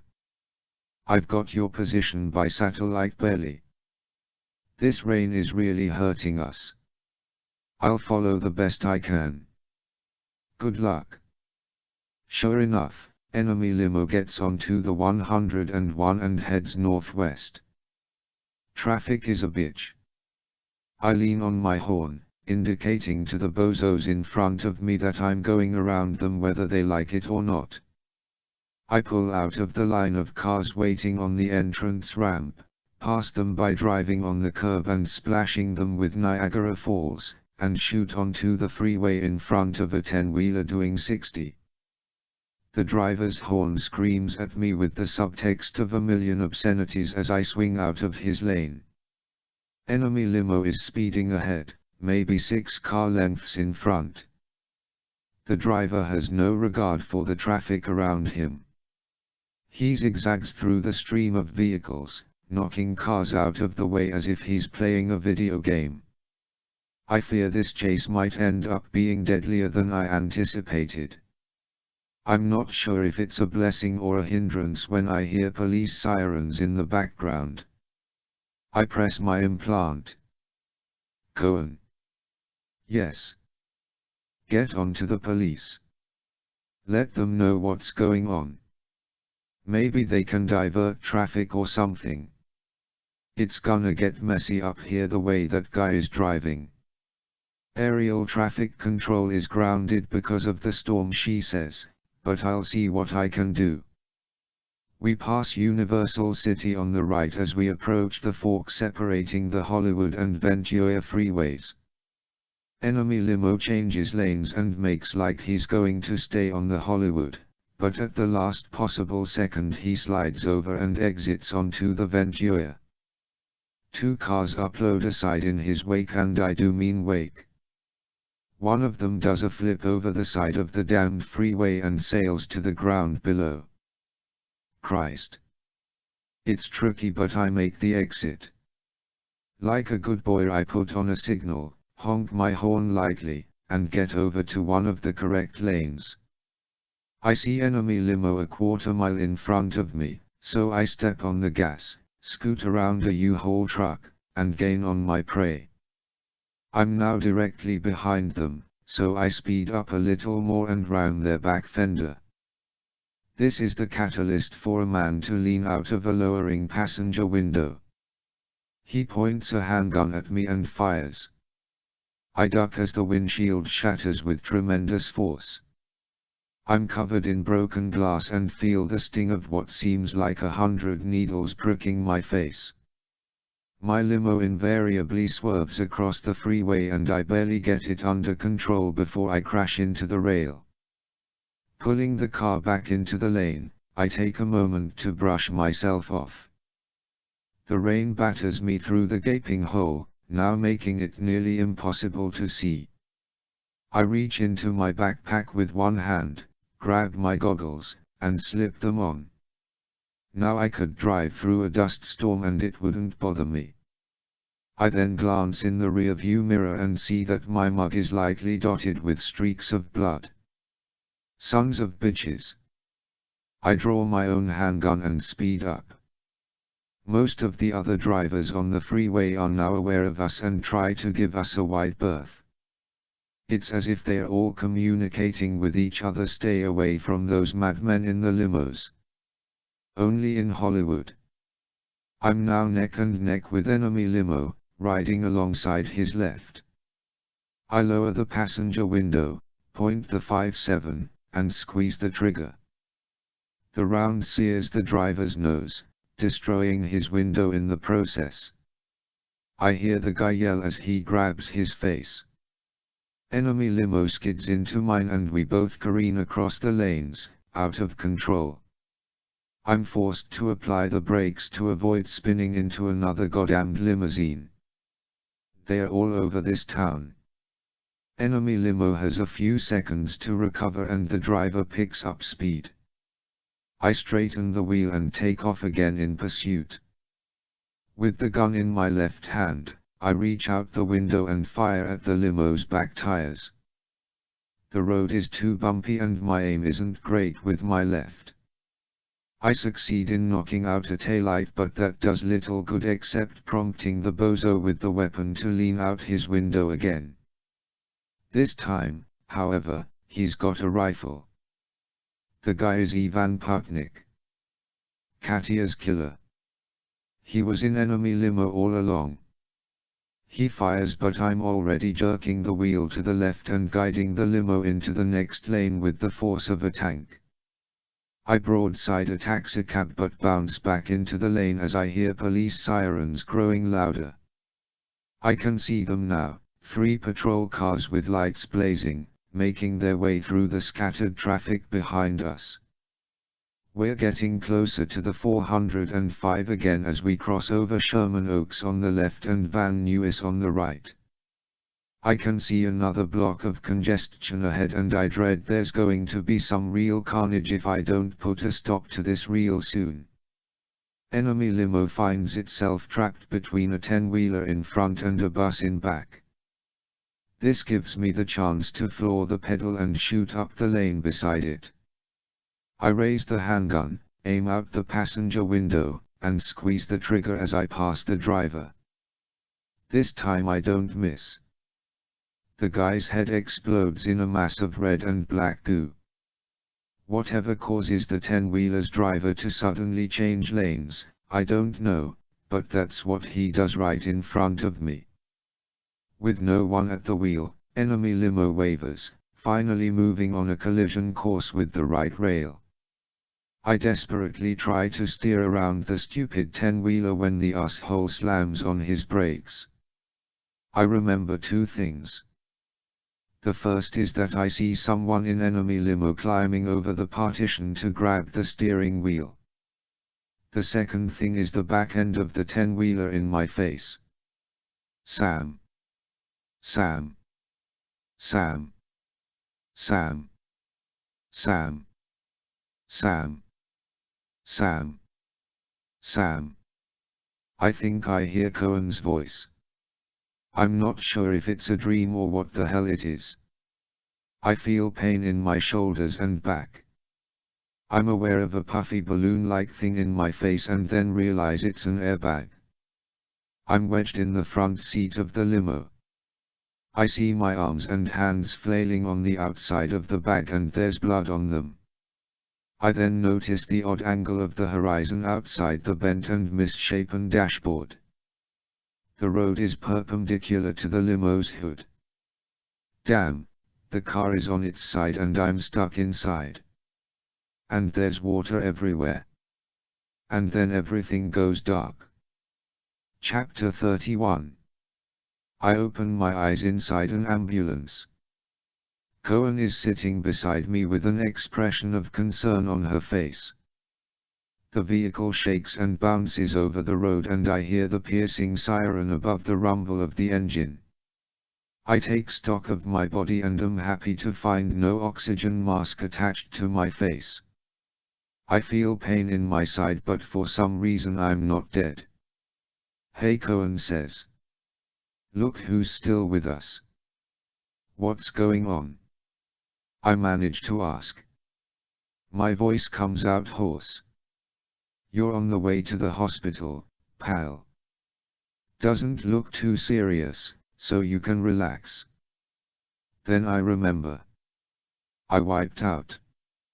Yeah, but your bulletproof vest saved your life. And the airbag. Damn, I forgot about that, too. Lambert and Cohen made me put it on under my civvies before I left the hospital. They have to x-ray you, she continues. You're gonna be pretty bruised up. And your face looks like a pizza. But other than that you're probably gonna be fine. I'm suddenly overwhelmed by fatigue. Then if you don't mind, I'm going to take a nap until we get there, I say. Go right ahead. And I do. I'm released from the hospital around dinner time. Cohen was right, it wasn't too bad. I have 2 cracked ribs that should heal on their own if I take it easy. There's a bad gash on my left leg from when the limo crashed into the truck. That required 8 stitches. My shoulders hurt like hell from the impact, but thankfully nothing was broken or sprained there. I suppose my neck might have been broken, but as they say, I was lucky. Finally, my face looks like I've been through a perforator. Again, it appears worse than it is. The nicks and scratches should heal within days and leave me with no permanent scars. However, for the wound on my heart, Katia's death, they couldn't do anything. In the morning I'll be flying to China via Osprey. Lambert and I had a long talk at the hospital and we agreed it was the best thing for me to do. If I went home to Maryland now, I'd simply go nuts. I'd be so consumed with the thirst for revenge that I'd probably go berserk in a shopping mall. Cracked ribs aside, I'm in good enough shape to go after the bastards. Mentally, I'm focused and determined. I have to see this mission through to the end. The 3 characters in enemy limo got away, of course. By the time the police arrived at the scene, the dead driver had been thrown onto the road and someone else had taken the wheel. Because of the rainstorm, there were no police helicopters in the air to follow the car. However, the limo was found abandoned off of one of the freeway's exits. We figure the passengers were Oscar Herzog, Eddie Wu, and Ivan Putnik. Where the trio is now is anyone's guess, but Lambert believes they are already out of the country. A chartered plane registered to Gyroscope Technics and carrying 3 passengers left Burbank Airport a couple of hours after the freeway incident. An hour ago, when the FBI figured out that Gyroscope Technics was now a defunct company, it was too late to stop them. The plane had already landed in Hawaii and was left on a private runway. The 3 fugitives must have caught another means of transportation back to Hong Kong or wherever they are headed. My guess is that they are going straight to China to meet up with the controversial General Tun in Fuzhou. And they are most likely carrying the MRU guidance system device. As for the outspoken General, Tun has stepped up his television appearances in China. For the past 2 days he's been delivering barbed speeches against his own government, accusing them of not having the guts to take what naturally belongs to them, that is, Taiwan. He pointedly states that China is afraid of the United Nations and the United States. The main thrust of his rhetoric is that it's time for him to take the matter into his own hands, with or without the support of the Chinese government. Of particular concern is that Tun's army, which has mobilized in Fuzhou across the bay from Taiwan, appears to be readying for an offensive strike. The vice president has flown to Beijing to speak with China's president. So far the word is that General Tun has been sternly warned to temper his statements, but we all know that means nothing. General Tun apparently has the support of most of the CCP Politburo. The highest authority in China rests with the Standing Committee of the Politburo, which comprises 25 members, and, below that, a 10-member Central Committee made up of younger party members and provincial party leaders. The CCP also controls the State Council, which supervises the day-to-day running of the country. Another wild card in all this is the power of the military branch in China. The nearly 3 million members of the People's Liberation Army are divided into 7 military regions, each with its own leadership and strong territorial affiliations. The Chinese Army, Navy, and Air Force function under one banner and stand as a very strong voice in the actions of the government. General Tun is considered something of a folk hero in his region and has been successful in recruiting the common men and women from the rural areas around Fuzhou to join his cause. To discipline Tun would be embarrassing to the Chinese government. As we all know, the culture there is about saving face. I suppose if General Tun makes a stupid blunder, attacks Taiwan and fails miserably, then the government can then discipline him and say, "I told you so." On the other hand, if he attacks and is successful, the government could rally to his defense and challenge the rest of the world. It could be an extremely serious situation. Lambert provided me with satellite photos of General Tun's camp on China's southeastern coast. His army is nearly 200,000 strong, consisting of land, naval, and air forces. There are 3 suspicious structures built right on the coast that appear to be airplane hangars. I have a feeling they are submarine pens. It's difficult to determine what kind of firepower Tun's got up his sleeve, but we know about the MRUUVs, of course. And we know he probably has the missing nuke that was shipped to Hong Kong from Russia. The problem is that our intelligence has no idea what the general plans to do with the MRUUVs. Attacking Taiwan with a nuke doesn't make sense. But the presence of the submarine pens tends to refute that line of thinking, doesn't it? My job is to find out what the hell the guy plans to do with his nuke. When we get to Edwards Air Force Base, Cohen and I spend several hours going over my equipment. She helps me restock my supplies and ammo, fixes the bullet hole in my backpack, and provides me with maps, papers, and passports. It's tricky going into a communist country on a third echelon assignment. I'll have to enter illegally, and for all intents and purposes I do not exist. Cohen will not be going with me, it's just too dangerous. The political ramifications of being caught in China would be a public relations disaster for the NSA. I'll pick up my equipment and be in direct communication with an official at the U.S. Consulate General in Guangzhou, but even the consul will Protocol 6 me if I'm arrested. I don't relish the thought of being accused of spying in the People's Republic of China. The unfortunate souls who have had that experience most often do not live to talk about it. Before I retire for the night, I arrange for $500 worth of flowers to be delivered to Katia's mother. Cohen tells me that Katia's body was shipped to San Diego, where she'll be buried after a quick Jewish funeral. The official explanation for her death is that she was a victim of gang violence and caught a stray bullet.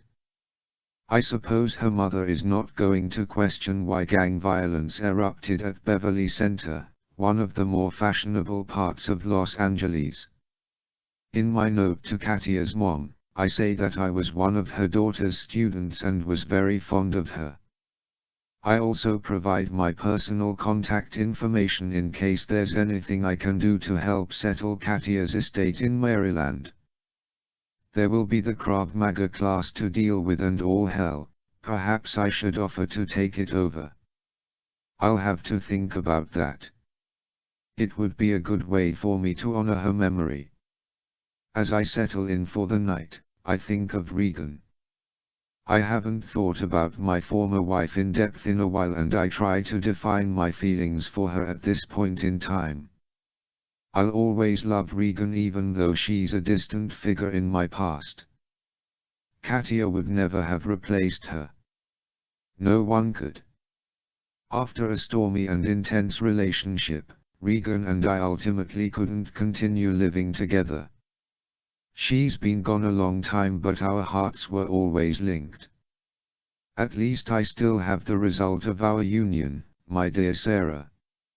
I'll have to call my daughter in the morning before I leave.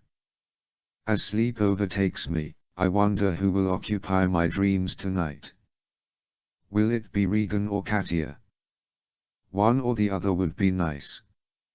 I just hope it's not both of them. I couldn't face being in the same dream with 2 lost loves. I don't think I could handle the guilt. Chapter 32. I make an unscheduled stop before slipping into China. Lambert knows I'm doing it, but no one else does.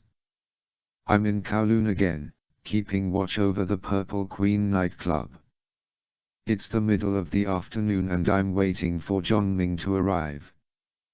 The entrance to the back parking lot is visible from my seat in Chen Wing's coffee bar, located across the street from the club in Sim Shazue East. A slightly altered passport and visa got me into the colony. We changed it just in case the authorities might have linked me to some of the violence that occurred here a few days ago. It will also be much easier for me to enter mainland China from Hong Kong instead of trying to get in through Shanghai or another major city. From Kowloon it's a straight overland journey to Fuzhou.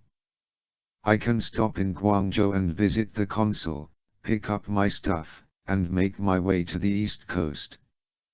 It's a good plan. The only problem now is that I'm unarmed and without my uniform. With Mason Hendricks gone, there's no one in Hong Kong I can rely on to provide me with a weapon. My chat with John Ming will have to depend on the old Sam Fisher charm, what little of it there is. Contacting Ming proved to be much easier than I expected. When I arrived and checked into a Fleabag hotel in Kowloon, I phoned the Purple Queen and in my best Cantonese asked to speak with Ming. The exchange went something like this. There is no John Ming here. Wrong number. Excuse me, but I know this is Ming's nightclub. I'd like to speak to him. You have the wrong number. Tell Ming I will call back in 5 minutes. Tell him I have information about the shop, Andre's Drock, and General Tun. I hung up, waited the allotted time, and called back. Who is this? Did you give Mr. Ming my message? Yes. Just a minute. There was murmuring in the background before the guy got back on the phone. Mr. Ming wishes to talk to you. Come to the Purple Queen at 3 o'clock today. At exactly 5 minutes of 3, Ming's Rolls-Royce slides into the parking lot and disappears behind the building. I finish my tea, pay the bill, and walk across the street. The big Sikh standing guard glares at me, ready to pull his weight. Don't sweat it, big guy, I'm here to see Ming, I say. The Sikh goes inside and I wait nearly 3 minutes before I become impatient and step into the club. 2 Chinese thugs in suits are waiting for me. With no questions being asked first, thick strong arms grab me from behind and hold me with a vice-like bear hug. It's the Sikh and he's a walking lump of muscle.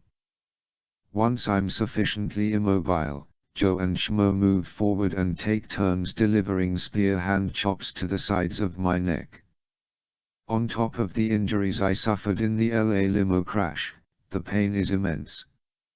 Hey! What's this about? I gasp. Who are you? Why are you here? Joe asks in English. I was invited. My name is Fisher. He says, you were the man at the warehouse. You are an enemy of the Lucky Dragons. The thug gives me another spear chop that sends shock waves down my spine. At first I don't know what he's talking about, there have been so many warehouses in my life. Then it comes to me. The time they had the device that wreaked havoc on my implants. I ended up killing a handful of their men. That's before I was on your side. I cough. We don't believe you, Shmo says.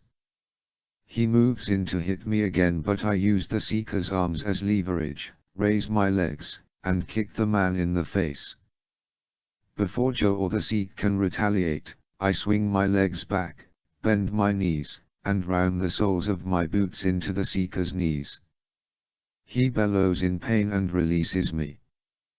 That gives Joe time to perform a jump kick, hitting me squarely on the sternum and knocking me backward into the Seek. The 2 of us tumble to the ground. The Sikh is pretty much out of the game. I may have broken his kneecaps, so I concentrate on the two Chinese hoods. As Shmo moves in to kick me in the ribs, I roll toward him like a log and manage to trip him up. He falls into his partner, allowing me the opportunity to jump to my feet. I immediately spin, thrust out my right foot, and connect the heel to Joe's chin. I follow through, place my right foot on the floor, bend the right knee, and spring forward with my left foot pointed at Shmo. Bullseye, right in the solar plexus. I drop back, assume a defensive stance, and wait. Stop. John Ming stands a few feet away. He looks at me and says, "I've seen you before." "I've been in your club," I say. Ming turns to Shmo and orders, "Frisk him. Then bring him to the conference room. There is no need to play rough." He focuses on the Sikh, who is rolling on the floor in agony. "And see to his needs." Ming shakes his head as if the guard hadn't studied for a school quiz and had failed it miserably. I hold up my arms and Shmo does a thorough job of patting me down. When he's satisfied I'm not there to assassinate his leader, he gives me the dirtiest look he can muster, jerks his head, and says, "Follow me." We walk through the empty club. I notice the pretty hostess who served me the night I was here. She's busy wiping the tables, preparing the place to open. She looks at me and wrinkles her brow, trying to remember where she's seen me before. Of course, all Guelo look alike to Asians. They lead me through the employees-only door and into the hallway where not too long ago I performed a clandestine search. I'm not surprised when I'm ushered into the very room that was once covered in plastic, the room where I took a specimen of dried blood. Now, however, the place is tidy and devoid of plastic. John Ming sits at the small conference table and gestures to one of the other empty chairs. Joe and Shmo remain standing behind me. One of them shuts the door. "Mr. Sam Fisher," Ming says in English. "You are a splinter cell from the branch of the National Security Agency known as Third Echelon." Dripping with sarcasm, I say, "I can't imagine how you'd know that." Ming smiles. "You have a sense of humor, I see. That is good. Oh, it's a million laughs that one of your people penetrated our organization and then sold information to the shop. Yeah, we find that extremely funny, Mr. Ming, but that's not why I'm here. By all accounts I should be at your throat. Not only were the Lucky Dragons in league with the most dangerous arms-dealing outfit in the world, but you also tried to have me killed not too long ago." "We thought you were a threat to us," he answers. "I apologize. Since you did away with 6 of my men at the time, I assume you will agree that the score is settled. And you did just break one of my employees' kneecaps just now. Are we even?" "Perhaps," I say. "That depends on how our conversation goes today." Ming is silent for a moment as he lights a cigarette. He offers one to me but I refuse it. "May I offer you a drink?" he asks instead. "No, thanks." "Very well. What is it you wanted to speak to me about, Mr. Fisher?" "Let's go back to the beginning of all this. Once upon a time there was a physicist working in weapons development in my country. His name was Gregory Janesen. He died here in this room." Ming registers no reaction when I say this, but he also offers no refutation. I continue. "Through Mike Wu, your mole at Third Echelon, you obtained information from Professor Janesen over a period of time. This consisted of the specifications, plans, and everything else that's needed to create an RUAV. Am I right so far?" Operation Barracuda, Ming says. Yes, you are correct. Of course I am. You then wait, why do you call it Operation Barracuda? Because Nruov is long and cylindrical, like a barracuda fish. I see. Anyway, you then sold all of Jane Zen's material to the shop. We traded it for goods, but that's neither here nor there. Whatever. There was one piece of the pie you didn't give them, though, the guidance system that your illegal research outfit in Los Angeles created. By then you had called off your business relationship with the shop and closed down gyroscope techniques. You are exceptionally well informed, Mr. Fisher. I wouldn't expect anything less from someone with your aptitude and abilities. Are you aware that Eddie Wu managed to sell the device to the shop anyway? And that he and the shop have delivered it to General Lan Tun in Fuzhou? For the first time since we began, Ming registers concern on his face by blinking several times. He adjusts himself in the seat and says, "Go on." The United States has reason to believe that General Tun is about to attack Taiwan with a nuclear device. I'm not sure why he wants to blow up Taiwan, but all the intelligence we've gathered points to that scenario. And why do you tell me this, Mr. Fisher? Ming asks after a pause. Because I know you hate General Tun and Communist China. It's a basic, fundamental tenet of the Lucky Dragons, as it is with all triads. That may be true, Ming says. But are you asking me for something? I'm asking for your help. There. I've said it.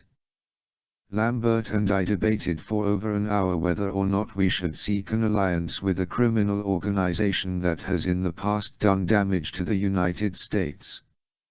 In the end, I convinced him there might be some wisdom to it. I elaborate. Mr. Ming, you have the means to lead men to Fuzhou and do something to General Tun before he attacks. You have a small army at your disposal. You have people that believe in your cause. Do you understand what will happen if General Tun, if Red China attacks Taiwan? It would lead us all into World War III. You and your little empire here in Hong Kong would not go unaffected. Ming takes a drag from his cigarette and asks, "Are you absolutely certain the Mruov guidance system is in General Tun's hands?" No, but I know Eddie Wu was in possession of it and he was last seen in the company of shop personnel. We have evidence that they fled the United States and were headed for Asia. They have the ability to get into China and deliver it right into the general's hands. You know they do. Ming crushes the cigarette into an ashtray. Is there anything else, Mr. Fisher? I consider my words for a moment and then say, yes. When I encountered your men at that warehouse near the old airport, they had a device, some kind of transmitter. Yes. How did you know the thing would be useful against me? That machine was loaned to us by the shop. It was created by and belongs to them. We gave it back to them. You should direct that question to someone in their organization. Interesting. So the knowledge of my implants and how they work most likely came from the shop's source within our government. Possibly the mysterious informant Mike Wu mentioned. The one who sits high on the food chain somewhere in Washington. And how did you know I would be at that warehouse? I ask. Only 2 people were aware of my movements that night and one of them is dead. Again, Mr. Fisher. The shop. Our source in the shop knew where you would be at all times. Did you know a man named Mason Hendricks?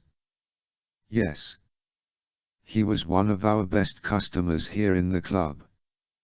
I was very sorry to hear of his unfortunate accident. I believe he perished with a woman who worked for me. Very tragic. That fire at his home was deliberately set. Any idea who was responsible? Ming shakes his head. None whatsoever. Although I suspect. I know, the shop. Regular scapegoats, aren't they, Mr. Ming? Ming's eyes flare and then he asks, is there anything else, Mr. Fisher? I sit back in the chair and say, no. That's it. Very well. It was a pleasure talking with you. Joe and Shmo move forward and stand on either side of me, ready to escort me out. That's it. I ask. You have nothing to say. The conversation is over, Mr. Fisher. Let us say that I shall take your words under advisement. You are still an enemy of the Lucky Dragons. I cannot and will not divulge my thoughts to you. Good day and good luck, Mr. Fisher. My men will see you out. Fine. I've tried my best. I stand and leave the way I came. Little Miss Hostess is still cleaning the tabletops when I go by. This time she smiles at me. If I was important enough to gain an audience with John Ming, then I must be a VIP of some kind. I ignore her and head for the door. Before I get there, Joe puts his hand on my shoulder as if to give me a word of advice. With the speed of a snake I grab his wrist and twist it, sending him to his knees. Shmo moves in to defend him, but I hold my hand out in front of him, warning him not to get any closer. It was a pleasure meeting you guys, I say with a smile, then I let go of Joe's hand. If looks could kill, but I pay them no mind as I turn and walk out the door. Chapter 33. The trip to the coastal region of Fujian was uneventful. I made my way to Guangzhou by train on a falsified work visa and passport that indicated I'd be consulting with high schools on creating a foreign government policies curriculum.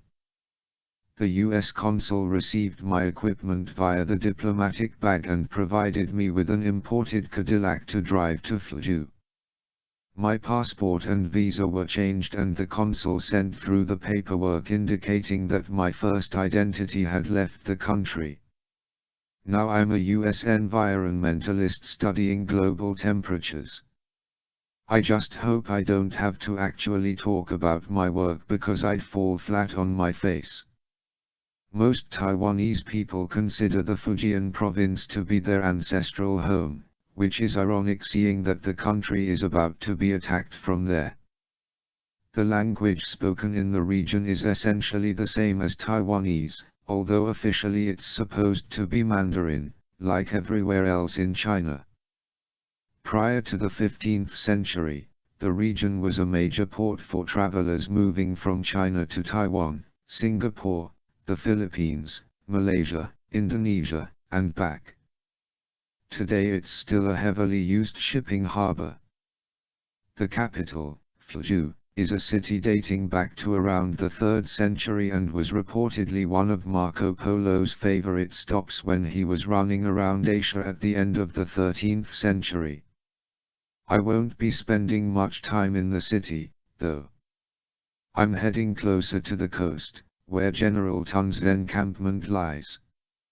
I find the area beautiful, to an extent, in that it is fertile and green and typifies the images one might think China is supposed to look like.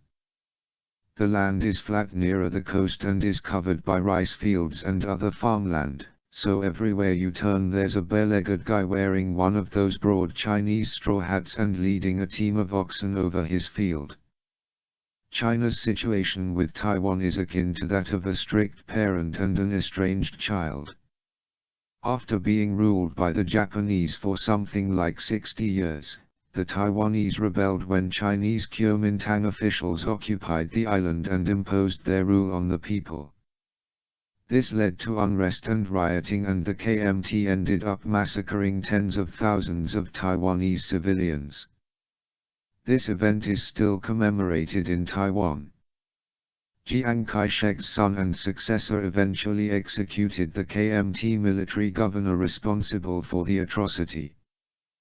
By the time the Korean War erupted in 1950, the United States sided with the KMT and Taiwan against the Communist Chinese forces supporting North Korea.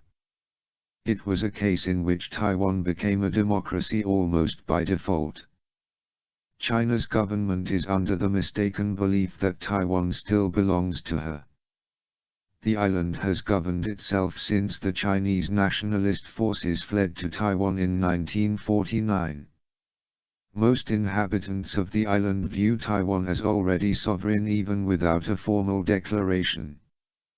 The Chinese government has offered the island autonomy if it will come under China's direct rule. Thus, Taiwan is a major thorn in China's side because the small island country has shown itself to be economically successful on the world stage. The end of military rule and the beginning of full democracy challenged notions that China was better off as a communist country. Now that the capitalist colony Hong Kong is in the fold, there is some thinking this will have an influence on the way China does things in the future. The jury's still out. In the meantime, there are hardliners like General Tun who insist on reunifying China and throwing a net over Taiwan. Tun's army encampment is set up along the coast just north of Fuzhou. After nightfall I do a reconnaissance around the place to get an idea of what I'm up against. Satellite photos provided to me by Third Echelon come in very handy. The technology has become so advanced that they can zero in on a chessboard on the ground and determine what the next move should be. From these pictures I can tell how many men are gathered in a particular spot, what kinds of vehicles are present, and how much firepower is sitting around. Sometimes we can get X-ray pictures and see inside certain structures, such as tents and temporary buildings. Thermal vision shots allow us to see where living beings are grouped. This intelligence shows that the army is housed in 6 barracks lining the perimeter of the base. A command post is set up next to the 3 large hangar-type buildings on the shore. The analysts at Third Echelon are now certain these buildings are submarine pens. The water happens to be deep enough where they've set up camp as opposed to the beachfront just east of Fuzhou. It makes sense.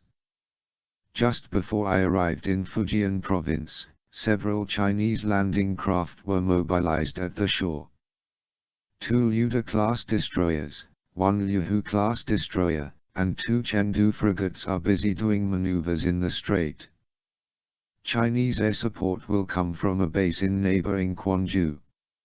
If these guys aren't preparing for an invasion, then someone's playing a very unfunny elaborate joke. Our own naval forces have gathered nearer to Taiwan and outside of the strait, standing guard like floating sentinels just waiting for something to happen. It's a tense situation. "We have you by satellite," Sam Lambert says in my ear. "Just watch the patrolling guards. Otherwise you're good to go." Temporary wire fences surround the base. 2 gates allow entrance, one on the north side and the larger main access on the south. It appears that only 2 guards stand duty at the main gate at all times, but only one mans the north one. I elect not to use either. Instead I crawl through what foliage there is on the north side of the encampment, about 60 feet east of the gate, and use my wire cutters. There's no moon tonight and it's cloudy, so the darkness provides me with a fair amount of cover. I'll still have to be careful, though. There are no trees or other thick vegetation to hide behind if I need to. The base itself is illuminated by a number of floodlights set up at strategic locations. One of the barracks is right in front of me. I quietly move behind it and can hear snoring through the walls. Everyone's asleep, or at least they should be. From observing the site before I crawled in, I determined that 4 single-man patrols cover quadrants, moving back and forth within each man's specific section. I imagine they'll be spelled after 3 or 4 hours. I make my way around the barracks, darting from shadow to shadow. I'd like to shoot out the damned floodlights, but that certainly would be an attention grabber. When I crouch behind what appears to be the mess hall, I see a lengthy stretch of brightly lit turf to the submarine pens. Unfortunately, that's where I need to go to learn what I can about Operation Barracuda. How the hell am I going to get from here to there? Guard approaching from the east, Lambert says. There's my answer, walking toward me in the form of one of the soldiers patrolling his quadrant. He's lost in his thoughts, not paying much attention to his surroundings, and probably figures there's no way in hell he's going to encounter any trouble in the middle of an army base. I wait until he's nearly upon me, and then I spring forward, clasp my hand around his mouth, and butt him on the back of the head with my 5.7. The soldier falls limp in my arms.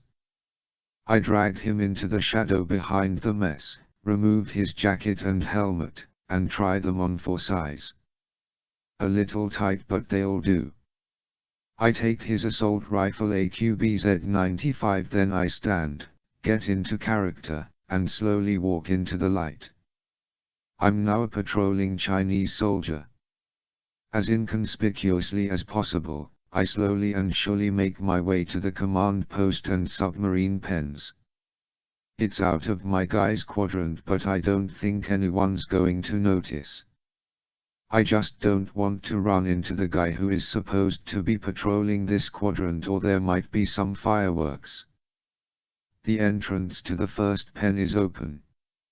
I stand to the side and carefully peer in. Sure enough, there's a submarine sitting in the water. Work lights illuminate the pen, and I see a couple of soldiers on the platform at the side of the sub, sitting at a table and playing cards. They, too, probably figure no one's going to bother them this late at night. As I study the submarine, I realize it's not a class I recognize. I remember reading a Pentagon report that was distributed to third echelon operatives regarding a new class of sub the US military believed China was building. Known at the Pentagon as a Yuan-class sub, it is speculated to be a new type of attack boat that's diesel-powered and built from indigenous Chinese hardware and Russian weapons. I quickly snap some shots of it with my APSAT and move on to the next pen. There's a little more activity inside this one, so I'm unable to get a good look. I do, however, note that a sub is indeed in the pen and might be a nuclear-powered Shia class. The third pen is empty. No submarine at all.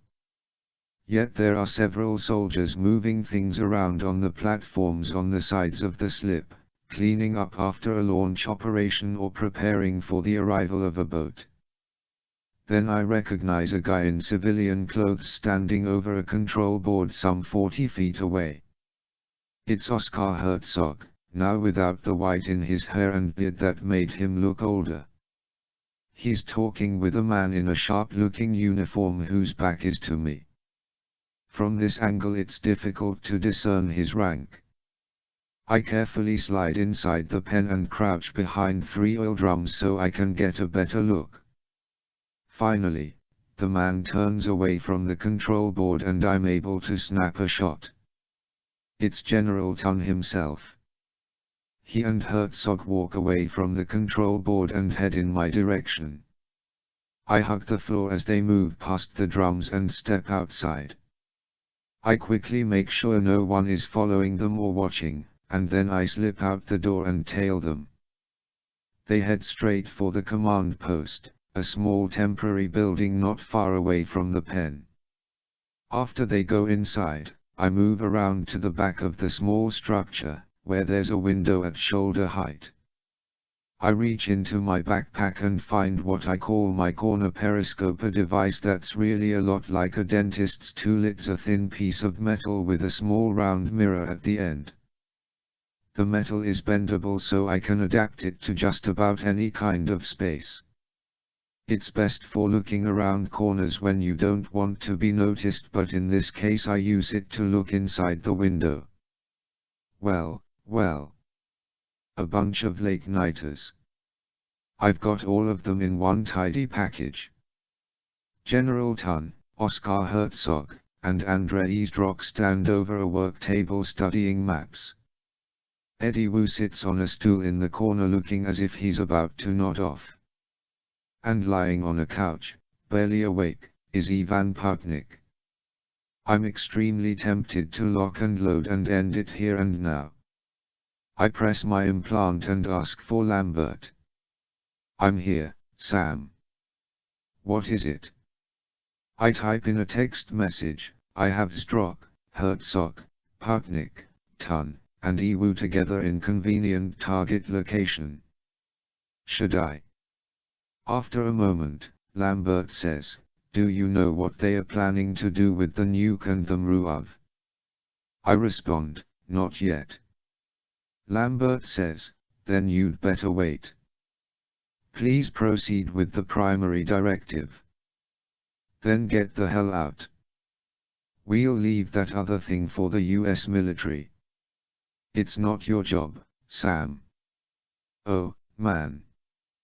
Putnik is the one I really want. It's my deepest desire to make the guy suffer for what he did to Katia.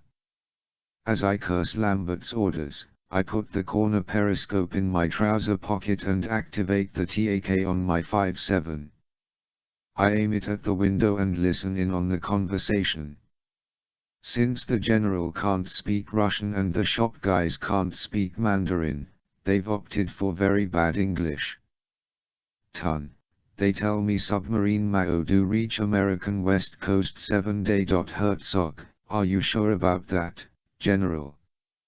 Only 7 days, Tun. Mao is fast submarine we have. Sheer class. Zdrok, I was impressed with how it looked today when it left the pen. Tun, it beautiful boat. New diesel powered sub, very nice, too. United Nations not know about. They do now, I think.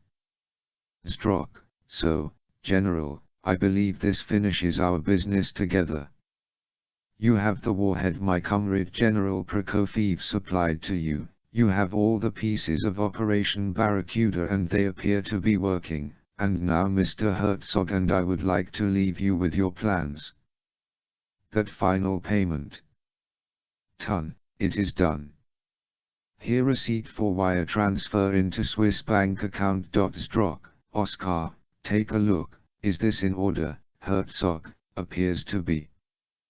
The figures are correct. Tun, you not see Barracuda work, Mr. Zdrok? Zdrok, no, General, I got here after your sub left. Tun, please. Allow me show. Come see before you go. Zdrok, big sigh, all right. Ivan, wake up. The General wants to demonstrate his new toy. Eddie, you coming? Wu, grumbles, unintelligible. I hear them shuffling about and finally all 5 men leave the structure and walk toward sub-pen number 2.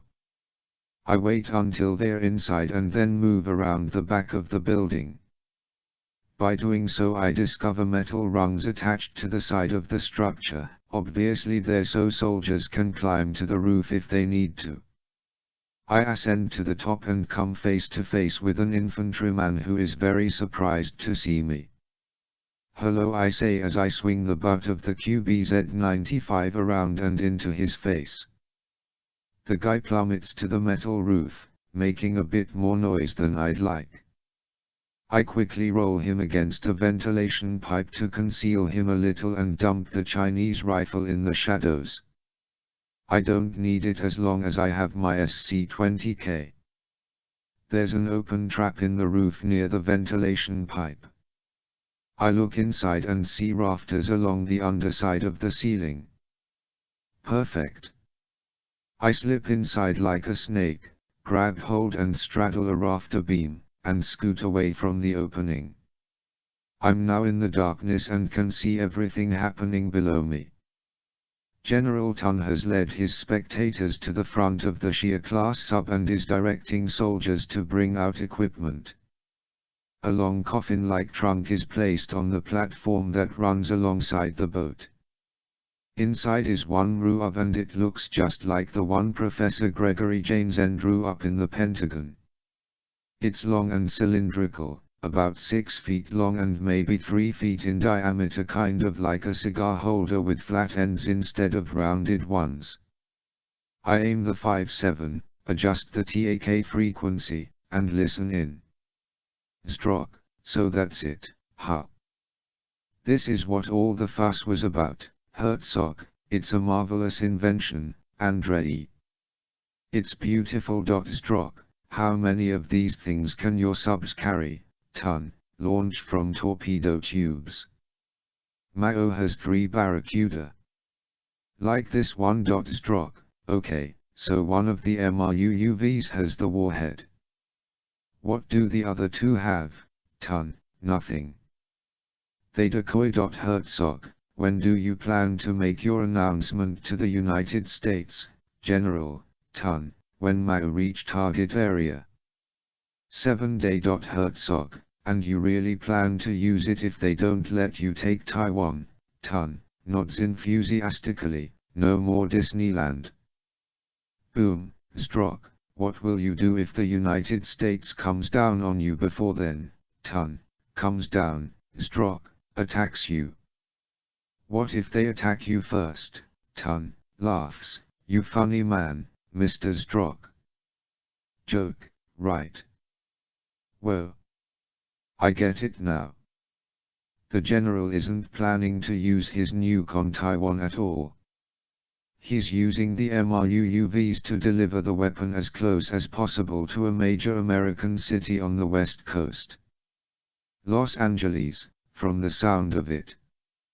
And that's his insurance policy for attacking Taiwan. He'll let us know that the weapon is in place and will be detonated if we try to stop him from invading the little island. Since they are using a submarine to launch the MRUAV, it's going to be difficult as hell to track it. From what I understand of the MRUAV technology, it can be shot from the sub's torpedo tube and then be guided remotely to its final destination. The sub doesn't even have to be in American coastal waters, it can sit right on the edge of the international boundary and do its thing. Ingenious. It's time to get out. I begin to scoot backward along the rafter beam toward the opening when I hear a rumble down below. An entire platoon of armed men barges into the place.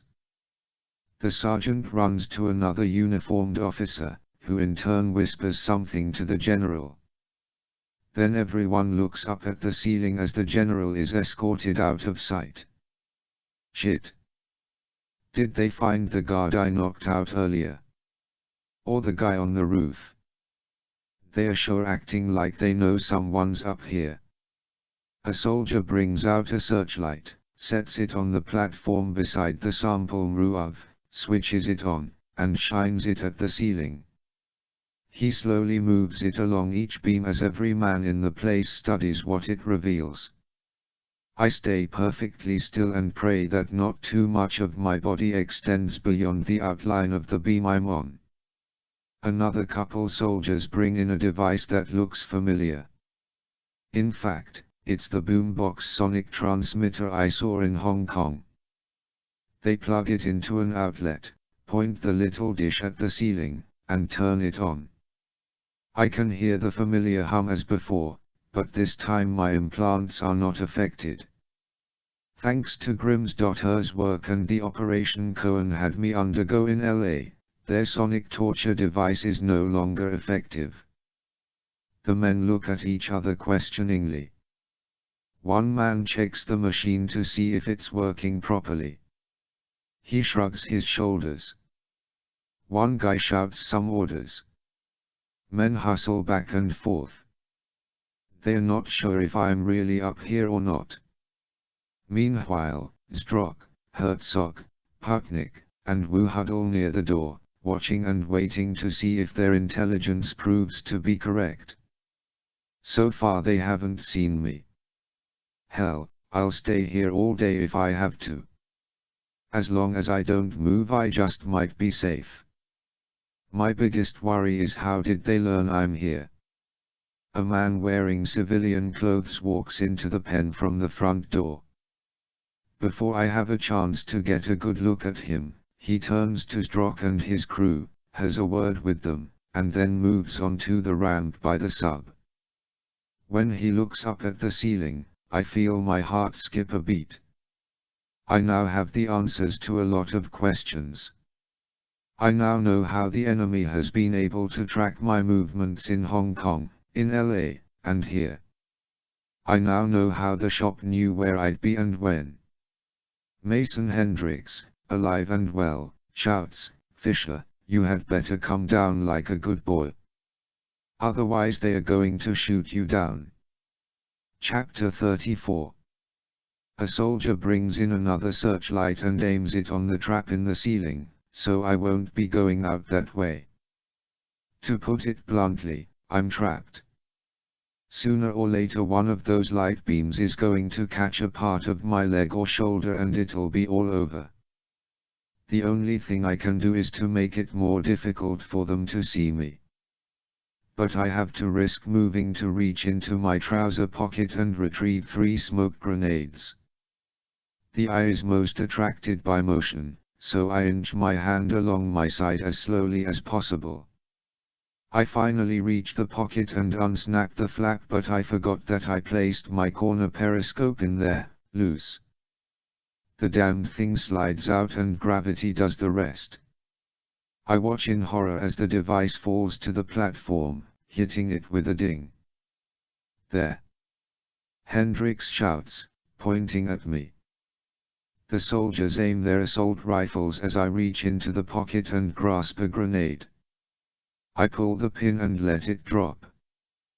The boom is louder than it is damaging, but the dark cloud of smoke it produces is what I really want.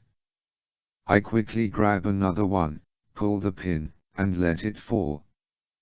Then the gunfire begins. The bullets spray the ceiling around me, but I'm now able to scoot along the rafter beam out of harm's way. I don't move toward the trapdoor because they'll be expecting that. Instead I go the opposite way with no clue as to how I'm going to get out of there. The gunfire continues to spread in all directions, leaving no room for doubt. There's one other option. I reach into my backpack and grab my only wall mine. It takes me 5 seconds to activate it and another 5 to attach it to the ceiling. I set it to explode in 10 seconds, which better be enough time for me to scoot along the beam far enough out of the way. The men below are still blinded by the smoke and are wildly shooting their guns. The wall mine is a gamble I have to take. I'm counting on it to blow a hole big enough for me to get through and at the same time provide even more smoke to cover my escape. I move to the far end of the beam I'm on and cover my head as bullets rattle the ceiling around me. Ka-boom! The building shakes with unexpected roughness, causing the beam I'm sitting on to jerk precariously and come loose. I hug the girder, feeling it sway with my body weight. I can't see a damn thing. Smoke has filled the place and I have no idea if I'm falling or hanging by a couple of steel bolts. After a moment my equilibrium calms down and I perceive the beam isn't dropping, it's just dangerously close to doing so. I flip down my goggles and turn on the night vision, which sometimes helps to see through smoke screens. It outlines some objects and I can now plainly see the big hole in the ceiling that's at least 6 feet in diameter. The smoke will ventilate quickly, so I'd better get moving. The girder I'm hugging is still attached to the ceiling behind me by a few bolts. The end in front of me is hanging out into space above the slip. I have to inch my butt in reverse, move up the beam to the ceiling, and then grab hold of another girder to do a hand over hand in order to reach the hole. If I move too quickly, the girder I'm on will surely come loose. And of course the soldiers below are still firing their weapons into the air, creating a random hazard no matter what direction I go. Ain't this the life? When I'm about 5 feet from the ceiling, I hear the bolts begin to give way. There's a horrible wrenching sound behind me as I feel the beam jerk and drop a few inches. I can't risk sitting on it any longer, so I focus on the stationary beam above my head and try to propel myself those 5 feet from a sitting position. This is where that Krav Maga training comes in handy. By using the muscles in my thighs and performing a painful stretch between my waist and arms, I'm able to elongate, that's the best way I can put it, and give a little push off at the same time. As soon as I do, the girder breaks loose and falls. For a split second I'm weightless in the air, and then I feel my hands around the ceiling beam. I clutch it tightly, catch my breath, and then begin the hand-over-hand trip, 20 feet to the hole. I don't look down, but I can hear the men shouting to each other.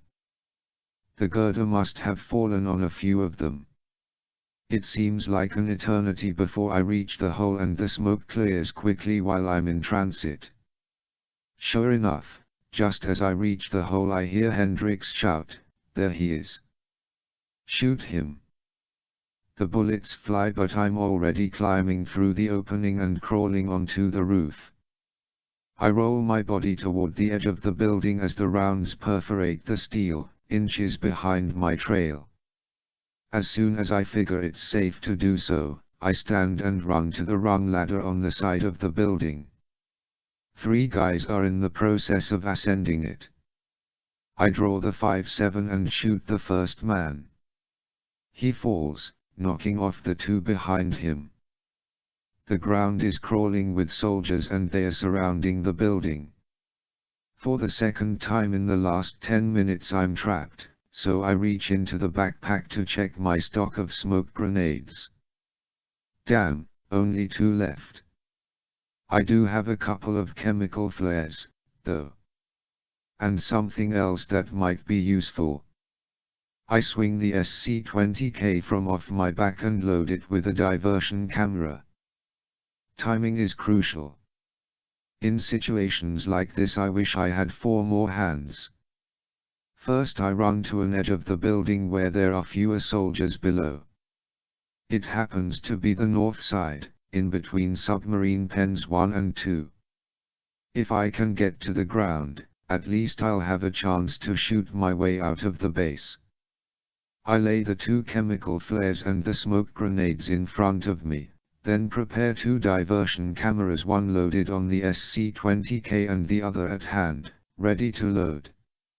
Next, I take a chemical flare, break the seal, point it laterally from the pen's roof, and shoot it over the soldiers' heads. It bursts beautifully, spreading flame and sparks over the area. It won't hurt them, but hopefully it will cause confusion.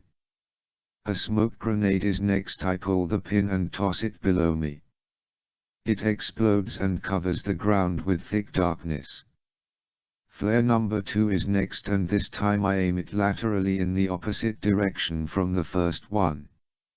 It, too, explodes neatly and serves to disorient the men.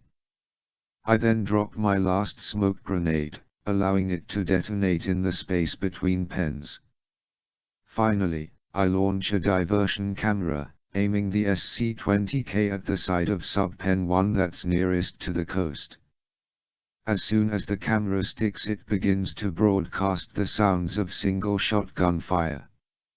I then quickly load the second diversion camera and fire it over the soldiers' heads, sticking it onto the side of a military jeep about 30 yards west of sub-pen 2. For a gag I set it to play very loudly a marching band's rendition of Stars and Stripes Forever. Total chaos on the ground. The Chinese soldiers don't know what the fuck is going on. They think someone's shooting at them from the beach side of the pens and a 50-piece band has suddenly appeared on the other side. The flares continue to burn brightly over their heads, illuminating the smoke as if it were part of a psychedelic concert stage show. I take the opportunity to leap off the roof. Because of the smoke, it's difficult to determine exactly where the ground is. I've made jumps like this before and know how to fall and roll to avoid hurting myself, but that's usually when I can see where I'm going to end up. My night vision goggles don't help much in this particular instance, either. Hell, there's no use fretting about it. I take a stance and jump. I hit the ground sooner than I expect and feel a tremendous pain in my right ankle. I try to compensate and roll, but the damage is already done. I plummet to the earth like a lead weight. Just when I expect a dozen soldiers to attack me, nothing happens. The soldiers are still running around blindly, wondering where the heck I am. I manage to stand, wince in pain, and limp away. Damned ankle. I'm sure I didn't break it, but I know it's sprained. As I move along, the pain diminishes. It can't be too bad. Down on the ground the night vision works a bit better and I'm able to navigate around the buildings. I pass the first sub-pen and head for the north side of the camp. Behind me I still hear shouts and gunfire, but by now the smoke is clearing. The noise wakes up the rest of the men. I can see soldiers stick their heads out the barracks doors and windows. With my limp it probably looks as if I'm a crazy man skipping across the base. One guy sees me, but he's too sleepy to figure out I'm the enemy. It's a miracle that I make it to the fence. I hit the ground, crawl to the section that I cut earlier, and then slide through. By golly, I'm nearly home free. If I can just get clear of the base, hide somewhere in the dark, and avoid being found, I just might get out of this alive. I cross the road and move beyond the illumination of the base lights. The main highway to Fuju is up ahead. I'll probably have to avoid that for now and find a ditch or something and hole up inside it. But now I can hear their vehicles revving up as they broaden the search. Changing direction and favoring my bad ankle, I jog parallel to the highway but stay in the shadows. It isn't long before they pull onto the road and begin to patrol at slow speeds. Obviously, they know I'm not too far away. When one of the jeeps suddenly stops and turns its searchlights in my direction, I drop to the ground. The beams cross over my prone body and then remain stationary. I hear the vehicle doors open and close. "Uh-oh. Sam," Lambert says. "You're surrounded. Get out of there." Movement headed my way. Soldiers. I grab my SC-20K, make sure it's set for spray fire, and get ready to blast my way out of there. I remain still, wait for the right moment, and then release a volley of fire in the direction of the noises. I hit a group of men just as a searchlight finds and totally illuminates me. The soldiers fire at me as if there's no tomorrow, forcing me to hit the ground again. By then, I'm completely covered. It's no use. A dozen rifle barrels are aimed at my head. I have no choice but to drop my weapon and raise my arms. Chapter 35. They take me in a jeep back inside the compound. My backpack, SC-20K, 5.7, headset, and UPSAT are confiscated.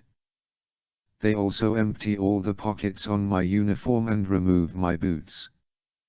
2 guns held to my head keep me compliant.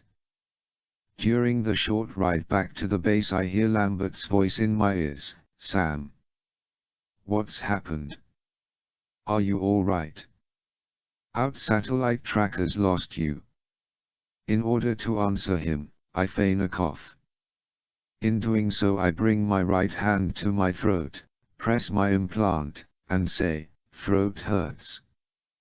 The Chinese guards nudge me with the gun barrels. "Put down your hand." I nod, smile, and do as they ask. Back in Washington, Lambert will know I've been taken prisoner.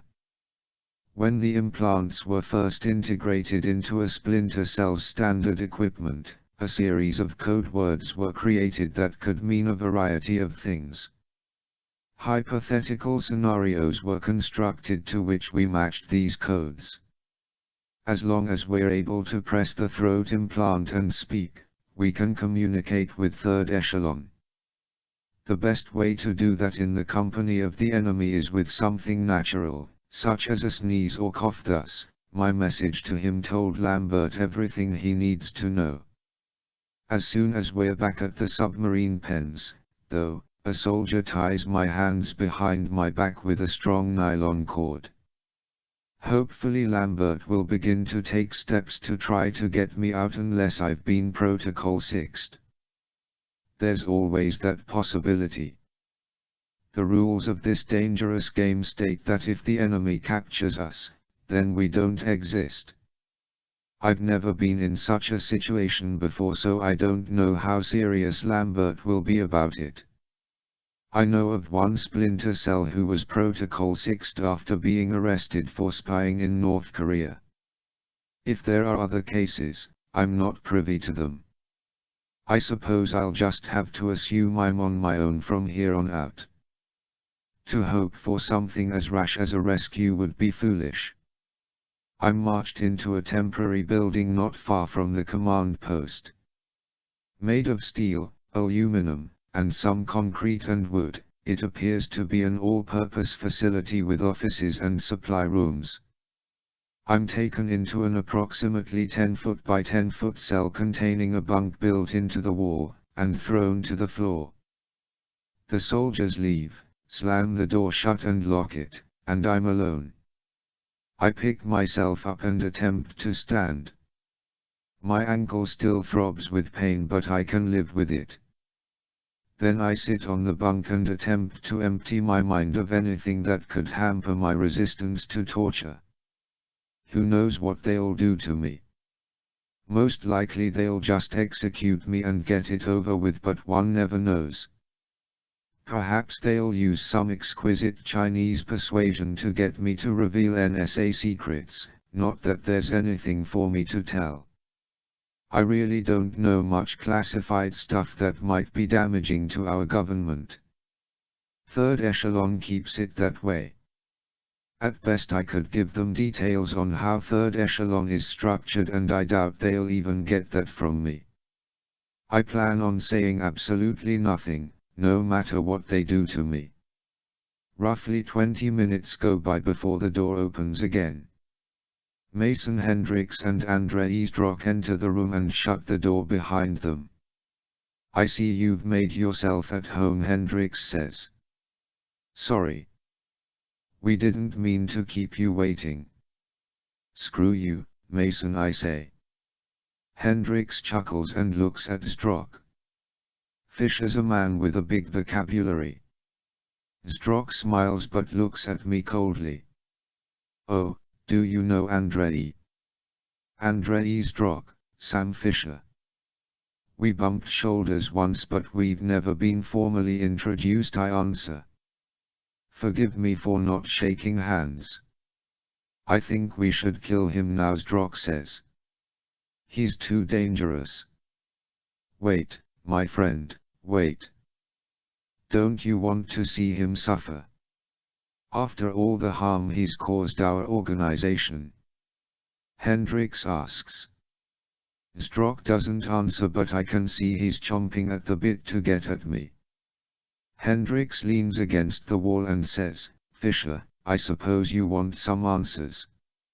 "I don't give a shit, Mason," I say. You're a traitor and a scumbag. That's all the answers I need. Hendricks frowns and continues, come on, Fisher. You know as well as I do that the United States is heading in unfathomable directions. America's foreign policy has gone berserk. I simply shifted my allegiance. I don't live in the United States, Fisher. I've lived in the Far East for half my life. It's time I stop kidding myself and do what's in my heart. And that's to join a black market arms dealing operation that supplies terrorists.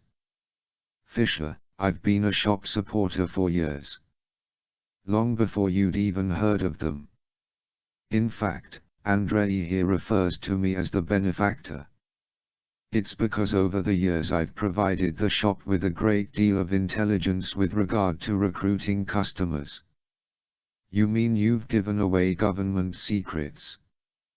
You've compromised our own intelligence agencies. Perhaps Hendricks says. So, Mason, now I know how the Lucky Dragons and the shop have always managed to stay a step ahead of me, no matter where I went, I say. You had access to third echelon's movements. Lambert told me as much. He trusted you.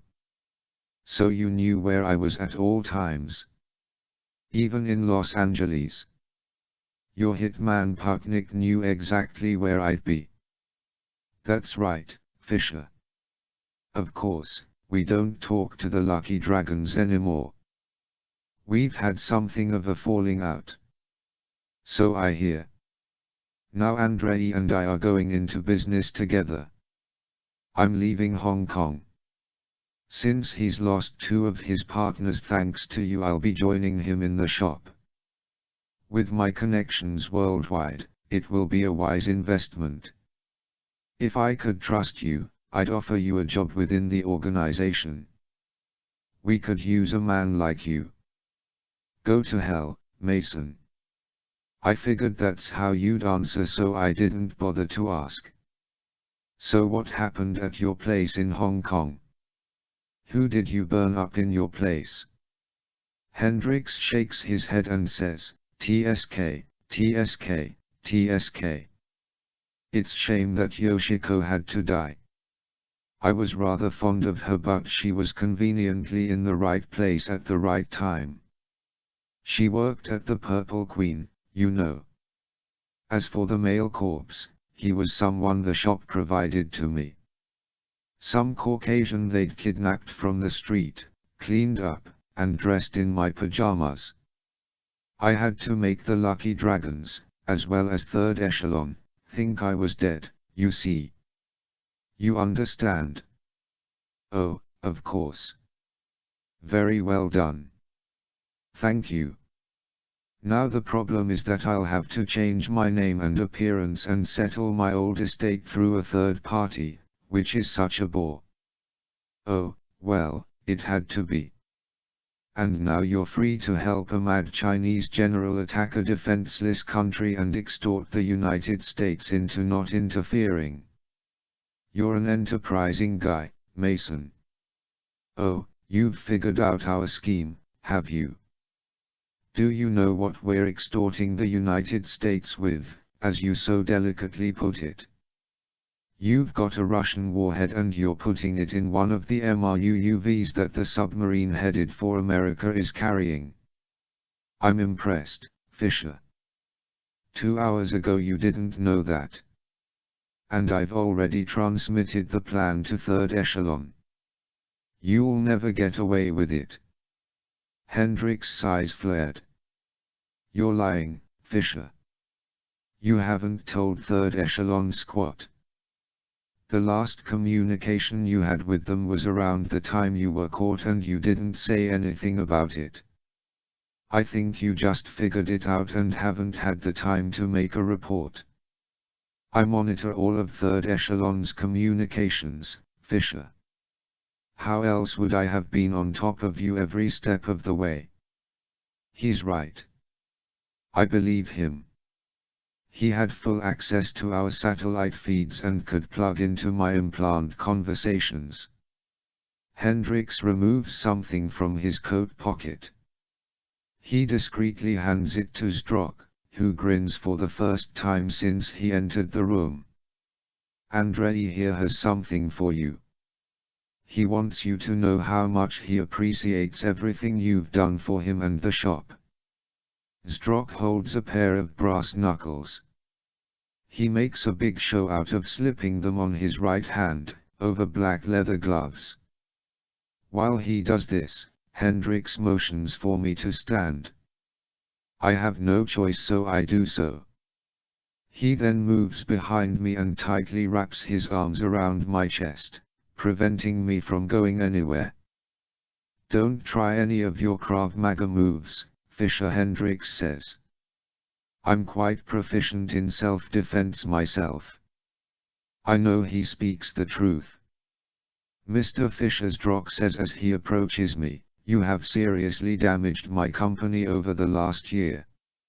It gives me great pleasure to hurt you in this way.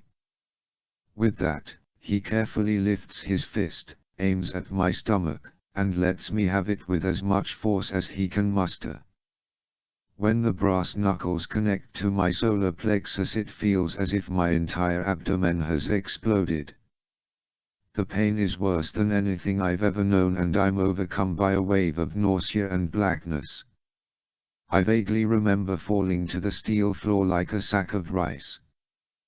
Days go by. I know that because the guards bring me a plate of soggy lukewarm rice every 12 hours or so.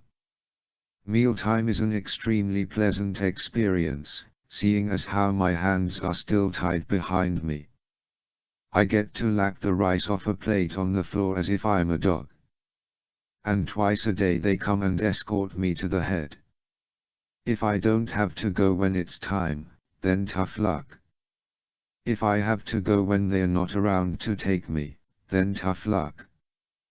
But I'm happy to say I haven't made a mess of myself yet. For the most part, though, they've kept me in this stupid cell for nearly a week. I'm very much alone. And my stomach hurts like hell. A horrendously ugly bruise covers my solar plexus, and I fear there may be internal damage. For the first day or so there was blood in my urine and stool, but that seems to have subsided. Nevertheless, the area of my body between my rib cage and hip bones is in constant pain and is incredibly tender to the touch. Those cracked ribs I sustained in Los Angeles don't help either. Strock's brass knuckles really did a number on me. I hope I don't have a ruptured spleen or something like that, but then again I'd probably be much sicker than I am if that were the case. I'm no doctor. If any of those internal organs were indeed busted up, wouldn't I be dying? I suppose I should be thankful I'm not worse off than I am. What the hell are they keeping me alive for? Every time one of the goons comes in with food or to take me to the head, I ask for Hendrix or somebody. The Chinese guards ignore me and just do their jobs. What's the point of keeping me here for days? I don't get it. They don't provide any medical attention for my stomach, they keep me in isolation, and yet they feed me. I haven't heard a peep from third echelon. Perhaps they really have protocol 6'd me. I would have thought that Lambert or Cohen or someone would have spoken through my implants and told me something. Instead it's been completely dead. The radio station is completely off the air. There have been times when I've heard activity outside, shouts from soldiers, vehicles moving, even airplanes flying overhead. Yesterday it sounded as if the entire company was moving out of the base. It's been deadly quiet since then. Then, out of the blue, the door opens and in walks Mason Hendrix, accompanied by Ivan Putnik, who is carrying a gym bag. I'm sitting on my bunk and don't make any effort to move. Hendrix greets me and doesn't bother to introduce his pal. "How are you feeling, Fisher?" he asks. I just glare at him. He snorts. "That good? You look awful, too." He jabs me in the stomach and I wince. "That's a nasty bruise you've got there. What do you want?" I ask. "Oh, nothing, really. Thought you might like some company after all this time. Perhaps you'd like some news of the outside world." I wait for him to go on, but I try not to appear eager. "A skeleton crew is here on the base. General Tun and the rest of his men are on a frigate off the coast of Taiwan. The attack is imminent." He looks at his watch. "I'd say it's going to begin in about an hour. They'll start with an air bombardment and then a sea assault." I sigh, but it comes out as a groan. "Yes, I know, Fisher. Sounds pretty bad. And you know what? Our country is not going to do anything to stop them. Oh, we talked tough for the last several days, and I believe our president is in seclusion with the Chinese president right this minute. You see, General Tun told the United Nations this morning that the United States would be the target of his secret weapon if we lift a finger to help Taiwan. China is claiming no responsibility, but they are not raising any hands to stop him." Hendricks begins to pace back and forth as he speaks. Putnick stands there solemnly, his spooky gaze fixed on me. He really does look like Rasputin. The Chinese submarine Mao reached the coastal waters of Los Angeles earlier today. 3 MRUUVs were launched from the torpedo tubes. 2 decoys and 1 armed with the warhead. Before the U.S. Navy could pinpoint the sub's location, the Mao had moved back into international waters. The bomb can be detonated manually from a control panel located on the submarine or here in the command post. Andrei Zdrok, Oscar Herzog, and I will have the pleasure of watching the drama unfold. We were going to leave last week, but General Tun made us an inviting offer. You see, we had no place to go, so the good general offered us safe haven here on the base, at least until after all this has blown over. He's going to help us relocate the shop headquarters, and he'll probably take over the position once held by General Prokofiev in Moscow." "What about me?" I ask. "Oh, what about you? You're wondering why we've kept you alive all this time. You can thank General Tun for that.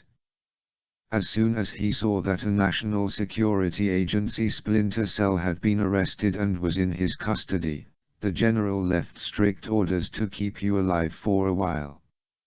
I think he wanted to figure out what he wanted to do with you. Perhaps you could be some kind of bargaining chip in the talks with the US. I'm not really sure." I said it was a dumb move, but he wouldn't listen to me. At any rate, all that doesn't matter now. We got word just a little while ago that the general no longer has any interest in you. With talks deteriorating between China and the US, with the attack on Taiwan imminent and Los Angeles about to be destroyed if the Americans defend the Taiwanese, he finally figured you're just useless to him. So Ivan here has volunteered to make you go away. Permanently." Putnick grins at me. "So this is it. They've kept me here like an animal and now it's time for the slaughter. Fine. Get it over with." "Oh, Ivan doesn't speak English. But he wanted me to tell you he's going to take his time. He's interested in seeing how much pain a tough splinter cell like you can take. It's for his personal research, you see. I told him you'd be happy to contribute statistics to his work. I'll leave you two alone now. Goodbye, Fisher." Hendricks raps on the door and a guard unlocks it. It slams shut behind him and I'm left alone with my executioner. Damn, I wish I had the use of my hands. I could take this guy, I know I could. Just give me a fair fight. Please. Putnik slowly removes his jacket. Underneath he's wearing a t-shirt. He opens his gym bag and removes a roll of tape, the kind boxers wrap around their fists before stuffing them inside their gloves. I watch as he methodically covers his hands and every now and then punches the palm of one hand with the fist of the other. He then takes out a couple of knives. One is long and slender, like a stiletto. The other is clearly a Rambo knife the size of an American Bowie. He places these on the floor next to the bag. Then he looks at me, smiles, and nods his head. He's ready. I waste no time. I leap from the bunk and ram my head into his stomach, throwing him against the wall with a loud clang. Not stopping there, I kick him repeatedly until he manages to grab my bare foot and twist it sharply. It happens to be the ankle I sprained a week ago and the pain surges back. I can't help yelling as I fall to the floor. Putnik stands and is no longer smiling. He moves forward and delivers a fast kick to my weakened, sore stomach. The pain is immense and it effectively paralyzes me for several seconds. Putnik walks around me, obviously intending to draw out the punishment as promised. But just as he's standing directly behind me, I recover enough to roll over onto my back and jab my feet into his crotch. The man cries out and twists away, holding onto his groin as if I'd set it on fire. I grin in satisfaction as I pull myself up and face him, ready to attempt a side kick to his chest. But he's ready for me. Putnik lashes out, growling like a wild animal. His eyes widen with madness, drawing further comparisons to old photos of Rasputin. The assassin leaps at me with the speed of a tiger and we both fall to the floor. His hands are around my neck as I try to buck him off. With my own hands tied, all I can do is jerk my upper body like a fish out of water and hope for the best. Then, as if storm clouds suddenly decided to open and release a torrential rain, the high-pitched whine of an incoming missile fills the air. This is followed by an explosion that rocks the building so hard that Putnik falls over. For a moment the two of us remain frozen. Then we hear gunfire outside. Shouts and screams. Then more gunfire. Putnik stands and raps on the door. No one comes to open it and he looks worried. Another incoming shriek is even louder than the first. This time the temporary building we're in is hit dead on. It's like being in the center of a vacuum. It feels as if the very air around you is imploding and your physical surroundings have ceased to be solid. I experience the sensation of falling, but there's nowhere to descend. All I know is the world around me no longer exists and smoke and flames have replaced it. Chapter 36. Dazed, I kick rubble off of me and attempt to assess the damage. The smells of gunpowder and burning metal are the first things I'm aware of. Then I see the blue sky and white clouds above me and realize the building I was in has been blown to bits. I'm covered in ash, pieces of steel and aluminum, and chips of concrete, but my body appears to be unharmed, I think. But my hands are still tied, damn it. There's more gunfire all around me. I see Chinese men running, shooting at soldiers. These men are not dressed in uniforms but rather in clothing you'd expect guerrilla fighters to wear. Their heads are wrapped with red scarves. Civilians. Civilians have attacked the base. I roll over and brush against a jagged edge of metal that cuts into my arm. After cursing for a moment, I get an idea. I position myself in front of the sharp edge so that it rests against my wrists. As carefully as I can, I rub my wrists up and down against the serrated metal and allow it to dig into the cords that have bound my hands for a week. I manage to slice my skin a bit while doing so, but I'm willing to withstand a few seconds of discomfort to be free. A minute later and the cord snaps loose. My arms groan with pain when I move them in front of me for the first time in days. It hurts so good the relief is unbearably sweet. The cuts and nicks are bleeding all over the place, but I don't give a damn. I push the rest of the rubble off and sit up. That's when I see Ivan Putnik lying under a piece of concrete support. He doesn't look too good. The gunfire draws closer and I see a squad of soldiers retreating and firing at a group of the civilian warriors. The army seems to be no match for the newcomers. The civilians appear to be well armed and relentless. One of them carries a pennant on a stick, and then I understand what's going on. I recognize the Chinese characters on the pennant as the sign of the lucky dragons. Zhongming listened to me after all. The triad finally came to try to stop General Tun. I just hope they're not too late. Putnik groans and moves. Being the compassionate son of a bitch that I am, I lift the pylon off of him and slap his face a little. Hey! I shout. You all right? Then I remember to speak Russian, so I do. Putnik opens his eyes and looks past me. He's having trouble focusing. Finally, recognition sets in and he actually snarls at me. With an unexpected burst of energy, Putnik brutally jabs his knee into my side. I gasp in pain and fall back onto burning wood and metal. I scorch my back and roll off in alarm. Putnik pulls himself to his feet, brushes off the soot, and comes at me. Krav Maga teaches you to fight as if your life depended on winning. If that means you have to fight dirty, then so be it. There are no rules in Krav Maga. Therefore I grab a piece of the burning timber beside me and hurl it into Putnik's face. It shatters and he recoils, clutching his eyes.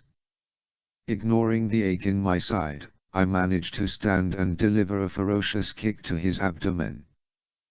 The Russian doubles over, still blinded by the fiery splinters in his eyes. His position allows me to grab him from behind and apply a choke hold to his neck. Putnik struggles against me as I lift him off the ground by his head. I tighten the grip around his throat and whisper in Russian, "This is for Katia, you bastard." The man jerks and kicks like a wild beast, but I don't loosen the vice. After all the pain I've suffered in the last week, his clumsy attempts at self-defense are trivial. Finally, after 30 or 40 seconds, the killer weakens. His struggles become slower and less effective until eventually he collapses in my arms. Then, for good measure, I twist his head sharply. The sound of bones cracking is music to my ears. I let him go and the corpse crumples to the ground like a rag doll. The base is in shambles.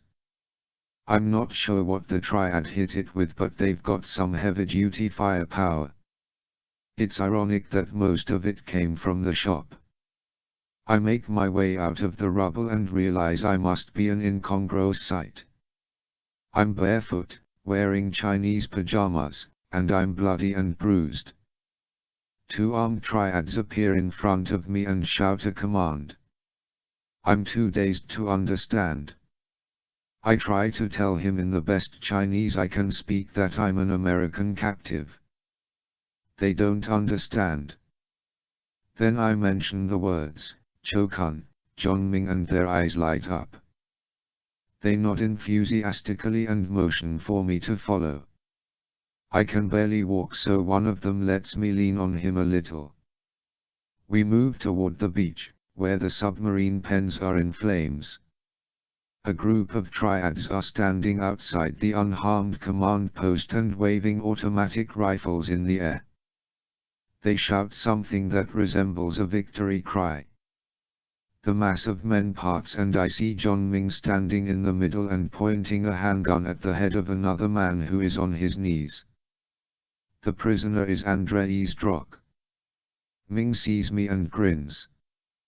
The triads all turn and look at me as I approach. Zdrok eyes me with fear and hate. His expensive suit is covered in soot and grime, and one of the sleeves is nearly torn off his arm. There's a gash above his eyebrow, but otherwise he looks none the worse for wear. "You look terrible, Mr. Fisher," Ming says. "I feel terrible," I answer. "Thank you for coming. It is our pleasure. Look what we have here." "What shall I do with him, Mr. Fisher?" Ming asks. "Was he armed?" "Only with this." Ming shows me the pair of brass knuckles that Zdrok used to make mincemeat of my stomach. I take them and slip them on my right hand. Zdrok's eyes widen and he shakes his head. "No. No," he cries. I slug Zdrok as hard as I can, crushing his nose and possibly fracturing the bone beneath it. The man screams and falls to the ground. The triads cheer. "He's all yours," I tell Ming as I let the brass knuckles fall to the ground. Exhausted and weak, I push my way into the command post to see what's left of it. The place is littered with bodies and the equipment has been destroyed. The body of Mason Hendricks lies awkwardly on the floor, his torso riddled with bullet holes. Close to him is Oscar Herzog, also perforated in a dozen places.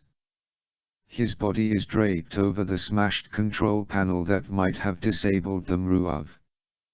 I press the implant in my throat and say, "Colonel, if you're there, I really need to talk to you." But all I receive is silence. "Colonel Lambert? Cohen? Anyone?" I collapse into a chair as a wave of nausea and dizziness overwhelms me. I'm about to lose consciousness when Ming comes in and squats beside me. "Mr. Fisher," he says, "Americans are here. They're looking for you."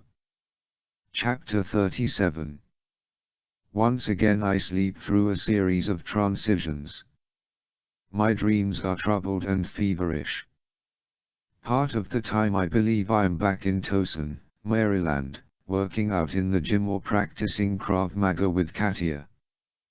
Then I'm teaching a very young Sarah how to swim in the military base's pool in Germany. Images of Andrei Zdrok and Ivan Putnik interrupt the serenity and suddenly I'm dodging bullets. The final part of it is terrifying. I dream that Third Echelon has Protocol 6'd me and left me to rot in a Chinese prison. I see myself growing old and thin, wasting away until finally there's no reason for me to keep living. And then I wake up. The first thing my eyes focus upon is the face of Colonel Irving Lambert. He has a goofy grin on his face and he says, "There you are. Welcome aboard, Sam." My tongue feels heavy and my mouth is dry. "Hi," I say. What did he mean by aboard? Then I'm vaguely aware of a gentle rocking motion. Where the hell am I? "You're aboard the USNS Fisher," he answers. The Fisher. How appropriate. I recall it's one of Military Sealift Command's LMSRs, a large, medium-speed, roll-on, roll-off Navy ship, mostly used for transporting armies, equipment, and vehicles. How long have I been here? I ask. About 8 hours. We flew you to Hawaii yesterday afternoon and gave you a sedative to help you sleep. We then dropped you onto the Fisher a few hours later and here we are. Where are we going? California. We're 3 hours away. How are you feeling? I take stock of my body. There are aches and pains everywhere. My stomach is the worst, but it doesn't seem as bad as it was. Okay, I guess. I try to sit up and realize I've gotten 4 in my hand and there's a tight bandage wrapped around my middle. What's going on? We're building up your strength, Sam. You were dehydrated and had gone without substantial nourishment for what, a week? Something like that. You'll be happy to know that your insides are all right. Nothing badly damaged. You had a ruptured peritoneum, but by some miracle you didn't develop peritonitis. The doc says you should have received a very bad case of it and perhaps even died, but someone upstairs is looking after you, Sam. The tear in the peritoneum began to heal on its own and you're well on the way to recovery. Doc says it's most likely due to your healthy lifestyle, the fact that your abdominal muscles are in tip-top shape and you do 1,000,000 sit-ups a day, or whatever it is you do. You're living proof that exercise and diet can save your life. What happened to you, anyway? Andre's Drock punched me in the stomach with brass knuckles. Lambert almost laughed. I understand you paid him back with interest. Yeah. What's happened to him? The Chinese have him in custody. He's in a hospital in Fujiu and probably not a very good one. You messed him up pretty bad, Sam.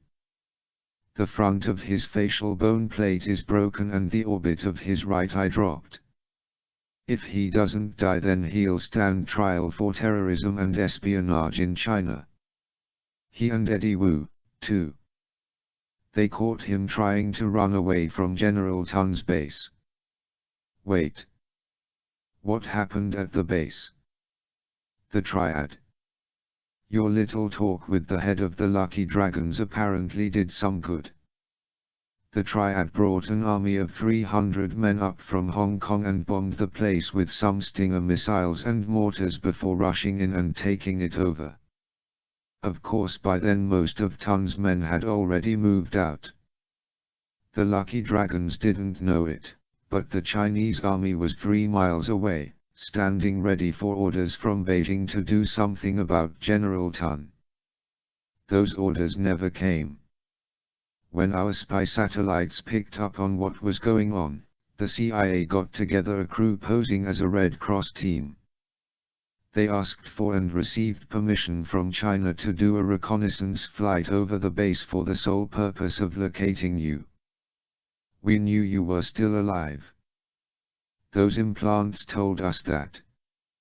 Why didn't you get a message to me? Colonel, I thought I had been. I thought you had abandoned me. Sam, I won't lie to you, Lambert says. We almost activated Protocol 6. If Tun had attacked Taiwan and forced us into a skirmish with China, then that's what would have happened, all right. We would never have been able to get you out. We couldn't communicate with you because Mason Hendricks was monitoring our transmissions. We had to stay silent. I'm sorry, Sam. I nod and shrug. And the Triad. Most of them got away. When they attacked the encampment, Beijing gave the orders for the Chinese forces to storm the base. That happened shortly after the CIA got you out. The Triad dispersed because technically they are traitors. It's a very strange situation. We think China wants General Tun to fail in a big way before he attacks Taiwan so they don't have to lose face in stopping him. If he doesn't mess up, then they'll have to appear as if they are supporting their general. The hardliners in Beijing agree with Tun's motives. Anyway, some of the triads were caught and will most likely be tried for treason. What about John Ming? As far as we know, he got away. And nothing has happened in Taiwan. Not yet.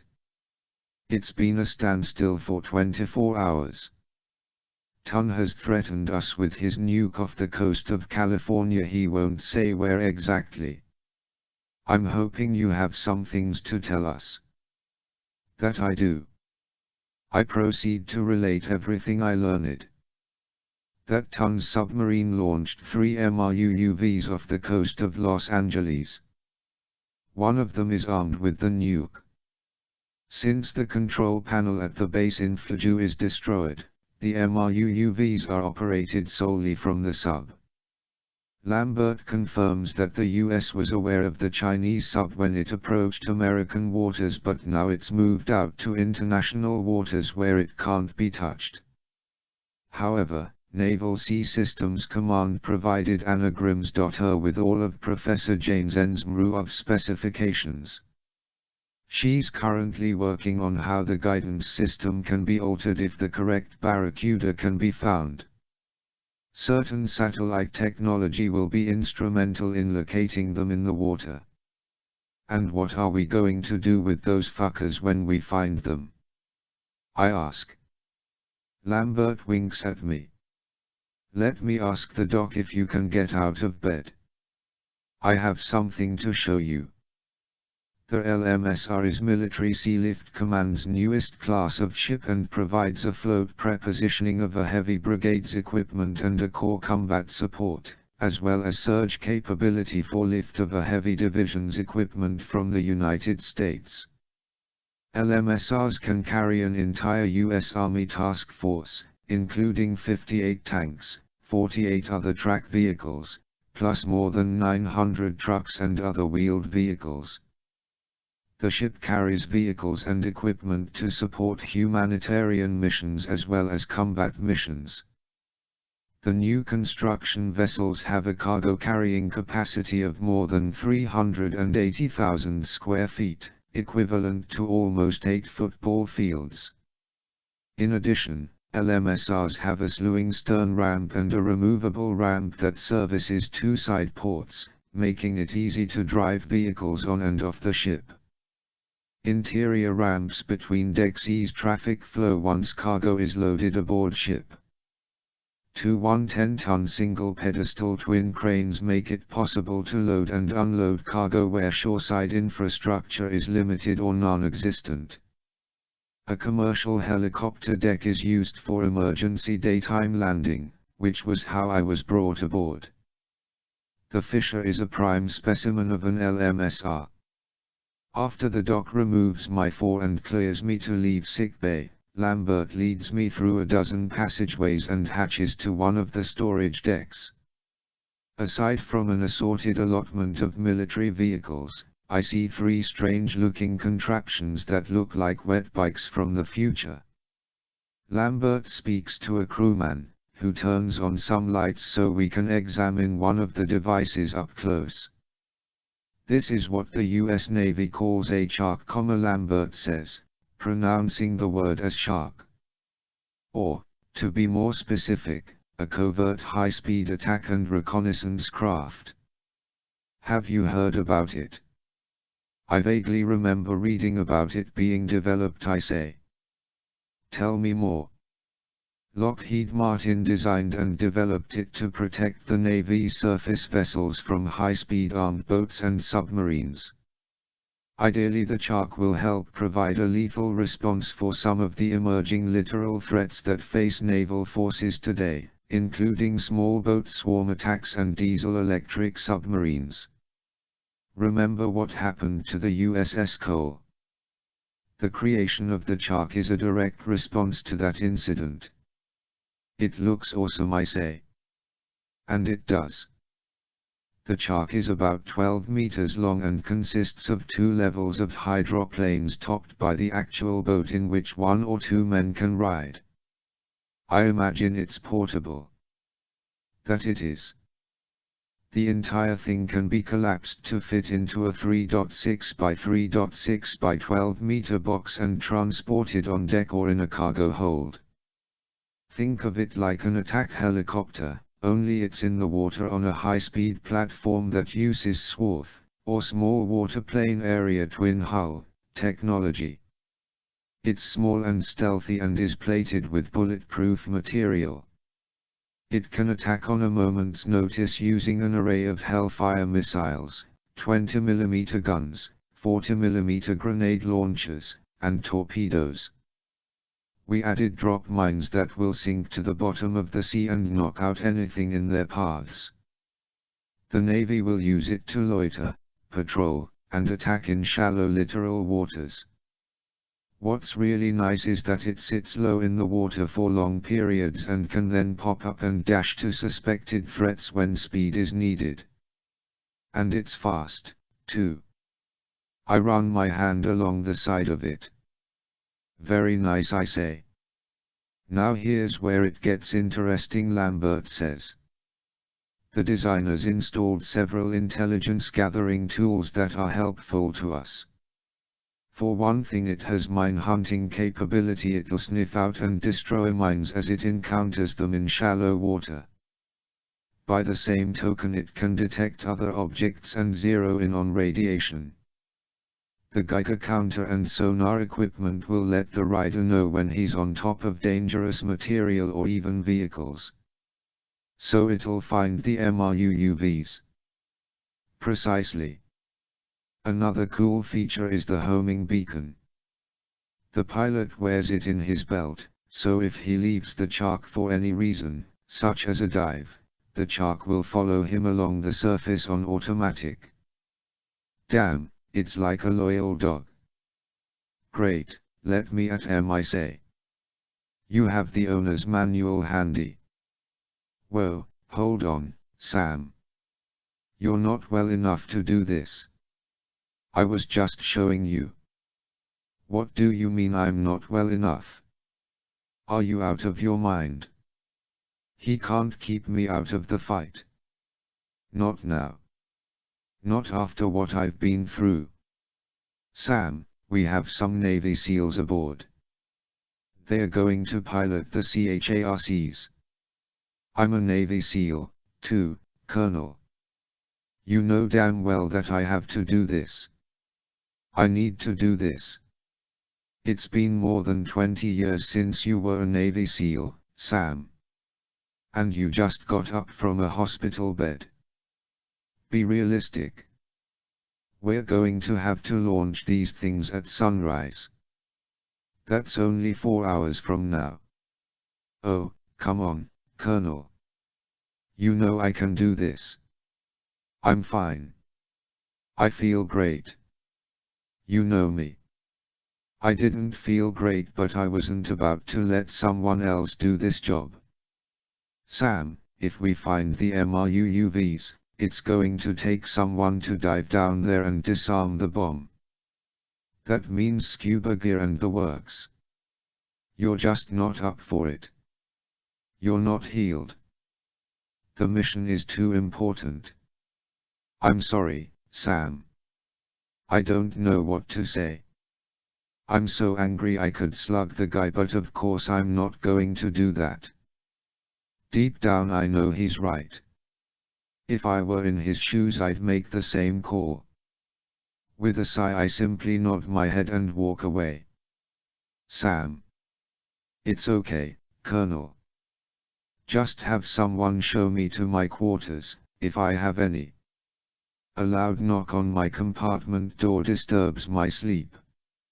At first I think the bulkhead is collapsing, but then my senses spin me back to reality. I turn on the overhead light above my bunk and say, "Come." The digital clock tells me I've been asleep for 2 hours. Colonel Lambert takes a step into the small quarters and says, "Sorry to disturb you, Sam. May I come in?" "Sure." I sit up and rub my eyes. "What's up?" Lambert sits on the end of the bunk and replies, "I've come to eat crow. And apologize." I wait for him to go on. "One of our Navy SEALs, hell, he's got goddamned food poisoning. Or something. He's throwing up every half hour and is running a temperature. Doc says it's either food poisoning or a stomach virus. That, leaves a vacant seat on one of the CHARCs. I'm suddenly wide awake. Are you telling me? The job's yours if you still want it, Sam. Of course I still want it. Get dressed and meet me on the same deck where we were earlier. You'll suit up in diving gear and we'll run you through the basics on how to operate the shark.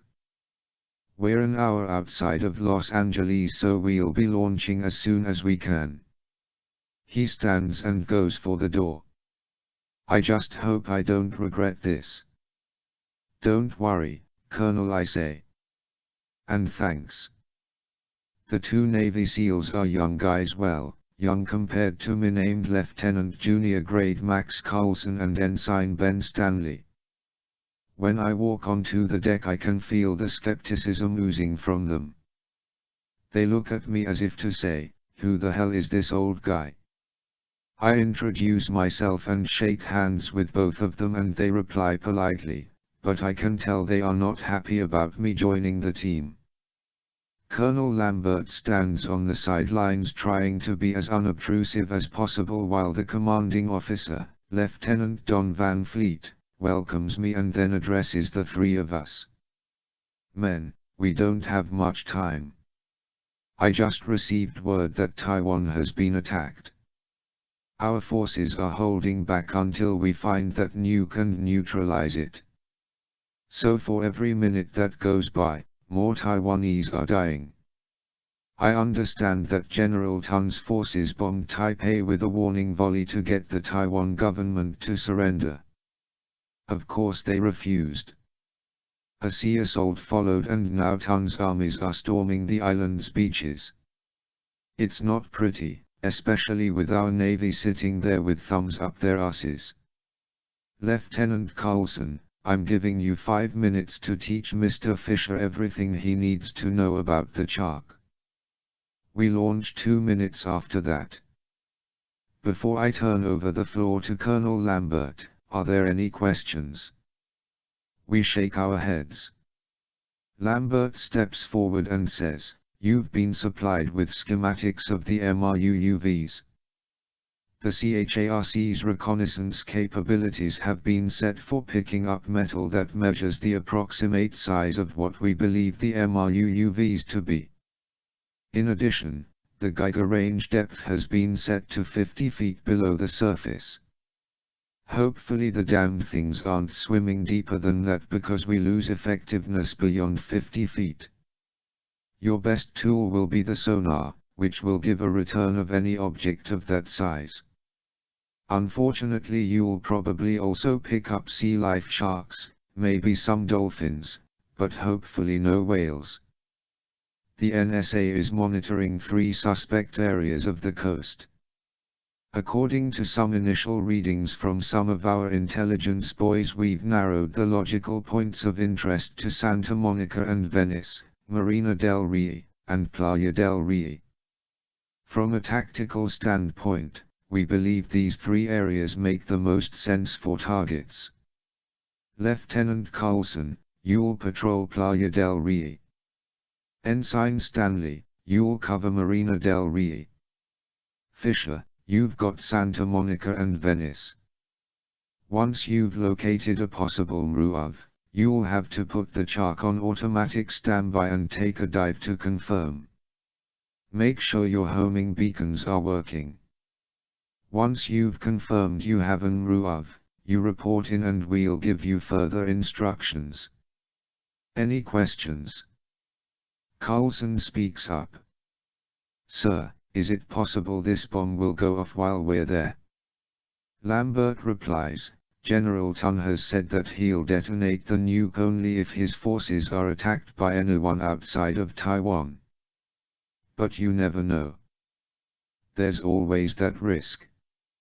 Stanley asks, will we have to disarm the bomb? My team in Washington is working on that. What we do when we find the bomb will depend on a number of factors. Just report in when you've found it. There aren't any more questions, so we go to it. Coulson reluctantly takes me through the shark's controls and it seems pretty straightforward. Anyone who has operated a wet bike should be able to handle it. I'm also issued standard SEAL diving equipment.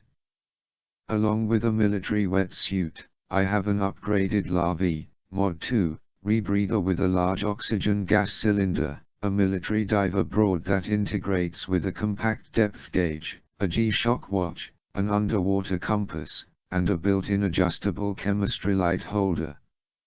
I try on a new Aquasphere SEAL diving mask that is supposedly leak-free and surprisingly comfortable, amphib boots, which are all-terrain multifunctional boots that work well in and out of water, Rocket 2 fins that are designed to be worn over the boots, and Hellstorm Navigunner water ops gloves.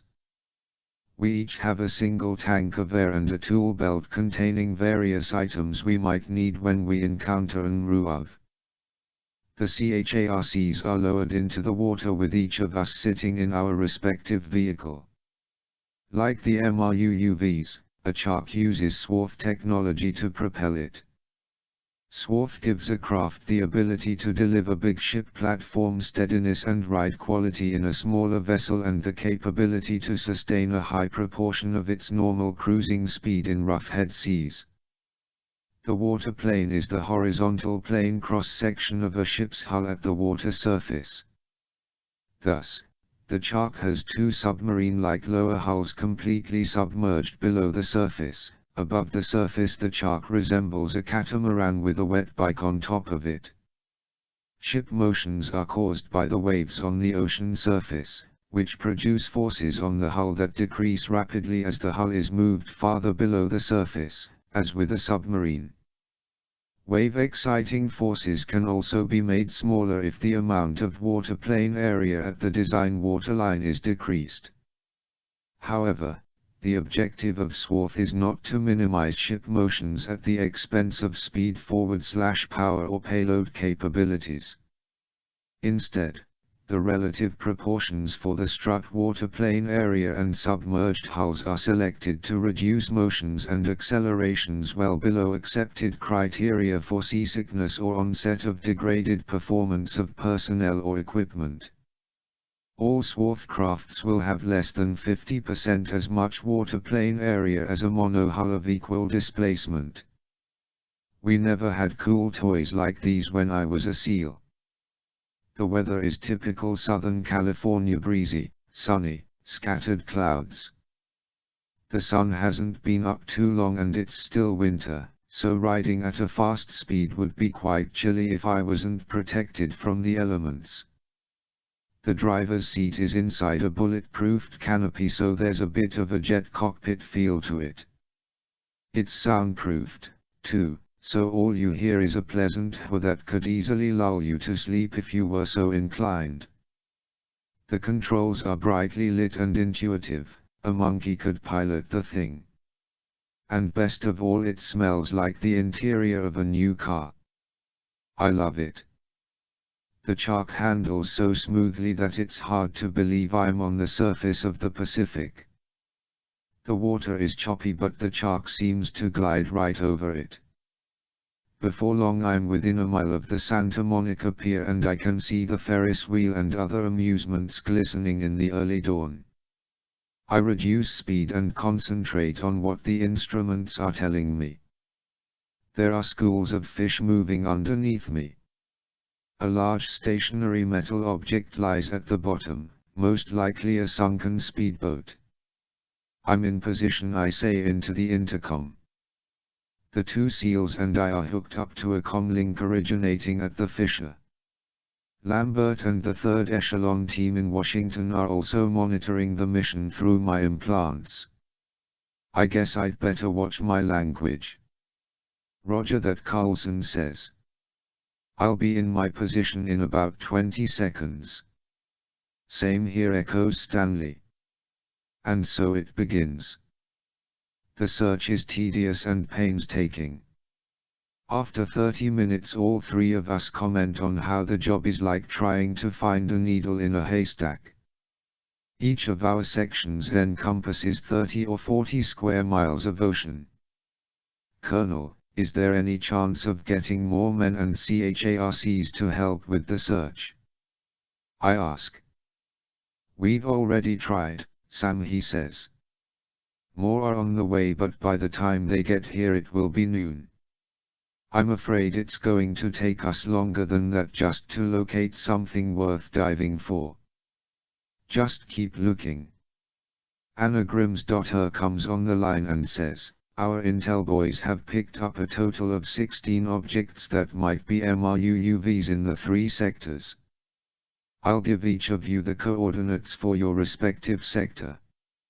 At this point it's difficult for us to tell if they are moving or not. You'll have to determine that. She gives the 3 of us separate coordinates to check out. It takes me 3 minutes to guide the shark to my first one, only to find that the object is stationary. Another sunken wreck. Grimsdotter calls out the next location, which turns out to be a mile closer to shore. I reach it in 40 seconds and once again am disappointed by the discovery. This process continues for the next hour until finally Stanley calls out, "Hey! I think I have one." Grimsdotter quizzes him on some of the instrument readings and he answers promisingly. The object is moving with the speed of a Barracuda and is the correct size and shape. I'm going for a dive, he says. Carlson and I continue our search as we wait with anticipation for good news. 6 minutes pass and finally Stanley's voice rings in our ears. Affirmative, he says. It's an MRUUV. Grimsdotter asks him about Geiger readings, but this time his answers are negative. There's no indication that this is the one with the bomb. Blow it out of the water, Lieutenant Van Fleet commands. Stanley confirms the order and tells us that he's activating the drop mines. They are powerful explosives but nothing so serious that he'd be in danger by being on top of them. Mines released, he says, and we wait for the sound of fireworks. But the tremendous noise we hear in our headsets is shocking, overamplified, and distorted. After a few seconds we hear nothing but static. Then everyone talks at once. Stanley. Ensign Stanley. Oh, my God. What happened? Did you see that? That geyser was 60 feet high. Lieutenant Van Fleet quiets everyone down and says, I'm afraid the MRUUV was booby-trapped with a powerful explosive. When Stanley's mines hit it, the MRUUV blew the shark to pieces. Well, I guess that's going to change our strategy. Chapter 38. I just received word from the White House. Colonel Lambert announces to me through the implants. The other SEAL can't hear him. The President is going to issue the go command in 30 minutes whether or not we find the nuke. People in Taiwan are dying and General Tun's forces are on the outskirts of Taipei. The President is going to call Tun's bluff. Won't China protect their general? I ask. That we don't know.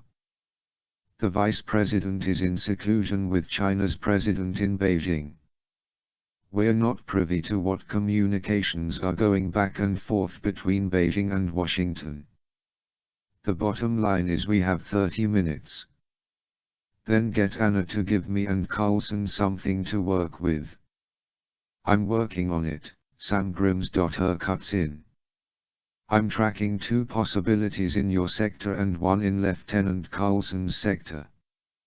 Give me 5 minutes to narrow them down to the best choice.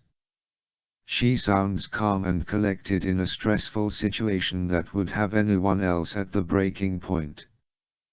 The shark purrs closer to Santa Monica Pier as I study the sonar screen for anything unusual. Fish set off minor readings every few seconds. There's a lot of junk down there that causes the metal detector to jump continuously. I'm beginning to understand the various meter levels and what they might mean, so I don't spend too much time looking at something that turns out to be nothing. Sam, I have coordinates for you. Grimms.her reads them out and says, something's in motion there and it's bigger than what you've seen so far. I'm on my way. I guide the chart about 400 yards to the south and watch the screens for any blips. Sure enough, there's something down there. It's metal, it's moving at a slow speed, it's about 6 feet long and approximately 3 feet wide. More promising is the fact that the Geiger counter is going nuts. I snap some sonar pictures of it and transmit them to third echelon, all the while staying above the thing. I reckon the speed to be about 15 knots, and at that rate it'll be very near the shore in less than a half hour. Take a dive, Sam Lambert says. Anna thinks that's it. Roger that. I put the chart on idle, lower the face mask, and insert the rebreather into my mouth. The backward dive of the vehicle pulls on my abdomen, which delivers a jolt of pain through the sore spots, but I ignore it and allow myself to descend. It's been a while since I've been diving. It's a lot like riding a bike, though you never forget how.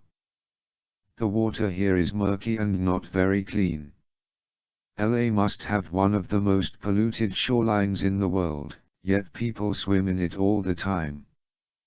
This far out I would have expected it to be a little clearer, but no such luck.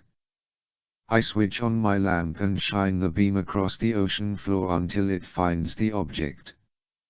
Sure enough, it's an Ruav, just like the one I saw in the submarine pen in China. It's an odd thing to see down here. The device is shiny silver with several indicator lights burning brightly along the side. My earlier thought that it looks similar to a giant cigar tube is even more apropos down here. I quickly surface, climb aboard the shark, and transmit my message. You're right, Anna. I've got one. And the Geiger is about to jump out of its skin. Excellent, Lambert says. Stay on top of it, Sam. Stand by until we figure out what we want to do about the damned thing. Well, hurry up. I'm not very fond of nuclear enemas. A few minutes go by and Anna says, Sam, can you hear me when you're underwater? Yes. Then go on back down. Another backflip off the shark and I'm below the surface. I break open a chemistry light and place it in the holder so I can see what's in front of me. She continues. Sam, I want you to swim alongside the Mruav and look for something. Tap your upsat to let me know you're there. I keep up the pace, swimming 4 feet above and parallel to the device, then push a button on the upsat. Okay, good. Now, do you see the rectangular panel on the top? It should be directly behind the antenna in the front. I see it. The lid is roughly 2 feet by 1 foot. Affirmative, I type. Right. Now get on top of the thing like you're riding a motorcycle. You're going to have to unscrew that panel. Ride it. Is she kidding? The other one blew up beneath poor Ensign Stanley.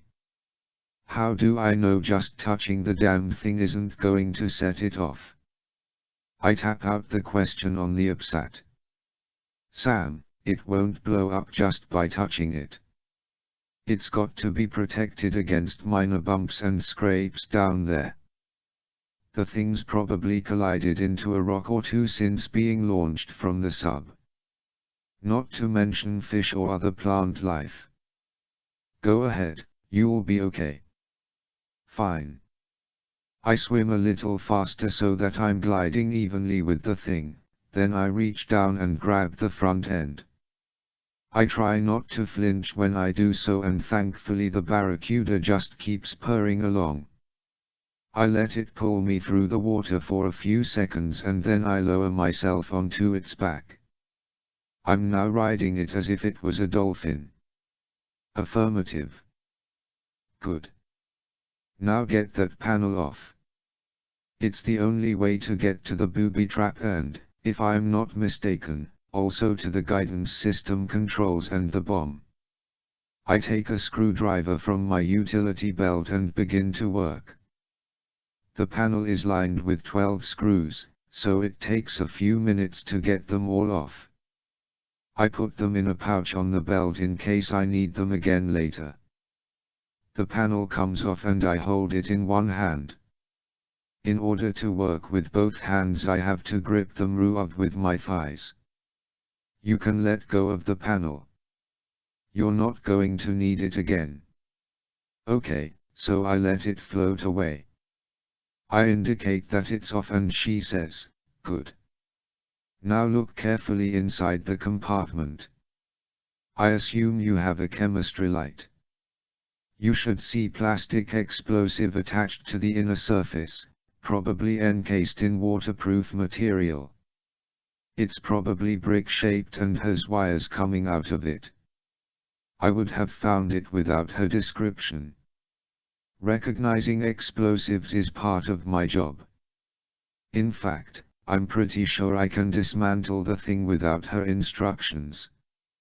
It's pretty straightforward. What you need to do is determine which is the positive lead and which is the negative lead. The wires go to A.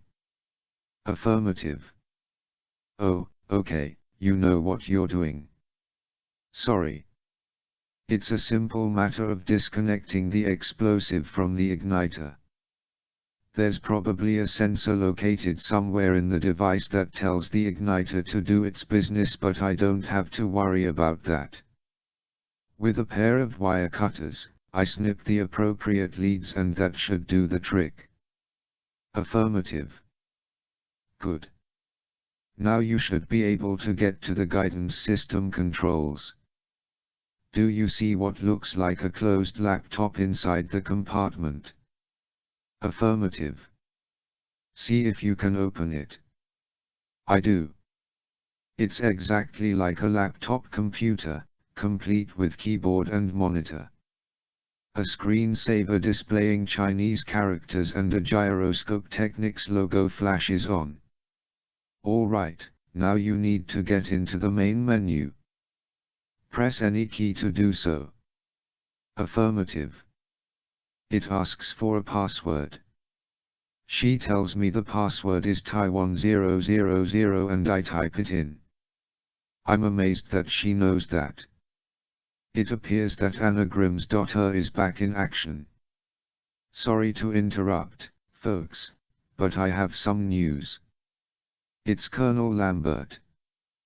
The 30-minute time limit has elapsed and the order's been given. Damn, the time flew by. Our forces are attacking General Tun's army at this moment. The Navy, the Air Force, the Marines, you name it. They're unleashing hell on Tun's little army. Shit. What does that mean? Is Tun going to set off the bomb? Keep working, Sam Grims.er says calmly. Tun will have to get a message to the submarine and give the order to blow the nuke. They're not going to do it without his say-so. I hope you're right, sister. Okay, let's keep going. She instructs me how to get into the programmer's main menu. Everything is in Chinese, so it's a little more difficult for me. Grims.her's Chinese is fair and mine is okay, so together that makes a pretty good write. Accurately translating these commands is essential. Once I'm inside, she relays a series of coded commands. It's tough typing on the keyboard while riding the ruof in cloudy water. The chemistry light is sufficient, but with the gloves and everything else, it's easy to make errors. I have to use the backspace key several times during the course of typing.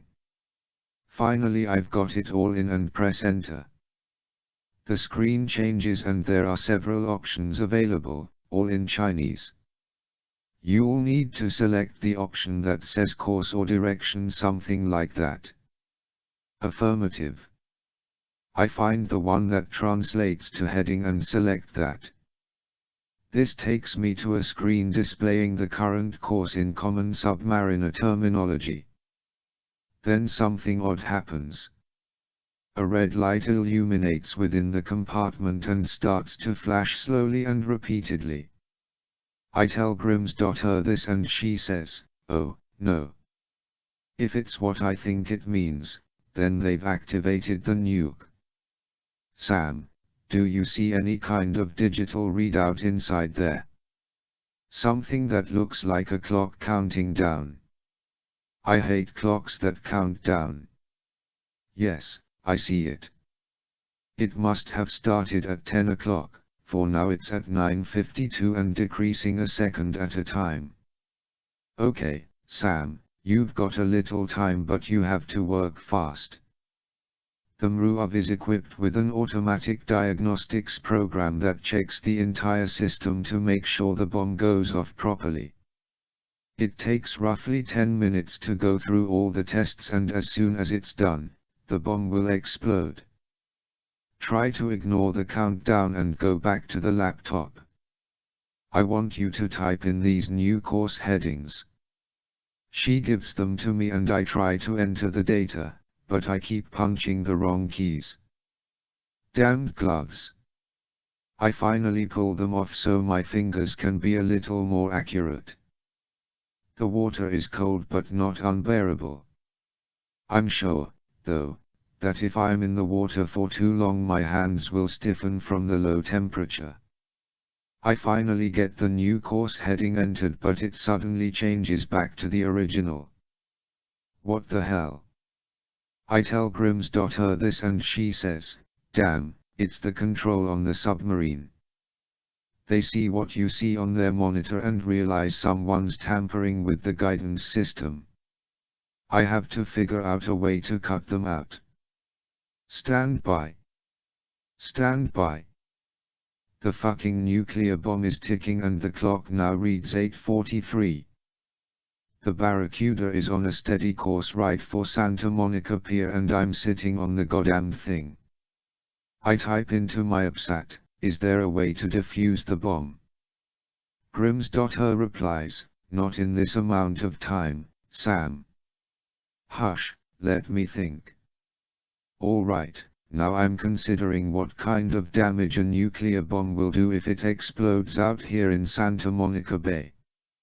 I'm just guessing, but I would say half of Los Angeles would be gone in an instant. Hollywood, Beverly Hills, Santa Monica, Venice, poof. Millions dead. The nation's economy in chaos, which of course dominoes into the world's economy being in turmoil. World War III with China. I can't let this happen. Sam. I want you to type in exactly what I tell you to Grims.her says. Make sure it's correct before you press enter. It's long and it's complicated but I do it. It seems like it takes forever. I indicate that I'm done and she reads it again slowly so I can prove what I've typed. I hit enter and a bunch of code appears on the monitor at a high rate of speed. After 10 seconds of this, the screen goes blank. No. Is it dead? What happened? I begin to type on the AppSat and tell her what's going on but Grims.her beats me to it and says, "You should have a blank screen when it's done processing." Fuck, I wish she'd told me that before. Affirmative. Good. Now let's go back to the course settings menu and retype the new coordinates. I follow her instructions and repeat what I did earlier. This time the new settings stay on the screen. We've successfully shut out the Chinese subs control. The Mruv suddenly begins to turn in a wide arc. I ride along with it as the device makes a U-turn and heads away from shore. But it's going too damn slow, and I tell Grims.her this.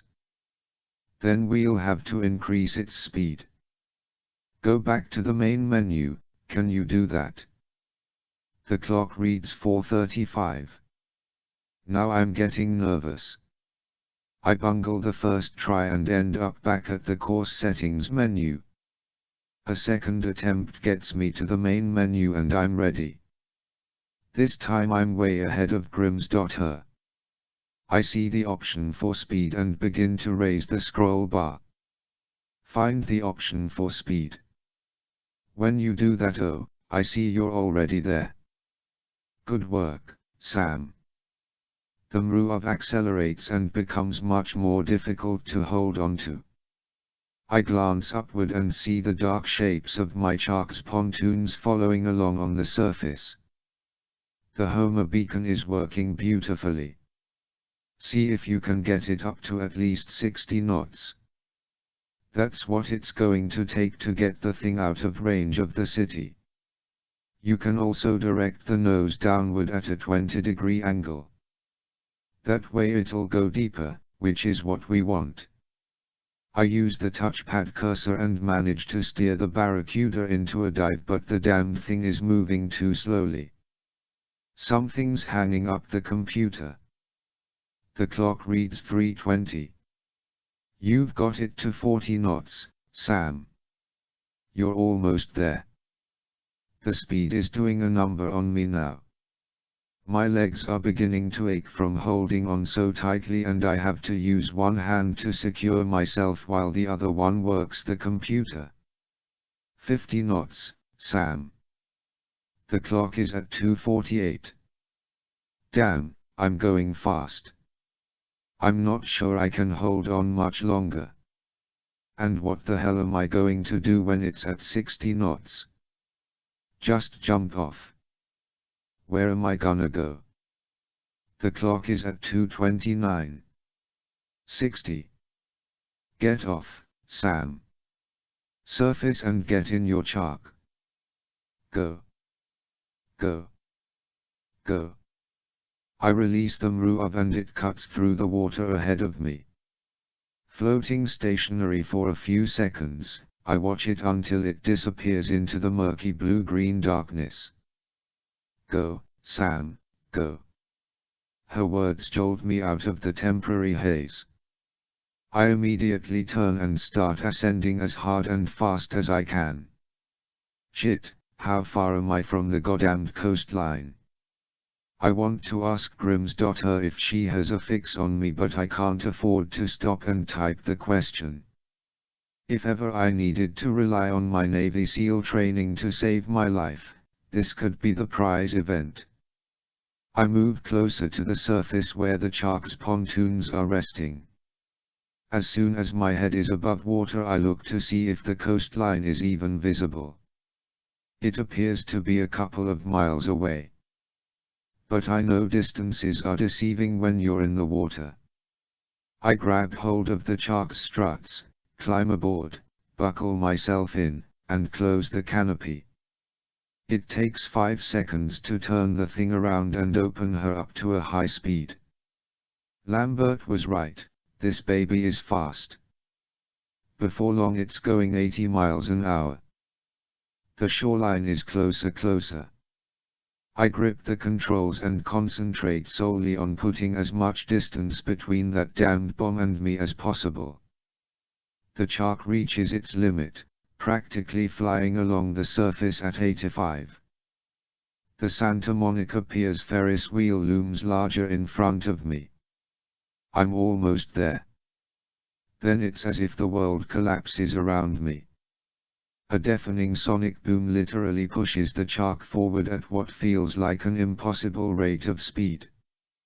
I'm spinning in total darkness, completely weightless and vulnerable. A painful ringing in my ears won't let up, and I'm not sure where I am. It's dark and I can't stop spinning. And Chapter 39. The so-called battle for Taiwan lasted just under 4 hours. The first 2 hours belonged to General Lan Tun and his small but superbly equipped army and navy.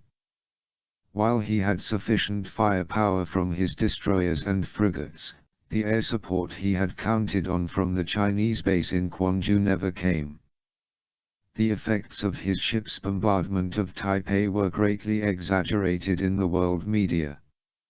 At first the reports indicated that tens of thousands of people had been killed and the city had been destroyed. In fact, the loss of life numbered in the low hundreds and only 20% of the metropolis was hit. By the time all the general's landing craft had brought his army to Taiwan's shores, the island's own forces had gathered en masse to repel the invasion. Tun, aboard one of the Luda-class destroyers in the strait, watched with horror as his plans to conquer the island and become a national hero in the People's Republic diminished with each passing minute. Then, despite his warnings to the US government that he had a powerful weapon at his disposal, the American military joined the melee. The Navy's ships had been stationed around the island all along, watching and waiting for the moment when those in charge in Washington gave the command to strike. Tun had warned the US that any attempt to stop his invasion would result in the loss of a major American city. For the first 2 hours of the assault, the Americans did nothing. As soon as it was evident that Tun's army had failed to establish a beachhead, the US destroyers moved in and began to fire at Tun's ships. In actuality, the orders were given to go ahead and strike before the armed MRUV was found in Santa Monica Bay and just happened to coincide with the first inklings of Tun's defeat. In a panic, General Tun had issued the orders to the submarine Mao to activate the nuclear bomb. The device was programmed to explode after the 10 minutes of diagnostic testing was complete. The Mao, safely hidden in the deep waters of the Pacific Ocean, had no reason to fear retaliation. All they had to do was make sure the bomb went off. Thus it was a heart-wrenching blow to General Tun when he learned that the bomb did indeed explode miles away from the California coast and very deep below the surface.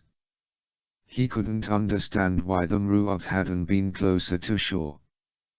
What had gone wrong? The plan was foolproof.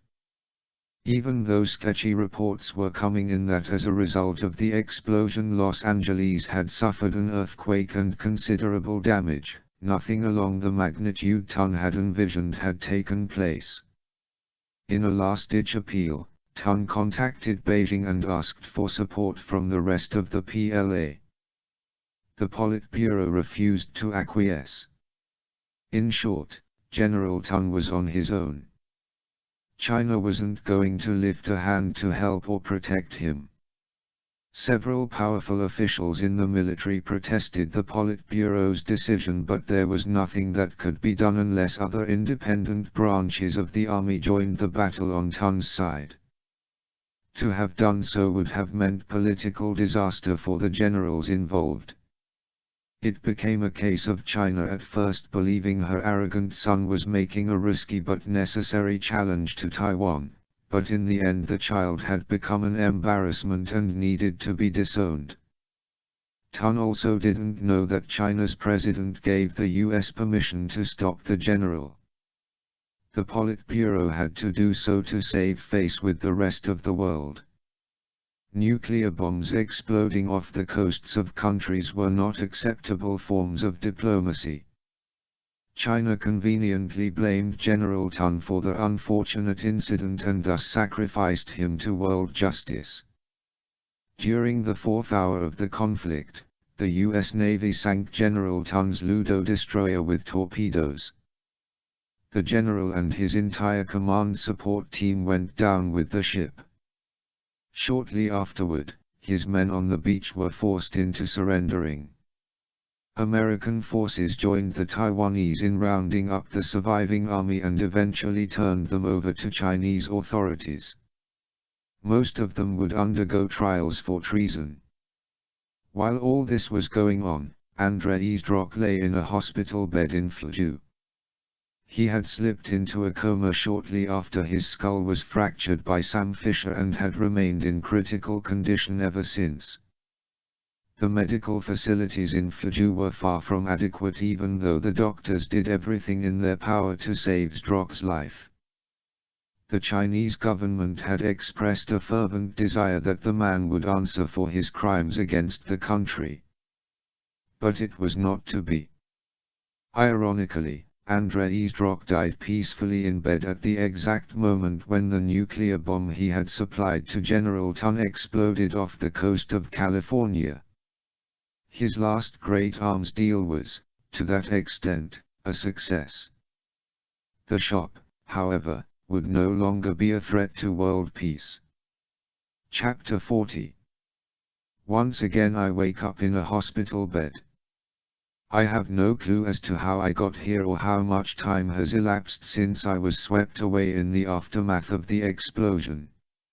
Frankly, now that I think about what happened, it's difficult to believe I'm alive. I note that my arm is in a cast and my hands are covered in gauze. There's an forestand and the usual claptrap of machines around the bed. But oddly enough, I feel no pain or discomfort. In fact, I feel more rested than I have in weeks. The only minor problem is I feel hungry and my mouth is as dry as cotton. A young nurse's pretty face comes into view and she smiles. "Hello," she says. "You're awake. How do you feel?" My voice comes out sounding like nails on sandpaper. "Okay. Let me get the doctor. I'll be right back." A few minutes go by and a US Air Force doctor enters the room.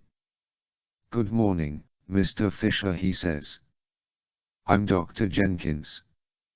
How are you feeling?" "Okay," I say again. "Thirsty?" "I'll bet you are." "Nurse, give Mr. Fisher some water." She puts a straw to my mouth and I suck the cool, lovely liquid into my throat. It's like heaven. When I'm done, I ask, "Where am I?" "Edwards Air Force Base," the doctor answers.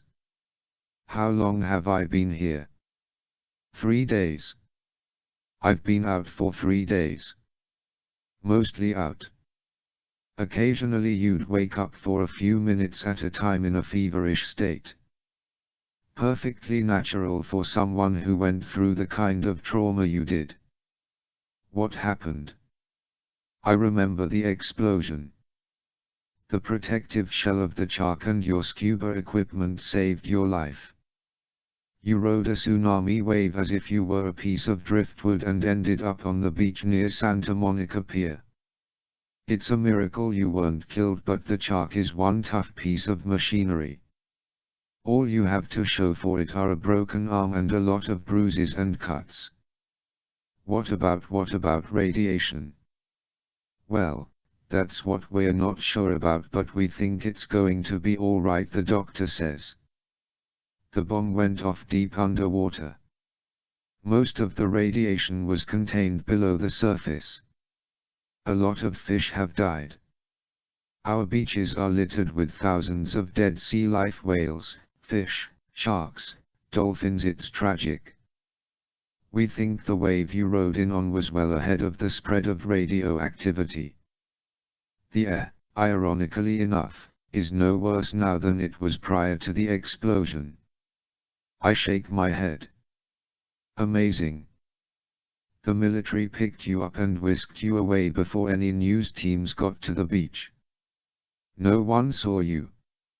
Now get some rest, Mr. Fisher. You're going to be fine.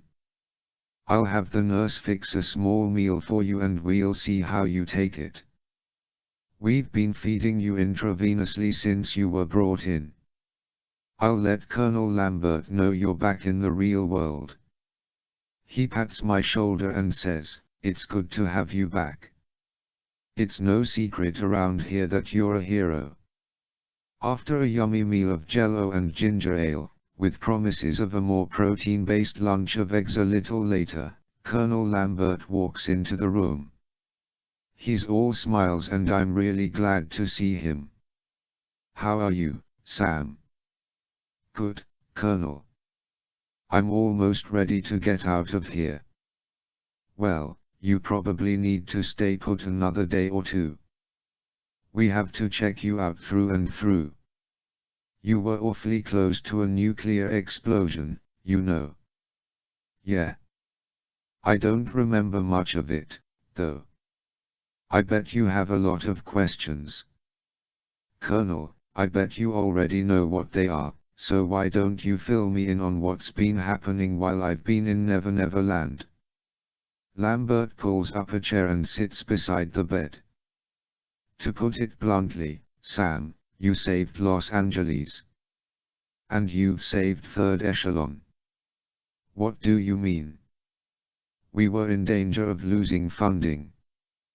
The committee in Washington had intimated as such, but now they're all conciliatory. Senator Coldwater and the other Alphabet Agency directors have sent congratulations to us for saving the day. I think the FBI and the CIA are kicking themselves that they didn't get the chance to go after those MRUUVs, which technically is probably the way it should have played out. It just so happened we were there first and we had the intelligence. So, bottom line is you put a feather in our cap, Sam. Thanks. Does this mean we can skip my performance evaluation for this year? He smiles and continues. The nuke did some damage, though. Los Angeles experienced an earthquake that was 5.3 on the Richter. Most of the damage was on the beachfront communities and around Lax.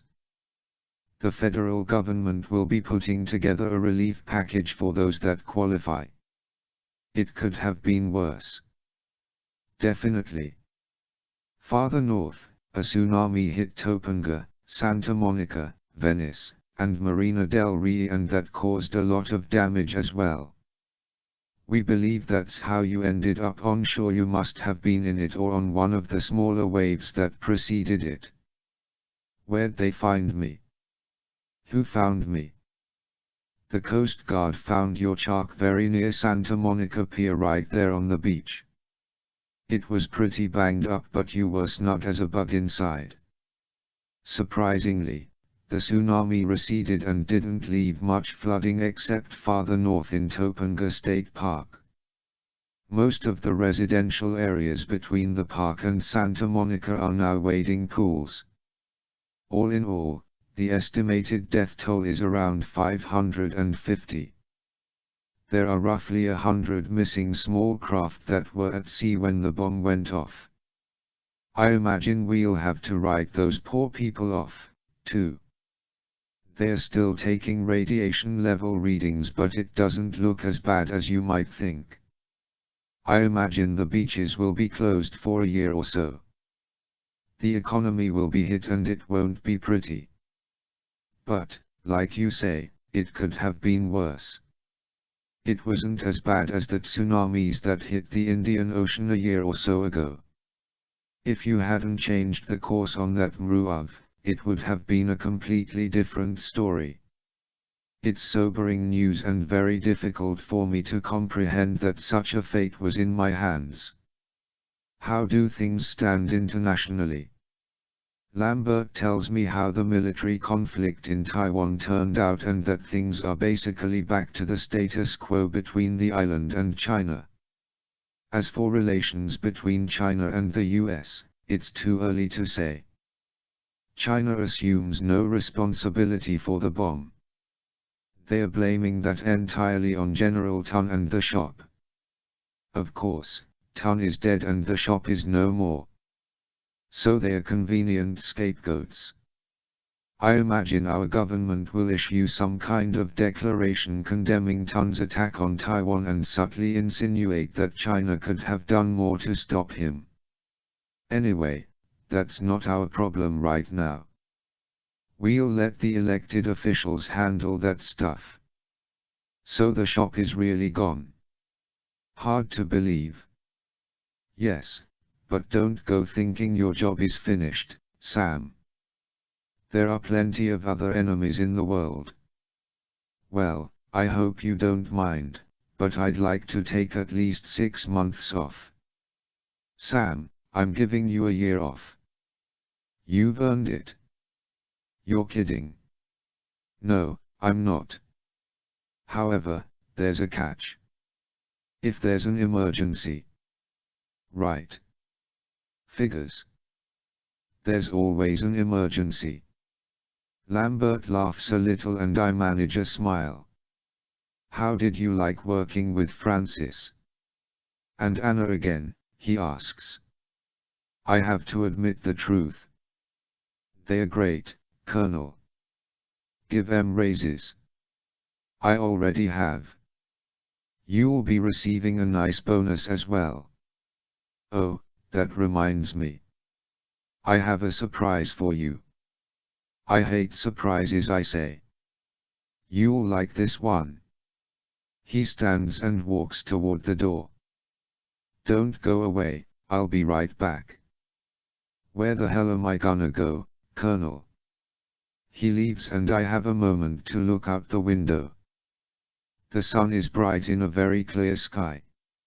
Spring is around the corner and I'd swear there are birds chirping outside. You'd never know that an atomic bomb exploded in the region just 3 days ago. Lambert sticks his head in the room and says, I'll leave you alone with your visitor for now.